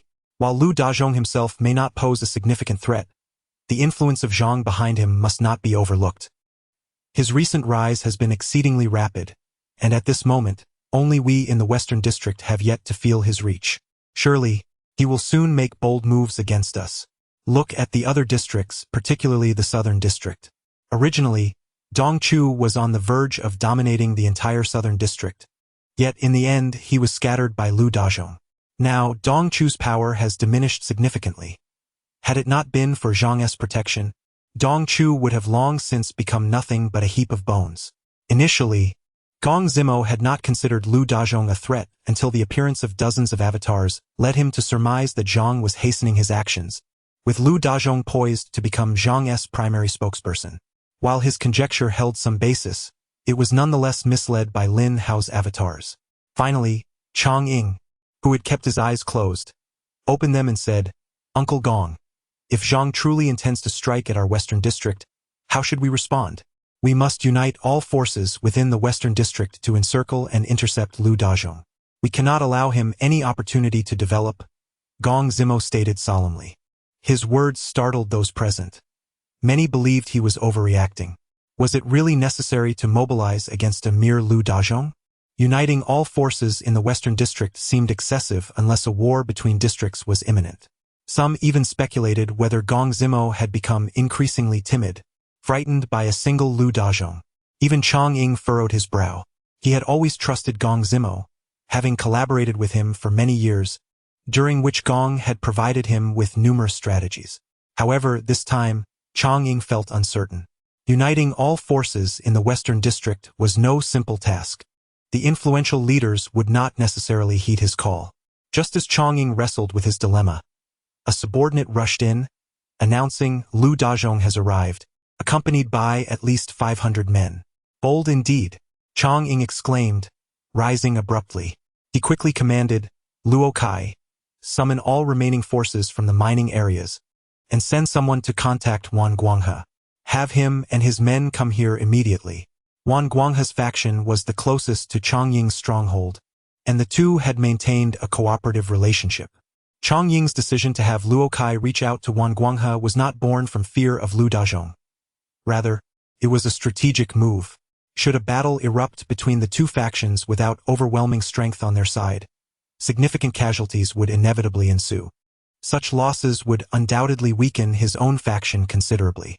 This is something Chang Ying does not wish to witness, particularly as Zhang takes the lead in the West District, weakening his own power and significantly impacting him. After Luo departs, Chang Ying turns to Gong Zimo and requests, "Uncle Gong, could you please take Xiao Xiong to report this matter to Leader Jiang?" Leader Jiang, of course, is the figure behind Chang Ying and the first to support him. Gong Zimo nodded in agreement and, taking the somewhat bewildered Xiao Xiong by the hand, swiftly made his way towards a passage. Could it be that my words hold such power? Xiao Xiong was utterly astonished, unable to believe that his offhand remark about Lu Dazhong attacking his stronghold had, in fact, come to fruition. Chapter 043. Lin Hao's urgency. As Lin Hao ventured into the territory of Chang Ying, he was swiftly noticed by the miners under his command. Upon seeing Lu Dazhong arrive with hundreds of followers, these miners promptly reported to Chang Ying. Lin Hao paid them no heed, pausing only when he was less than 300 meters from Chang Ying, while all his clones proceeded directly to Chang Ying's location. Once the clones had distanced themselves, Lin Hao summoned all 700 avatars from the system space, dispersing them throughout the corners of his consciousness, ready to unleash fireball spells at a moment's notice. When all the avatars were in position, the clone Lu Dazhong finally laid eyes upon the legendary figure, Chang Ying. Although Lin Hao did not personally recognize Chang Ying, he immediately discerned him. The resemblance to Chang Xiong was striking, yet their auras were distinctly different.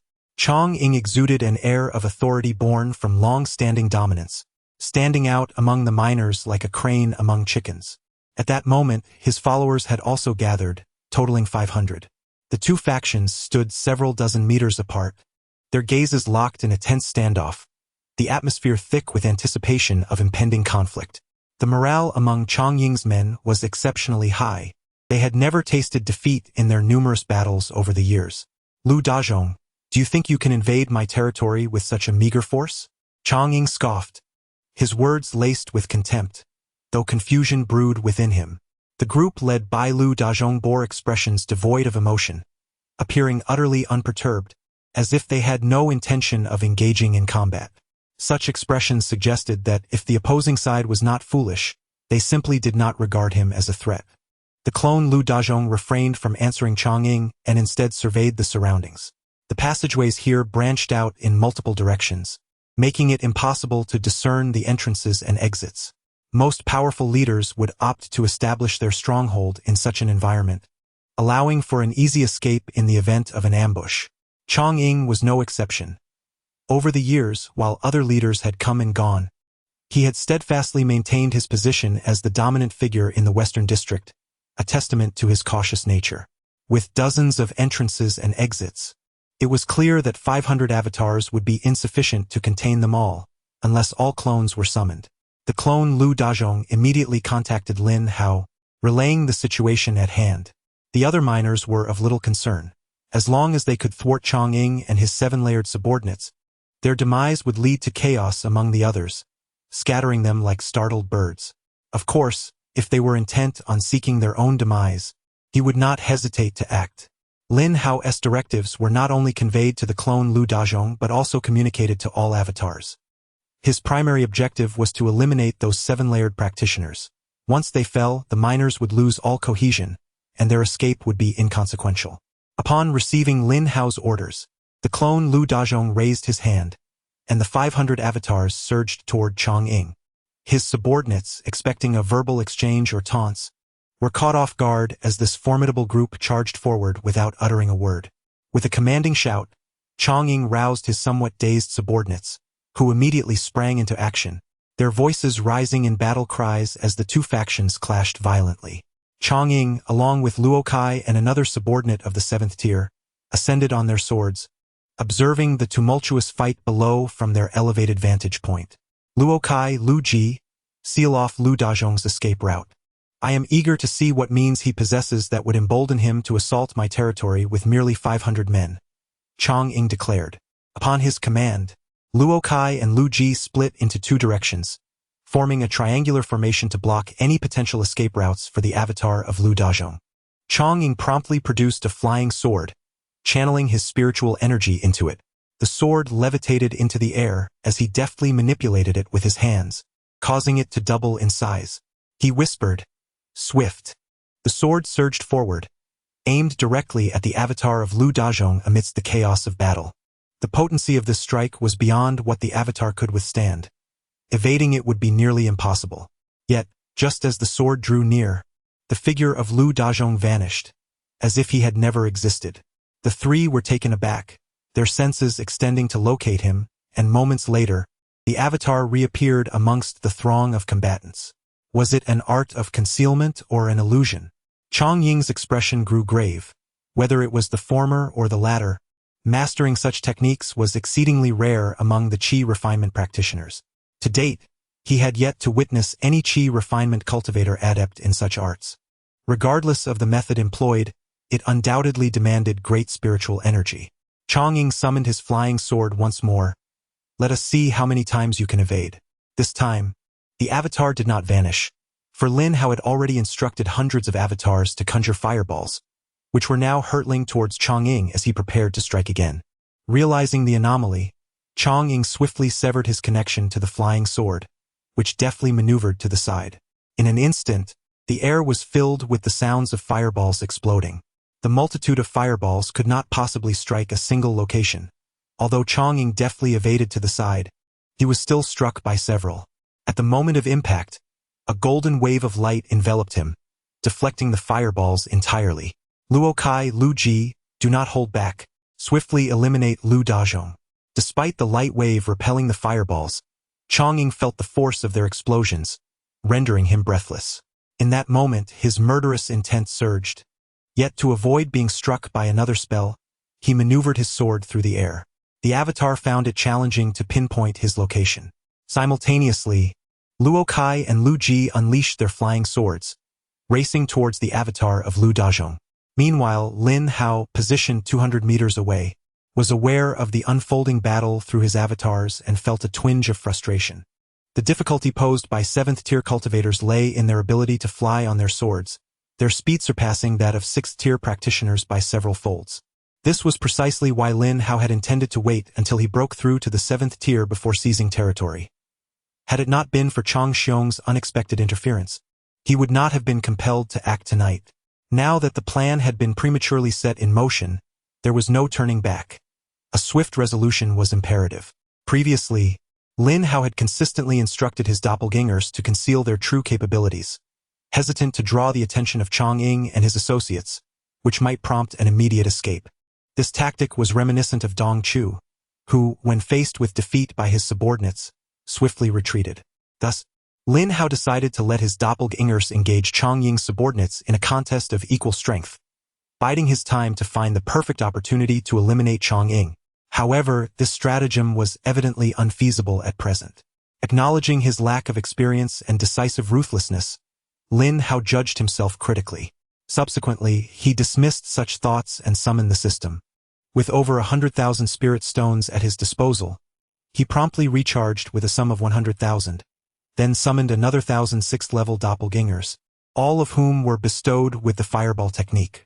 Lin Hao then gathered the scattered doppelgangers into the system space, retaining only a few to guard his side, and proceeded towards the battlefield. Approaching within 100 meters of the fray, Lin Hao retrieved a formation flag, enveloping himself and the remaining doppelgangers within a defensive array. He sought clarity on all exit points. Lin Hao had lost all semblance of patience. Chapter 44. The chaos of battle. Lin Hao arrived within a mere 100 meters of the battlefield. Yet his formidable spiritual awareness, extending 300 meters, was insufficient to encompass the entire arena of conflict. Through his avatars, Lin Hao discerned the locations of all entrances and exits, and upon careful enumeration, he discovered a total of 32 passageways. At present, Lin Hao commanded an impressive total of 2,200 avatars, allowing for a distribution of approximately 60 to 70 avatars per entrance. However, stationing all avatars at the exits would result in most of them straying beyond the system's simulated range. This meant that the opportunity was singular. Should he fail to eliminate Chang'e and his subordinates in one decisive strike, Lin Hao would be thoroughly exposed. Even if he were to disfigure all his avatars, Chang'e would relentlessly pursue the truth. Ultimately, it was conceivable that a Foundation establishment cultivator might arrive, seeking Lin Hao for a direct soul search. Why must the system impose such limitations on my avatars? Lin Hao pondered. Would it not be far more advantageous to seamlessly alter appearances and accompany that with a unique life aura? Lin Hao had inquired of the system on numerous occasions, as these constraints rendered him somewhat hesitant and apprehensive. Yet, the system always provided a singular response. The rationale lay in the experience of Lin Hao's predecessor, whose avatars had been entirely unrestricted, capable of changing appearances and auras at will. However, this very freedom had allowed the former host to achieve effortless victory, never burdened by resource concerns, ultimately leading to his ascension as an immortal emperor. Yet, in his excessive caution, he had lost the indomitable spirit befitting a true powerhouse, and the higher his level ascended, the more he feared death, culminating in his demise at the hands of several celestial lords. Can you imagine that? He was no ordinary immortal emperor, but one with countless avatars. The system's voice brimmed with an irrepressible fury at this point. Thus, upon binding with Lin Hao, it imposed numerous restrictions on his avatars. Nevertheless, Lin Hao understood that these limitations would only hold relevance in the early stages. As his cultivation advanced and his spiritual awareness expanded, these constraints would diminish. Without the heart of a true warrior, Lin Hao, you shall not travel far. I have witnessed too many hosts of survival-oriented systems and those with exponential return mechanisms, who, even with abundant resources, failed to reach the ultimate destination. They all lacked the tenacity and unwavering resolve essential for progress, and I implore you not to follow in their footsteps. As the system's voice echoed in his mind, Lin Hao fell into a moment of contemplation. I am merely at the 6th layer of Qi cultivation, unfamiliar with the concept of a warrior's heart. Since my transmigration, my sole aspiration has been to diligently cultivate, aiming for a level of mastery that would enable me to live a life beyond my wildest imaginings. I do not know how much further I must traverse this path, but should anyone obstruct me, I shall endure when necessary, yet I shall also act decisively without hesitation when the moment demands it. A resolute glimmer ignited in Lin Hao's eyes. He then communicated with his avatars on the battlefield. All avatars, heed my command. Strike swiftly to eliminate all of Chang'e's subordinates and seize their spirit stones. In that instant, Lin Hao comprehended a crucial truth, illuminated by the system's words. Since his arrival in this new realm, Lin Hao has conducted himself with utmost caution, fearful of revealing his true self, a sentiment that was initially understandable. However, having now attained the 6th level of Qi refinement and simultaneously honing his physical prowess, he harbors no fear of those so-called power brokers. In essence, even if Chang'e were to escape, it would pose no threat to Lin Hao. Initially, Lin Hao found himself in a dilemma, convinced that he must eliminate Chang'e. Consequently, his plans shifted repeatedly. Yet, he never considered that Chang'e was, in fact, inconsequential to him. Whether he lived or died bore no impact on Lin Hao. His true aim was merely to seize a territory and engage in mining. Even if Chang'e were to flee and mount a counterattack, Lin Hao would remain unfazed. Once he breaks through to the 7th level, Chang'e's fate would be but a fleeting thought. At this moment, Lin Hao experienced an epiphany, feeling a significant elevation in his state of mind. Yes, master. All the avatars responded in unison. Subsequently, De Jong issued another command. 400 individuals shall immediately slay these miners, while the remaining 100 will be divided into 3 groups to confront Chang'e and his associates. 7th level, let us see how long you can soar. With a decisive command, De Jong leapt into action, refraining from casting spells or employing martial arts, instead extending his arms toward the still hovering Chang'e. De Jong's intention was simple, to drag Chang'e down from his flying sword. Such an endeavor would ordinarily be impossible for a typical 6th level cultivator and would be deemed akin to courting death. However, with the enhancement of physical training, De Jong's avatar, undeterred by harm, would undoubtedly prevent Chang'ing from escaping if he were to seize hold of him. Meanwhile, several sixth-level avatars surged toward Luo Kai and Lu Ji as well. Seeking death, Chang'ing scoffed, swiftly directing his flying sword toward the approaching De Zhong. The sudden turn of events left many astonished. How could Lu De Zhong, seemingly composed, suddenly seem to have lost his mind? To the miners, his actions appeared no different from a death wish. Yet, they soon gasped in astonishment. De Zhong was indeed struck by the flying sword, piercing through his heart. However, he seemed unscathed, momentarily hindered before charging once more toward Chang'ing. Impossible, could it merely be an illusion? Chang'ing immediately scanned De Zhong with his consciousness, but found no abnormalities. Confounded, he had no time to ponder further and hastily urged his flying sword to narrowly evade De Zhong's form. Missing his target, De Zhong landed and promptly instructed the 30 or so avatars, "Let us go. Pull him down." Upon his command, the 30 avatars took to the air in unison. A similar scene unfolded with Luo Kai and Lu Ji. This sight was undeniably peculiar, leaving Chang'ing's subordinates utterly dumbfounded. However, they soon found themselves too preoccupied to concern themselves with Chang'ing. Suddenly, the group of individuals who had previously engaged in a balanced exchange with their own side exhibited a remarkable surge in both strength and speed. Some miners, caught off guard, were even felled by a single blow to the head. In mere moments, casualties began to mount among Chang'ing's subordinates. What transpired? Who could elucidate the events unfolding? At that moment, a palpable sense of dread enveloped Chang'ing's men, as they recognized that the contingent led by Lu Dazhong had not only significantly enhanced their capabilities, but also adopted a reckless fighting style, fearlessly charging forward even when faced with spiritual blades plunged directly into their hearts. Do not approach. The battlefield descended into chaos, devoid of any semblance of order. As he beheld the oncoming assault of 6-layered cultivators, Luo Kai could no longer endure. His internal spiritual energy was rapidly depleting. "Boss Chang, what should we do?" The thought of retreat began to take root in Luo Kai's mind. He feared that if this continued, he would be the first 7-layered cultivator to be yanked from his flying sword by a throng of 6-layered adversaries. Just then, a surge of miners erupted from a passage, a sea of figures numbering no less than 500 or 600. "Old Luo, I have arrived. How dare they encroach upon my brother Chang's territory? I, Wan Guanghe, shall be the first to object."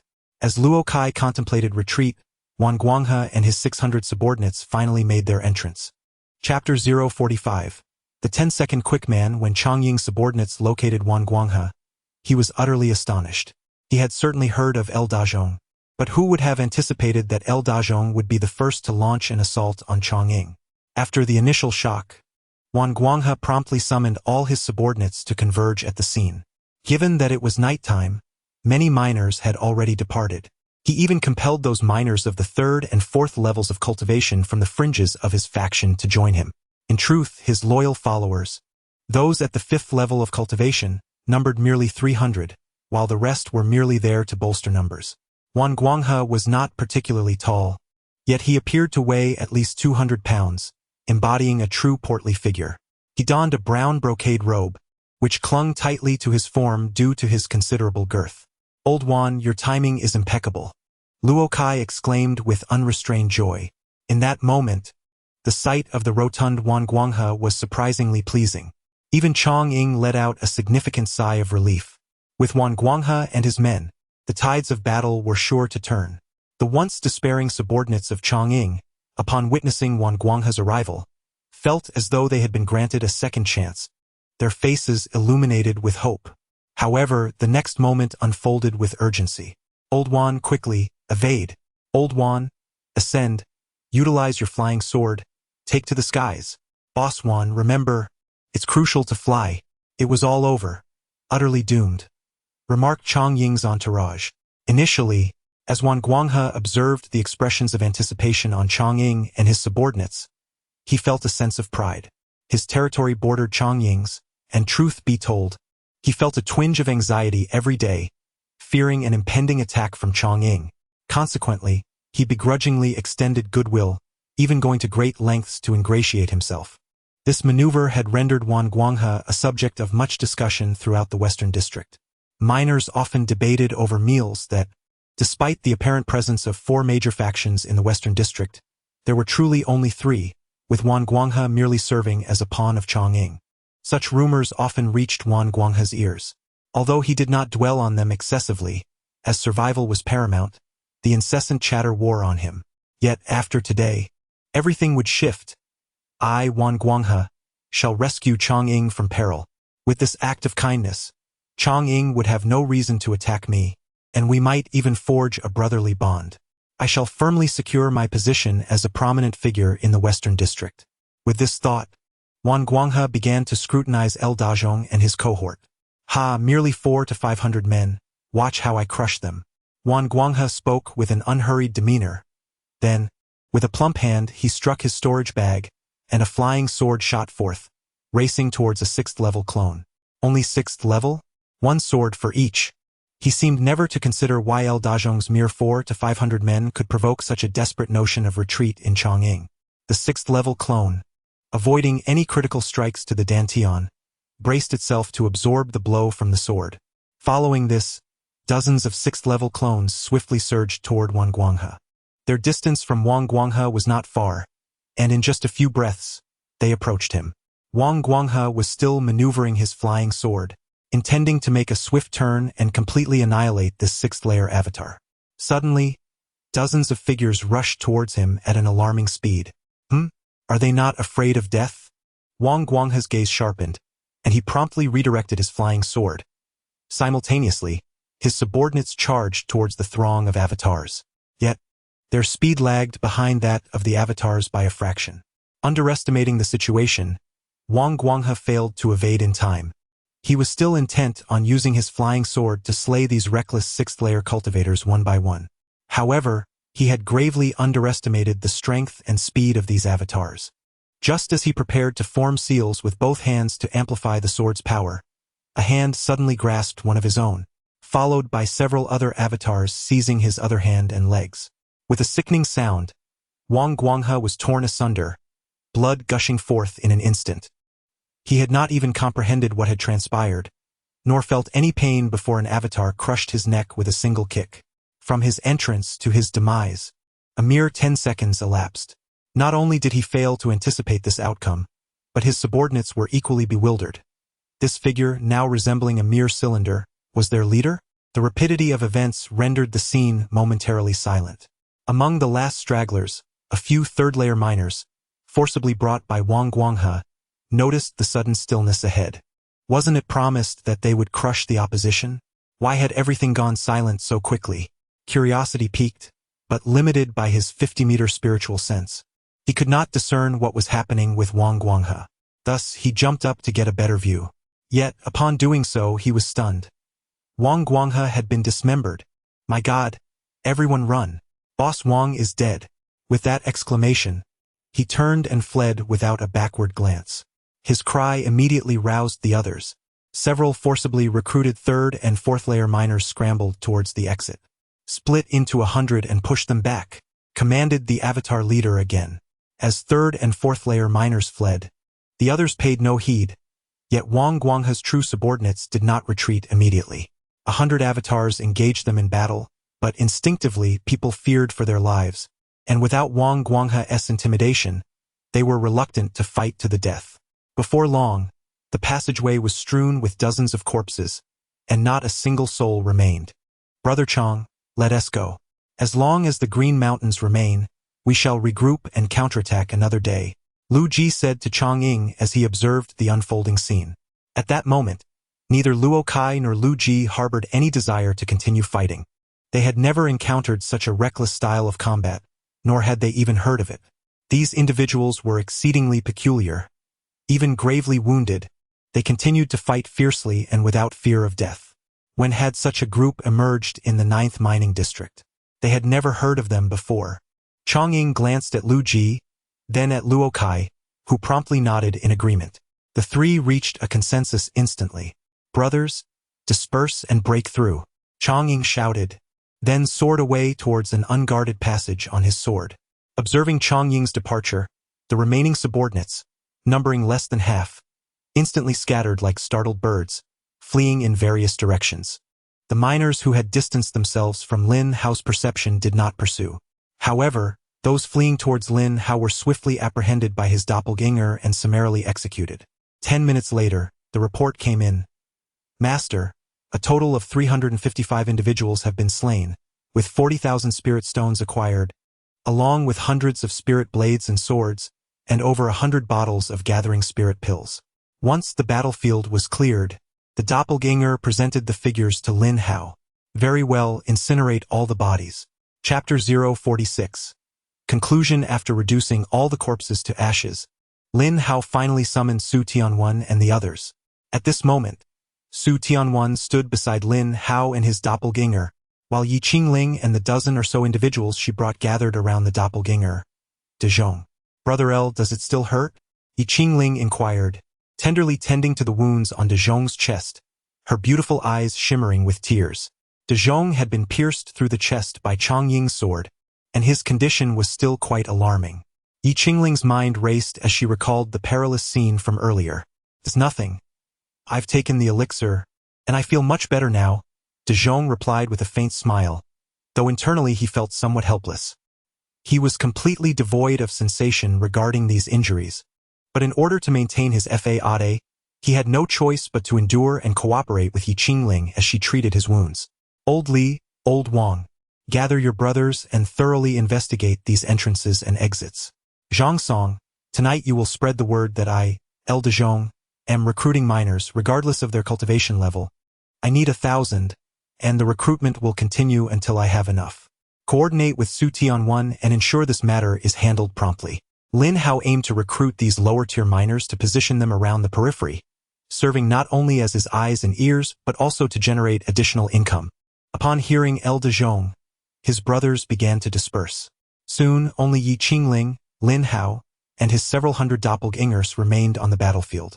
Lin Hao initially intended to send Yi Qingling back to their living quarters, but she adamantly refused, insisting on staying to care for El De Zhong. Ultimately, Lin Hao did not press the issue. It was not yet time for doppelgangers to mine. The battle had only just concluded, and many would inevitably come to investigate, making it unwise to commence large-scale mining operations. They would at least need to wait for Yang Tianxua to arrive and finalize the subsequent revenue-sharing arrangements. Within the tunnels, some of El De Zhong's brothers were inspecting the entrances one by one. Brother Li, what exactly is the background of Chen Fan and the others? How did they manage to seize Chang Ying's territory? Initially, when Su Tianwen summoned them with plans to attack Chang Ying's domain, they felt quite apprehensive. However, once they reached the mine, El De Zhong merely instructed them to guard the outside, and they all readily complied. They lacked the courage to confront Chang Ying, despite El De Zhong having 500 men at his side, including over 100 cultivators at the 6th tier. I'm not sure, but according to Su Tianwen, they seem to have previously been mining in the northern district. Oh right, 5 days ago, De Zhong went to find Lin Hao and ended up getting injured. These individuals must be connected to Lin Hao, Li Ziqing mused thoughtfully. He then added solemnly, from now on, show some respect to Chen Fan and his group. I believe De Zhong hasn't truly subdued them. Rather, they share a cooperative relationship. In the late hours of the night, after Li Ziqing and his group had thoroughly surveyed all the tunnels, Lin Hao took his doppelganger to test the ore yield. After several hours of testing, Lin Hao discovered that the ore yield in these areas was quite uneven. Some locations yielded 2 pieces, while others produced only 1. Nevertheless, even so, it was still vastly superior to those remote areas. Lin Hao calculated simply that if he mined for 24 hours a day, he would only need to expend 500 or 600 spiritual stones to satisfy his current daily expenses. However, at present, Lin Hao's spiritual awareness could not fully encompass these areas. Only after breaking through to the 7th layer would he be able to oversee everything from a central position, thereby radiating out to all high-yield mining locations. According to Lin Hao's knowledge, once he ascended to the 7th layer, his spiritual awareness would double, reaching 600 meters. At that point, he would be free to act without restraint. As Lin Hao was testing the mining yield, news of his successful expulsion of Chang Ying from the main camp was rapidly spreading throughout the 9th mining district. All miners who heard the news were utterly astonished. Although this matter did not concern them in the slightest, it did not prevent them from discussing it with great enthusiasm. Yang Tianshu naturally received the news as well. Initially, he thought he had misheard, but after confirming repeatedly that it was indeed El Dajong, his expression shifted back and forth from shock to delight. It was simply too extraordinary. In truth, he did not hold much hope for El Dajong, let alone Chong Ying. He would have considered it a significant achievement if El Dajong managed to take down the territory of Wangguanghe within 6 months. However, to his astonishment, within just a few days and without his knowledge, El Dajong had directly seized Chong Ying's territory. How could Yang Tianshu not be shocked? At that moment, he hurried towards Lin Hao without delay. The subordinates of El Dajong noticed him immediately and brought him directly to the avatar of Dajong. El Dajong has indeed not disappointed me, Yang Tianshu exclaimed with a hearty laugh upon seeing the avatar, his tone becoming much more affectionate. He then glanced at those who were mining and remarked, El Dajong, you have truly astonished me. You managed to drive out Chong Ying, who has operated here for many years with just these people. Brother Yang, do not underestimate them. Although their cultivation is not high, it is because they are also training their bodies. With their strength, they would not fear even a 6th-layer cultivator, the avatar of Dajong casually retorted, then brought over 98 for Yang Tianshu's introduction. Yang Tianshu had no doubts, as this explanation made sense. At that moment, he looked at the avatars with gleaming eyes, even contemplating bringing them to the central mining area to work. However, this thought was fleeting, as El Dajong still needed them to stabilize their current territory. Subsequently, Yang Tianshu conversed with the avatar of Dajong about recruiting miners. Finally, Dajong posed the question that Lin Hao most wished to know. Brother Yang, may I ask how many spiritual stones I will need to submit to Leader Zhang each day moving forward? El Dajong, do not be too anxious. You have just taken over the territory, and you have barely established your foothold. How could Leader Zhang request spiritual stones from you so soon? Within 1 or 2 months. Not only will you not need to worry about submitting spiritual stones, but Leader Zhang will also provide you with some resources to help you solidify your hold on this territory. Yang Tianshu assured the avatar of Dajong, alleviating his concerns. And afterwards, what is the usual amount that will be collected? Under normal circumstances, once your miners are fully assembled, there will be approximately 1,000 of them, each required to submit 5 miscellaneous spirit stones daily. Consequently, you will only need to collect 3 stones. This implies that Lin Hao will be obligated to surrender 3,000 miscellaneous spirit stones each day. While Yang Tianshua spoke, his gaze remained fixed on the expression of his counterpart. 3,000 miscellaneous spirit stones may seem to indicate that Zhang is taking the lion's share. However, this is a misconception. The 1,000 miners excavating at the main base benefit from a higher yield, resulting in a greater submission of spirit stones. Beyond the confines of the main base, numerous mining teams exist, each also required to submit miscellaneous spirit stones daily, albeit in smaller quantities, typically 2 or 3 per individual. Nevertheless, this accumulation represents a substantial revenue stream. In essence, it can be described as extortion. Chapter 047. 7th layer of Qi refinement. On the 20th day after Lin Hao took control of Chong Ying's territory, he effortlessly advanced to the 7th layer of Qi refinement. During this period, Lin Hao, engaged in alchemy, had compelled Yi Qingling to return to her wooden cottage. Furthermore, by the 10th day, Su Tianwen and his companions had also gathered a full 1,000 miners. Everything had fallen into a steady rhythm. At this moment, Lin Hao awaited the arrival of Lin Yi's avatar in his small courtyard. Upon breaking through to the 7th layer, Lin Hao promptly elevated Lin Yi's 8 avatars to the same level. Throughout this time, he frequently visited the market, acquiring 600 flying swords from various spirit weapon shops. This endeavor cost him 400,000 spirit stones, nearly depleting all of Lin Hao's savings. It could be said that he had thoroughly swept the market clean of flying swords, as there were not many cultivators above the 7th layer in the mining area, resulting in limited stock. In the dead of night, dozens of avatars raced through the forest on the back mountain. Clad in dark clothing, their faces bore thick scars from burns, giving them a fearsome appearance. Soon, they arrived at a small ditch, brushed aside the underbrush, and entered a small hole. Moments later. They emerged once more, each wielding a flying sword which they launched into the night sky. In the courtyard, Lin Hao slowly savored the roasted beast meat prepared by Lin Yi. This meat had been delivered by the 10 avatars, while Lin Hao had instructed them to bring 500 flying swords to Lin Yi, keeping 100 for himself. Consequently, he could simultaneously engage in body refinement and cultivation. The enhancement of his physique was of significant assistance to Lin Hao.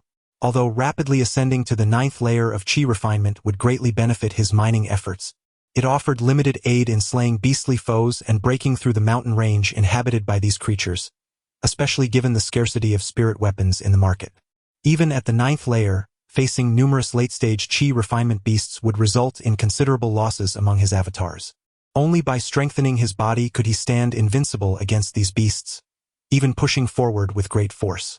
Through Lin Yi's exploration over the past year, he discovered that the mountain range was teeming with countless beasts of bizarre varieties, many of which Lin Hao had never even heard of.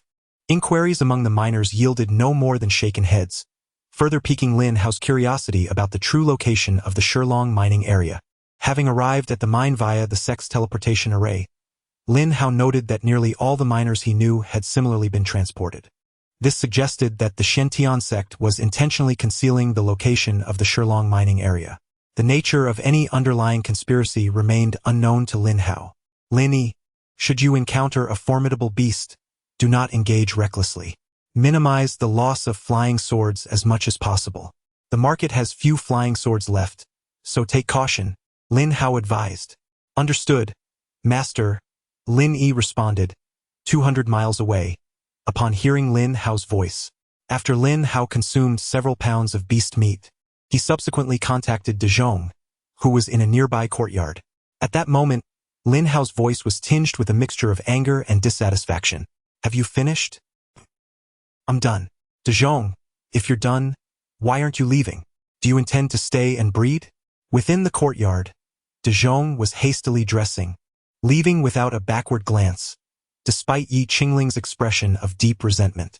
During Lin Hao's recent breakthrough to the 7th level of qi training, De Zhong had unexpectedly become involved with Yi Qingling, a development that Lin Hao had subtly encouraged.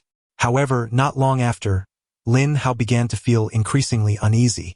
He had been single for over 30 years, and in 2 lifetimes had yet to lose his virginity, while his avatar had managed to do so first. Who did De Zhong think he was looking down upon? Over the course of nearly 2 years since his transmigration, Lin Hao had gradually discerned a pattern. When De Zhong was first summoned, his personality and memories mirrored Lin Hao's. Yet, as De Zhong experienced different events, subtle deviations in his behavior began to emerge.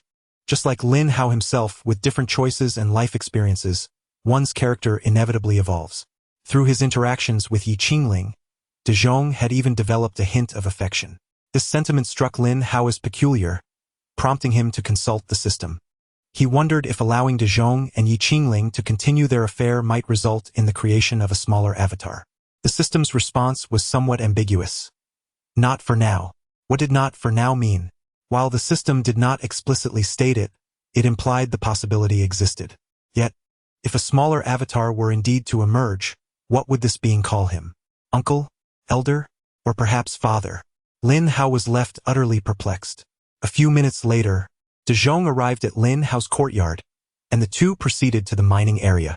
Meanwhile, at Fengyu Building in the marketplace, Chong Ying was engaged in a secret conversation with several influential figures at the 7th level, including Luo Tiancheng and another notable from the Western District, Li Zhou.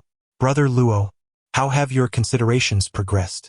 Since Chong Ying had been ousted by Lin Hao, he had refrained from immediate retaliation. Instead, he integrated the subordinates of Wan Guanghe with his own and directly occupied Wan Guanghe's territory. Although Wan Guanghe's domain was considerably smaller than Chong Ying's previous one, the fusion of their forces had rendered Chong Ying's strength even more formidable than before. His workforce comprised over 1,000 miners at the 5th level and hundreds at the 6th. Once the two factions fully merged, Chong Ying began reaching out to Li Zhou and Luo Tiancheng with a straightforward objective: to eliminate Lu Dazhong and anyone associated with him. Master Chong, I have heard that Lu Dazhong's subordinates are all valiant warriors, undaunted by death, and he has also recruited over 1,000 miners. This matter. Luo Tiancheng's face revealed a look of difficulty. Ever since he learned that Lu Dazhong had seized Chong Ying's territory, he had extinguished any thoughts of seeking revenge against him, living in constant anxiety, fearing that Lu Dazhong might return to attack him. Ah, Brother Luo, there is no need for such concern. The miners recruited by Lu Dazhong are merely at the third or fourth tier of cultivation, hardly a cause for alarm. As for his subordinates, there are only a little over 400. If I unite forces, what is there to fear? Chang Ying's intention in allying with Luo Tiancheng and Li Zhou is to minimize his losses. He has witnessed the prowess of Lu Dazhong's group and knows they cannot be judged by ordinary standards.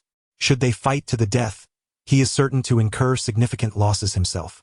Furthermore, you need not worry excessively about the leader Zhang.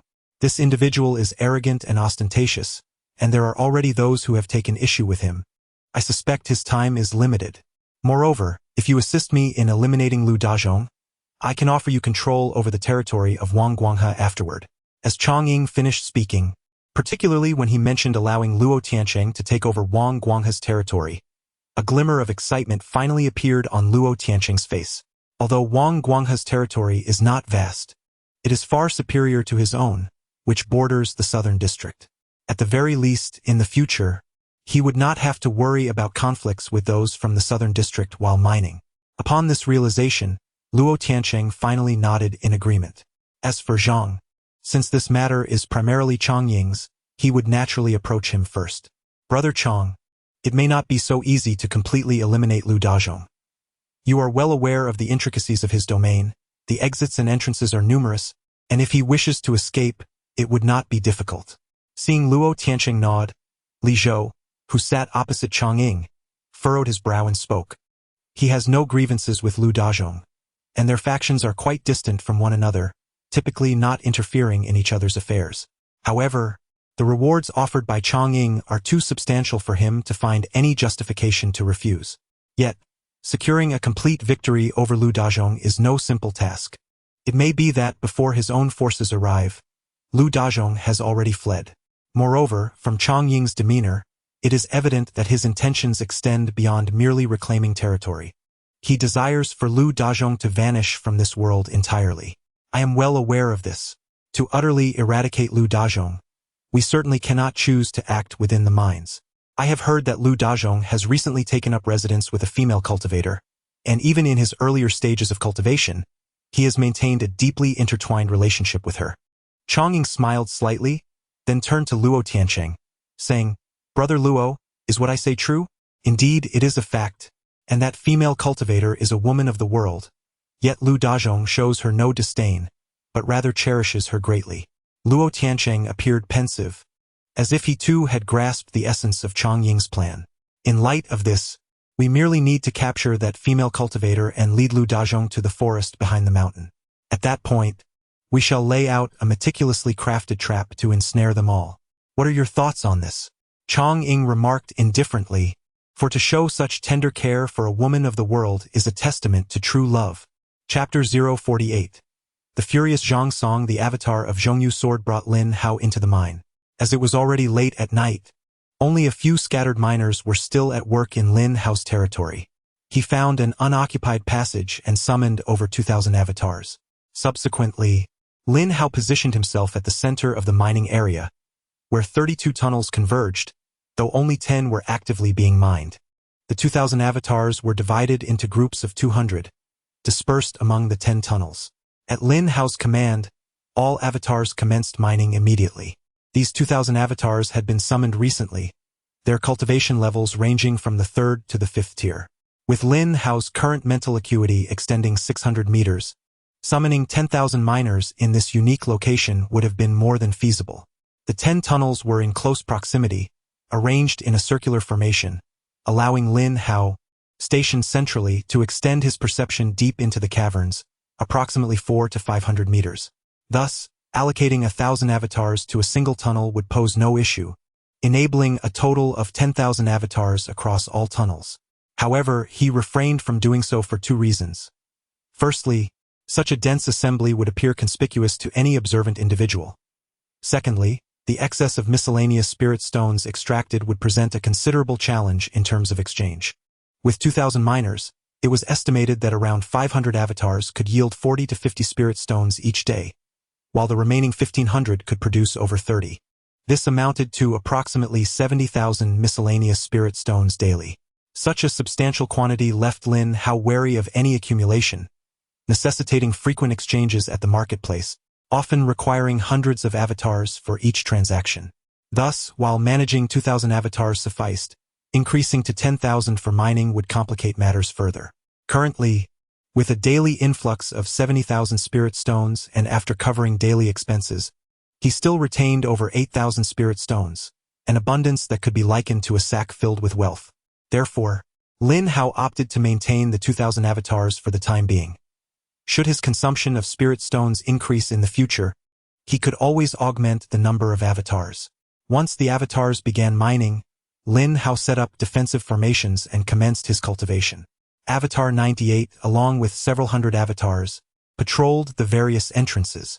Time passed quietly in his practice, and as dawn approached, miners gradually arrived. Since Lin Hao's recent breakthrough to the 7th tier, he had prohibited all miners from entering his designated mining area. The 1,000 miners he had previously recruited were relegated to the periphery, with only Su Tianwen and his 3 brothers, along with Yi Qingling, granted free access. Even Lu Dazhong's acquaintances were barred entry. Initially, they felt betrayed by Lu Dazhong, harboring resentment. However, Lin Hao subsequently assigned them to manage the 1,000 miners, requiring only the daily submission of 3 miscellaneous spirit stones to him, allowing them to distribute the rest as they pleased. It was then that their expressions brightened with satisfaction, and they eagerly expressed their loyalty. "What is this? Do you seem envious of them?" The 4 brothers Su Tianwen arrived early at the mining area, seeking out Avatar 98, and began their patrol alongside him. At this moment, they were approaching the edge of Lin Hao's simulation, observing as LV Dazhong's companions oversaw a group of miners excavating. "No, I am quite satisfied now. Ever since I joined you, the leader, I have not had to mine again nor suffered from extortion, which was once unimaginable. Moreover, you provide me with elixirs for cultivation daily. If I were to express any discontent, I would be less than a beast," Su Tianwen said earnestly, acknowledging his own worth and refraining from coveting what did not belong to him. "Su Tianwen, you are different from them. Do you know why I permit you to come and go freely while I do not allow the others inside?" Upon hearing Su Tianwen's words, the clone, Zhou Shiba, nodded in satisfaction, not waiting for a response before continuing. "You remember when I told you that to enter the Zhatian gang one must undergo trials?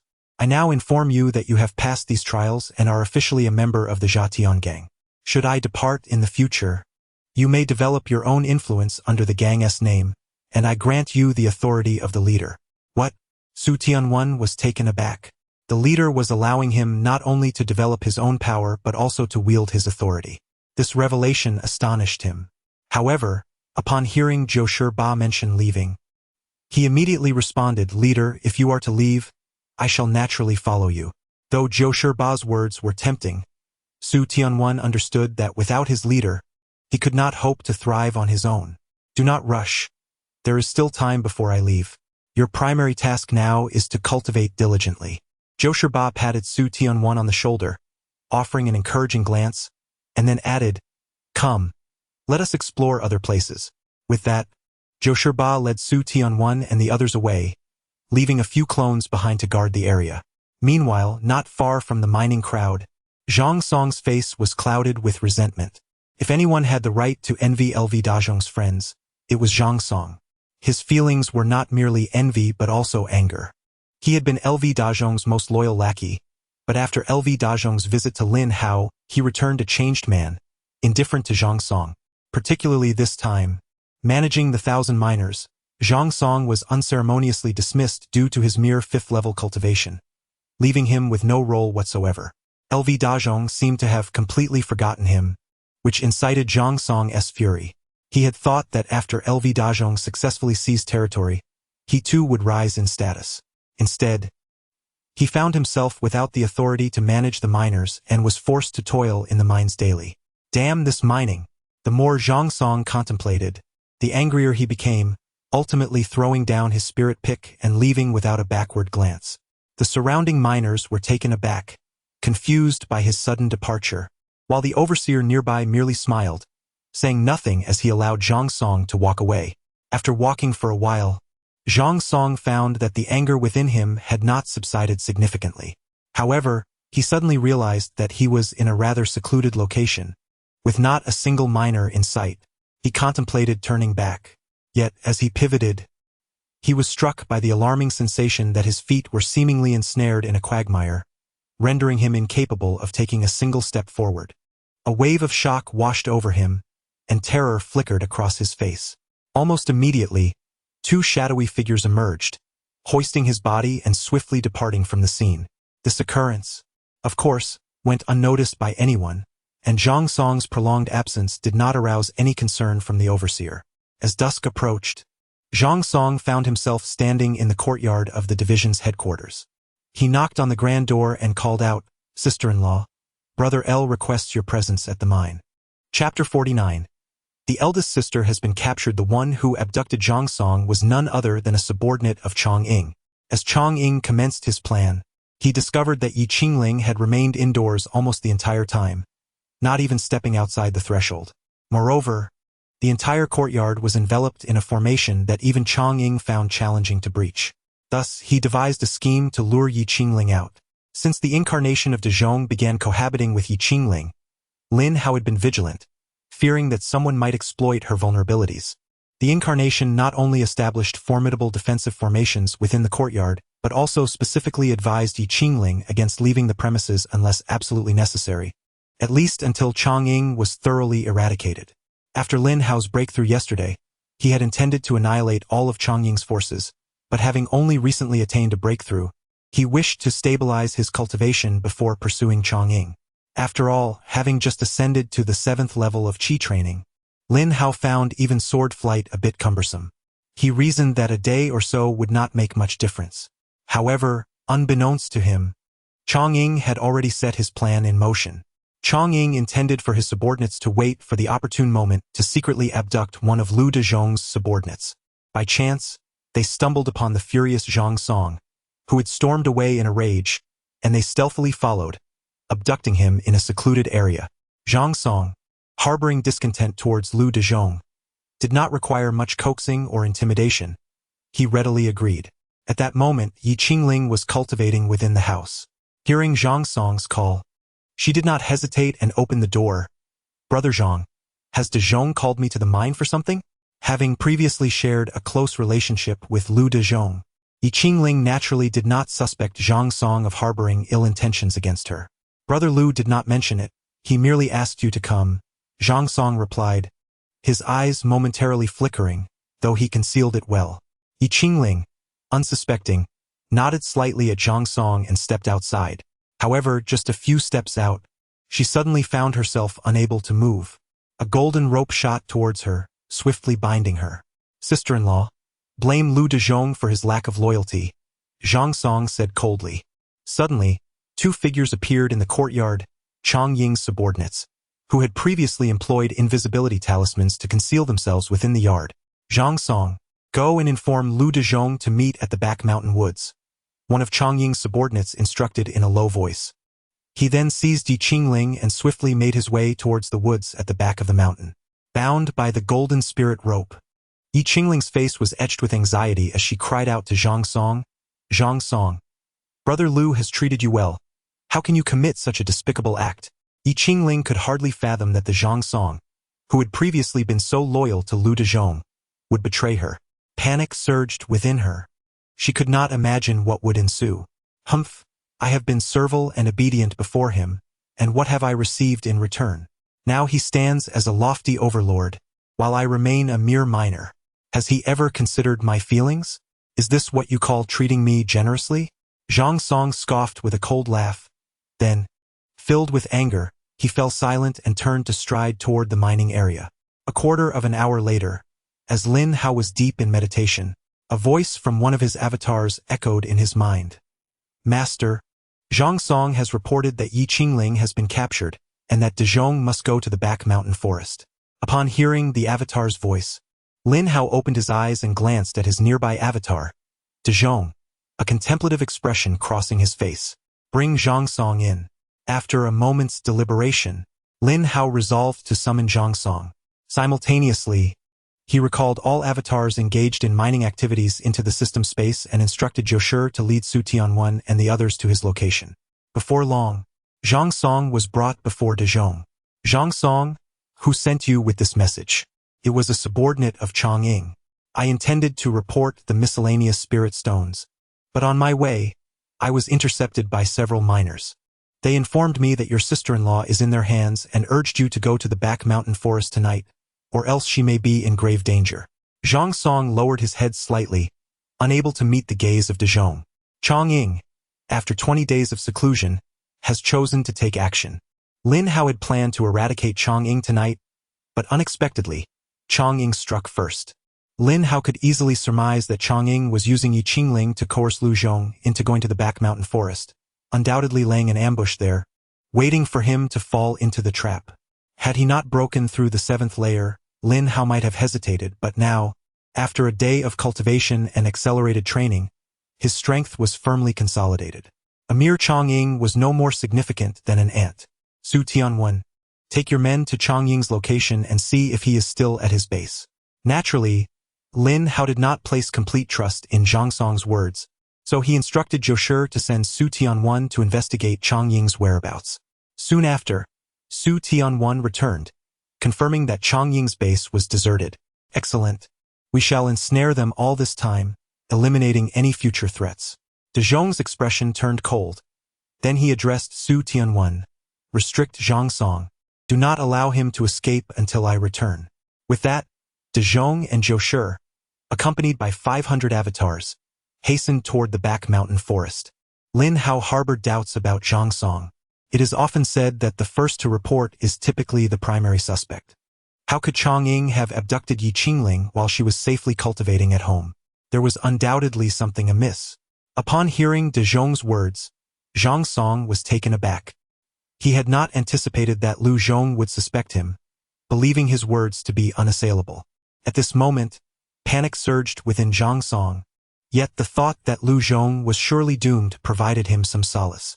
As he gazed at the approaching Su Tianwen and his companions, he mused, once Lu Zhong is dead, I wonder how long you all will remain arrogant.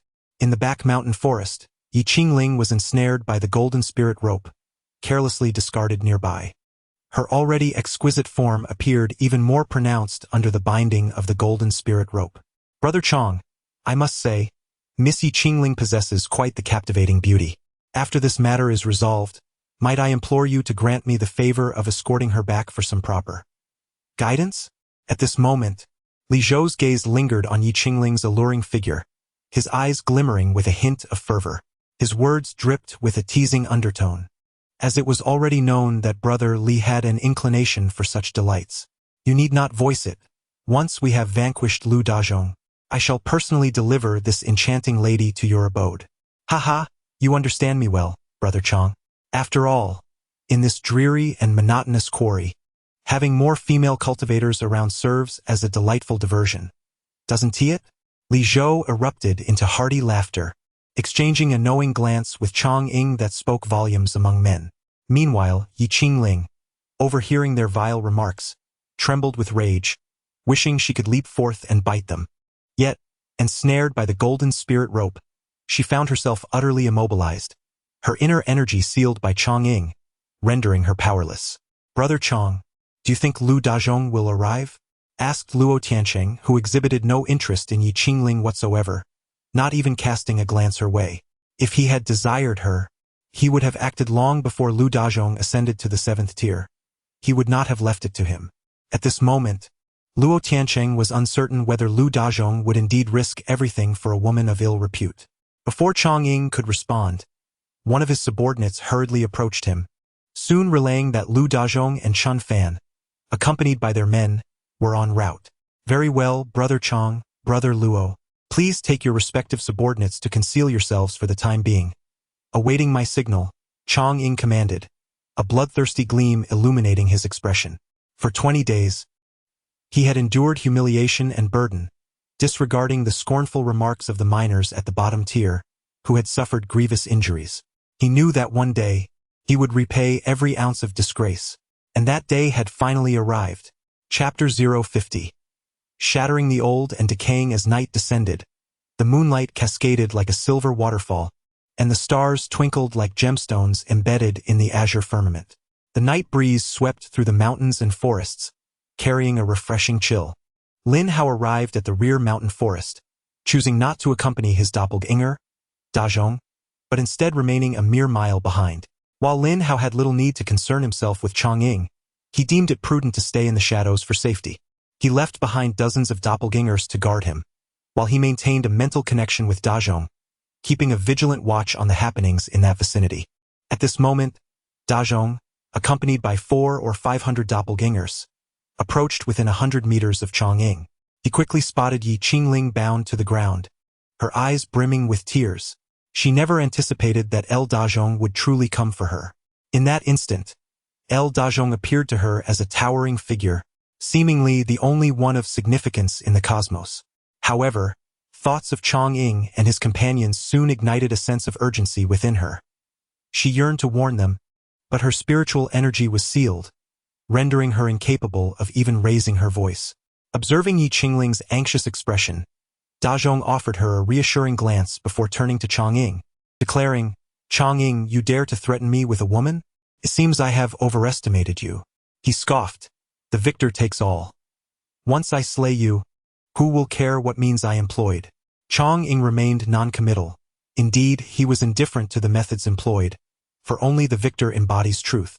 A fine proclamation of the victor's supremacy, Dazhong coldly retorted, "But I fear you, a mere Chang'ing, are far from capable of achieving my demise." He then contacted Lin Hao, relaying the circumstances at hand, and concluded, "Master, I can elevate the doppelgangers to the 7th tier. I am confident in keeping them all here." Once all doppelgangers ascended to the 7th tier, it was imperative that no one learned of their existence, and those minors brought by Chang'ing must be eliminated entirely. In that moment, Lin Hao hesitated not. He elevated all the doppelgangers Dazhong had brought to the 7th tier, as well as the 1,006-tier doppelgangers he had previously summoned during the assault on Chang'ing's stronghold.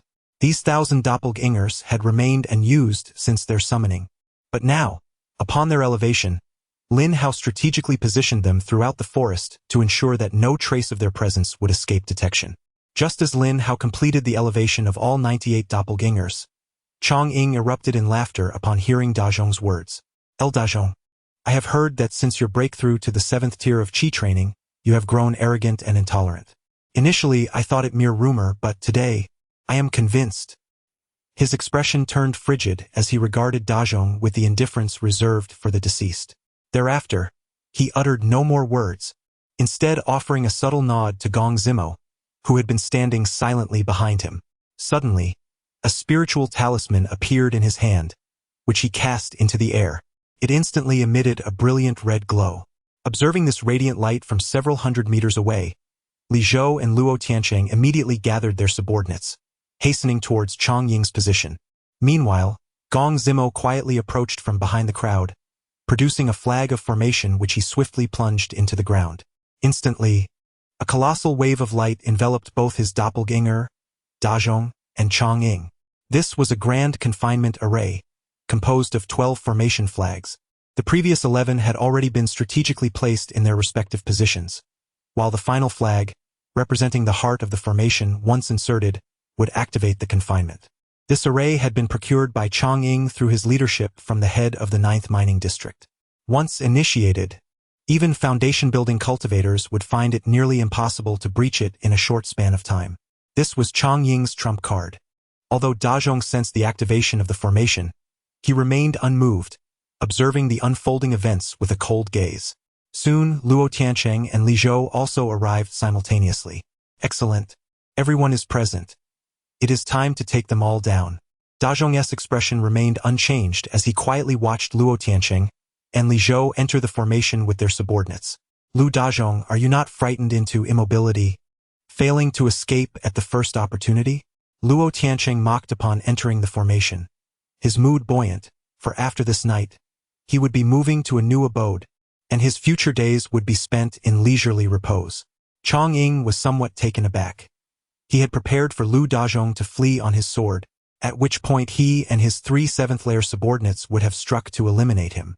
However, to his astonishment, Lu Dazhong remained utterly indifferent, standing still without a hint of action.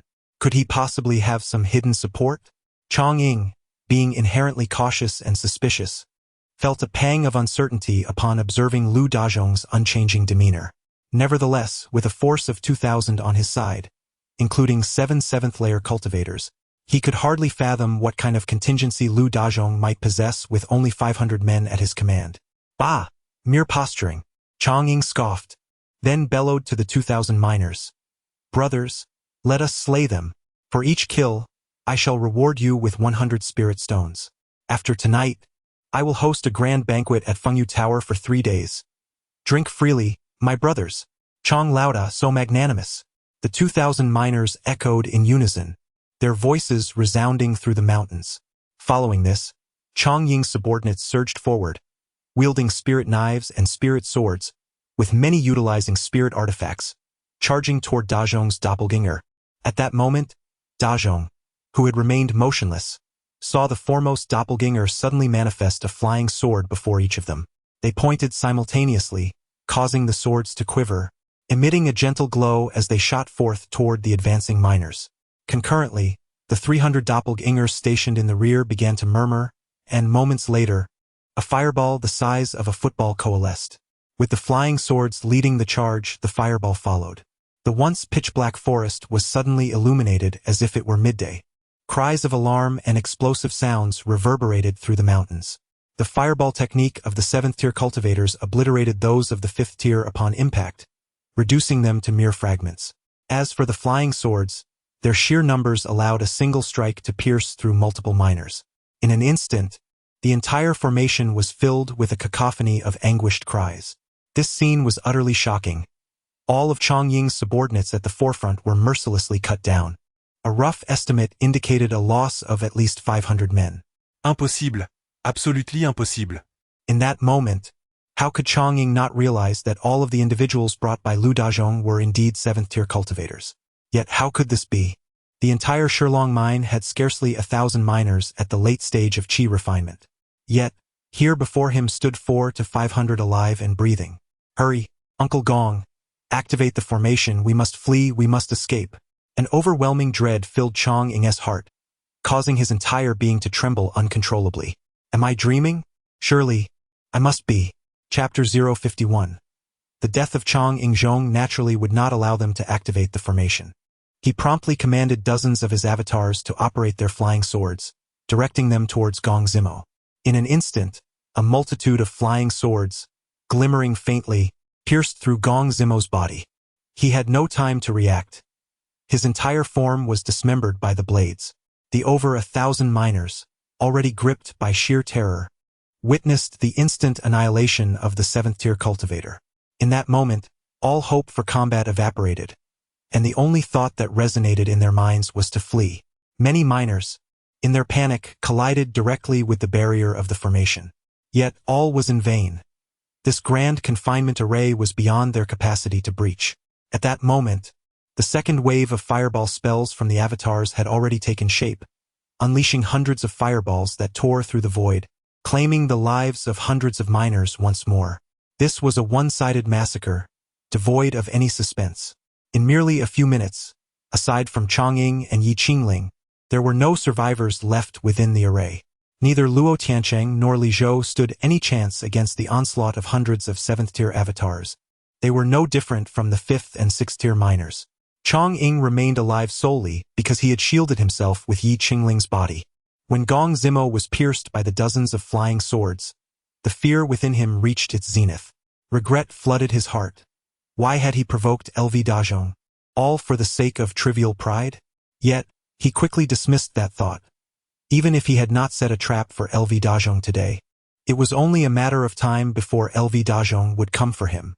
Chang Ying endeavored to maintain his composure, knowing that his only chance of survival was to escape and report this matter to the Hall of Elders.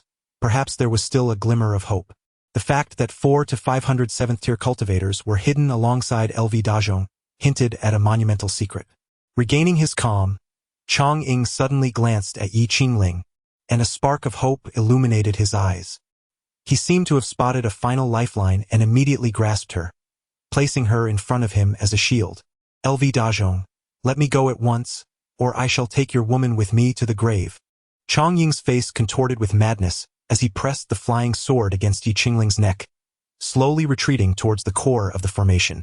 Zhong's avatars fixed their gaze upon him, their expressions tense.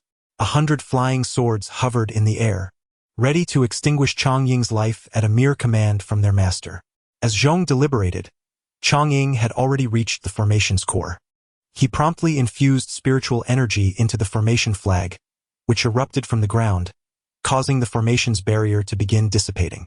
Zhong observed the scene coldly, making no move to intervene. With all the miners dead, the formation had lost its significance. He found himself in a dilemma, acknowledging a flicker of affection for Yi Qingling, yet it was far from enough to justify allowing Chongying to escape. He was simply at a loss for the final decision. LV Dazhong, immediately command your people to withdraw. At this moment, Chongying felt a surge of excitement. He had not anticipated that Lu Dazhong would indeed take a woman and bid him farewell. However, before the avatar of Dazhong could respond, Yi Qingling spoke up. Dazhong. At the instant the formation dissipated, Yi Qingling summoned all her strength to call out, her eyes imbued with a gentle gaze. Surely, she was aware that Chongying could not leave. The existence of 400 to 500 cultivators at the 7th level was a monumental secret that must remain concealed from all. In truth, she had sensed something amiss from the very beginning. When Lu Dazhong was gravely injured, it seemed as though he had transformed into an entirely different person. Nevertheless, she refrained from probing further. As long as Lu Dazhong continued to treat her well, it outweighed everything else. This time, Lu Dazhong had come for her sake. She even contemplated that if a man were to treat her with such devotion in her lifetime, she would have no regrets. Dazhong, the aspirations of a cultivator should flow like a river rushing to the sea. How can one linger in this gentle abode?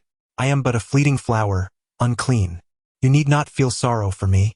Yi Qingling seemed to have exhausted her final reserves of strength, her voice fading to a whisper, her rosy lips parting and closing as if she wished to articulate something further. The avatar of Dazhong understood her meaning. At that moment his heart raced, and his entire body began to tremble. He had never experienced such a sensation, as if something profound was about to burst forth. Just then, Lin Hao's voice echoed in his mind from a distance. Dazhong, take action. With Lin Hao's words resonating, the avatar of Dazhong swiftly regained his composure. He turned, determination flashing in his eyes. Kill! Instantly, 100 flying swords, akin to a rain of blades, surged towards Yi Qingling. Seeing the oncoming swords, Yi Qingling's face illuminated with a radiant smile, reminiscent of fireworks blooming, rendering the very heavens and earth pale in comparison. Meanwhile, Chongying, concealed behind, felt the flying swords grow larger in his vision, as though they would engulf him entirely.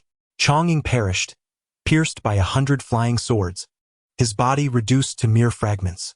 Even his primordial spirit was utterly annihilated, dissipating completely amid the cosmos. The avatar of Dazhong approached Yi Qingling's lifeless form and gently cradled her. Meanwhile, the other avatars swiftly cleared the battlefield, and before long, they were collected into Lin Hao's system space, who sat quietly, awaiting Dazhong's return. In truth, when the avatar of Dazhong grappled with his indecision, Lin Hao was similarly troubled. Their emotions were intrinsically linked, though Lin Hao was reluctant to acknowledge it. After Yi Qingling uttered those words, Lin Hao realized that she would leave an indelible mark upon his heart, perhaps one he would never forget. When he first encountered Yi Qingling, he felt an indescribable sensation. Yet, as the days of mining unfolded, that feeling had long been cast aside. Lin Hao also reminded himself that, in the realm of cultivation, one must never engage in romance lightly before attaining absolute strength. Yet Lin Hao underestimated Yi Qingling, for she ultimately made a choice to assist the doppelganger, Dazhong. Dazhong discerned Yi Qingling's final words. Do not mourn for me. In the next life, I wish to be your woman, solely yours. It was this utterance that caused Dazhong to tremble, as if some profound emotion sought to escape Lin Hao's dominion, birthing an independent persona within. Time elapsed, and at last, Dazhong arrived at Lin Hao's side, having interred Yi Qingling in the forest. It was merely a solitary grave, devoid of a tombstone. Dazhong's expression was inscrutable. He even offered Lin Hao a faint smile, stating, Master, a total of 2,150 foes have been vanquished, yielding 500,000 spirit stones, alongside several spirit artifacts and 7 flying swords. Chapter 052. Mid-level 15 days have passed since Chong Ying's demise. During this period, Lin Hao refrained from sending his avatars to mine, as he wished to observe the response of the Steward Hall to the simultaneous demise of 2,000 miners. However, as the 5 days elapsed, neither the Steward Hall nor the overseer of the 9th District made any inquiries, which relieved Lin Hao considerably. Although the Steward Hall remained silent, chaos erupted among the leaders of the 9th District. They speculated that someone must have covertly orchestrated the simultaneous downfall of all factions in the Western District, with Zhang, the leader, undoubtedly having dispatched agents to execute the plan. For it would be impossible for Lu Dachong to achieve such a feat alone.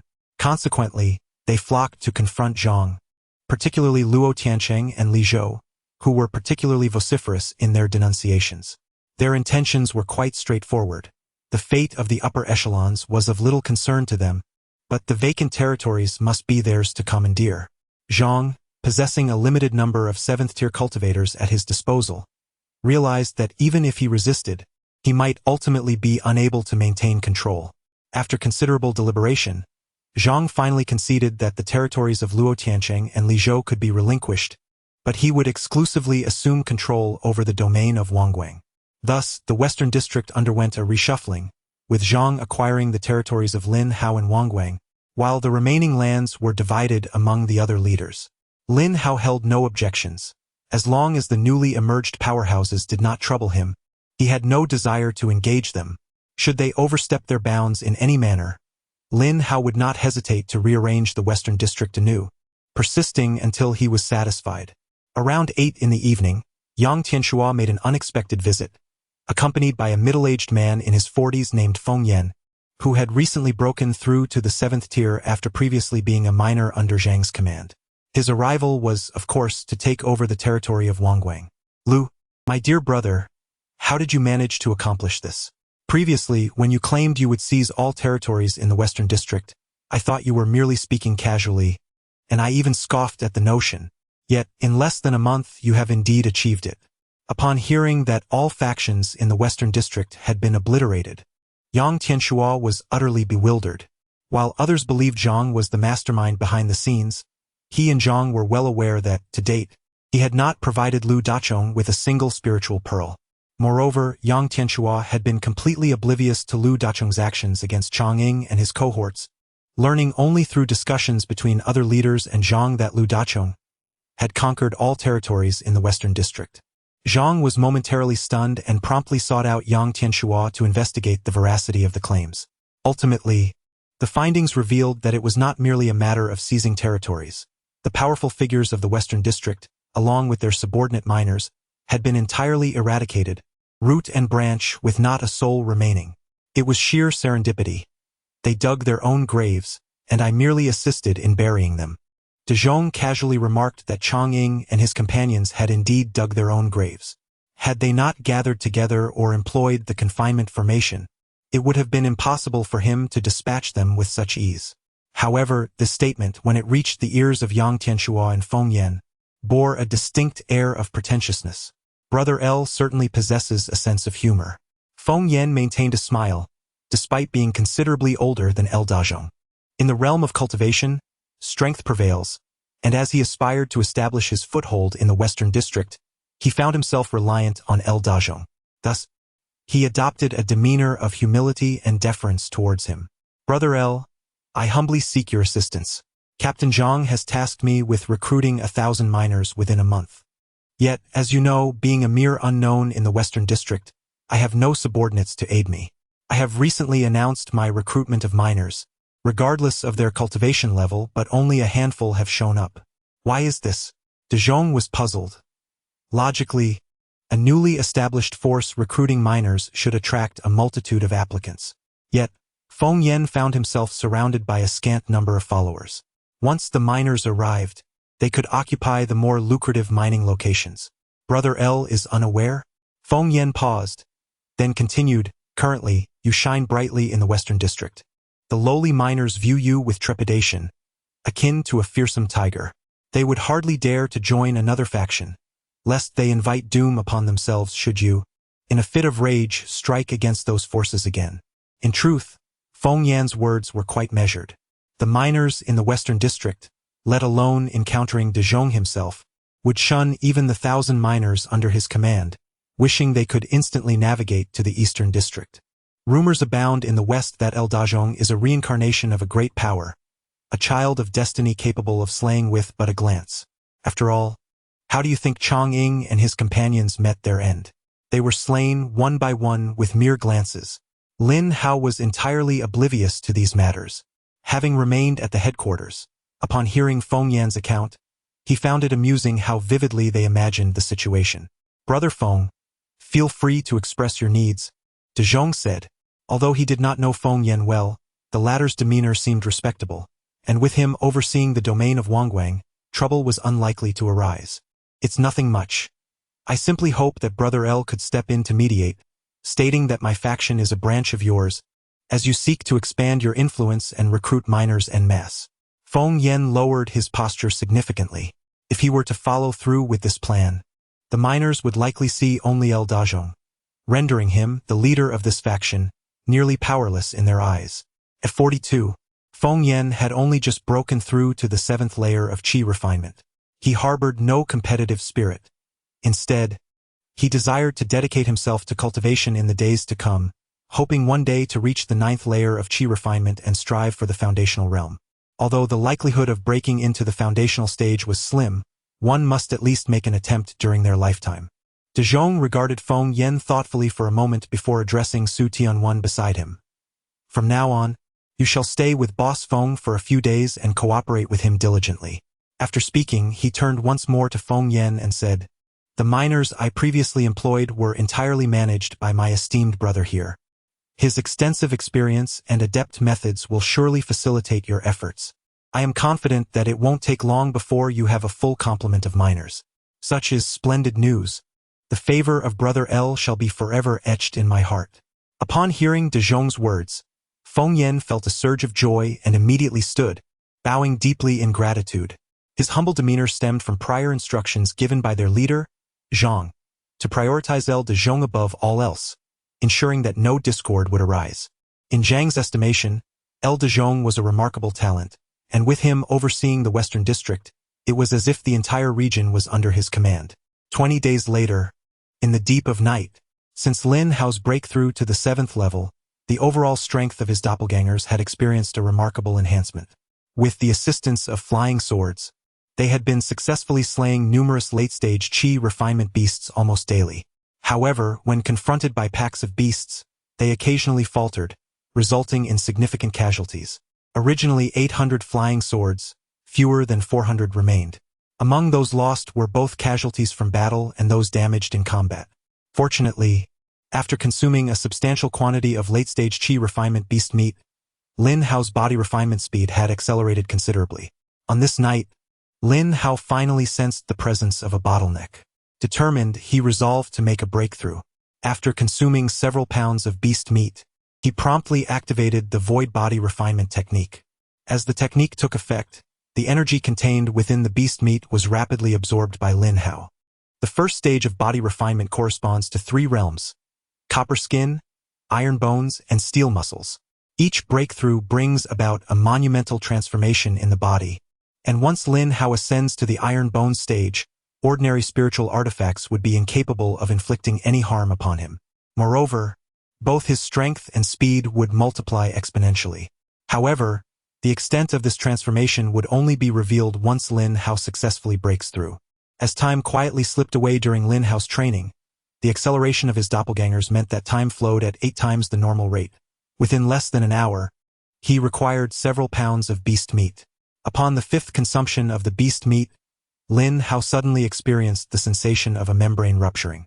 Instantly, an intense pain surged through him, as if his entire skeleton were being shattered and reassembled. This sudden agony compelled Lin Hao to emit a low growl.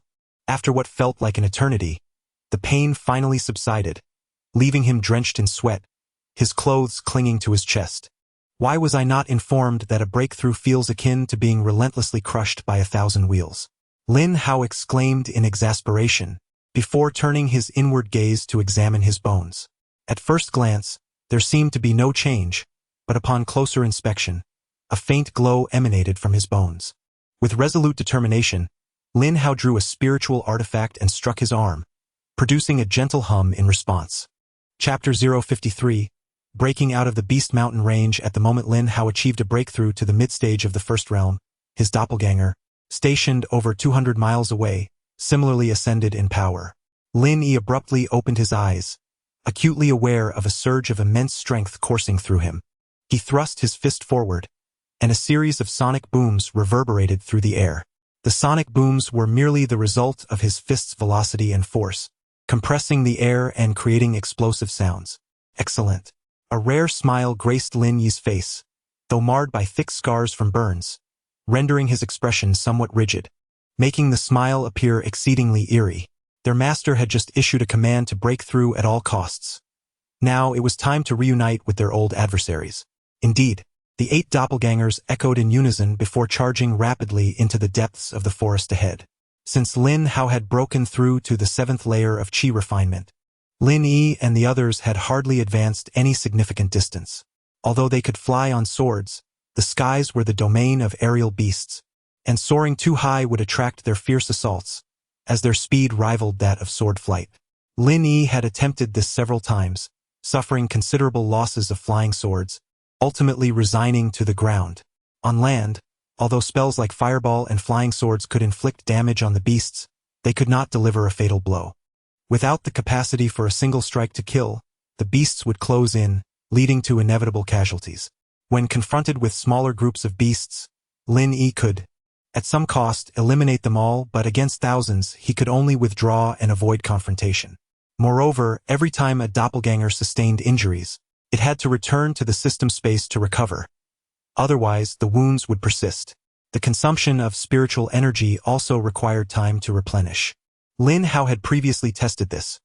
Regardless of the doppelganger's level, once spiritual energy was fully depleted, it would take a full day to restore completely. This limitation had resulted in Lin Yi's slow progress. Following his recent breakthrough to the mid-stage of the first realm, Lin Hao promptly assigned Lin Yi a mission to break through, eager to see if Lin Yi and the others could provide him with a pleasant surprise. At this moment, dawn was breaking, the eastern sky turning pale, and the heavens gradually shifting to a soft blue, revealing delicate morning light. Deep within the forest, Lin Yi raised his hand, prompting the 8 doppelgangers to halt their advance. Just 100 meters ahead of Lin Hao, a 2-meter-tall monkey, its body covered in brown fur and wielding a purple wooden staff, leaned against a large tree. Its eyes glowed with a faint red light, making it strikingly conspicuous in the dark woods. The monkey seemed to notice Lin Yi, standing upright with an expression of fury, its red eyes ablaze with rage. "Those wretched humans have returned," it screeched, and soon the forest echoed with a cacophony of whoosh sounds. In an instant, hundreds of monkeys leaped from the treetops, landing on the ground with a tremor that shook the earth. Upon descending to the ground, the monkeys discovered Lin Yi and began emitting a cacophony of shrill cries. Lin Yi, uncertain of their intent, could only surmise that they were uttering profane curses. Having engaged with them several times over the past few days and successfully vanquished many of their companions, their current fury was palpable. However, "Those who obstruct me shall meet their demise." 3 avatars engaged in close combat. 1 avatar conjured fireballs for cover, while 4 avatars unleashed flying swords to suppress the foe. Lin Yi bellowed, his eyes gleaming with a bloodthirsty and exhilarating light. "Tear them apart!" At Lin Yi's command, the foremost 3 avatars transformed into fleeting shadows, swiftly charging toward the throng of monkeys. As soon as the avatars moved, the monkeys erupted into a furious roar, surging toward them in response. Within the span of 2 breaths, the monkeys collided directly with the avatars. At that moment, 100 fireballs coalesced, radiating a crimson glow in the air, while 400 flying swords followed, raining down like a tempest of blades. In the wake of this assault, the monkeys suffered significant casualties. Previously, the avatars had struggled to withstand the monkeys' onslaught, often resulting in the avatars being dispersed after a single attack. The monkeys possessed immense strength, and if they managed to seize an avatar, the latter would be torn asunder. Yet, this time the tide had turned. The three avatars not only halted the monkeys' advance but also suffered no losses themselves. The monkeys remained oblivious to the substantial enhancement of their adversary's strength. They continued their usual tactic of seizing the avatars, hoisting them high while emitting triumphant roars, clearly conveying the message of watching them rend a human apart. However, this time they were mistaken.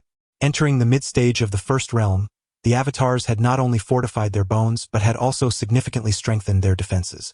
The anticipated scene failed to materialize.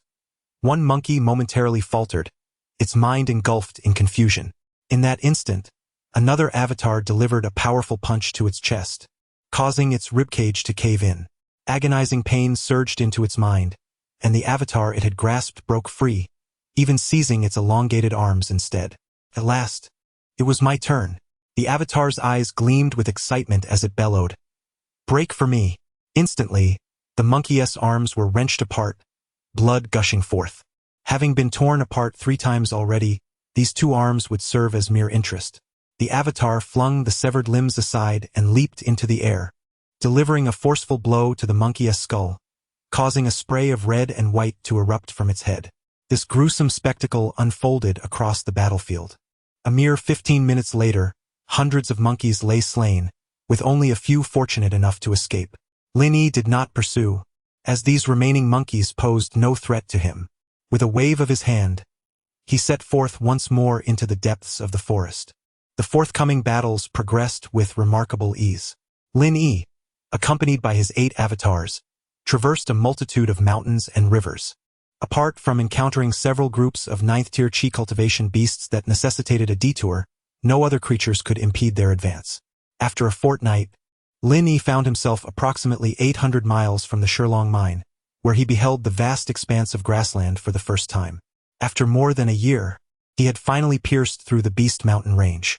At this moment, he stood atop a mountain peak, surveying the world below. Master, aside from the meadows, marshes, and a few small groves, no signs of human presence have been detected thus far. Lin Yi gazed upon the scene before him and succinctly described it with 4 words: desolate and uninhabited. Divide the team into groups of dozens, dispersing them. Should you encounter any cultivators, report back to me. Lin Hao, seated in the main camp, entered a state of meditation once more after listening to Lin Yi's report. Chapter 054. The Si Lin Hao dispersed Lin Yi and the others, fearing encounters with formidable cultivators.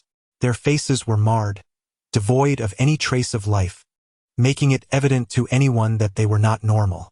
Had they congregated together, they would have risked being captured en masse, necessitating a perilous journey through the Demon Beast Mountain range once more, a venture that would squander considerable time.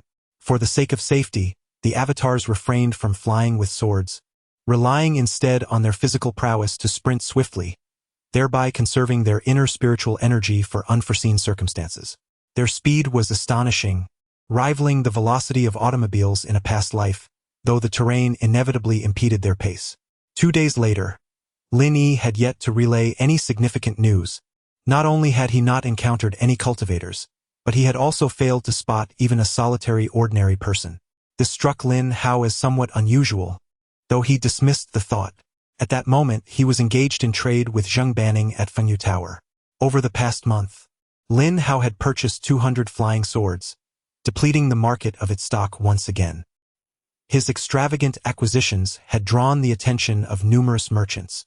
He realized he could not continue this spree, lest he risk being apprehended and interrogated on the spot. With the market no longer a viable option, Lin Hao's first thought turned to Zheng Banning.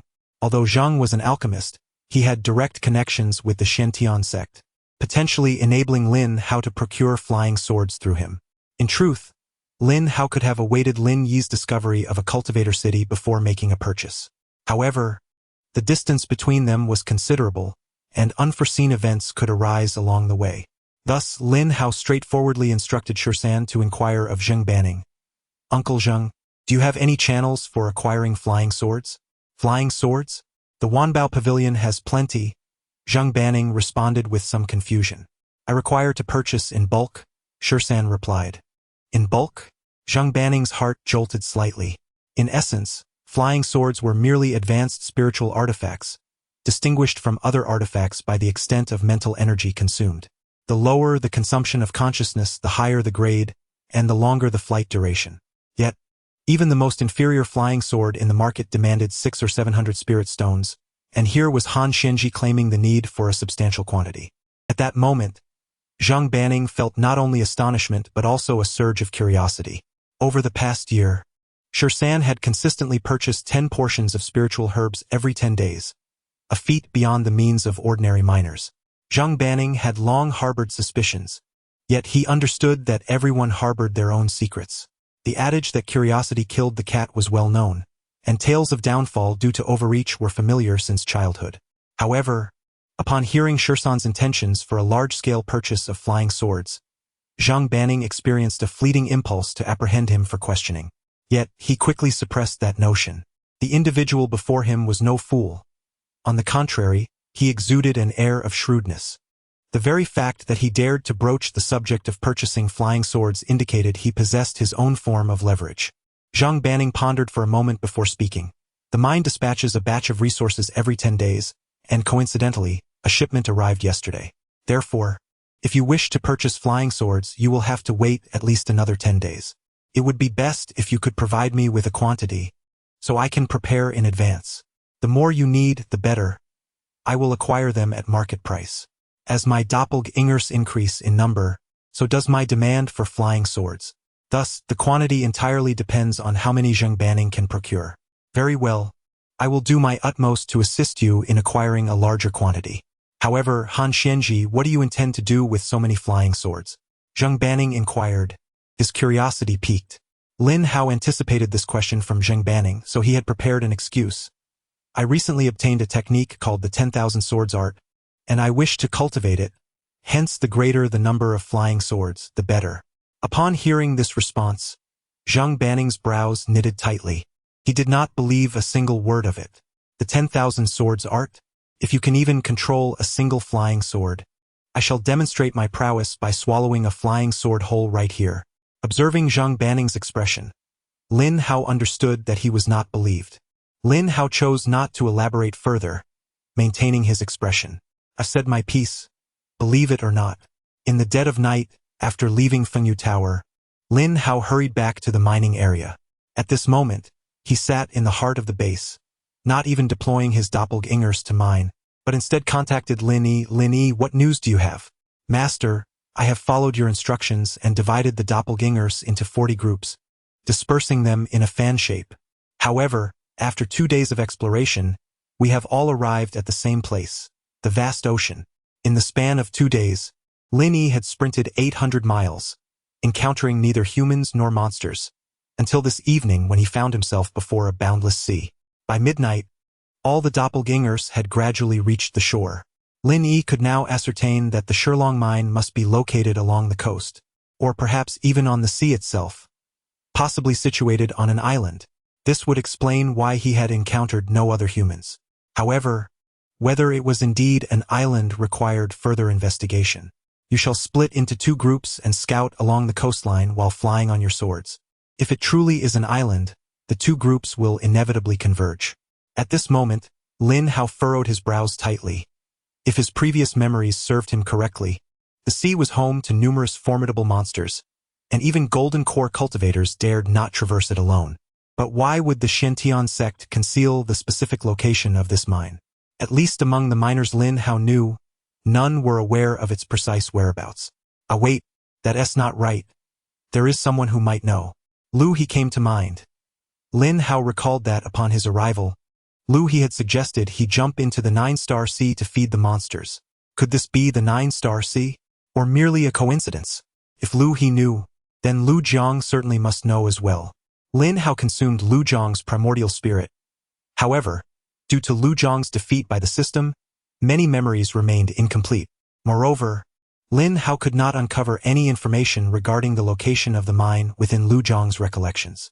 Regardless, he resolved to dismiss the matter. Whether it resided in the sea or the river was of little consequence. With 3 years nearing completion, he would soon be able to depart from this wretched place. Lin Hao found himself unable to comprehend the situation, ultimately choosing to cease his contemplation. The only regret that lingered was the potential inability to locate a city of cultivation, which would hinder his acquisition of additional resources for his practice, especially the foundational elixirs, as the marketplace proved insufficient for such sales, and even Zheng Banning would not be able to supply him. Yet, Lin Hao pondered further. Should he indeed break through to the foundational stage, his departure would inevitably arouse the suspicions of the Hall of Stewards. With 5 Golden Core experts stationed there, attracting their attention would render even the most numerous of his avatars powerless to protect him. Chapter 055. The appearance of Chang Xiong on the following day. The 2 groups of clones soared through the skies on their swords for approximately 2,000 miles, ultimately converging at a point. Initially, the clones had been advancing westward, and the location of their meeting was precisely to the east of the mining site. The environments to the east and west differed significantly. The eastern region lacked plains, with towering mountains and vast seas only mere miles apart. As Lin Yi gazed toward the ocean, he faintly perceived the movement of demonic beasts beneath the waves. However, for reasons unknown, these creatures remained in place, showing no inclination to approach Lin Yi and his companions. From this point onward, they would hunt demonic beasts in the east, and when their strength grew, they would venture into the sea for exploration. Once it was confirmed that the Shilong mining site was indeed situated over the ocean, Lin Yi realized their only purpose would be to hunt demonic beasts to fortify their own physical cultivation. As for whether they should explore the sea in search of the nearest landmass, there seemed little point, especially with only 3 years remaining before they could leave the mining site. The prospect of departing Shilong mining site was certain, despite the abundance of spirit stones for cultivation. Without foundation-building elixirs, he could not break through to the foundational realm. Lin Hao muttered to himself, unconcerned that he would be unable to acquire spirit stones once he left the mining site. With 3 years remaining, he could indeed prepare for his departure. For instance, he could set a modest goal of mining 100 million spirit stones. Lin Hao glanced at the clones diligently mining and fell into contemplation. He currently had 800 clones with Lin Yi 2,000 engaged in mining, 1,000 attacking Chongqing, and 500 from the 98 clones. Since the 98 clones had ascended to the 7th level, Lin Hao chose not to deploy them just yet. Instead, he replicated all but the 98 clones, ensuring their cultivation was capped at the 5th or 6th levels. He intentionally allowed news of the 98 clone 7th level Qi training to spread, intending to instill fear in others. In total, Lin Hao now commanded 4,800 clones. He possessed 700,000 pure spirit stones, of which 500,000 had been acquired from Chongqing. He could summon another 10 to 20,000 clones if necessary. However, the goal of mining 100 million spirit stones within 3 years meant they would need to extract 100,000 pure spirit stones each day. After a moment's thought, Lin Hao decided to discard this small goal. One must eat a meal 1 bite at a time. Otherwise, one risks choking. Lin Hao chuckled to himself before preparing to cultivate. At that moment, Su Tianwen arrived swiftly from the passageway. "Boss, we have found Chang Xiong," Su Tianwen announced as he approached the 98 clone. For over a month, Lin Hao had tasked Su Tianwen and the others with locating Chang Xiong, but they had not received any news. During Lin Hao's battle with Chongqing, Chang Xiong had been at Fengyu Tower in the marketplace, discussing banquet arrangements with the proprietor. He had believed that Lu Dazhong was undoubtedly doomed, yet he was unprepared for the shocking news of his brother's death. Initially in disbelief, he was ultimately consumed by an overwhelming sense of fear. Is it not said that his enmity with Lin Hao, along with the multitude of his adversaries, leaves one to wonder when he might inexplicably meet a tragic end in the streets?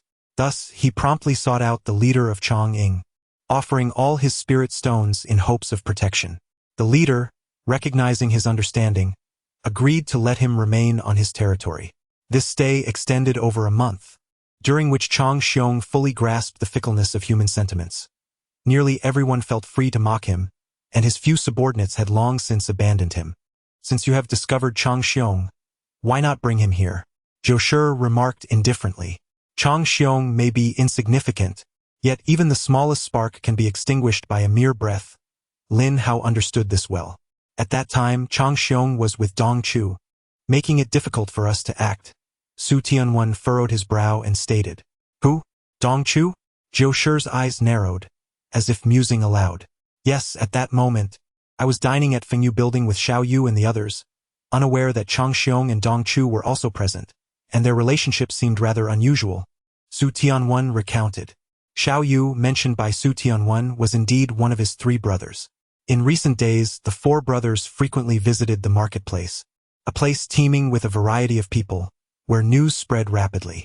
Are they still at Fengyu Building? Zhou Shi continued to inquire. No, after I spotted them, they departed shortly thereafter, with Dong Chu directly taking Chang Xiong away on his sword, presumably heading back to the mining area. Su Tianwen replied, a hint of trepidation still lingering in his heart. He had recognized Chang Xiong, and naturally, Chang Xiong had recognized him as well. He had anticipated that Chang Xiong might send Dong Chu to trouble him, yet to his surprise, they left without incident. Oh! Zhou Shi appeared contemplative. This matter does not seem as straightforward as it appears. Could it be another ploy to lure the snake from its den?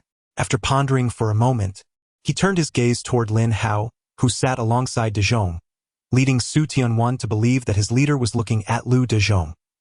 Regardless of Dong Chu's schemes, should he dare to interfere in Chang Xiong's affairs, the new grievances would be settled alongside the old. Lin Hao's voice resonated in Zhou Shi's mind. Let alone a single Dong Chu, as long as my true self remains concealed, even if those at the 9th tier were to arrive, I am confident in my ability to keep them at bay. Any machinations, when faced with absolute strength, reveal themselves as feeble. Chang Ying was thus, and Dong Chu was unlikely to be much stronger. Su Tianwen, take Xiao Yu and the others to the southern district. I shall join you shortly. Upon hearing Lin Hao's words, Zhou Shi hesitated no longer. As Su Tianwen prepared to depart, he suddenly inquired, who is the leader of Dong Chu? Jiang Yu. Su Tianwen promptly answered.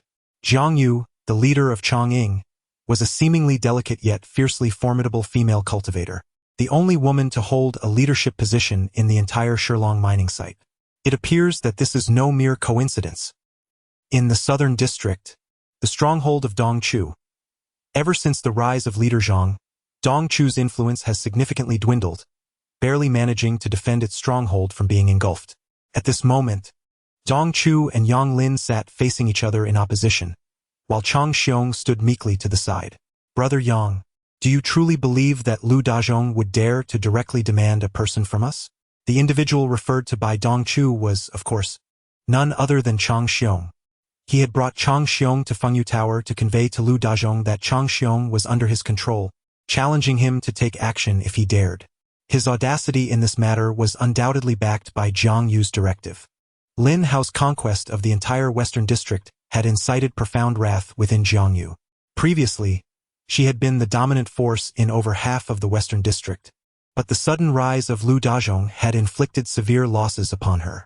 The contraction of Dong Chu's influence had already left her feeling exceedingly frustrated, and now, with the emergence of Lu Dazhong, her animosity towards Zhang Ling too burned like an unquenchable fire.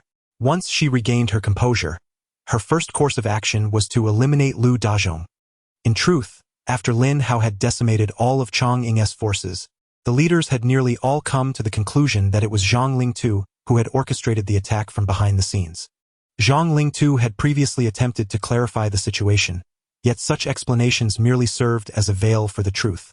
If you, Zhang Yongshou, choose to disregard your commitments, then do not be surprised when Jiang Yu tears up the agreement. At this moment, Jiang Yu had dispatched 300 of her subordinates, miners of the 6th tier, several cultivators of the 7th tier, and 2 of her most capable aides, both of whom possessed the 8th tier of cultivation.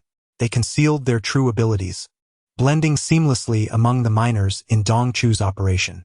Chapter 056. The Yi brothers during this period, Lu Dazhong, has consistently dispatched individuals in search of Chang Xiong's whereabouts, harboring the intent to swiftly eliminate him. This desire is well known, and now that Chang Xiong is here with us, it is certain that he will come to inquire about him.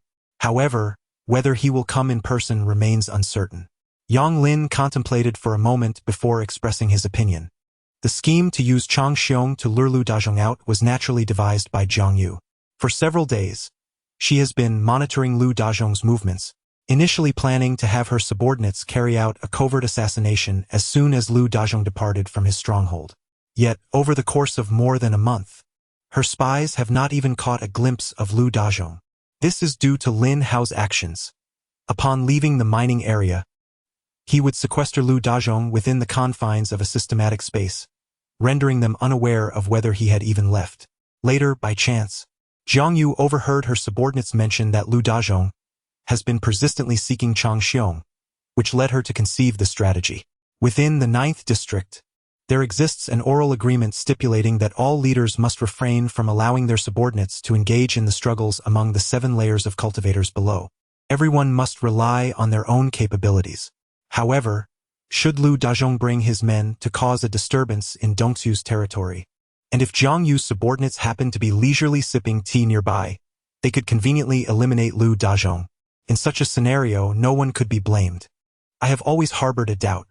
Do you not think Lu Dazhong's subordinates resemble the members of the Zhatian gang? Whether Lu Dazhong comes or not does not concern Dongxu. He is unfamiliar with Lu Dazhong, and they do not operate within the same region, thereby lacking any potential for conflict of interest. He is merely yielding to Jiang Yu's pressure, compelled to acquiesce. When he initially learned that Lu Dazhong had expelled Chang'ing from the stronghold, he noted the valor of Lu Dazhong's subordinates, which led him to question whether they were affiliated with the Zhatian gang. They were all relatively obscure individuals, previously unheard of by anyone. To this end, Dongxu even sent someone to investigate, but upon discovering that their appearances and auras did not match, the inquiry was abandoned, though the doubt lingered in his heart. Dongxu has discussed this matter with Yang Lin multiple times. The impression left by the Zhatian gang is indelibly etched in his mind, causing him great unease. The likelihood is slim as the disparity in strength is too great. Within just a year, they could not possibly have progressed so rapidly. Dongxu seems almost entranced by the Zhatian gang, often bringing them up for discussion, while Yang Lin consistently shows disinterest, dismissing the topic each time. Meanwhile, Chang Xiong listened in confusion to their talk of the Zhatian gang. The Zhatian gang? Does the Heavenly Tao permit such factions to exist? Why not call it the Penetrating Sky Gang, or the Oppressing Sky Gang, or the Defying Heaven Gang? What foul substance has the Heavenly Tao consumed to incite your rebellious thoughts? Chang Xiong's expression was one of disdain. Time passed swiftly, and a quarter of an hour later, one of Dongxu's subordinates, visibly tense, hurriedly approached him. "Boss, Lu Dazhong has arrived. Has he brought many people?" Dongxu immediately rose to his feet and inquired. "Approximately 500, the subordinate replied. Upon his arrival, accompanied by such a multitude, it is evident that he is resolute in his pursuit of Chang Xiong. He had anticipated that Lu Dazhong would first send someone to inquire, yet he instead arrived directly with his subordinates. I Dongxu was once the paramount ruler of the southern district, and it is quite astonishing that he so blatantly disregards my standing." Dongxu's brow furrowed, and he promptly instructed his men, "You must immediately notify Yiwen and Yiwu, and summon all our brothers at once." Yiwen and Yiwu are not only brothers but also twins, renowned for their prowess, sent by Jiang Yu as his trusted aides. At this moment, as they sat side by side in meditation, upon receiving Dongxu's message, they swiftly employed their concealment techniques to suppress their cultivation to the 5th level of Qi training. The 300 miners, who were at the 6th level and lacked such skills, resorted to using invisibility talismans to remain hidden. Subsequently, a grand assembly of 800 individuals made their way to Dongxu's side. As Yiwen and Yiwu arrived, Chang Xiong hastened to speak. "Well, brothers Yi, since Lu Dazhong is already here, might I take my leave?" To be frank, although his elder brother had fallen to Lu Dazhong's hands, vengeance was not on his mind. He had long basked in the protection of Chang'ing, living a life of comfort. His sole desire was to survive. What would be the consequence of revenge? Moreover, he harbored an inexplicable dread of Lu Dazhong and his entourage, who were undeniably formidable. "Why do you fear? Once I avenge you, you may leave at your leisure," Yiwen retorted with a disdainful snort, choosing to disregard Chang Xiong and addressing the 7-level practitioners he had brought forth. "Await my command. You 4 shall strike together and slay Lu Dazhong on the spot." A glimmer of bloodlust flickered in Yiwen's eyes as he spoke coldly. Meanwhile, after Su Tianwen's departure, Lin Hao withdrew his mining avatars into the system space. He then proceeded towards the southern district, accompanied by 98 and 500 avatars. Lin Hao refrained from deploying the 7th level avatars, as it was entirely unnecessary. Having entered the mid-stage of the 1st level, Those at the 5th and 6th levels could traverse the mining area with ease. 10 minutes later, Lin Hao reached the southern district and located Su Tianwen and his companions, after which they made their way directly to Dong Chu's stronghold. Dong Chu, hand over Chang Xiong to me, and I will overlook past grievances. Observing the meticulously organized 800 individuals in the night, it was clear to Lin Hao that Dong Chu had been well prepared. Nonetheless, Lin Hao was indifferent. He was not one who reveled in bloodshed, often resorting to lethal measures solely to maintain his anonymity. I have no objections to giving you Chang Xiong, but you must consult with my two brothers Yi. As Dong Chu was merely a supporting player in this confrontation, he was disinclined to engage in further dialogue and directly shifted the focus to Yi Wen and Yi Wu. Upon hearing this, the Yi brothers dispersed their cultivated energy and addressed the 7th-level practitioners beside them. Attack. The 4 7th-level practitioners swiftly summoned their powers and launched towards Lu Dazhong with great urgency. Meanwhile, the Yi brothers produced their flying swords, effectively sealing off the retreat of Dazhong. Indeed, it is Zhang Yu, Lin Hao murmured, standing at the rear. The Yi brothers had garnered some notoriety in the mining district. They bore an uncanny resemblance to one another, both possessing the 8th level of cultivation, and were unwaveringly loyal to Zhang Yu. Many miners speculated that they were Zhang Yu's favored consorts. Thus Lin Hao had heard of them. Leave no mercy for any of my clones. 98. Eliminate Chang Xiong on the spot, Lin Hao commanded, as 500 clones surged toward the miners with remarkable speed. Dazhong, confronted by 4 flying swords, exhibited no intention of evasion. He struck one of the swords with a punch, and instantly, a resonant vibration echoed from his fist. The sword clattered to the ground. With a mid-stage bone frame and the energy of the 7th level, the flying sword merely inflicted minor injuries to several of Dazhong's fingers. Subsequently, Dazhong unleashed a flurry of punches, sending all the flying swords crashing to the earth. A body cultivator, and he has even reached the level of bone refinement. This scene left the Yi brothers somewhat astonished. Chapter 057. Never leave the mine. This battle held no suspense. Even with the presence of the Yi brothers, it stirred not a ripple. 500 avatars struck with precision, each delivering a blow that felled an opponent. The miners' spiritual blades and weapons clashed against the avatars, leaving only faint imprints, inflicting no real harm. The miners were not foolish. This was not a fight, but rather an exercise in futility, an endeavor akin to a fragile egg striking a stone, a blatant invitation to demise. Some miners feigned combat, gradually retreating towards the exit, and soon fled in a panicked rush without a backward glance. In no time, a multitude of miners scattered in haste. Even Dong Chu and Yang Lin took to the skies, wielding their swords towards the passageway with fervor. They fervently channeled their inner energies, accelerating their flying swords to the utmost velocity. Is anyone pursuing us? Dong Chu inquired. No, Yang Lin replied. You still deny the involvement of the exploding sky gang? While others may be oblivious, the 7-layer cultivator standing beside Lu Dazhong is undoubtedly one of them. What kind of madness is this? A year ago, he was merely at the 4th layer, and now he has ascended to the 7th. What are these people truly capable of? Dong Chu lamented internally, his mind awash with despair. Upon seeing that all of Lu Dazhong's companions were physical cultivators, he wasted no time and fled with Yang Lin on their swords. There was simply no way to fight. Their defenses were impenetrable, and a mere touch would send one sprawling to the ground. Dong Chu, let this matter rest. Do not inquire, speak, or investigate further. Let today's events be as though they never occurred, Yang Lin asserted with sudden seriousness. Very well.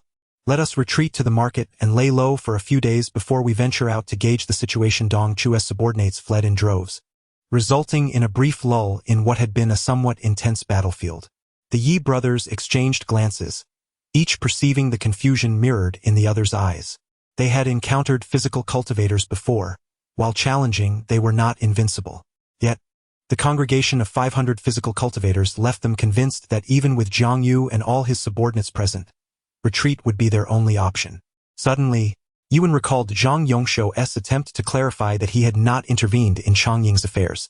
At the time, no one believed him. Yet now, it seemed overwhelmingly likely to be true. At that moment, the 300 miners Yi Wen had brought had already suffered significant losses. The Yi brothers exchanged knowing looks. and with silent accord, took to their swords and departed. They had not engaged even once, for it held no purpose. The entire sequence of events unfolded swiftly, perhaps within a span of 3 minutes. Now, the battlefield lay littered with the corpses of hundreds, while others among the miners lay writhing in anguish. The avatars, after collecting the spiritual stones from the injured miners, allowed them to leave unimpeded. Subsequently, 98 brought Chang Xiong before Dazhong. He refrained from executing Chang Xiong on the spot, for Chang Xiong claimed he possessed a secret to reveal to Lu Dazhong. "Brother L, I implore you, spare me. It was that Jiang woman who coerced me into this, leaving me with no choice. If I fail to comply, she will extract my soul and condemn me to eternal damnation, never to reincarnate." The hapless Chang Xiong, discarded like refuse, quickly rose to his knees before Dazhong, repeatedly bowing in supplication. "You claim to possess a secret to share. Now is the time." Dazhong remained unmoved, his tone devoid of any emotion. At that moment, a look of desperation crossed Chang Xiong's face. His sole desire was to survive, yet Dazhong's demeanor chilled him to the bone. "Brother L, I wish to live. That is all I desire." Chang Xiong continued to bow, blood streaming from his forehead down his cheeks, presenting a pitiful sight. "I detest half-spoken words. Do you believe I won't refine your soul right now?" Dazhong's words sharpened, his tone turning incisive as he withdrew the soul-devouring banner from the system space, infusing it with spiritual energy, causing it to ripple violently. Upon seeing the banner, Chang Xiong instinctively recoiled, fear evident in his voice. "No, I must tell you. My elder brother once warned me that if he were to meet with any misfortune, I must never leave the Shilong mine." "What do you mean?" Dazhong was perplexed. The instruction to remain at the mine seemed utterly nonsensical. "What my brother meant was that even when my 5-year term is up, I should not entertain thoughts of leaving the mine." As he spoke, Chang Xiong anxiously gauged Dazhong's expression. Noticing the latter remained silent, merely observing him with cold indifference, Chang Xiong hastily continued, "He did not divulge the reason, only cautioning me that the more I learned, the more detrimental it would be for me. He urged me to diligently cultivate, promising that once I reached the 9th tier, all would be revealed, and what you present is hardly a secret. It barely qualifies as a rumor. I suspect you may be deliberately spreading disinformation to incite unrest." Upon finishing his words, Dazhong waved his hand, and a doppelganger standing behind Chang Xiong swiftly severed his head. At Lin Hao's stronghold, he refrained from refining Chang Xiong, understanding that the latter's words were not without basis and that deception was unnecessary. Yet the question remained, why could one not leave the mine? Lin Hao found himself perplexed by this notion, and it left him in a state of agitation, hampering his ability to focus on cultivation. Thus, he rose and began to pace back and forth. Perhaps lost in thought, he failed to notice Su Tianwen calling out to him twice from a distance. It was only when the voice of the 98th echoed in his mind that Lin Hao snapped back to reality and turned to look at Su Tianwen, who was smiling as he approached. "I say, Brother Lin Hao, is it really so? Has Chang Xiong's single utterance rendered you so distraught?" "Brother Su, I believe Chang Xiong spoke the truth." Lin Hao's concern over the statement stemmed from his awareness of more information than Su Tianwen possessed. For instance, the Shilong mine was situated on a massive island, yet the miners remained oblivious to this fact. Why concern yourself with whether he lies? What purpose does it serve to dwell on such thoughts? If my conjecture is correct, you still have 3 years remaining, and who can predict what may transpire in that time? It is even conceivable that one day the Shantian sect could be destroyed. Moreover, if you truly harbor concerns, you might consider delaying your departure for a few more years or perhaps wait until after reaching the 9th layer to make your decision. The current leader has already established a territory. What does it matter where one practices? Su Tianwen remarked nonchalantly, expressing a candid opinion that the outside world holds little allure.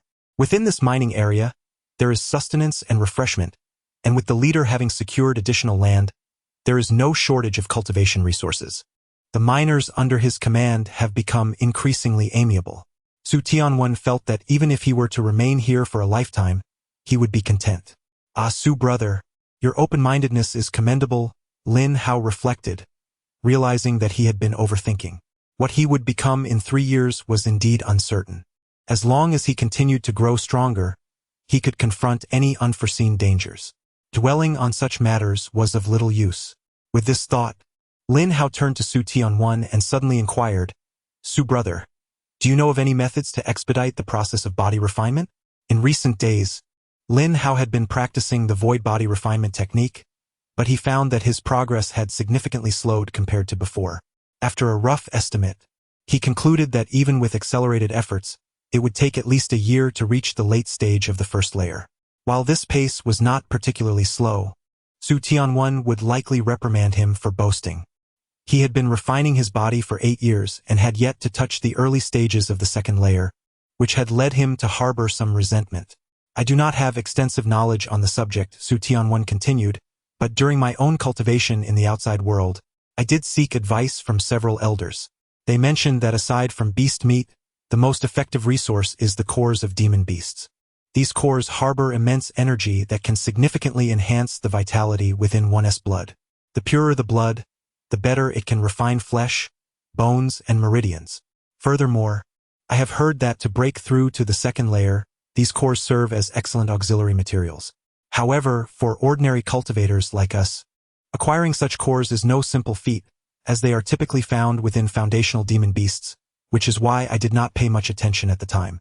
Su Tianwan concluded his explanation, unaware that Lin Hao had already reached the level of iron bones, mistakenly believing that Lin Hao had yet to surpass the copper skin stage. Thus, when Lin Hao posed his question, Su Tianwan readily responded, "Demon cores." Lin Hao's eyes narrowed slightly, a glimmer of excitement flashing within. Each foundational demon beast forms a core upon reaching maturity, akin to how cultivators condense their spiritual cores after establishing their foundation.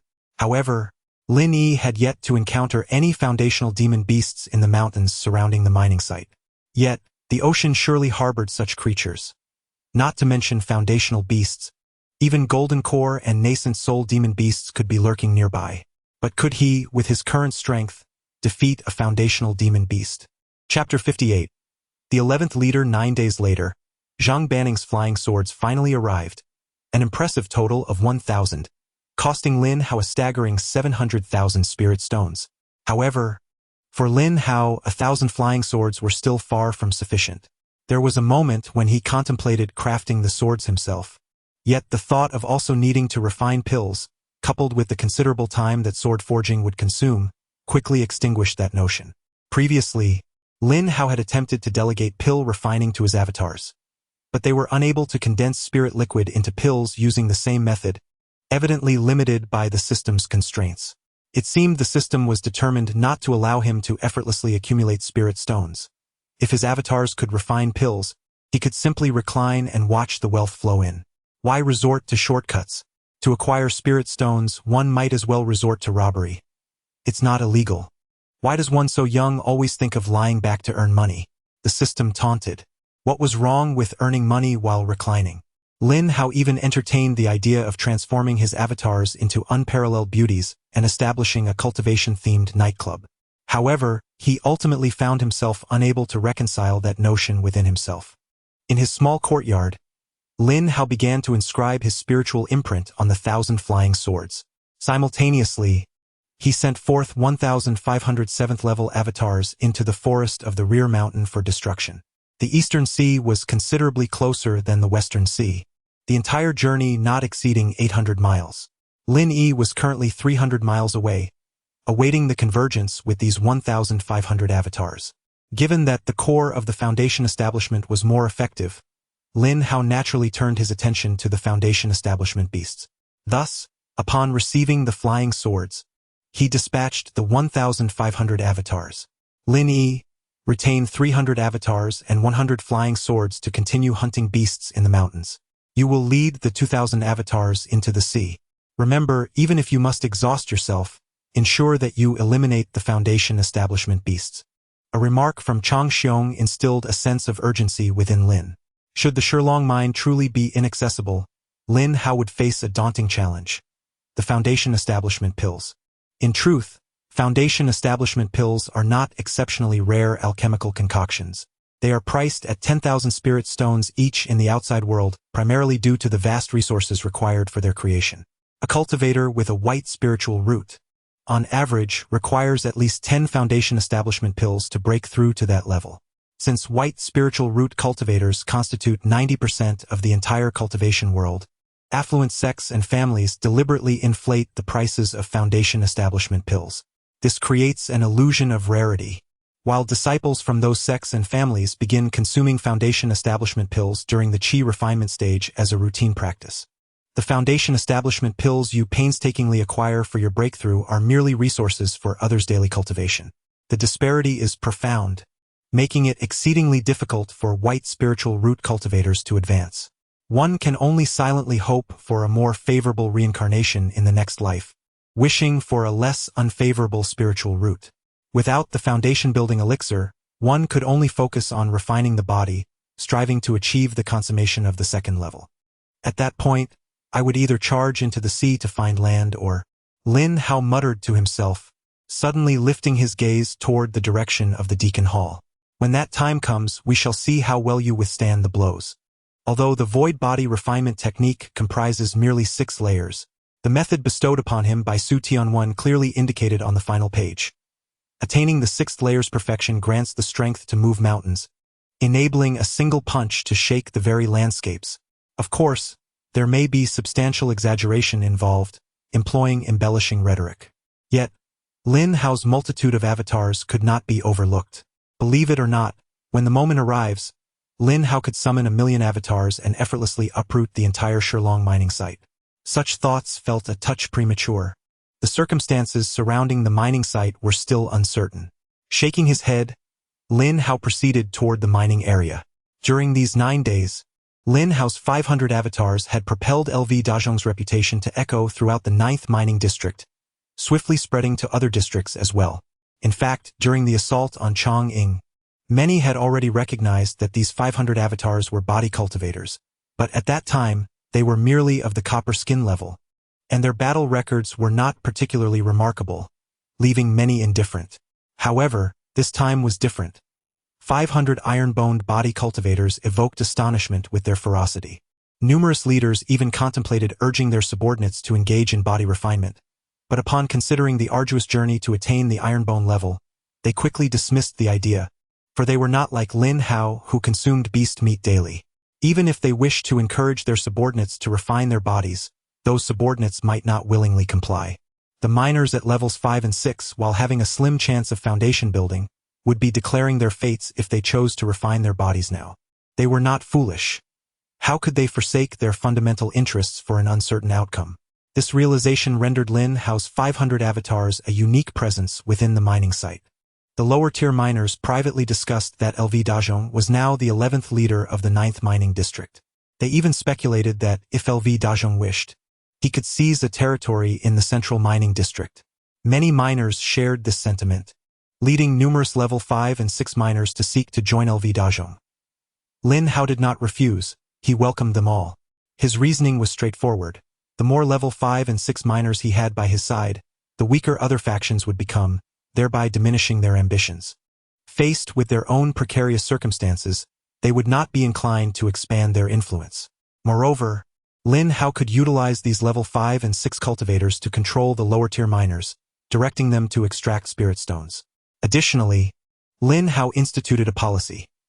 Any miner arriving in the Western District would only need to submit 3 miscellaneous spirit stones per day to receive LV Dazhong's protection, ensuring a stable mining experience.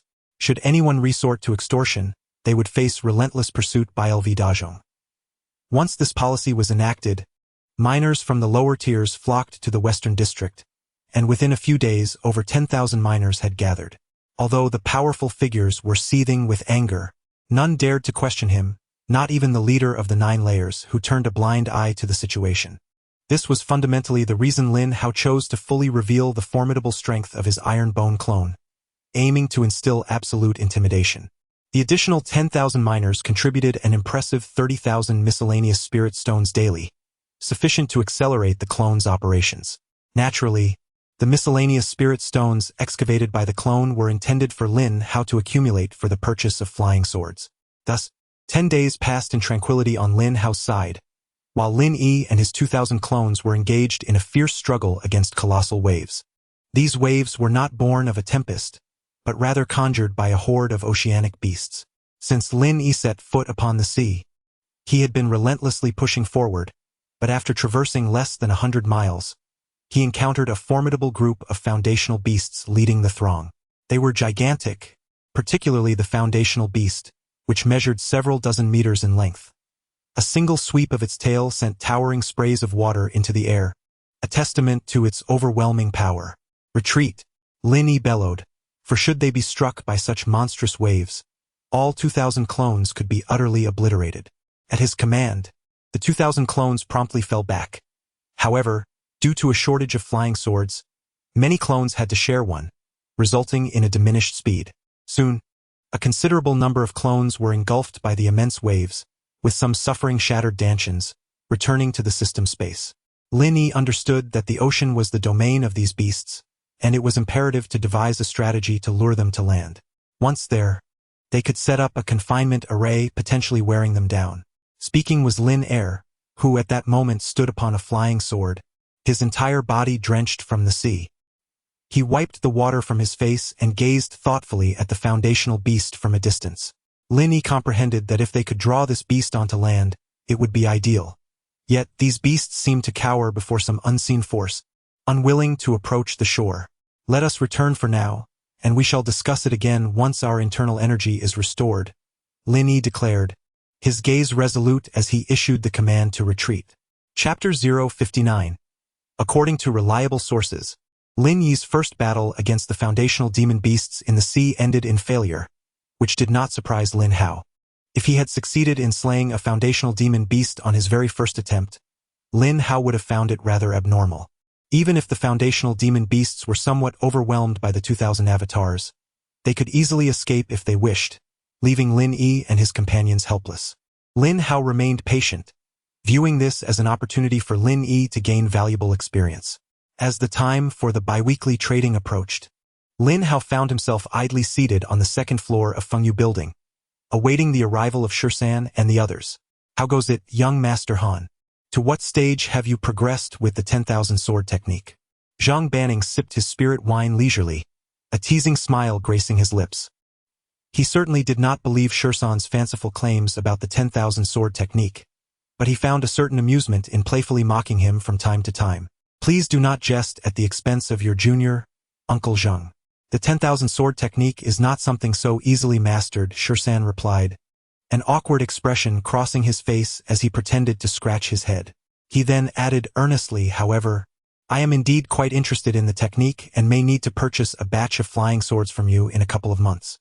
Currently, after deducting the expenses for avatar acceleration and alchemy, Lin Hao's daily income was no less than 14,000 spirit stones. Given that a single flying sword cost around 700 spirit stones, he could acquire another 1,000 swords in less than 2 months. "Oh!" Zhang Banning elongated his response, his face deep in thought. After a moment of contemplation, he said, "Very well, just be sure to inform me in advance." The reason Zhang Banning felt confident in trading spirit herbs with Shisan was that he was certain the young master would not be able to successfully refine them in the short term. The other two alchemists shared a similar sentiment. As for purchasing flying swords, there were no strict regulations from the sect, allowing for a more relaxed approach. In the past year, Zhang Banning had amassed an incalculable amount of spirit stones through dealings with Lin Hao, yet no one would begrudge the acquisition of spirit stones. As long as the trades continued, there was no need to investigate the origins of his wealth. The spirit stones he earned would enhance his chances of forming a core. Should he truly succeed in condensing a golden core, it would not be too late to probe further into the matter. Zhang Banning mused inwardly. Following this, Shisan and Zhang Banning engaged in light conversation before the latter eventually departed from Fengyu Building. Once the other two alchemists had also taken their leave, Lin Hao returned to the mining area. Unbeknownst to him, in the adjoining room where Zhang Banning had been trading, the 4 leaders of the 9th mining district were embroiled in a heated argument. Bang! Bang! Bang! The sound of fists striking the table echoed through the room. "Are you all incapable? How can we allow Zhang Wugui to continue his rampage unchallenged?" Xie Gaoyuan exclaimed in exasperation, slamming his palm on the dining table, causing the spirit wine in the cups to splash and stain his white robe. Ignoring the mess, he continued angrily, "You, of all people, are supposed to be the first batch of leaders, yet you let a junior make you look so foolish." Although Xie Gaoyuan appeared youthful, he was in fact over 50, the oldest among the four and the most accomplished in cultivation. The other three individuals are Wang Yuan, the leader of Lizhou, Hong Boyan, the leader of Luo Tianqing, and Zhang Yu, the leader of Chongqing. The Zhang Wugui mentioned by Xie Gaoyuan refers to Zhang Yongshou, the current leader of Lin Hao. This nickname derives from a transformation of his name. However, his demeanor is far from that of a timid turtle. When provoked, he dares to charge single-handedly into the stronghold of those leaders, delivering a couple of slaps before departing nonchalantly. What can we do? We had already coordinated with Chongqing and Lizhou, but unexpectedly, Lu Dazhong emerged. The one most infuriated by this turn of events is undoubtedly Jiang Yu. Ever since Lu Dazhong made his entrance, she has felt that everything has gone awry. Rumors among the lower-tier miners suggest that if Lu Dazhong so wishes, he could easily suppress Jiang Yu. If you intend to push me down, let us see if you possess the capability to do so. Chongqing and his companions are a bunch of inept fools. Over 2,000 of them were wiped out without a single survivor. Did they extend their necks for the slaughter? Originally, the four of them had planned to rally all their subordinates to besiege Zhang Yongshou, but due to Chongqing's background, the plan fell apart. The rise of Lu Dazhong instilled a sense of crisis in them, leading to this clandestine meeting. Lu Dazhong's subordinates are indeed formidable. I previously thought that Chongqing's demise was orchestrated by Zhang Yongshou, but it now appears that it was solely the doing of Lu Dazhong. Wang Yuan glanced at Jiang Yu, who had previously dispatched someone to assassinate Lu Dazhong, only to return empty-handed, underscoring the might of those physical cultivators. As Lu Dazhong is under Zhang Yongshou's command, it seems that dealing with Zhang Yongshou will be even more challenging. For now, we need not concern ourselves with Lu Dazhong. Our primary objective is to eliminate Zhang Wugui. Until he is dead, I shall find no peace in my meals or slumber. Do you truly wish to wait until he successfully establishes his foundation and then seeks to settle accounts with us one by one? The annual allocation of foundation-building pills from the mine is limited, yet Zhang Wugui's influence is nearing 1/3 of the total. This year, you may not even catch a glimpse of the foundation-building pills. Upon hearing Xie Gaoyuan's words, the other three furrowed their brows. The regulations of the mine dictate that the leaders must remit a certain amount of spirit stones to the Shen sect each year. Failure to fulfill this obligation would render their leadership position obsolete. While completing this task, the distribution of foundation-building pills is also contingent upon the quantity of spirit stones submitted. Each year, only 5 foundation-building pills are allocated, and in truth, very few leaders actually receive them. Brother Xie, please tell us what we should do, Jiang Yu said, her brow knitted in concern. Xie Gaoyuan looked at Jiang Yu, who sat opposite him, a flicker of wicked fire gleaming in his eyes, though he concealed it well. Jiang Yu's visage appears somewhat youthful, yet her character is fiercely tenacious, akin to a herd of wild horses breaking free, inciting a desire for conquest. According to reliable sources, the Shen sect may expedite the mining operations at Shilong Mine and could soon be recruiting miners in large numbers. Perhaps this will present us with an opportunity. Is this true? Jiang Yu and the others inquired, their faces reflecting disbelief. The Shilong Mine sees an annual increase in the number of miners, which has now exceeded 300,000. Surprisingly, the Shen sect still finds this insufficient.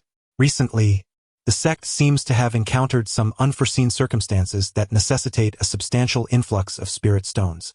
This recruitment of miners may well double or even triple, leading to a significant reshuffling of various factions. We four must unite closely and harbor no doubts. Xie Gaoyuan wore a grave expression, having received this news from the Hall of Elders, and he was utterly astonished upon hearing it. If indeed several times the number of miners were to be recruited, how many individuals would the 9th mining district accommodate? 80,000? 100,000? Chapter 061. Slaying the foundation-establishing beast a few minutes later, upon hearing that a spy intended to infiltrate the main base, Su Tian swiftly assembled a group of dozens of miners, all of whom were at levels 5 and 6. However, upon arrival, instead of spotting the elusive spy, he encountered LV Dazhong and Lin Hao, one gazing skyward, the other downcast, both exuding a palpable sense of helplessness. Notably, Lin Hao was intently kicking at the shattered stones beneath his feet, engaging in a game of makeshift soccer. What transpired? Wasn't it said that a spy was in the vicinity? Had LV Dazhong apprehended him? So where was the spy? Su Tian was enveloped in confusion, intending to inquire of LV Dazhong. Yet, midway through his approach, a guard with 5 distinct finger marks etched upon his left cheek called out sharply, "Captain Su, seize them at once. These 2 spies dare to breach the main base." What did you say? Su Tian's expression morphed into a cascade of questions, his voice rising sharply. These 2 individuals not only intended to infiltrate the main base, but even had the audacity to strike me. Look, my left cheek is swollen. The guard, with indignation, pointed at LV Dazhong and smugly declared, "Now you are afraid, aren't you? Just wait. I shall return the favor with 10 slaps." Su Tian's fury surged, and in a swift motion, he delivered a resounding slap that sent the guard spinning in place. At that moment, the realization dawned upon him that this guard had mistakenly identified LV Dazhong and Lin Hao as spies and had dared to obstruct them. "Why are you hitting me, Captain Su? The spies are over there." The guard, bewildered, could scarcely comprehend the unfolding chaos. "What nonsense are you spouting?" Su Tian's mind raced with a torrent of frustration as he raised his foot and kicked the guard several meters away. If he is a spy, then what do we become, his subordinates, accomplices? Whom is he spying for, then? Should you assume the position of a powerful figure in the Western District yourself? At this juncture, Su Tian was seething with rage. He hoisted the fallen guard back to his feet and delivered several more slaps in indignation. Such absurdity occurring in his midst was beyond comprehension. It was likely that nothing of this sort had ever transpired since the inception of operations at the Shilong mine. This particular guard had been recruited by Su Tian himself earlier that day, having appeared rather trustworthy at the time. However, his excessive naivety had led him to block his own superior, mistaking him for a spy. If word of this incident spread, the miners from the adjacent 8th and 10th mines would surely mock him mercilessly. "Enough! Let us proceed inside and discuss this matter." Dazhong, witnessing the guard's transformed visage resembling that of a pig's head, with several teeth missing, intervened. Dazhong did not wish to torment the guard further. Had he intended to strike, he would have done so long ago. In truth, aside from his apparent foolishness, the guard was rather diligent. Yet, if the guards were to remain this oblivious, it would surely lead to confusion between allies and foes. It was imperative to recruit individuals of sharper intellect.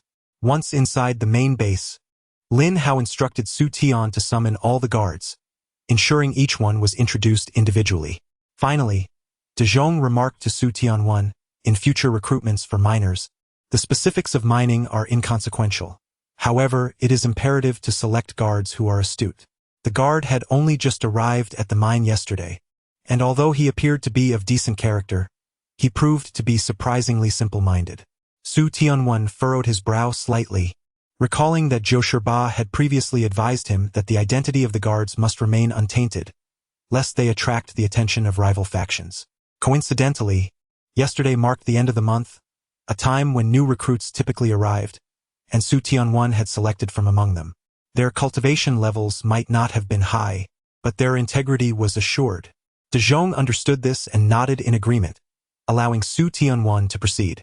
Subsequently, Lin Hao summoned his avatar to commence mining. Just as Lin Hao was about to bite into a piece of beast meat, he suddenly heard Lin Yi's voice echoing from afar over the sea, "Master, we did it. We succeeded." Lin Yi's tone was unmistakably filled with excitement. A spark of realization ignited in Lin Hao's eyes. "Have we truly succeeded?" "Indeed, Master. This demon beast measures at least 10 meters in length and weighs several thousand pounds, and it possesses a white core the size of a fist." Lin Hao was astounded. Lin Yi had stealthily slain a foundational demon beast without any prior notification. With immense curiosity, Lin Hao inquired how Lin Yi had accomplished such a feat. It turned out that after Lin Yi's initial defeat against a foundational demon beast, he had taken care to avoid encountering the massive creature again. During this period, he encountered several foundational demon beasts and engaged in combat multiple times.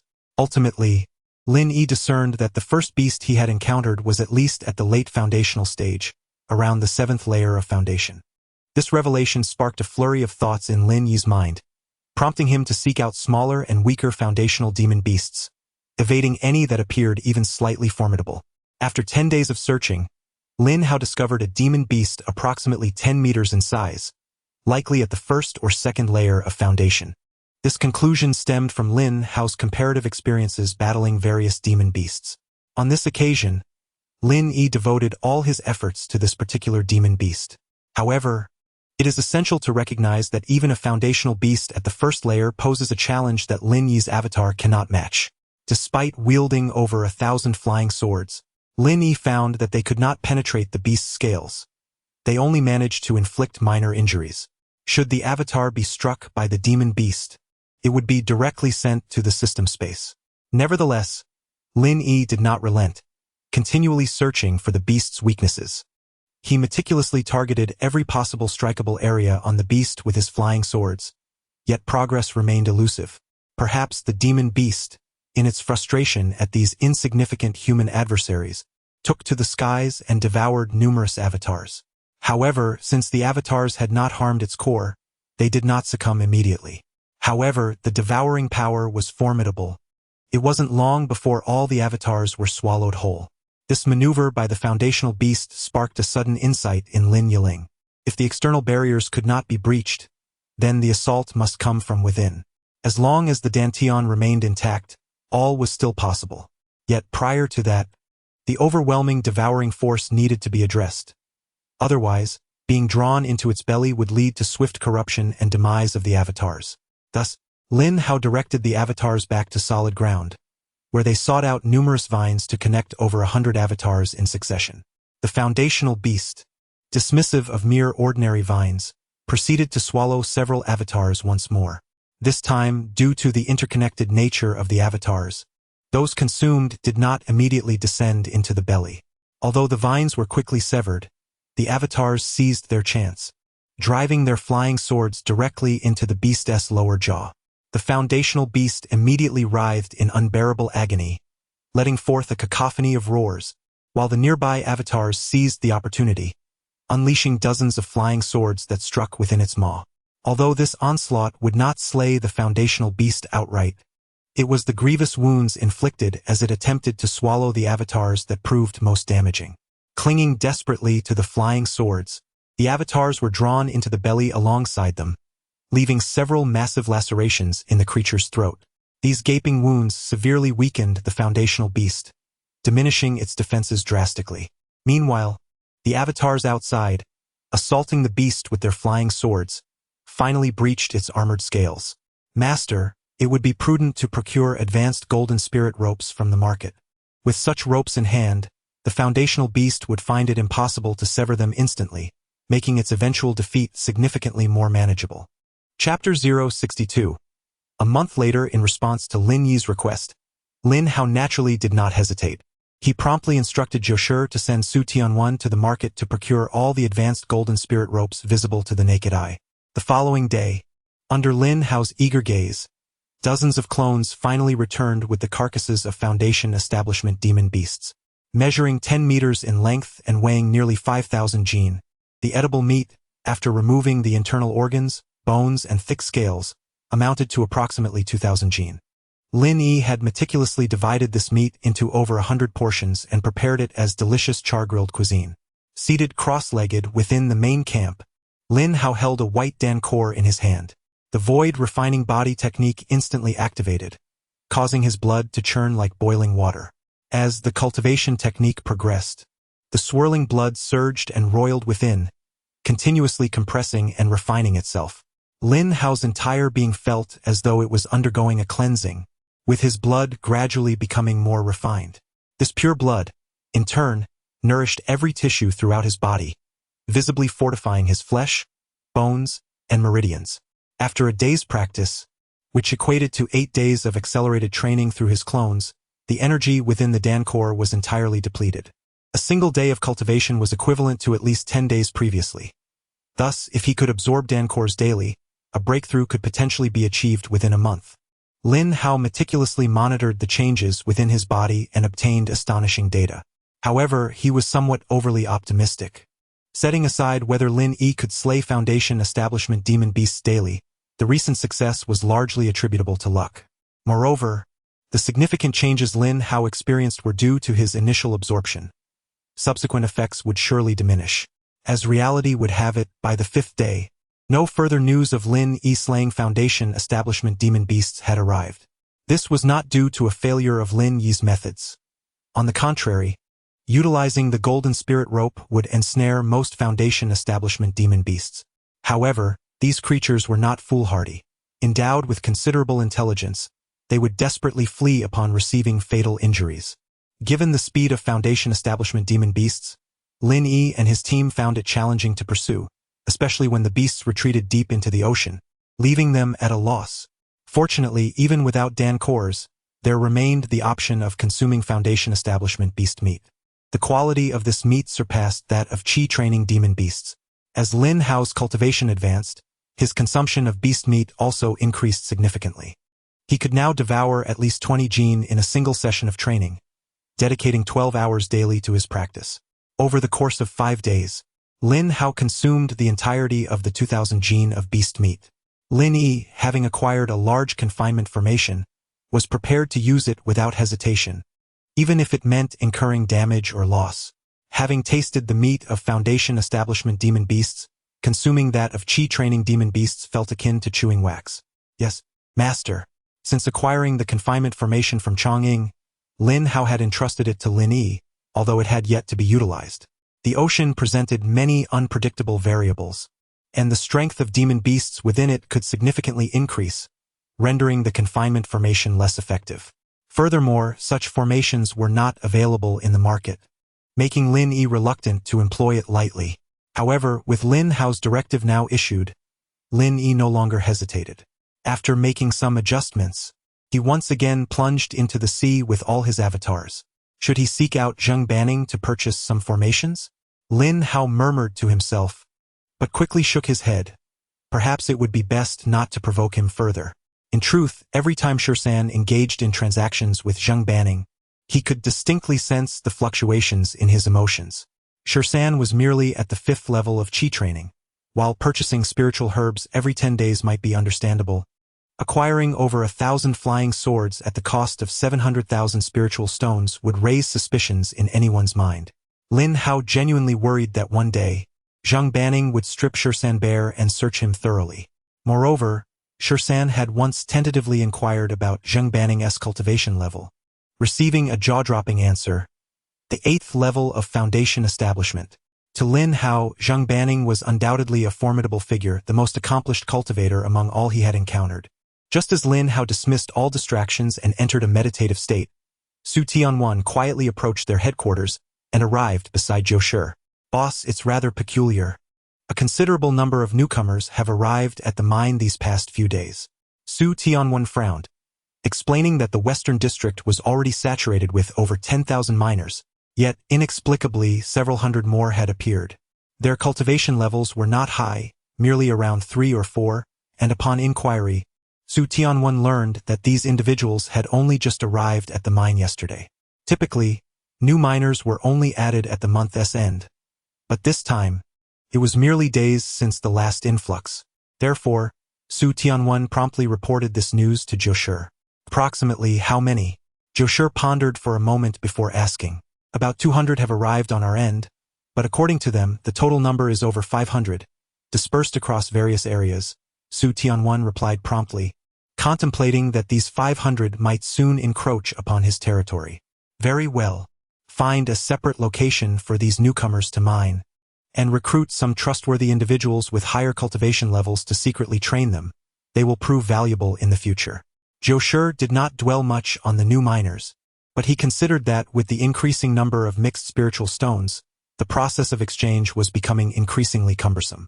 Thus, he contemplated selecting some loyal subordinates to handle the exchanges, which would save considerable time.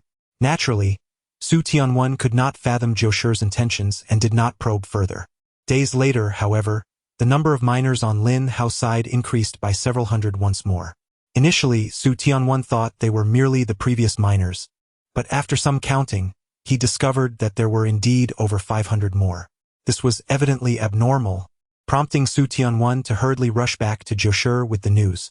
Are you saying that within less than 8 days, 2 batches of newcomers have arrived at the mine? Joshur's expression turned contemplative. Indeed, and it's not just our mine. I've also heard that other mines have seen a significant influx of individuals. In recent days, many had been discussing the newly recruited miners. However, they did not pay it too much heed, as the vast expanse of the Shurlong mine meant that even with a few times the number of miners, it would not significantly impact their mining operations. Moreover, the continuous recruitment of miners is not without precedent. Consequently, this matter soon faded into obscurity. Lin Hao, naturally, paid no heed to it. The greater the number of miners, the more advantageous it was for him, as his doppelganger's mining would go unnoticed. At this moment, his attention was fixated on the maritime battle involving Lin Yi. After an indeterminate period, a faint smile finally graced Lin Hao's face. The second foundational beast had been successfully slain, and remarkably, without incurring significant losses. The injured foundational beast was lured into a trap, rendering it incapable of escape for the foreseeable future. Seizing this opportunity, Lin Yi swiftly dispatched the foundational beast with ruthless precision. The following day, Lin Hao savored the exquisite delight of consuming the foundational beast once again. Subsequently, the frequency with which Lin Yi eliminated foundational beasts escalated tremendously. Had it not been for the insufficient spiritual energy within him, necessitating recovery after each battle, Lin Hao believed Lin Yi could deliver the corpses of foundational beasts daily. Nevertheless, Lin Yi maintained a commendable rhythm of slaying every 2 days. This, in turn, significantly accelerated Lin Hao's physical cultivation. It was not until a month later that Lin Hao finally— Of course, it was not that swift. Chapter 63. The downfall of Zhang Yongshou. It was not until a month later that Lin Hao sensed something amiss. Throughout this month, the mining site had welcomed 8 batches of newcomers. The workforce under Lin Hao's command had surged to 13,000. Moreover, each time his avatars delivered the carcasses of fierce beasts, Lin Hao noticed construction taking place around his wooden dwelling. Clearly, the mining site was preparing to recruit a significant number of miners. From Zheng Banning, Lin Hao also learned that the site intended to amass a workforce of 1 million miners. Upon hearing this news, Lin Hao was taken aback, yet his mind began to race with opportunities.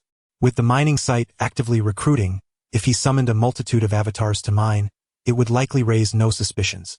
After a month of mining, Lin Hao's collection of spirit stones had reached 500,000, allowing him to summon avatars without any strain. With this in mind, he no longer hesitated and summoned an additional 3,000 avatars, elevating the total number of mining avatars to 5,000. However, for safety's sake, he decided to send away some of the miners under his command, reducing their number back to 10,000. The simultaneous mining efforts of 5,000 avatars were hardly noticeable within this vast operation. With 500 working in each passage, it was not crowded, allowing the activity to remain undetected.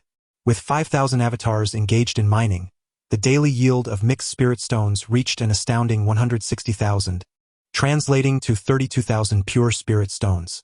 Coupled with the contributions of the 10,000 miners, Lin Hao's daily income soared to 38,000 pure spirit stones, propelling him into the ranks of those earning 1 million monthly. Meanwhile, Su Tianwan was clandestinely recruiting over 100 miners, even hinting at the existence of the explosive gang, fabricating numerous tales to conduct ideological education. However, since little time had passed, Lin Hao had yet to permit them to exchange spirit stones, necessitating further observation. As Lin Hao fervently mined spirit stones, Xie Gaoyuan and his companions were also stirring with ambition. During this period, each of them had gathered several hundred miners of levels 5 and 6, and even a few 7th-level cultivators. At the heart of Xie Gaoyuan's operations, he inquired of one of his 8th-level subordinates, "Have all miners and scouts on the road been eliminated?" "All cleared. The news will certainly not get out." The 8th-level subordinate promptly replied. "Excellent. Take my token and inform Jiangyu, Wang Yuan, and Hong Boyan to gather all their subordinates within the hour. We shall launch a comprehensive assault tonight." Xie Gaoyuan's demeanor was as cold as ice, his gaze piercing through the void towards Zhang Yongshou's stronghold. "Zhang Yongshou, a year ago I was able to slay your leader. Today, I can likewise uproot you and your entire faction. Tonight we'll undoubtedly witness a tempest of blood and fury. The entire 9th mining district seemed enshrouded in the darkness before dawn, tranquil and serene. Xie Gaoyuan's miners moved silently through this obscurity, splitting into 8 distinct directions, all converging upon Zhang Yongshou's stronghold. Lin Hao remained blissfully unaware of the impending storm. At this moment, he was retrieving 18,000 spirit stones from the system space and placing them into a storage bag. Just a few days prior, Yang Tianxua had visited specifically to discuss the division of profits among the miners. Although Lin Hao could entirely disregard Zhang Yongshou, he had previously acquiesced to the agreement and would not go back on his word. Today marked the end of the month, the date promised to Yang Tianxua. Yet, as the night deepened, Lin Hao had yet to catch a glimpse of Yang Tianxua's shadow. Could something have delayed him? Lin Hao's suspicions were piqued when he suddenly noticed Su Tianwen hurriedly approaching him. Boss, trouble is brewing. Su Tianwen arrived before him, a grave expression etched on his face. Not long ago he had received astonishing news. Xie Gaoyuan and his 3 companions had breached Zhang Yongshou's stronghold, and none of the 2,000 to 3,000 miners under Zhang Yongshou's command had escaped. All had been ruthlessly slain. According to the miner who relayed the information, Zhang Yongshou's stronghold had transformed into a sea of blood, with corpses strewn across the battlefield, the stench of blood wafting even from 100 meters away. This vividly illustrated the brutality of the conflict. And Zhang Yongshou? Upon hearing Su Tianwen's account, Zhou Shi displayed little outward change, maintaining a calm demeanor as he inquired. It remains unclear. The news has not fully circulated. Observing Zhou Shi's composed expression, Su Tianwen felt a measure of reassurance. With Zhang Yongshou eliminated overnight, how would the power dynamics shift among his faction? It was feared that the entire 9th mine would undergo a tumultuous upheaval. As the foremost ruler of the West District, Lu Dazhong held an expansive territory that would undoubtedly incite envy. He would surely become a target for future assaults. Boss, perhaps we should align ourselves with Xie Gaoyuan, even if it means relinquishing some of our core interests. With Zhang Yongshou's removal, Su Tianwen believed that they could no longer contend with Xie Gaoyuan and his cohort. During this period, Lin Hao had entrusted Su Tianwen with the management of over 10,000 miners, leading to a significant transformation in his character. He often approached problems from a standpoint of self-interest, no longer acting impulsively as he once had. Little Su, a robust young man such as yourself seems to be growing increasingly timid. A hint of amusement graced Dazhong's face as he patted Su Tianwen on the shoulder. Worry not. Place your mind at ease. With you, our boss, at the helm, there's no need to fear Xie Gaoyuan and his faction. Lu Dazhong, times have changed. Even if Xie Gaoyuan does not target us, other leaders will not permit us to mine freely, for there is no precedent for such a thing. Every power broker has a leader behind them, and given that we occupy such a substantial territory, this coveted prize will attract many hungry eyes. Su Tianwen spoke with gravity. He feared that should Xie Gaoyuan launch an assault, even if they managed to withstand the onslaught, they would undoubtedly suffer significant losses, weakening their strength and jeopardizing their interests. Rather than that, it would be more prudent to seek out Xie Gaoyuan at this moment, thereby averting a potential conflict. Su Tianwen's reasoning is not entirely flawed. However, it is likely that the influential figures under Zhang Yongshou share a similar sentiment. Yet, he remains unaware of Lin Hao's capabilities. In the absence of precedent, one might indeed forge a new one. You may return for now, and report to me once you have news regarding Zhang Yongshou. 98 spoke in a calm and measured tone.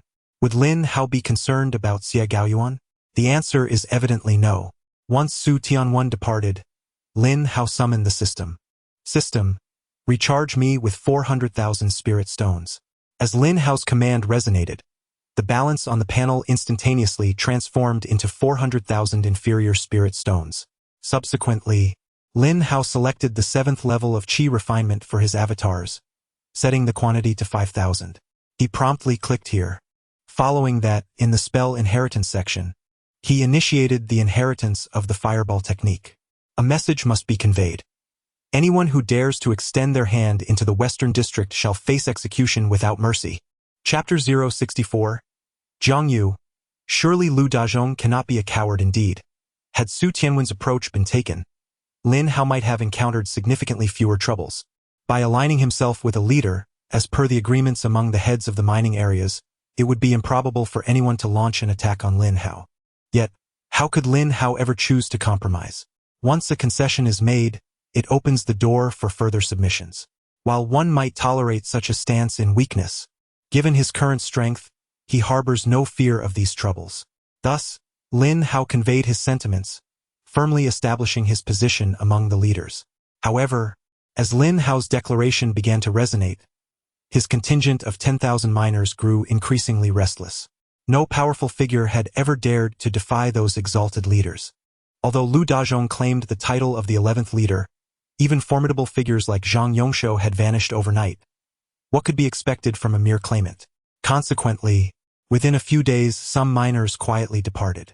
Nonetheless, the majority remained in a state of indecision, pondering that even if a leader were to attack Lu Dazhong, it would not concern them, the lowly miners. They feared that they might never encounter a figure like Lu Dazhong again, and would revert to the previous days of living in constant fear of extortion.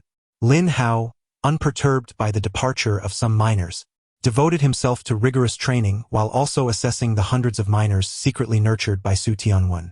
Initially, Lin Hao provided them with a small quantity of miscellaneous spirit stones for exchange, gradually increasing the amount. He kept a watchful eye through his doppelganger, discreetly monitoring their every action. Fortunately, these individuals had yet to exhibit any unusual behavior. Half a month later, while Lin Hao chose not to compromise, all of Zhang Yongshou's subordinates in the other districts had pledged allegiance to Xie Gaoyuan and his 3 companions. Even Feng Yan, situated near Lin Hao's stronghold, was no exception. Thus, all of Zhang Yongshou's power, with the sole exception of Lin Hao, was divided among Xie Gaoyuan and his cohorts.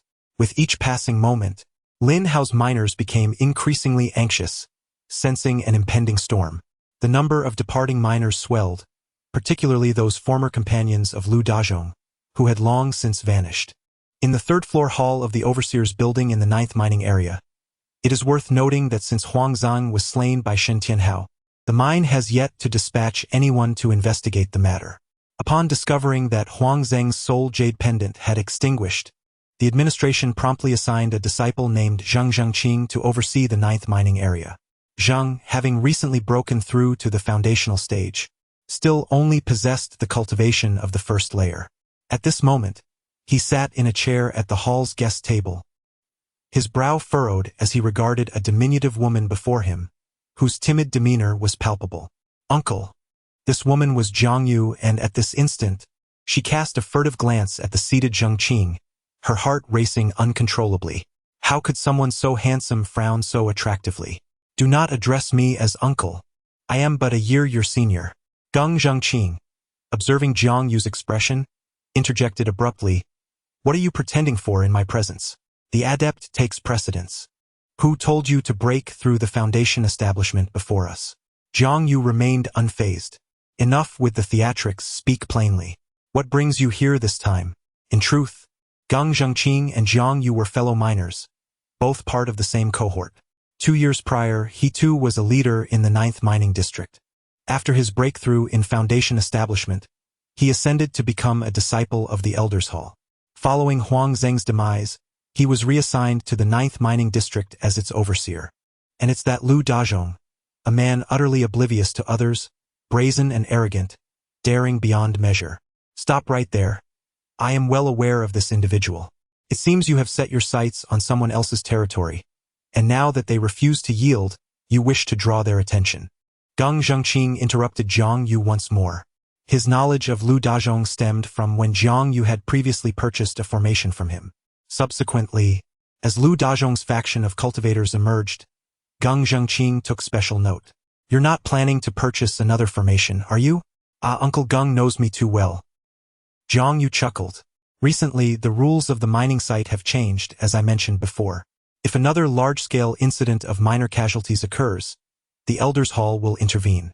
At that point, do not say I did not advocate for you. The deaths of 2,000 to 3,000 of Zhang Yongshou's subordinates half a month ago, coupled with Lin Hao's slaughter of 2,000 of Chang Ying's followers, had already incited the Elders' Hall's discontent. The mining site is actively recruiting miners and naturally wishes to avoid further mass casualties. Zhang Yongshou had no choice but to eradicate all threats, Rest assured, I only seek Lu Dazhong's life. The reason why Xie Gaoyuan and his faction slaughtered all of Zhang Yongshou's subordinates was that Zhang had fled. One cannot leave behind such a group, granting Zhang Yongshou an opportunity for resurgence. Remember your words. Return in 5 days. At that time, I will have a senior from the Elders Hall contact the sect to procure the formation for you. The reason for the 5-day wait is that a batch of cultivation resources will arrive from the sect then. The Elders Hall possesses 2 large teleportation formations. One for the transportation of miners, and the other for the delivery of cultivation resources and daily necessities, which also accommodates the transport of spirit stones daily. 5 days later, in the central mining district Jiang Yu's stronghold, Xiao Wen, Xiao Wu immediately gather some subordinates at the 6th level of cultivation and head to the western district to extort and intimidate, slaying miners if necessary.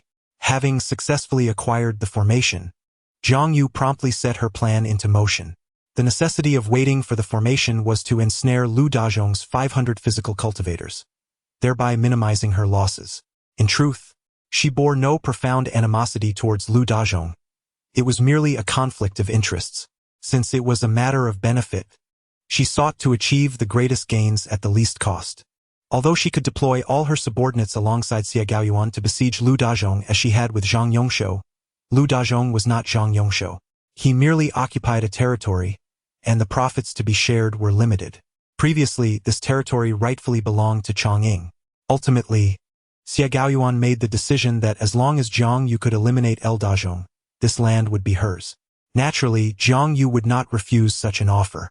With the formation of a trap, she was utterly confident in her ability to dispose of El Dazhong should he dare to approach. As soon as Jiang Yu articulated her intentions, her subordinates sprang into action. At that moment, there were still 9,000 miners under Lin Hao's command. On the first day of Jiang Yu's endeavors, this number swiftly dwindled to 8,000. By the second day, only 5,000 remained. On the third day, fewer than 1,000 miners were left. In this instant, all the miners felt a profound sense of disappointment towards El Dazhong, echoing the relentless pursuit of their own despair. Although the miners were disheartened, Jiang Yu was in a state of frantic anticipation. You must come. I invested several tens of thousands of spirit stones into this trap. Could it be that El Dazhong is not as formidable as he seems? Jiang Yu. Chapter 65. Su Tianwan captured the reason Lin Hao had not taken action for so long was not due to a change of heart or a desire to compromise. Rather, after over 20 days of rigorous cultivation, he had begun to touch upon the bottleneck of the late stage of the First Realm. The petty maneuvers employed by Jiang Yu in the background paled in comparison to the importance of his cultivation.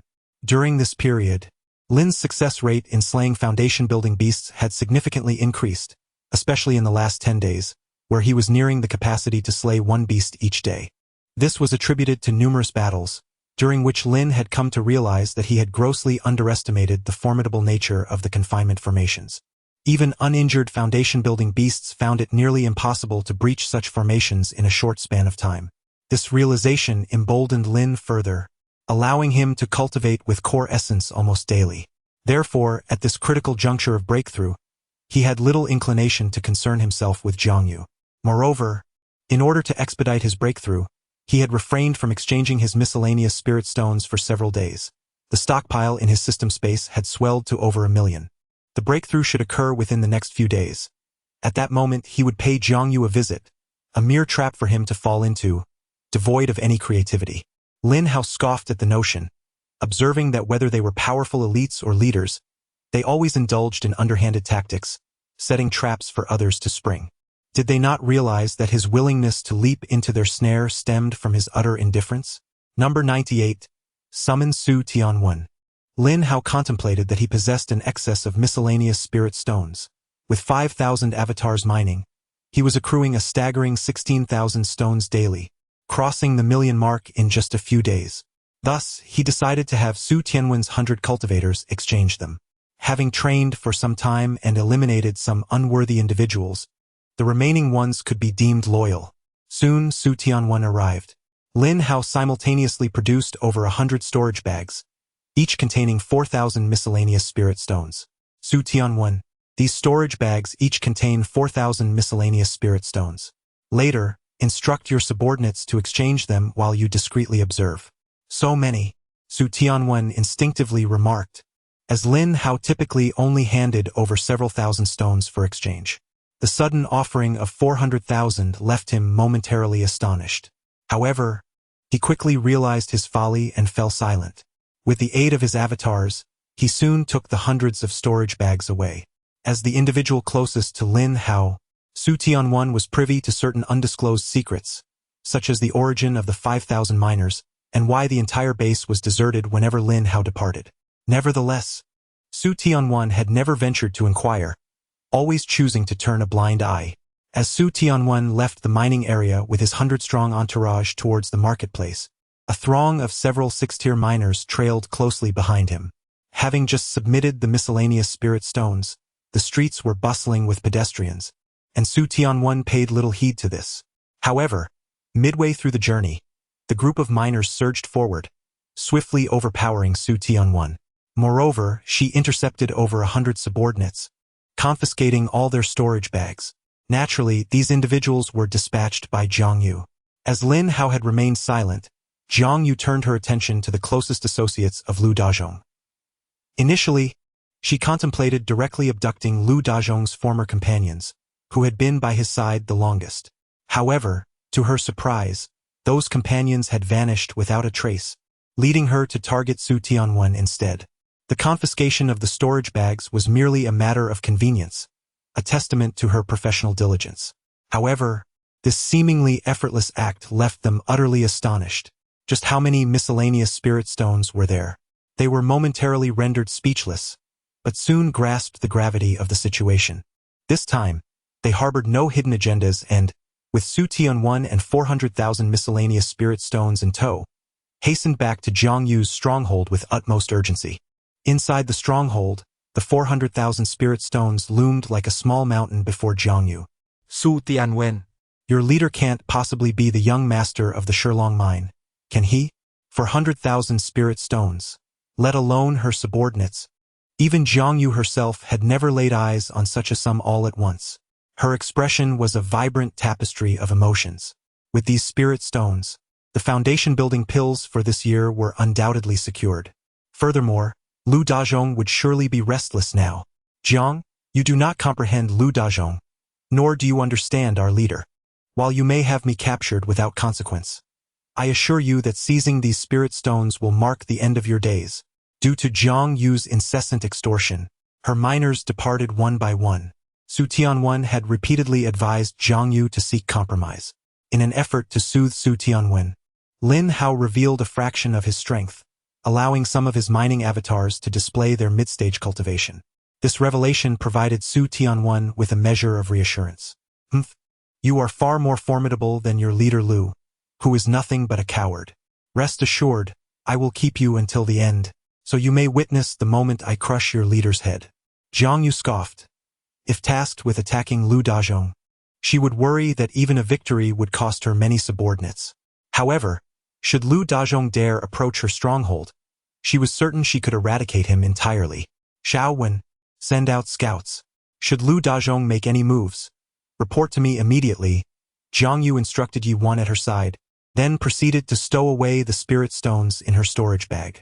She settled into her chair at the main table, which was far from the desolate expanse of Lin Hao's domain. Her wooden tables and chairs were complete, and she had even carved out a space for cultivation. Yi-Wan departed, only to return to the stronghold within mere moments. Sister Jiang, Lu Dazhong has arrived, he announced, a glimmer of excitement gracing his features. Previously, he had attempted to assassinate Lu Dazhong but fled before making a move, leading many to whisper about his cowardice. Today, he would finally have the chance to redeem himself. Make way for him. Let him enter, Zhang Yu commanded, rising abruptly, her youthful visage betraying a bloodthirsty gleam. Before long, Lu Dazhong and the 98 avatars emerged from a passage, with Lin Hao positioned centrally within the group. Upon receiving the alarming news from the patrolling avatars regarding Su Tianwen's capture, Lin Hao was instantly engulfed by a surge of fury. The 40,000 miscellaneous spirit stones were of little concern to him. Even if the information spread, it would merely lead to some idle gossip. However, Su Tianwen was different.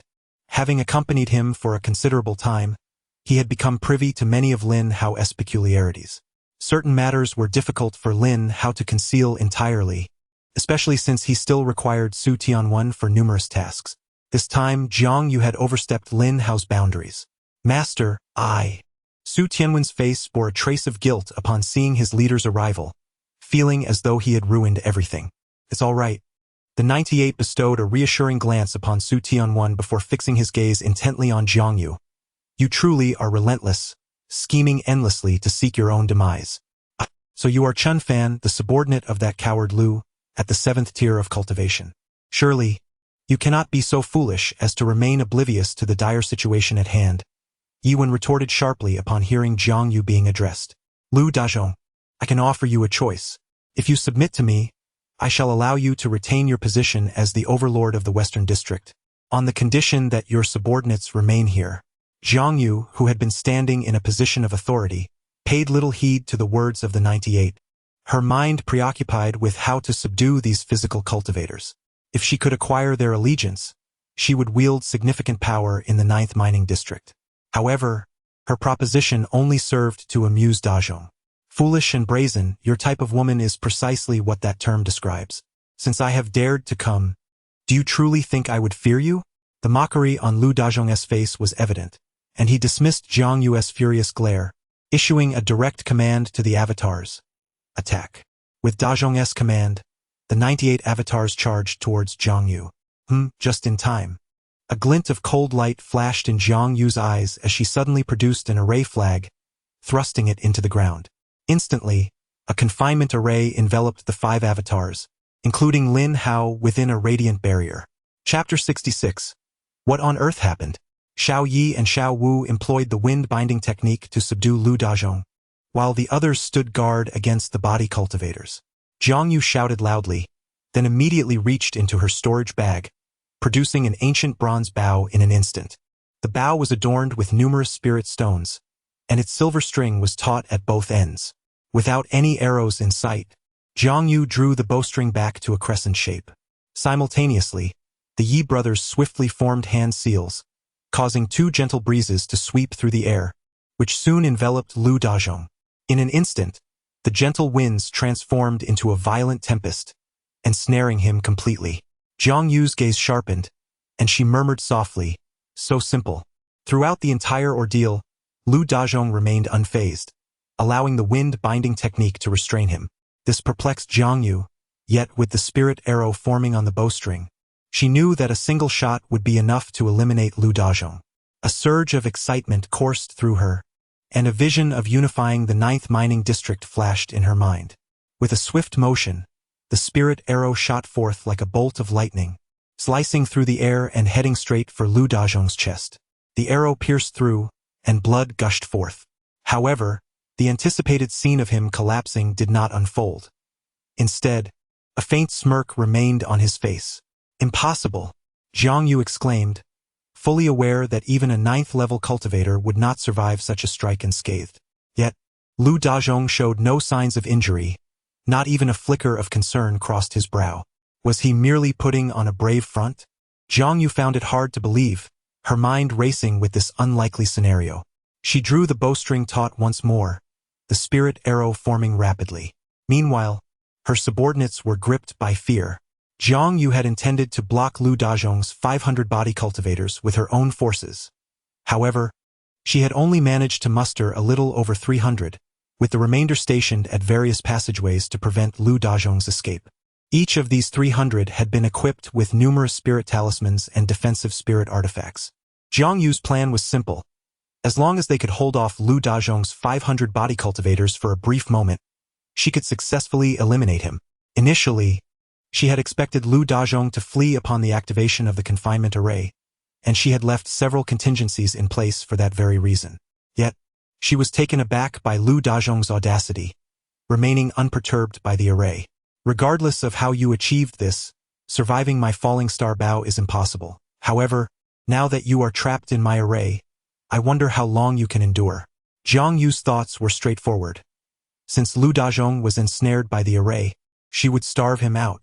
Although late-stage qi refinement cultivators could survive for days without sustenance, they were not immune to hunger. This provided her with absolute confidence in eradicating Lu Dazhong. With her resolve solidified, she prepared to launch her second arrow. Just as she was about to release it, a cacophony of noise suddenly erupted in her ears. She immediately turned around, only to see a group of subordinates stationed at the entrance of the passage suddenly becoming agitated for reasons unknown. Could it be that another leader had arrived? Zhang Yusho furrowed her brows. Initially, she had intended to seek assistance from other leaders, but after acquiring 400,000 miscellaneous spirit stones, she had abandoned that notion to keep it a secret. However, it soon became evident to Zhang Yusho that something was amiss, as all the subordinates guarding the entrances had descended into chaos. Rapidly, her entire stronghold was filled with a cacophony of mixed sounds, particularly the clear cry of, "Ah! Do not kill me!" What was happening? Was someone scheming against her? Zhang Yusho's expression turned grim. If another leader were to arrive at this moment, their intentions would undoubtedly be nefarious. Unbeknownst to her, when Lin Hao entered her stronghold, he had already stationed several clones at all the passage entrances. After using his divine sense to ascertain that no cultivators were nearby, he unleashed thousands of seventh-layer clones directly into the passage. What followed was a massacre. These miners, with cultivation levels only around 5 or 6, were no match for the clones. The clones wielded their blades with ease, akin to butchering chickens. Had it not been for the need to avoid drawing attention, a single fireball from the clones would have annihilated them in an instant. In no time, Zhang Yusho's subordinates had suffered a loss of half their numbers, with the remaining half retreating to the edges of the confinement array. At that moment, Zhang Yusho finally beheld a dense throng emerging from the passage. Who are you? As she watched them approach, her scalp tingled, and her diminutive frame trembled uncontrollably. Just moments ago, she had used her divine sense to probe and discovered that this group consisted entirely of seventh-layer cultivators. Yet, no one answered her. Lin Hao certainly had no intention of uttering a word. He summoned another 100 seventh-layer clones to join those within the confinement array. Each of these clones bore a flying sword before them, cold and merciless, aimed directly at Zhang Yusho and her remaining subordinates. Simultaneously, thousands of clones surged forward, and within a minute, the battle abruptly ceased.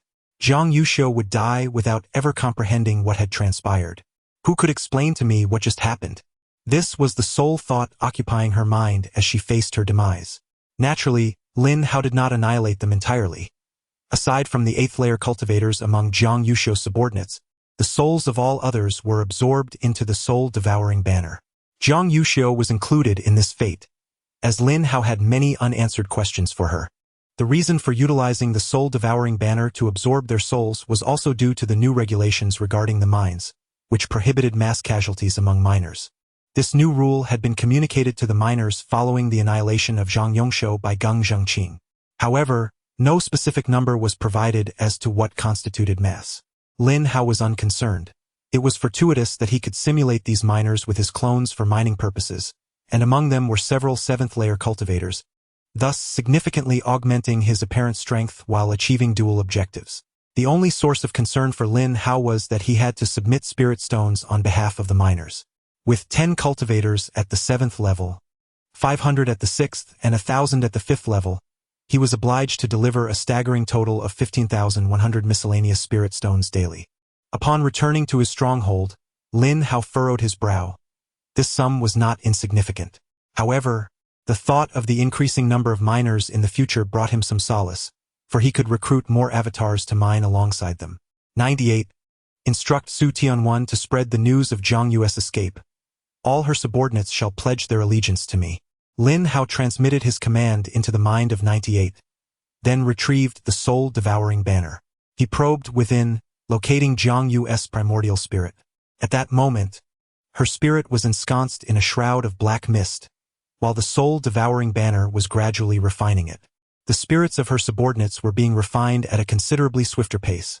Unlike those miners at the 5th level, some had already begun to awaken. It seemed that the soul-devouring banner was nearing saturation. This multitude of over 1,000 spirits appeared to be its limit, though it was uncertain whether it was the banner's inherent threshold or a reflection of his own insufficient cultivation. Lin Hao murmured to himself, then observed the progress of Zhang Yu's spirit's refinement before retracting the banner into the system space. With Su Tianwan disseminating the news of Zhang Yu's escape, the entire 9th mining district erupted in chaos. In a more secluded corner of the western district, a group of miners at the 3rd and 4th levels were engaged in fervent discussion. I knew it. I knew it. You all called Lu Dazhong a coward. But now you see. I have long proclaimed that Lu Dazhong is the child of destiny, the reincarnation of a great power. One day, he will unify the entire 9th mining district. No, he shall conquer the entire Shilong mining field, exclaimed an overly enthusiastic fan of Lu Dazhong. Chapter 067. Foundation Pill. The existence of the lower-tier miners was inherently dull and monotonous. Their sole amusement lay in gossiping about the lofty leaders and powerful magnates above them. Recent events, the demise of Chongqing, the downfall of Zhang Yongshou, and the mysterious disappearance of Jiang Yu, had each transformed into intricate tales of suspense and drama within their imaginations. Even Lin Hao, the very subject of these happenings, couldn't help but reflect, if I possessed your creativity, perhaps I wouldn't have been single for 30 years.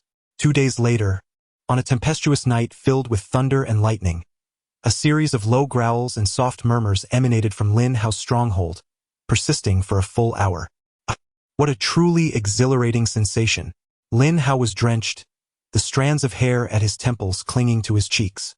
He exhaled deeply, his face, previously contorted in pain, now radiating with joy. He had broken through to the late stage of physical refinement. In that moment, he felt an overwhelming urge to sing. With my right hand, I have opened the heavens, transforming into a dragon. His entire being brimmed with explosive power, and unable to contain himself, Lin Hao struck the wall with a fist. Instantly, cracks spread across the surface, debris cascading down as his arm sank deep into the wall. His strength had multiplied several times over, and both his muscles and bones had undergone significant fortification. Observing his unscathed arm, Lin Hao noted the enhanced resilience of his skin, feeling assured without needing to test it. Even a flying sword would struggle to breach it, unless, of course, a foundation-level cultivator employed spiritual essence.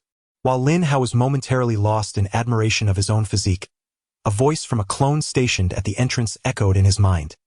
Master, Feng Yan has arrived. Feng Yan, the influential figure from next door, was formerly one of Zhang Yongshou's subordinates, and now appeared to have allied with Jiang Yu. Lin Hao pondered briefly, uncertain of Feng Yan's intentions, and instructed his clone, "Let him in." Wait, just as he was about to grant Feng Yan entry, he recalled his 5,000 clones mining, so he asked De Zhong to investigate Feng Yan's purpose. Shortly thereafter, De Zhong returned. Master, Feng Yan says that Zhang Yongshou wishes to see me. If I agree, he will be waiting for me in the private room on the 3rd floor of Feng Yu building tomorrow night at the hour of the pig. Zhang Yongshou, after nearly a month of absence, had finally resurfaced. The fact that he sought Lin Hao at this juncture suggested he was plotting something significant. After a moment of contemplation, Lin Hao resolved to meet with Zhang Yongshou the following day. The next day, Lin Hao arrived early at the marketplace, exchanging all his miscellaneous spiritual stones for pure spiritual stones, totaling over 300,000. This month, he had mined nearly 500,000 spiritual stones, though around 100,000 had been allocated for summoning clones and imparting techniques. With the addition of the 1 million spiritual stones acquired from Jiang Yu, Lin Hao now possesses a total of 140 million pure spiritual stones. This sum is sufficient to purchase 2008 flying swords. However, Lin Hao refrained from contacting Zhang Banning immediately due to the brevity of the time elapsed. In the 2nd floor of Feng Yu building, Lin Hao, along with Dazhong and Joshiba, occupied a windowside table, with 10 7th-layer avatars positioned strategically around him, feigning the act of drinking and dining. These 10 avatars were a simulation of Jiang Yu's subordinates. At that moment, as the night deepened and the patrons of Feng Yu building dwindled, a familiar voice reached Lin Hao's ears. "Brother Dazhong, it's good to see you well." The speaker was Yang Tianshua, who approached Lin Hao with a hearty laugh, making his way down the corridor. "Yang, you are alive," Dazhong exclaimed, rising with a look of astonishment. When Zhang Yongshou's forces were vanquished, it was only reported that Zhang had fled, leaving no word of his subordinates. Lin Hao had assumed that all of Zhang Yongshou's men had perished. "Brother LV, your words imply you wished for my demise, Yang Tianchua feigned an indignant expression, momentarily adopting a serious countenance before breaking into laughter again. Come? Let us ascend to the 3rd floor. Captain Zhang has prepared a feast, awaiting your arrival for a thorough discussion. Da Zhong nodded in agreement and accompanied Yang Tianchua to the private room on the 3rd floor. Lin Hao opted to remain behind, as it appeared Yang Tianchua had no intention of inviting them. However, just before departing, Yang Tianchua smiled at Joshiba and said, "Brother Chun, drink freely. Captain Zhang will settle the bill for you tonight." Without waiting for a response, he led Da Zhong toward the 3rd floor suite. Soon after Da Zhong entered the suite, he immediately spotted Zhang Yongshou seated by the window. He was of modest height, somewhat gaunt, dressed in a purple robe, quietly gazing out at the pedestrians, a hint of melancholy in his eyes. Upon noticing Da Zhong's entrance, he turned his head slightly and remarked, "Da Zhong has arrived. Please, take a seat. Captain Zhang, may I inquire what business brings me here?" Da Zhong asked directly, sitting down. Given their first meeting, he thought it more appropriate to address him as captain. "Since I am a few years your senior, feel free to call me Brother Zhang if you wish," Zhang Yongshou replied, recognizing Da Zhong's formality and offering a gentle smile. "I must admit, I was quite astonished that Brother LV could drive Jiang Yu out of the stronghold. I have summoned you today with a request. You need only speak. I shall assist within my capabilities," Da Zhong replied, unsurprised that Zhang Yongshou sought him out, knowing it was unlikely for mere pleasantries. However, he regarded Zhang, a former powerhouse, with newfound respect for his willingness to humble himself. "Indeed, Brother LV is forthright. I have long heard from Tianchua that you are a trustworthy individual, and it appears his words hold true," Zhang Yongshou complimented, pausing to gather his thoughts before continuing. "Do you still remember Huang Zhang?" "Huang Zhang? I certainly do." De Zhong was momentarily taken aback, perplexed by Zhang Yongshou's sudden inquiry. "In truth, he was my uncle, who had been tragically murdered over a year ago by unknown assailants. Shortly after his demise, my father, the former leader, met a similar fate at the hands of Xie Gaoyuan and his accomplices. The fervor with which I have been expanding my influence this past year is solely driven by a desire for vengeance." As Zhang Yongshou spoke, a chilling glint flickered in his eyes, only to vanish moments later. De Zhong was astounded. He was acutely aware of how Huang Zhang had perished, as he had been present at the scene and had even witnessed the theft of the cleansing elixir. It was indeed a curious twist of fate. Naturally, De Zhong would not voice this revelation. He was also somewhat taken aback, not only by the stature of his uncle and father but also by the peculiar sense of family unity amidst the mining operations. Zhang Yongshou seemed to sense De Zhong's confusion and elaborated. "My family originally belonged to a modest clan in a small town, yet 10 years ago, for reasons unknown, we suddenly found ourselves at this Shurlong mine, as if in the blink of an eye." Once again, De Zhong was astonished. While he was not surprised by individuals being captured and brought to the mine, hearing that an entire family had suffered such a fate was unprecedented. However, upon hearing this, De Zhong could reasonably surmise Zhang Yongshou's intentions for seeking him out, and thus he spoke directly. "Leader Zhang, please speak plainly if you have matters to discuss. My people have all been slain by Xie Gaoyuan. The prospect of revenge appears increasingly bleak, and I earnestly beseech Brother L to aid me in eliminating Xie Gaoyuan when the time comes to contend for leadership." Zhang Yongshou's gaze bore into De Zhong's, clearly anxious that he might outright refuse. De Zhong, however, remained silent. While eliminating Xie Gaoyuan posed no challenge for Lin Hao, the crux of the matter lay in why he should extend such assistance. Zhang Yongshou was a shrewd individual, and De Zhong understood he would not merely present demands without offering compensation in return. Noticing De Zhong's prolonged silence, a conflicted expression crossed Zhang Yongshou's face, as if he had resolved to make a significant concession. Suddenly, a cerulean porcelain vial appeared in his hand. Within this vial are 4 foundational elixirs, a legacy from my father. Should Brother L agree to my request, these 4 elixirs shall belong to you. Leader Zhang, are you so certain that I can eliminate Xie Gaoyuan? De Zhong's gaze sharpened, a glimmer of brilliance igniting within his eyes. 4 foundational elixirs, such a prize would empower him to slay not only Xie Gaoyuan but even the 10 foremost leaders. Ever since Brother L vanquished Chang Ying, I have recognized your extraordinary capabilities, Truly exceptional. Although Zhang Yongshuo's words bore a hint of insincerity, De Jong accepted them, for he could not refuse the allure of the 4 foundational elixirs. Thus, he resolutely declared, very well. After De Jong departed with the 4 elixirs, Yang Tianxue, who had remained silent thus far, suddenly interjected, young Master Zhang, is the price of 4 foundational elixirs not excessively steep? Tianxue, it is futile. Do you believe that merely breaking through to the foundational stage guarantees your survival in the mine? Ha!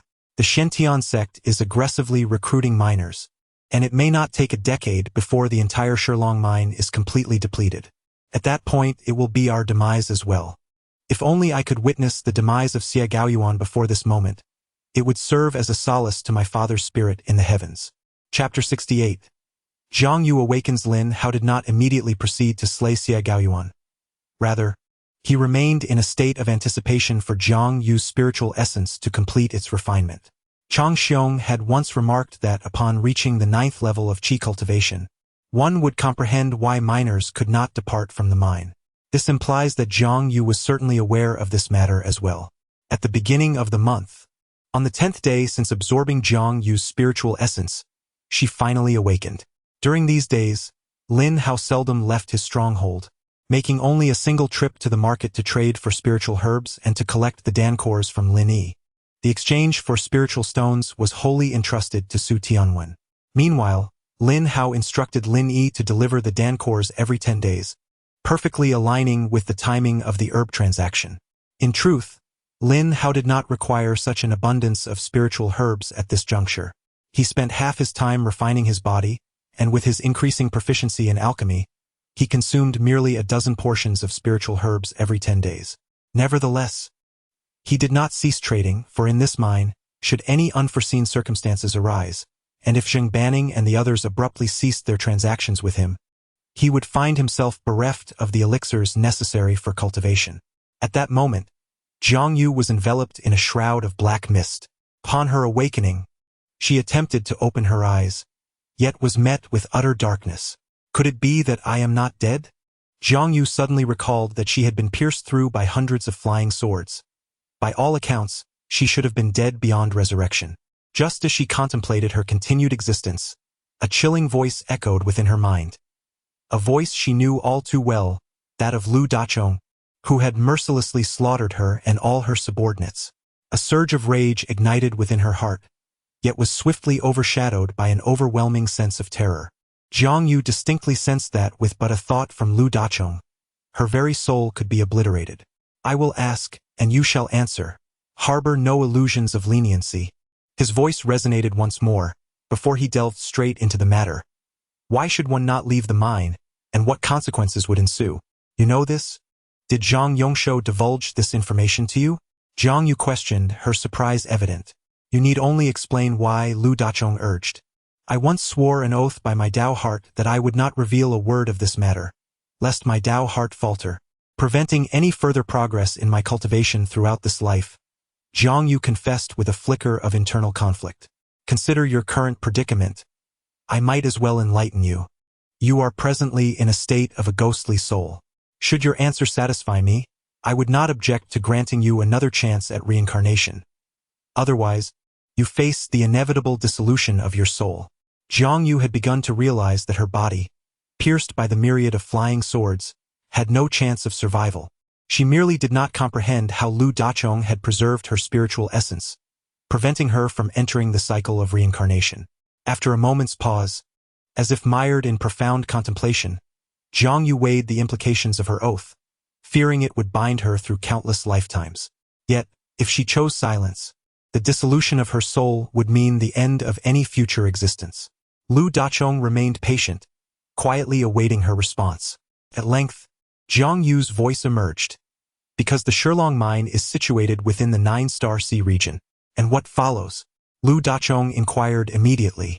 What do you mean by and what follows? Zhang Yu responded, perplexed. Even though the Shilong mine is situated in the 9-star sea, what intrinsic connection does that have with the miner's inability to leave? You are unaware? Zhang Yu visibly paused, and De Jong let out a disdainful huff. Why do I sense that you are not the least bit surprised to hear about the 9-star sea? Jiang Yu murmured, seemingly apprehensive that De Zhong might erupt in anger, and quickly added, "The Nine-Star Sea forbids the mining of spiritual ores. Otherwise, any sect would face catastrophic consequences." Why? De Zhong, naturally, was oblivious to this, and Lin Hao did not uncover any pertinent memories from the previous host. "I cannot speak to that. It is a rule established by those supreme beings from Tianzhou. Once, a first-rate sect in Yuanzhou secretly mined ores, and upon being discovered, all members, from the God transformation stage to those in the Qi refinement stage, totaling 300,000 disciples, were annihilated overnight." Jiang Yu recounted matter-of-factly, as if discussing the mundane act of eating and sleeping, devoid of any emotional turmoil. Lin Hao had heard of Tianzhou, albeit only in passing, and was unclear about its precise location. However, he was more familiar with Yuanzhou, knowing that the Shentian sect also fell within its realm of influence. The Shentian sect's specific location, however, lay within an area known as the Three Domains of the Heavenly Sect. These domains consist of the Jitian sect, Yangtian sect, and Shentian sect. Each of these powers is immensely vast, and Lin Hao roughly estimated that the scope of each might be comparable to the size of Earth in his previous life. Collectively, these three sects are referred to as the Three Domains of the Heavenly Sect, separated from Yuanzhou by an endless expanse known as the Dazhou Mountain. Some of this information was gleaned from fragmented memories of the past, and after his arrival, Lin Hao had also heard snippets from other miners. "By your account, if the Shilong mine cannot be exploited, why does the Shentian sect act so brazenly? Are they not afraid of being discovered and incurring ruin?"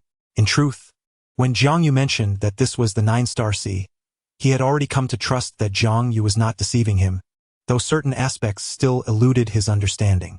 The entire Shilong mine exists within a natural illusion array, rendering it undetectable to those in the God transformation stage unless they are physically present. Otherwise, they would never realize that a spiritual mine lies hidden here, Jiang Yu elucidated. "That is impossible," De Zhong immediately refuted. "If there were an illusion array here, then my avatars coming and going would surely have noticed it. What is impossible about it? If you were to soar into the sky above the mine on your sword, you would find that aside from the towering mountains, there is nothing amiss." Jiang Yu replied with a calm demeanor. "It is astonishing indeed. When I learned of it, I trembled for an entire hour. Jiang Yu, this is my final warning. I do not wish to hear any fabrications. Do you think I have never left the mine? I have traversed even 1,000 miles east into the sea. Do you truly believe I would not discern whether there is an illusion array here?" His tone grew increasingly frigid, as though merely hearing an unsatisfactory answer might drive Jiang Yu to despair. "You claim to have left the mine and ventured into the sea. That is utterly implausible. Ever since the last miners' revolt, no one has been able to depart from the mine within a 50-mile radius." Jiang Yu categorically dismissed De Zhong's words, her tone imbued with unwavering certainty. Yet, fearing that De Zhong might erupt in anger once more, she swiftly elaborated. "This is because the Shentian sect sought to prevent miners from discerning that the mine was ensnared within an illusion array. Thus, they expanded the entire natural illusion by 50 miles. However, this 50-mile mirage mirrors the real environment perfectly. Once one steps within this radius, they are enveloped by the entirety of the illusion, which explains why you remain oblivious to it." This explanation seemed reasonably sound. If the entire area within 60 miles was an illusion, it was plausible that one's doppelganger could not perceive it. After all, beyond the 50-mile boundary, there existed numerous flying demonic beasts, and the doppelganger had never engaged in aerial flight. However, upon hearing Jiang Yu mention a miner's revolt, De Zhong's interest was piqued, prompting him to inquire, what transpired during this revolt? A revolt? Jiang Yu pondered for a moment, seemingly lost in recollection, before finally speaking. "Over a decade ago, when the Shilong mine was first being excavated, the situation was far from what it is now. Miners were not compensated for their labor, leading to a deep-seated resentment over time. Yet, as lowly cultivators, what could they do? They could only harbor their indignation in silence, until a certain individual emerged, orchestrating in secrecy and successfully leading all the miners to break free from the Shilong mine. Though his cultivation was modest, likely at the 5th or 6th level of foundation establishment, his combat prowess was unparalleled, managing to withstand the combined onslaught of 5 golden core masters. However, you know well that this is the 9 stars sea. Even if they escaped the mine, it would amount to little. Yet, after that revolt, all miners became acutely aware of their predicament in the sea, each gripped by profound fear. The Shentian sect, in an effort to placate us miners, gradually evolved into its current form. Oh, by the way, you mentioned you have ventured into the sea, thus, you would have noticed the abundance of demonic beasts surrounding the Shurlong mine. Pray tell, how did you manage to break free? These beasts were specifically captured by the Shentian sect from the outside world, and their numbers likely exceed 1 million, all intended to prevent another miners' uprising. Zhang Yu concluded her account in one breath, clearly skeptical of De Zhong's claims. If a mere 7th-level cultivator like you could escape, then surely I, as a 9th-level leader, should be able to soar freely. Chapter 069. Slaying Xie Gaoyuan. After listening to Zhang Yu's words, Lin Hao fell into a profound silence, overwhelmed by the magnitude of the information he had received, requiring careful contemplation. The only aspect that perplexed him was why the spiritual mines in the sea could not be exploited. However, the significance of this question seemed trivial at present. What he needed to comprehend was that the Shentian sect would never allow the miners to escape. At that moment, Lin Hao finally grasped why the Hall of Elders remained indifferent to the numerous deaths of miners. It was because they were destined to perish sooner or later. In truth, the vast majority of miners were unaware of the secrets surrounding the mine. Yet, Zhang Yu stated that the Shentian sect could not ascertain their awareness, leading the leaders of the sect to conclude that it was better to mistakenly execute 1 million than to let even one slip away. This matter pertained to the fate of everyone within the sect, and mercy was not an option.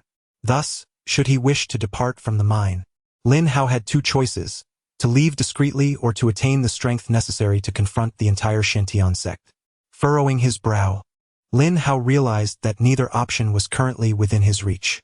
Even if he achieved the 2nd level of body refinement and could withstand 5 golden core practitioners, he would undoubtedly attract the relentless pursuit of the Shentian sect thereafter.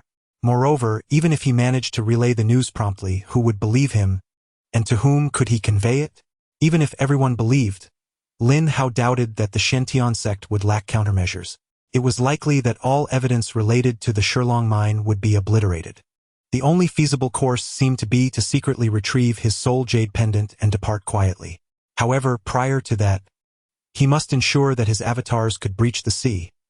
Otherwise, even if he successfully escaped the mine, he would ultimately meet his demise in the ocean. Lin Hao muttered to himself, as this appeared to be the only viable plan. The Shentian sect was a colossal entity, far beyond what he could contend with in the short term. According to the knowledge of his predecessor, the Shentian sect boasted over 12 divine transformation cultivators, and the number of nascent soul practitioners reached several hundred. In contrast, breaching the sea seemed considerably simpler, especially since he had numerous avatars at his disposal, rendering him unafraid even when facing golden core beasts. Additionally, breaching the sea had the advantage of leading him to a cultivation city where he could purchase foundation establishment pills. With this realization, Lin Hao cast aside all distractions and entered a state of cultivation. Half a month later, standing within the main base, Lin Hao's mind suddenly stirred, and he underwent a tremendous transformation in both stature and appearance. After sensing the changes in his body, he swiftly departed through an exit. It was time to confront Xie Gaoyuan. Lin Hao had delayed this confrontation until now because he had dedicated the past half-month to mastering 2 spells, the Heavenly Eye Technique and the Disguise Technique. The Heavenly Eye Technique proved to be exceptionally practical, rendering him invisible, concealing his aura, and allowing for seamless disguise. Under its influence, nothing could evade detection. However, mastering the Heavenly Eye Technique was no simple task. With the aid of his avatars, it took him a full 3 months to perfect it. In contrast, the disguise technique was relatively straightforward to learn, and Lin Hao's motivation for mastering it was, of course, to deal with Xie Gaoyuan. At this moment, he arrived at the periphery of Xie Gaoyuan's stronghold. After circling the outer area, he sought out a passage with fewer guards and stepped forward. "Halt! What are you sneaking around for? Leave at once!" One of the guards bellowed as Lin Hao approached. However, as he stepped inside, Lin Hao swiftly delivered a resounding slap, sending the guard crashing to the ground, incapacitated. The other guards, witnessing this, immediately rushed over. Lin Hao employed the same tactic again, and the crisp sounds of strikes echoed repeatedly. Within half a minute, all the guards lay unconscious. Continuing down the passage for approximately 200 meters, Lin Hao extended his spiritual awareness and discovered Xie Gaoyuan seated cross-legged within a wall, engaged in meditation. This was indeed Xie Gaoyuan's designated training area, a small space deliberately carved out for his practice. "Who goes there?" Xie Gaoyuan exclaimed, startled. He quickly expanded his spiritual perception, realizing someone was probing him in the 9th mining district, a foolhardy endeavor. Noticing that the probing presence was not particularly formidable, at most a 7th-level Qi practitioner, he was indignant that it lingered on him, showing such audacity. Intruder. Xie Gaoyuan initially intended to command his subordinates to apprehend the intruder, but in the next moment, he was alarmed to see several phantoms suddenly materialize around him without warning. Panic surged in his heart as he attempted to leap into the air. Yet, barely a meter off the ground, the phantom solidified, and a large hand reached out, seizing his knee and yanking him down with a resounding thud, causing him to crash to the ground. Following this, several avatars advanced, raining down punches upon Xie Gaoyuan's head. The entire ordeal transpired in mere moments, leading to the demise of the once mighty warlord, Xie Gaoyuan. His subordinates, arriving just then, were met with the grim sight of their leader lifeless. After retracting the avatars into the system space, Lin Hao returned to his own stronghold with nonchalance. He then emptied Xie Gaoyuan's storage bag, revealing a mountainous pile of pure spirit stones, which he estimated to be no less than 1,000,000. Lin Hao promptly stored them in his space, his heart racing with astonishment. Through conversations with Zhang Yu, Lin Hao understood that these leaders were responsible for collecting spirit stones from the miners, which ultimately returned to the Shentian sect. Each year, these leaders were required to submit a certain quantity of spirit stones, and the allocation of foundation establishment pills depended on the amount submitted. After securing the spirit stones, Lin Hao examined the other items within the bag. Aside from spirit stones, he found various elixirs, spiritual artifacts, and talismans. He meticulously inspected all the elixirs, feeling a twinge of disappointment upon realizing there were no foundation establishment pills. Lin Hao had anticipated this.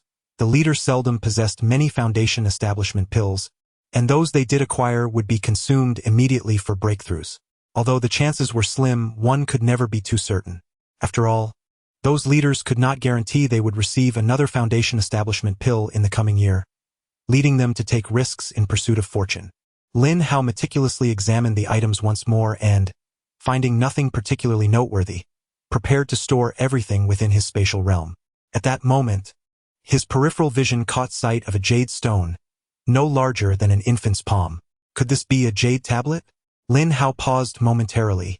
He was certainly familiar with jade tablets, as he had always utilized them to record spells during his purchases. However, the merchants at the market would ensure that the tablets were automatically destroyed after each examination to prevent the spells from being disseminated further. In the past 2 years, despite seizing thousands of storage bags, Lin Hao had never encountered a jade tablet within any of them, which piqued his curiosity. Yet, for the sake of caution, he decided to have his companion, De Jong, inspect it first. De Jong nodded, picked up the jade tablet, and placed it against his forehead, subsequently probing it with his consciousness. 1 second passed, then 10 seconds, a minute, 5 minutes. De Jong remained engrossed in his examination of the jade tablet. Concerned, Lin Hao's heart raced. Was there truly a danger? He promptly called out in his mind, "De Jong, what is the situation?" Upon hearing Lin Hao's voice, De Jong finally removed the tablet, saying, "Well, how should I put this objectively? I believe, Master, it would be prudent for you to take a look yourself." Lin Hao, slightly exasperated by De Jong's vague response, took the jade tablet from him, reassured of its safety, and pressed it to his own forehead. After 10 minutes, he slowly withdrew the tablet, his expression gravely serious. Observing his master's reaction from a short distance away, Zhou Shi, intrigued, approached Lin Hao and picked up the jade tablet for a closer inspection. "Ah, indeed, a fellow practitioner. This technique, is it 3D surround? It feels as though one is immersed within the scene.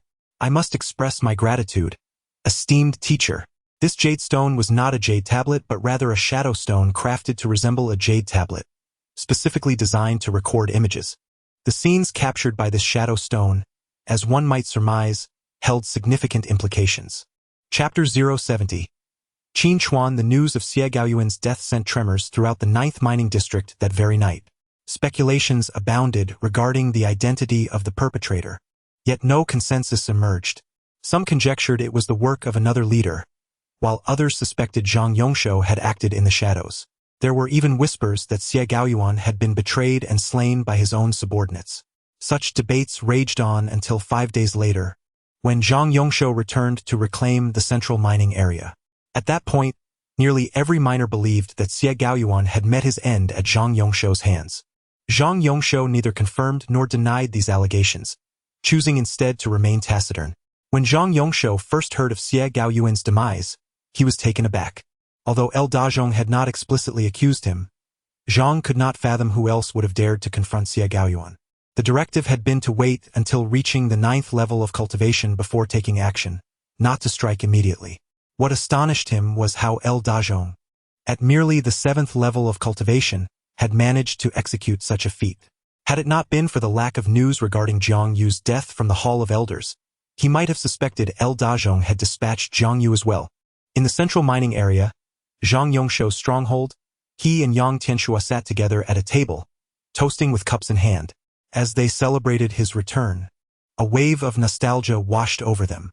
In truth, Zhang Yongshou had not intended to come back.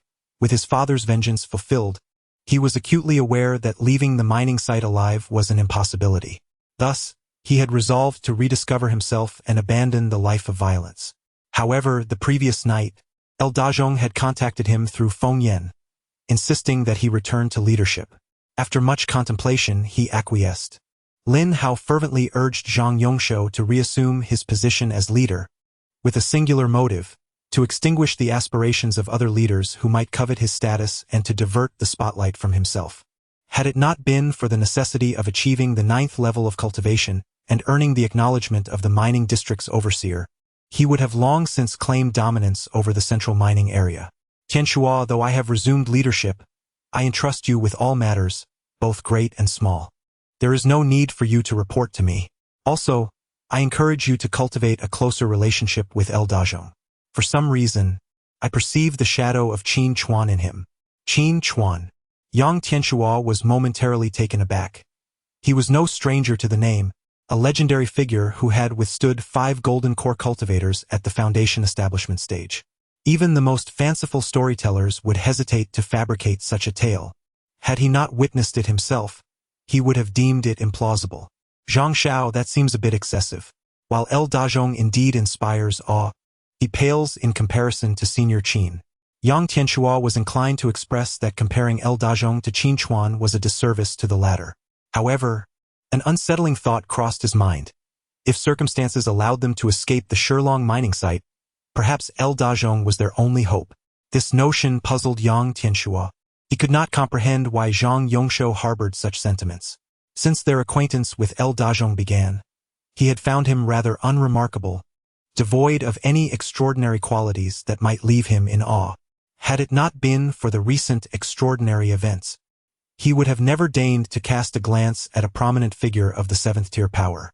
Yet, despite the claims of Lu Dazhong being capable of leading them out of the mine alive, he remained skeptical. Nevertheless, given Zhang Shao's assertions, he resolved to keep this matter at the forefront of his thoughts. In the overseer's building on the 3rd floor's hall, Geng Zhengqing regarded the two leaders, Gao Yuan and Hong Boyan, with an icy demeanor. You would do well to behave yourselves. The Hall of Stewards is currently focused solely on the monthly output of the mining area. Should your performance falter, it will be you, the leaders, who face the first consequences. Yes, Lord Geng, replied Gao Yuan and his companion, internally lamenting their predicament. Their purpose for being here was to voice their grievances regarding the death of Xie Gaoyuan and the disappearance of Jiang Yu, which they attributed entirely to Zhang Yongshou's machinations. Indeed, they were convinced that Jiang Yu's vanishing was also orchestrated by him. Otherwise, how could Lu Dazhong have managed to subdue all of Jiang Yu's subordinates? Anxiety gnawed at them. Were they next in line? Rest assured, I will speak with the other leaders in turn. For now, your responsibility is to manage your subordinates effectively, ensuring they mine diligently. Particularly the new workers, who, being unaware of the circumstances, might express understandable discontent. However, they must not engage in factionalism or seek to benefit without effort. Should anyone be found engaging in such behavior, you are to suppress them immediately. Upon concluding his remarks, Geng Zhengqing noticed the confusion on Gao Yuan and Hong Boyan's faces. If he continued on this path, would the entire mining area not become a bastion of harmony? Without conflict, who would still patronize the merchants with their inferior goods? Sensing their bewilderment, Geng Zhengqing elaborated. Minor disputes can be overlooked. Our primary focus must remain on mining. I can assure you, starting next month, the mining quotas will be revised. Each month, you will be required to submit 400 miscellaneous spirit stones.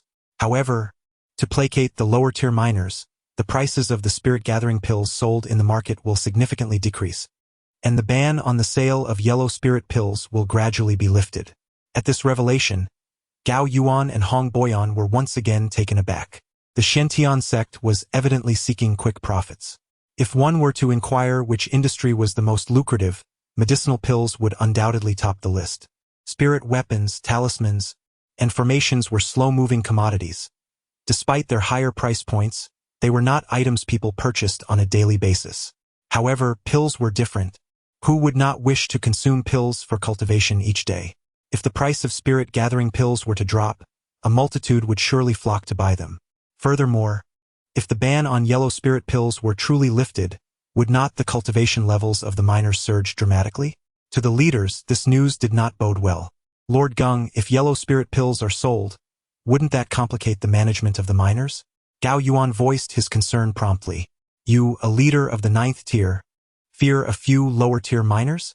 If you lack the capability to manage them, I suggest you relinquish your position willingly. Geng Zhengqing wore a faint smirk, harboring a certain disdain for Gao Yuan. Were it not for his slightly older age and having achieved the 9th tier first, such a coward would hardly merit the role of a leader. Geng Zhengqing even contemplated whether he should replace him in the forthcoming upheaval. Lord Geng, I assure you, that was not my intention. Rest assured, I will diligently supervise my subordinates to prevent any lapse in performance, Gao Yuan said, beads of cold sweat forming on his forehead. He had no desire to lose his position as leader. After all, he had garnered quite a number of enemies over the years. If he were to relinquish his leadership, he feared he would be devoured alive by them.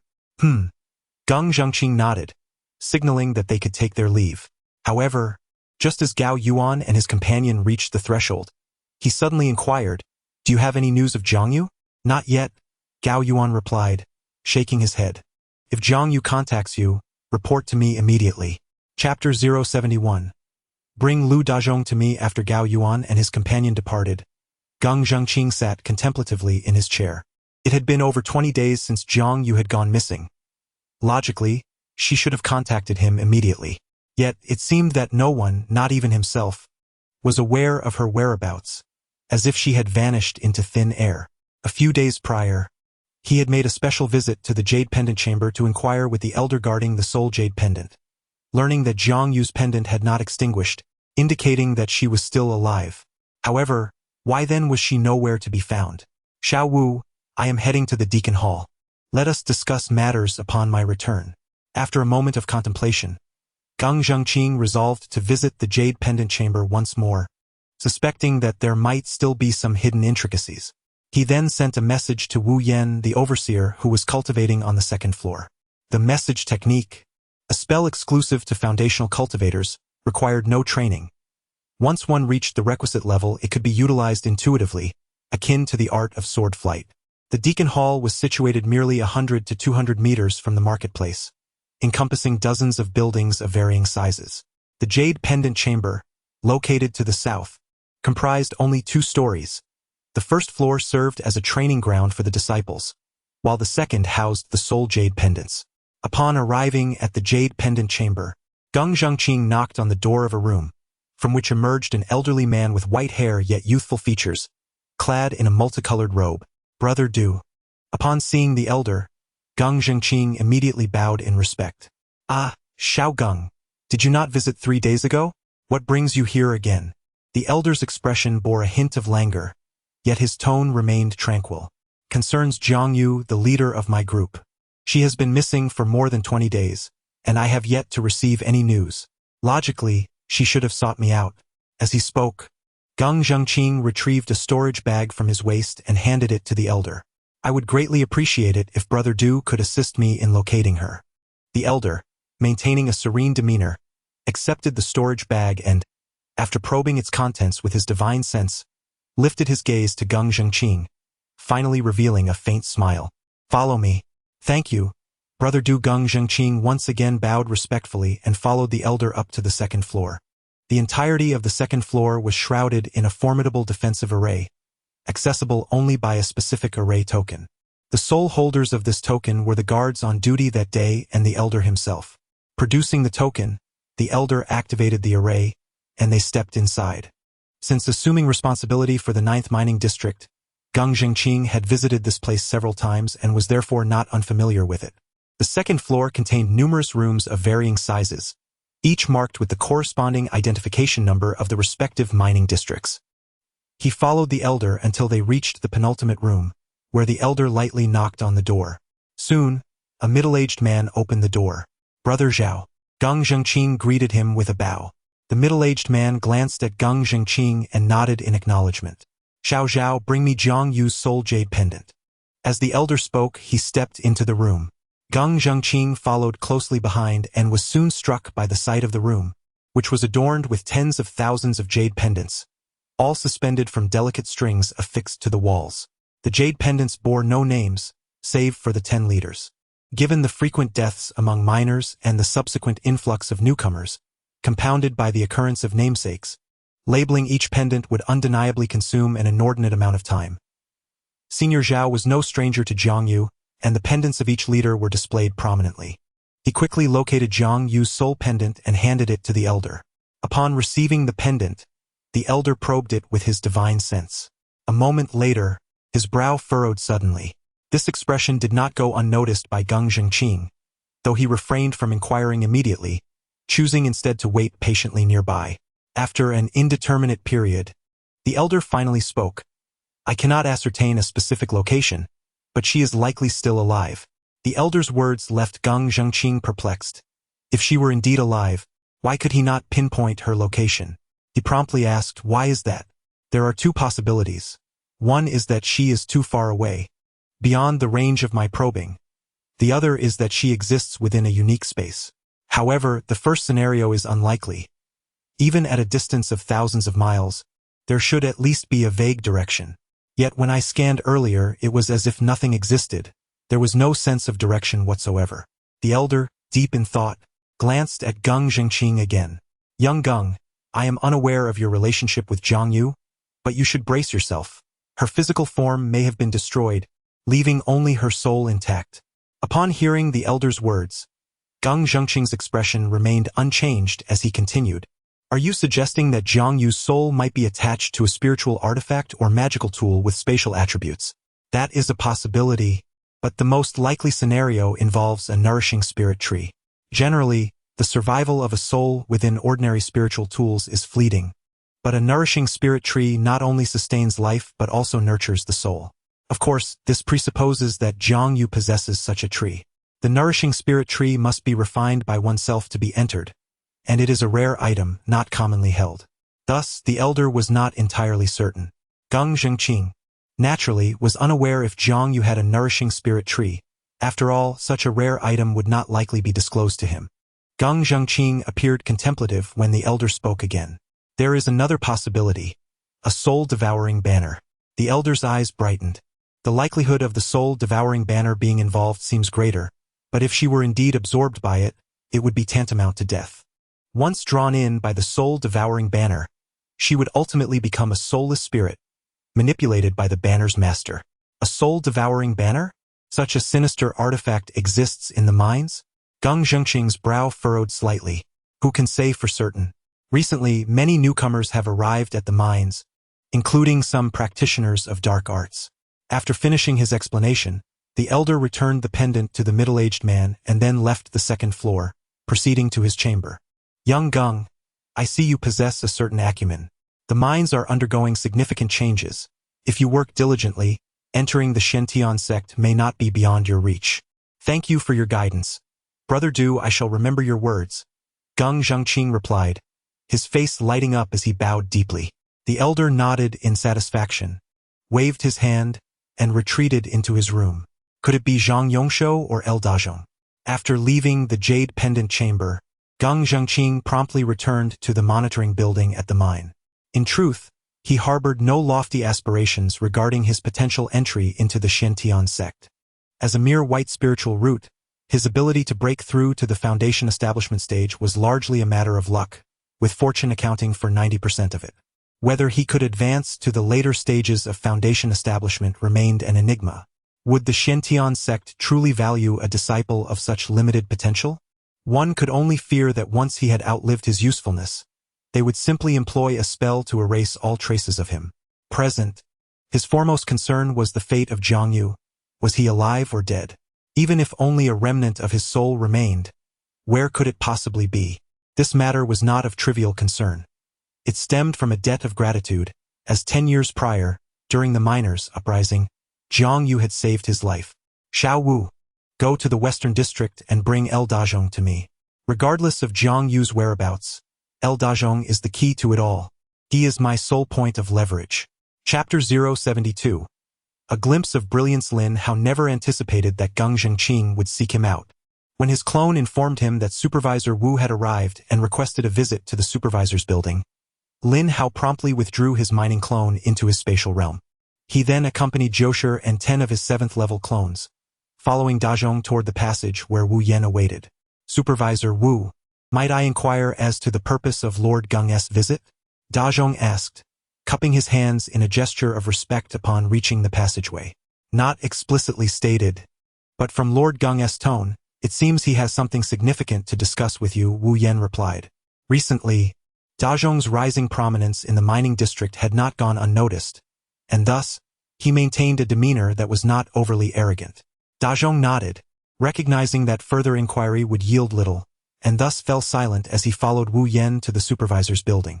Lin Hao trailed behind, and though Wu Yan recognized him at first glance, he refrained from engaging him in conversation. Lin Hao felt at ease, and before long, the group arrived at the entrance of the supervisor's building. You may proceed alone, Dazhong. The rest of you wait here, Wu Yan instructed, leading Dazhong to the 3rd-floor hall. For some inexplicable reason, Lin Hao sensed that Wu Yan had cast a deliberate glance in his direction. Could he have perceived my cultivation level? Lin Hao's concealing technique could only be discerned through the use of the Heavenly Eye technique. Since mastering the Heavenly Eye technique, Lin Hao was aware that each activation would reveal a fleeting glimmer in his gaze, accompanied by a subtle ripple in the surrounding spiritual energy.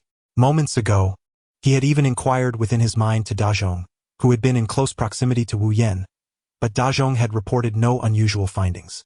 Lin Hao shook his head, attributing his concerns to excessive sensitivity. Upon reaching the 3rd-floor hall, Wu Yan brought Dazhong inside before retreating and closing the door behind him. Geng Zhengqing sat poised in a chair, cradling a cup of freshly brewed spiritual tea. He took a delicate sip, set the cup down on the wooden table, and narrowed his eyes as he regarded Dazhong. Do you know why I have summoned you?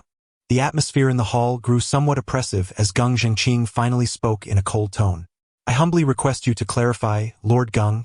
Dazhong leaned forward slightly, bowing his head, aware that as a foundation establishment cultivator, he must uphold the necessary courtesies.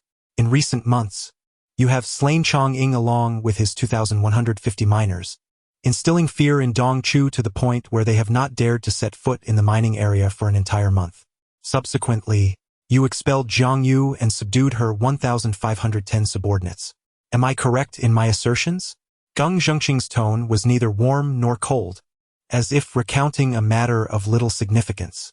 Dazhong remained composed.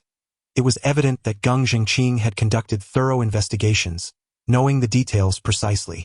However, why would such a high-ranking official concern himself with these minor affairs?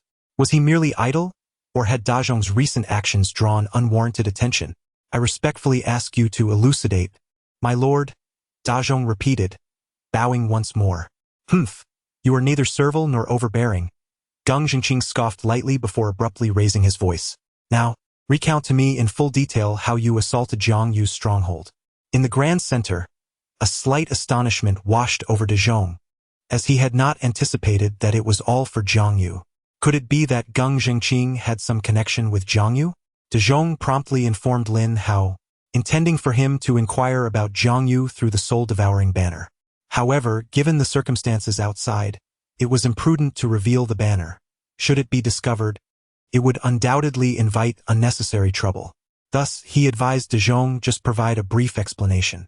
Upon receiving Lin Hao's response, De Jong pondered for a moment before articulating. Jiang Yu has been extorting the miners under my command and even abducted one of my trusted aides to coerce me. Her objective was merely to draw me out. When I confronted her, she was no match for me and fled. Is it truly that simple? Came the incredulous retort.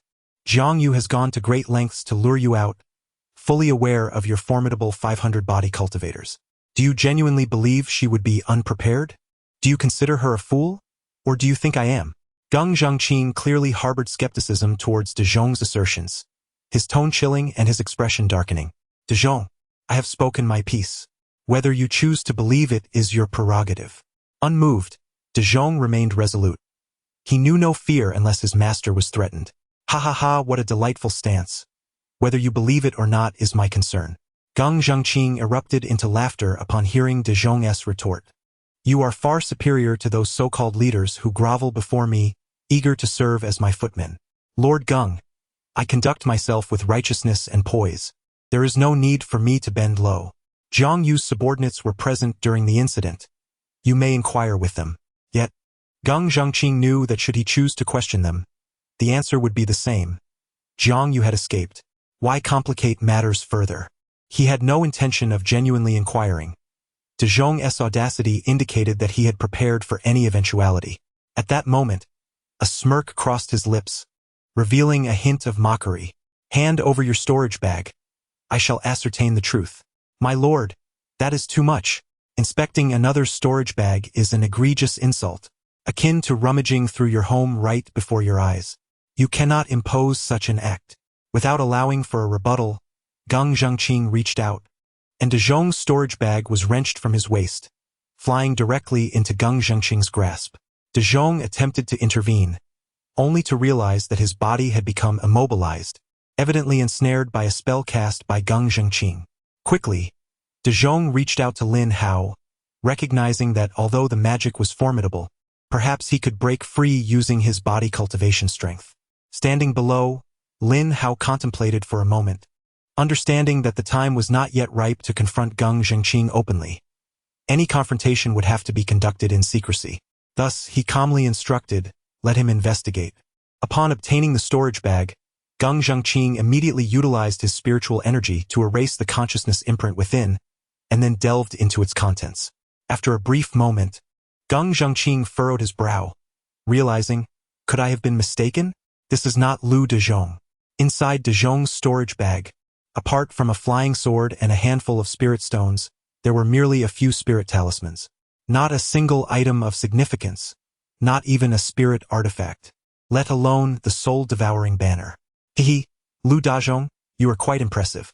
Gang Zhengqing chuckled lightly, subsequently lifting the spell that had confined Dajong, and then tossed the storage bag to him. Sir, may I take my leave now? Dajong inquired as he received the bag. Gang Zhengqing, however, did not respond. Instead, he squinted his eyes, as if succumbing to drowsiness.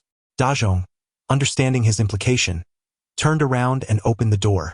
Just as he was about to step out of the hall, he suddenly turned his head to Gang Zhengqing. Lord Gang, Jiang Yu has wronged me. Was my retaliation unjustified? Dajong spoke calmly, yet Gang Zhengqing remained indifferent. Thus, Dajong continued, should any leader seek to trouble me further, they shall not escape my wrath. With that, Dajong departed from the overseer's building without a backward glance. A threat against me. Gang Zhengqing slowly opened his eyes, murmuring to himself. Chapter 073. The second layer of body refinement. You threaten me. The mine now stipulates that there must be no significant casualties among the miners. Yet you dare to declare an intention for total annihilation in my presence. Geng Zhengqing gradually straightened his posture, narrowing his eyes. From where do you derive such audacity? The final words of Dazhong were, of course, instigated by Lin Hao. Even in the mid-stage of the first layer of body refinement, one could slay foundational beasts effortlessly. Upon entering the later stage, such feats could be accomplished without the need for a confinement formation. Thus, Lin Hao harbored no fear of Geng Zhengqing. However, since Geng Zhengqing was in pursuit of Jiang Yu, as long as Jiang Yu remained hidden, Geng Zhengqing would perpetually harbor suspicion towards him. Hence, regardless of whether Dazhong uttered that final statement, Geng Zhengqing would inevitably focus his attention on Lin Hao. As to whether he had sent someone or came personally, Lin Hao could not ascertain. Should he have dispatched someone, Lin Hao would remain indifferent, ready to eliminate any number that approached. Yet, if Geng Zhengqing were to come in person, Lin Hao would find himself in a precarious situation. A foundational cultivator, regardless of disguises, invisibility, or spiritual sense probing, was beyond Lin Hao's detection. He could not even discern whether Geng Zhengqing was currently probing him with spiritual sense or had simply concealed himself behind him. Nonetheless, there was a certain period during the day when Geng Zhengqing would undoubtedly be absent, specifically during the submission of mixed spirit stones. During this interval, Geng Zhengqing would be occupied with delivering the submitted stones to the Elder Hall, rendering him incapable of monitoring Lin Hao. With this in mind, after Dazhong descended the stairs, Lin Hao chose not to return to the mining area but instead proceeded to the marketplace. He returned to his stronghold only in the evening. Subsequently, he instructed Su Tianwen to lead a group to submit the mixed spirit stones and awaited confirmation that Geng Zhengqing was indeed at the monitoring building. Only then did Lin Hao summon his doppelganger and retrieve the soul-devouring banner, inquiring about the relationship between Jiang Yu and Geng Zhengqing. The response revealed that Jiang Yu had once saved Geng Zhengqing's life. Lin Hao understood this and, after inquiring further about Geng Zhengqing's circumstances, stored the soul-devouring banner away. In the ensuing days, Lin Hao continually commanded his doppelganger to employ the heavenly eye technique to survey the surroundings. Yet no suspicious individuals were detected. This did not induce complacency in Lin Hao. Rather, he became increasingly vigilant. It must be said that Lin Hao's prudence was indeed well-founded, for from the very first day, Geng Zhengqing had been stealthily trailing Lin Hao. Each day, he would intermittently enter the mine to probe with his spiritual sense. However, aside from observing El Dazhong immersed in cultivation and a multitude of miners laboring within the stronghold, he gleaned nothing of significance. Given that new arrivals frequented the mine every few days, he had not given much thought to Lin Hao's mining doppelganger. Could it truly be that it was not El Dazhong? Geng Zhengqing began to doubt himself. Yet if it were not El Dazhong, who else could it be? Perhaps it was best to wait until the fluctuations within the mine subsided. If any disturbance arose during this period, the Elder Hall would likely hold him accountable first. At worst, he could resort to soul-searching. Soul-searching could only be employed upon reaching the foundational realm, but the individual subjected to it would instantly become a fool, which was precisely why Geng Zhengqing refrained from initiating it immediately. After all, Lu Dazhong is a powerful figure. In this sensitive period, should he act foolishly, it could undoubtedly ignite a fierce struggle for territory. Of course, even if Geng Zhengqing attempted to delve into the depths of the mind, he would find nothing. The system would never allow anyone to uncover its existence. Xiao Wu, summon all the leaders to me. Geng Zhengqing communicated telepathically to Wu Yan while seated in his chair. His intention in gathering the leaders was to convey the new regulations for the upcoming month. In fact, this news had already circulated throughout the mining district inadvertently after he shared it with Gao Yuan a few days prior. Initially, the miners who heard the news chose to disbelieve it or, more accurately, were reluctant to accept it. However, with Geng Zhengqing's assembly of all the leaders today, the authenticity of the matter was unequivocally confirmed. Instantly, the miners erupted with fury, leading to a significant number of them slacking off in their work. Yet, upon hearing that the market was reducing the price of spirit gathering pills to merely 5 pure spirit stones, along with the opening of the yellow spirit pills, excitement surged among the miners once again. A wave of internal competition quietly flourished. It is uncertain who among the miners initiated the frenzied mining that lasted through the night, but it eventually evolved into a phenomenon where miners across the region worked tirelessly, day and night, to accumulate as many spirit stones as possible, hoping to secure the first batch of supplies once the market prices dropped. Lin Hao, however, felt no thrill. Rather, he experienced a pang of discomfort. The increased submission of spirit stones by the miners meant that his 1,500 workers would have to contribute an additional 15,000 miscellaneous spirit stones each month. Nonetheless, when Yang Tianshu arrived to inform him that large-scale fighting was strictly prohibited in the mining area, and that the Elders' Hall would hold responsible parties accountable with severe punishment, the news was neither entirely good nor bad. At the very least, it suggested that no one would seek trouble with him in the foreseeable future. Naturally, Lin Hao was not one to shy away from trouble. He often simply preferred to avoid it. He cast aside all trivial matters, focusing solely on his cultivation. As long as his practice remained unaffected, he was indifferent to the changes within the mining area. Due to uncertainty regarding whether Geng Zhengqing was monitoring him, Lin Hao exercised utmost caution daily. Although he was not afraid of Geng Zhengqing, the secrets he harbored must remain concealed from all. Other than visiting the market every 10 days and receiving the pill cores delivered by his clones, he scarcely stepped beyond his base. He continued to employ his clones to conduct surveillance using the Heavenly Eye technique. Thus, time flew by, and 3 months later, Lin Hao dedicated a considerable portion of this period to body refinement, allocating only a small fraction to cultivation. This approach was deemed more effective, whether to more easily contend with Geng Zhengqing or to facilitate his clones traversing the ocean. After 3 months of rigorous training, Lin Hao finally sensed the second bottleneck in body refinement.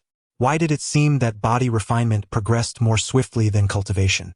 This was due to the inferior quality of Lin Hao's spiritual roots, which are categorized into white, green, blue, yellow, and purple.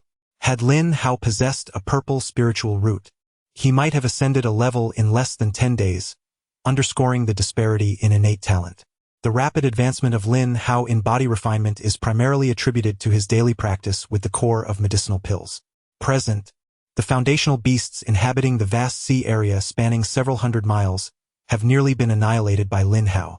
Yet, success is not guaranteed each time. Some beasts, aware of their impending demise, opt for self-detonation.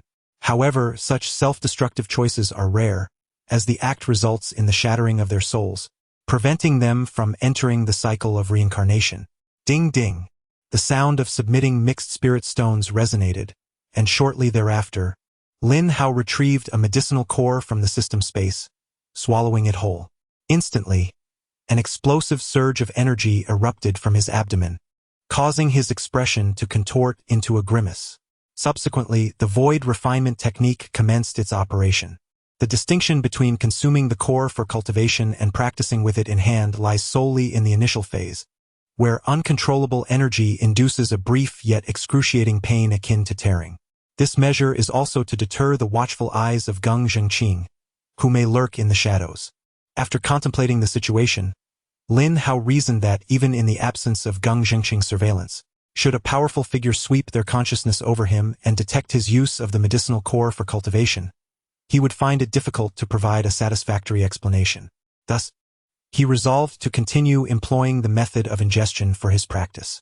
As night descended and deepened, Lin Hao's skin, concealed beneath his robe, transformed from pale to bronze, eventually evolving into a subtle golden hue, with his bones shimmering with flecks of gold.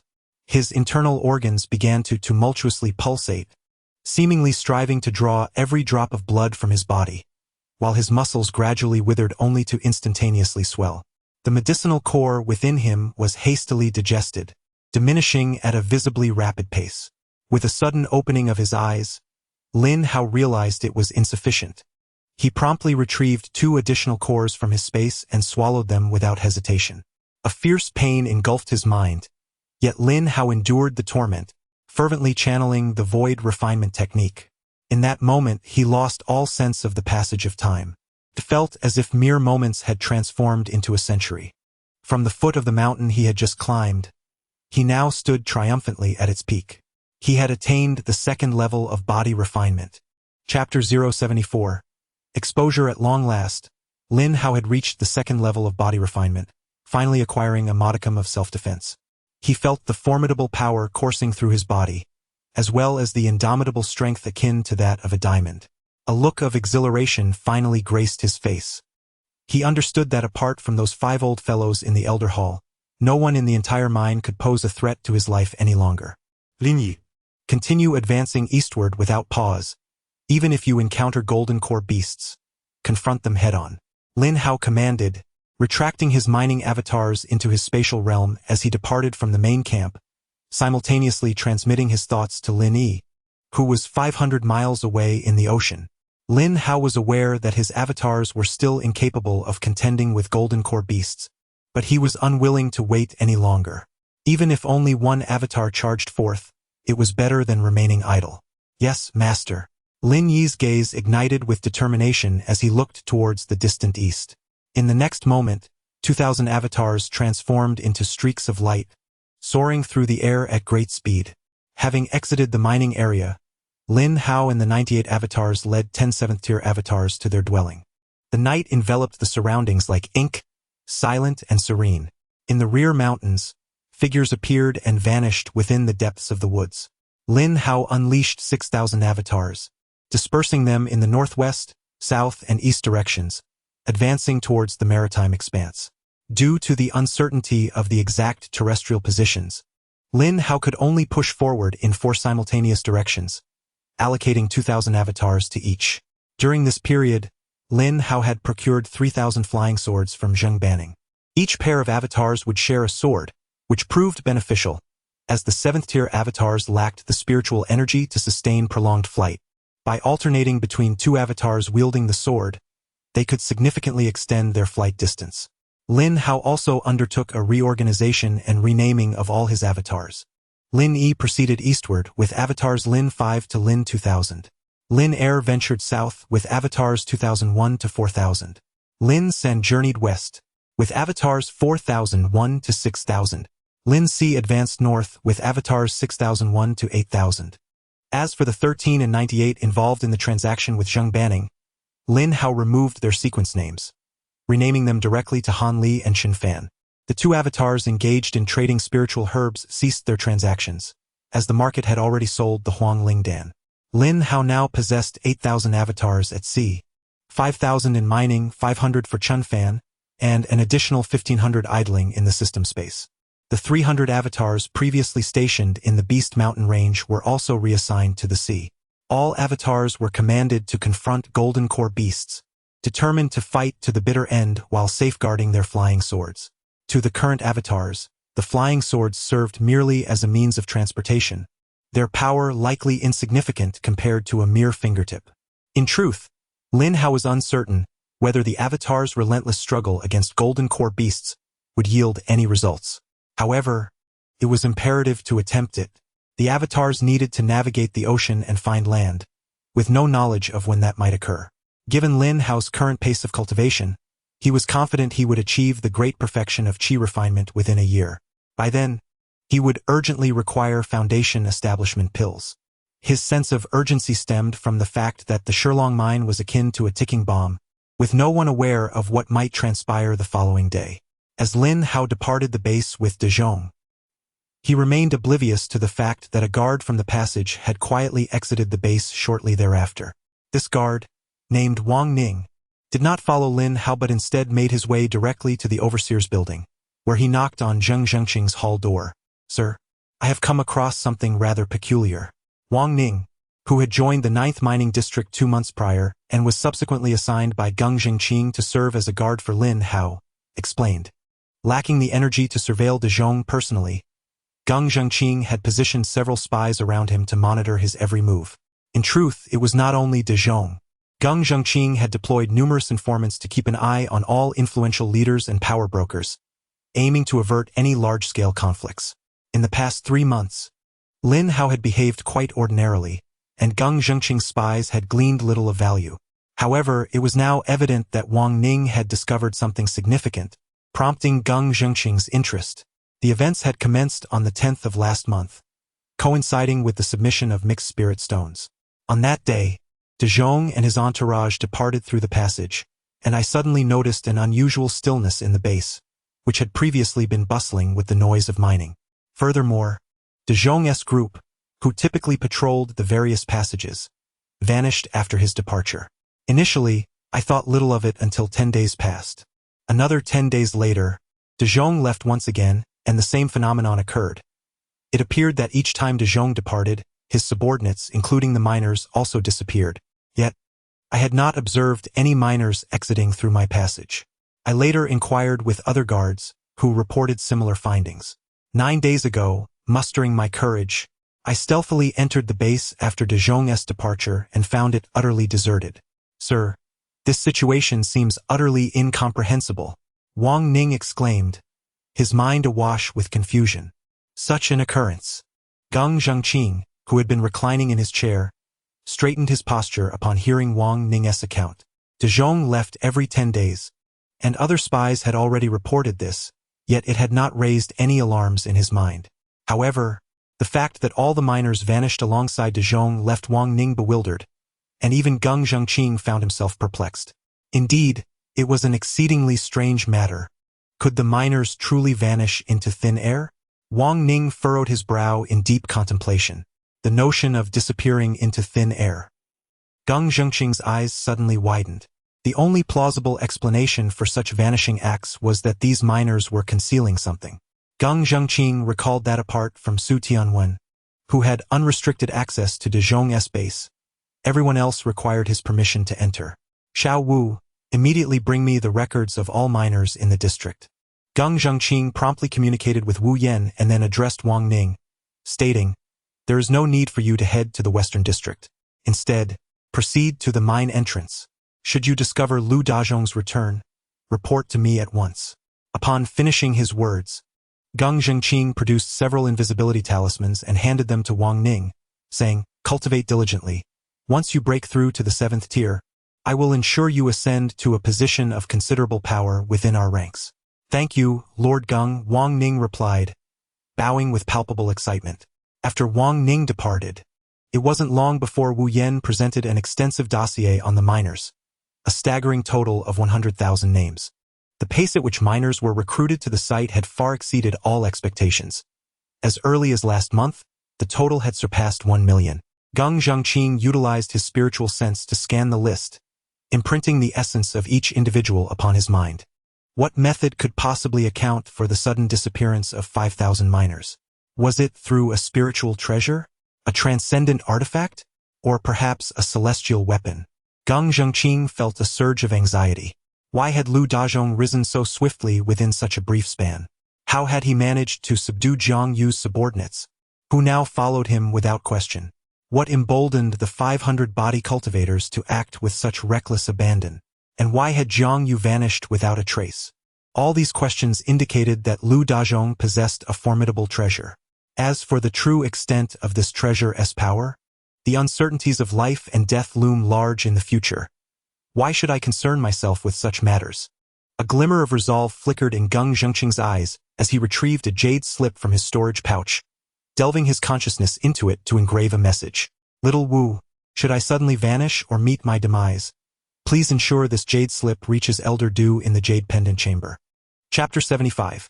A sudden attack. The reason Geng Zhengqing left behind a jade slip for Wu Yan to deliver to Deacon Du was that, should Lu Dazhong possess formidable treasures, he could not guarantee victory.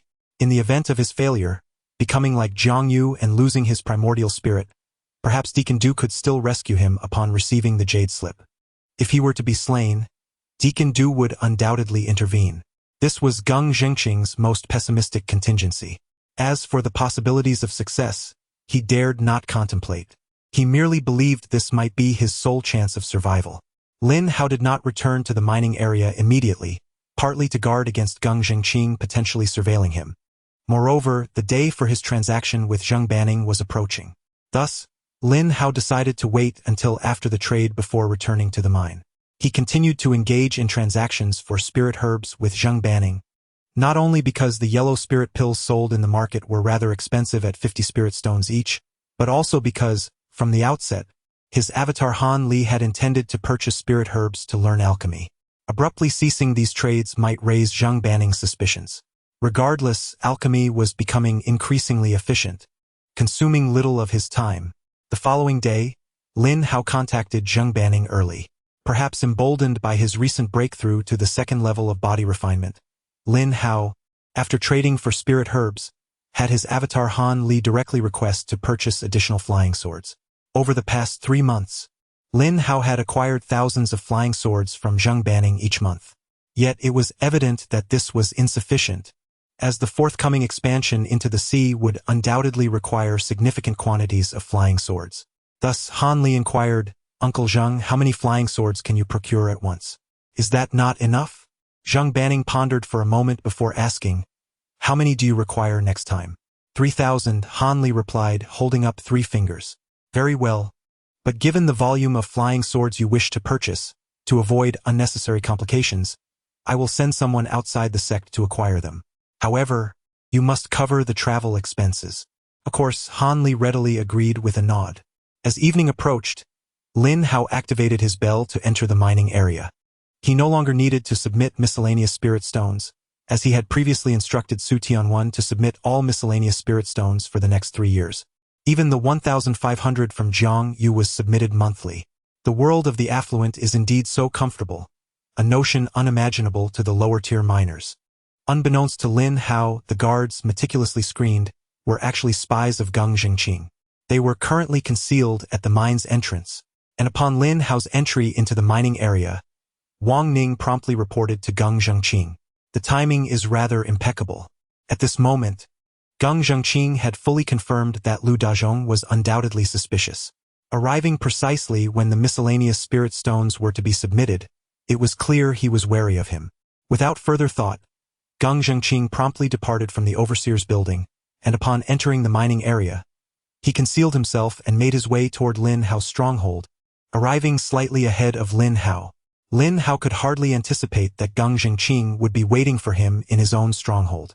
Upon entering the base, Lin Hao positioned his 5,000 mining avatars across various mining sites, while Chun Fan's 500 avatars were dispatched to patrol the different passages. De Zhong, Chun Fan, and 10 avatars at the 7th tier dispersed around Lin Hao's vicinity. Just as Lin Hao was about to take out the Dan core for cultivation, a minute white thread suddenly swept towards his neck from behind De Zhong. At the moment the avatar appeared, Gang Zhengqing could distinctly feel his heartbeat quickening.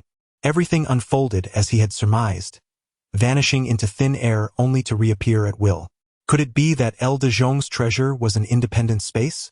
If he could seize this space, would he be able to hide within it, thus evading the inevitable purge by Xuantiangong? With this thought, Gang Zhengqing's excitement became uncontrollable. He drew forth a shadowless thread, channeling his spiritual energy as he aimed it towards De Zhong. This scene transpired in the blink of an eye. Not only was De Zhong oblivious, but even Chun Fan, standing not far behind him, failed to notice anything amiss. A sharp, piercing sound echoed as the shadowless thread lodged itself in De Zhong's neck, and blood began to trickle from the tiny incision. Instinctively, De Zhong touched his neck, immediately feeling the presence of a remarkably sturdy thread caught in the center of his throat. Impossible! It had not severed completely. Gang Zhengqing's heart raced with alarm. He was well aware of the capabilities of the shadowless thread. Even if El De Zhong was a body cultivator, it should have been as easy as slicing through tofu. Yet now, no matter how he urged his spiritual energy, he could not advance even a fraction.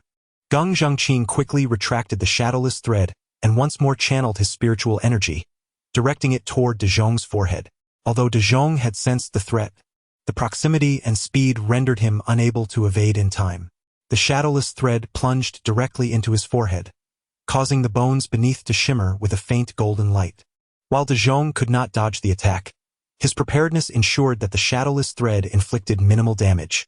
Meanwhile, the fluctuations in spiritual energy caused by Gang Zhengqing alerted the avatars, who swiftly encircled him. At this moment, Lin Hao also reacted, promptly issuing commands to his 10 7th-tier avatars.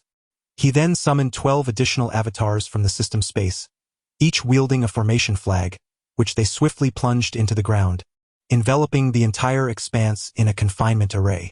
Lin Hao retreated swiftly outside the shimmering barrier, his heart racing wildly. Had the attack not been aimed at De Zhong, he might have met with dire consequences. Who was this assailant? Was it Gang Zhengqing? A cold glimmer flickered in Lin Hao's eyes. He was aware of Gang Zhengqing as a potential threat, yet had refrained from taking action due to uncertainty. Should Gang Zhengqing manage to escape, he would undoubtedly mobilize the forces of the Elder Hall to investigate, placing Lin Hao in an even more precarious situation. Surrounded by 10 avatars, Gang Zhengqing found himself unable to escape the encirclement immediately. He swiftly pressed a talisman against his chest and soared into the air, while the avatars leaped as well, launching a punch towards him. In an instant, a dazzling golden light flickered through the air. The intermediate golden light talisman effectively thwarted the punch of the avatar. At that moment, Gang Zhengqing finally revealed his true form. Lu Dazhong, I never expected you to have broken through to the second level of body refinement. As the shadowless line struck Dazhong's forehead, Gang Zhengqing noticed a faint golden aura emanating from the bones of his forehead. It was then that Gang Zhengqing understood that Lu Dazhong had indeed advanced to the second level of body refinement. However, he remained puzzled as to why Lu Dazhong, whose neck had been cut halfway by the shadowless line, was still standing before him in perfect condition. Chapter 76. Self-detonation. Lord Gang, might I inquire why you have chosen to launch a surprise attack against me? At this moment, blood flowed incessantly from De Zhong's neck, saturating his upper robe. Ha ha ha! Even at this juncture, you still feign ignorance, Gang Zhengqing exclaimed with a hearty laugh. What I mean is, how did you discover my intentions? Logically, I have always left after submitting the mixed spirit stones, so it would be impossible for Gang Zhengqing to have discerned anything. Yet today, he has ventured out from the supervision building to assassinate me, which clearly indicates he has uncovered something. Furthermore, have others also made this discovery? This was one of the reasons Lin Hao had refrained from eliminating Gang Zhengqing at the first opportunity. There is no need to waste time. Gang Zhengqing coldly scoffed. Then a faint smile graced his face. Lu Dazhong, allow me to witness your true prowess.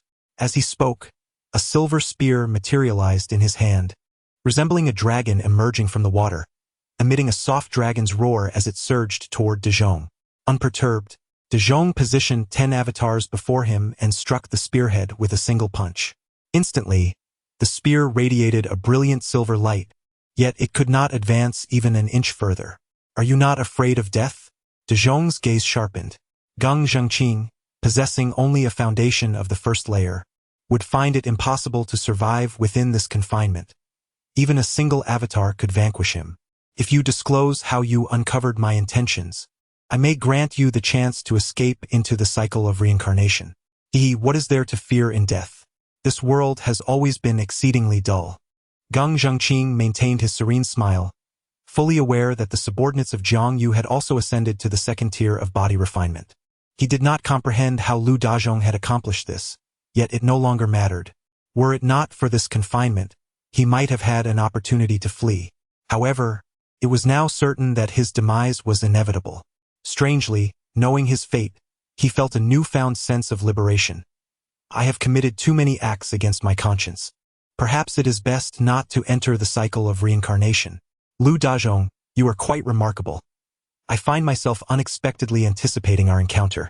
Gang Zhengqing smiled once more, though he did not clarify what this anticipation entailed. Moments later, the spiritual essence within him began to surge rapidly, converging towards his dantian. The spiritual core at the center of his dantian began to swell at an alarming rate. This scene caused De Zhong's expression to shift.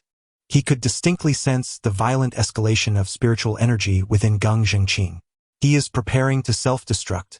At that instant, De Zhong lacked the time to alert Lin Hao mentally, so he shouted towards the array, "Master, retreat quickly."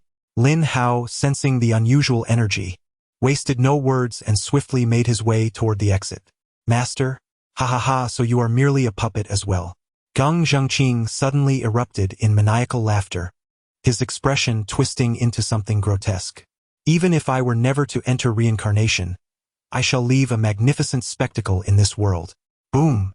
A tremendous explosion reverberated, and Lin Hao distinctly felt his entire stronghold tremble as if the very earth itself were quaking, with rocks and debris cascading down around him. Were it not for the confinement array, his stronghold would have undoubtedly been reduced to ruins in an instant. Fortunately, at the last moment, Lin Hao managed to draw De Zhong and the others into the system space. He then summoned De Zhong, Chun Fan, and 10 of Jiang Yu's 7-layer clones. Upon returning to the heart of the base, Lin Hao discovered that the area had transformed into a vast pit, and the 12 array flags had been utterly annihilated.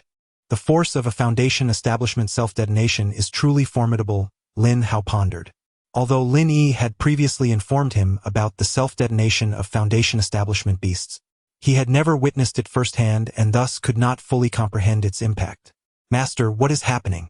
The sound of the explosion reached Su Tianwen outside the base, prompting him to rush in for an inspection. Not only Su Tianwen, but all the miners in the 9th mining district felt the earth tremble. Could it be an earthquake? Many miners hastily fled towards the mine's exit.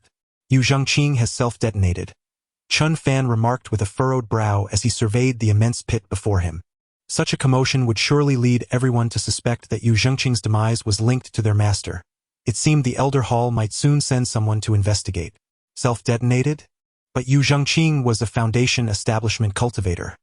How was he compelled to do so? Su Tianwen was momentarily taken aback but refrained from inquiring why Yu Zhengqing had self-detonated. If their master asserted it was so, then it must be the truth. Su Tianwen, have you noticed any suspicious individuals recently? I suspect Yu Zhengqing may have planted spies among us, Chun Fan mused, reasoning that Yu Zhengqing should not have arrived at this juncture. Someone must have uncovered something and tipped him off. Su Tianwen pondered for a moment but could not identify any anomalies. Thus he shook his head. Gather all the guards.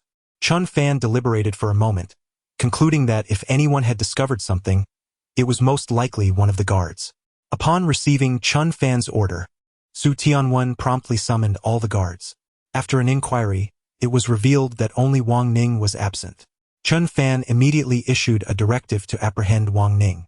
Shortly thereafter, Su Tianwen found Wang Ning at the Overseer's building, where he was unsuspectingly awaiting Yu Zhengqing's return. Su Tianwen swiftly subdued him and brought him back to the base. With Wang Ning in custody, Lin Hao was able to uncover the truth behind the events. In the dead of night, Lin Hao was somewhat taken aback that 2 hours had elapsed since Yu Zhengqing's self-detonation. Yet no one from the Elder Hall had come to inquire. Upon Yu Zhengqing's demise, the Jade Pendant Room was the first to be informed, and the guard disciples promptly reported to Elder Du subsequently. The Elder Hall dispatched a new official to the 9th mine. This newly appointed official submitted the miscellaneous spirit stones to the Elder Hall before returning to the Overseer's building, where he remained without stepping outside again. He did not seek an audience with De Zhong or engage with anyone to ascertain the situation. Rather, he merely conversed with Wu Yan and the other overseers regarding mundane matters, not probing further. Upon learning of Yu Zhengqing's death, Wu Yan was equally astounded. He had indeed heard the explosion within the mine and suspected that Yu Zhengqing had met his end through self-detonation. At this moment, he sat within the confines of his chamber, holding the jade slip handed to him by Gang Zhengqing. A flicker of hesitation crossed his visage, as if he were grappling with an inner turmoil. You are dead. Why should I heed your words any longer? Wu Yan murmured to himself. Resolute, he pressed the jade slip against his forehead, allowing his consciousness to delve within. Within its depths lay but a few terse words. Lu Dazhong may possess a celestial artifact. Moments later, the jade slip disintegrated into a fine powder. A glimmer of light sparked in Wu Yan's eyes, only to be followed by a self-deprecating shake of his head, after which he entered a state of cultivation. Days turned into weeks, yet no inquiries came from the Deacon's Hall. The Overseer, aside from delivering the miscellaneous spirit stones to the Deacon's Hall, was seldom seen. It was as though nothing had transpired. Lin Hao remained in a state of heightened vigilance. For safety's sake, his mining avatars retained the company of the 1500 Jiangyu.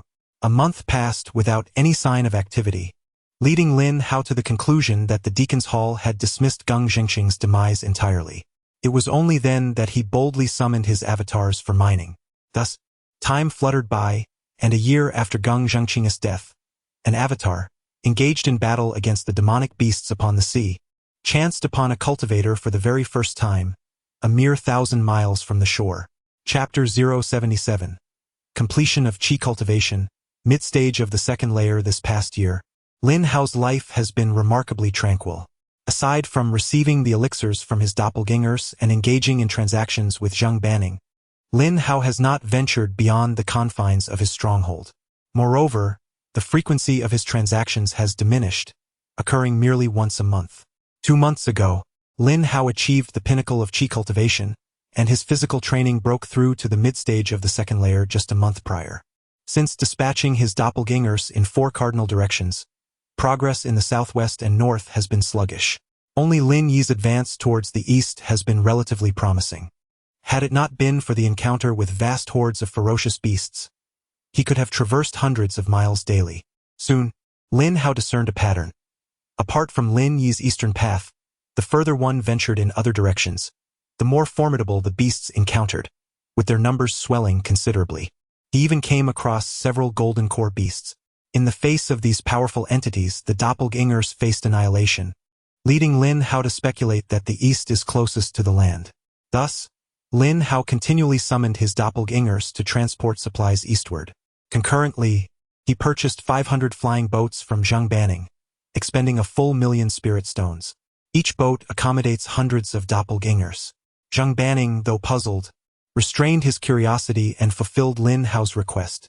Subsequently, Lin Hao summoned all his acquired spirit stones, resulting in a formidable fleet of 50,000 doppelgangers aboard the flying boats, advancing towards the east with great momentum. No beast horde could impede their passage. Not even the golden core beasts dared to launch an assault. 10 days ago, Lin Yi finally encountered a group of cultivators. This assembly comprised merely a few dozen individuals, among whom 10 possessed foundational cultivation, while over 20 were in the late stages of qi cultivation. Upon witnessing the sight of 500 flying boats and 50,000 doppelgangers, the shock was beyond description. After entering the mid-stage of the second layer, the speed at which the doppelgangers traversed the sea rivaled that of foundational cultivators soaring on swords. Thus they easily captured all these individuals for interrogation. From them, Lin Yi learned that a mere 1,000 miles to the east lay land, and a further 100 miles would lead to a cultivation city known as Eternal City. The discovery of this city filled Lin Hao, who was tens of thousands of miles away, with exhilaration. Lin Yi submerged the doppelgangers beneath the sea and dispatched a squad towards the city, determined to procure foundational elixirs at all costs. 2 months prior, upon reaching 90% completion of qi cultivation, Lin Hao had consumed 4 foundational elixirs, but, predictably, failed to break through. Lin Yi promptly received orders and sent 30 doppelgangers towards the land. From the cultivators, he learned that while foundational elixirs were indeed available in Eternal City, their supply was limited. Once they became available, they were swiftly acquired by influential families.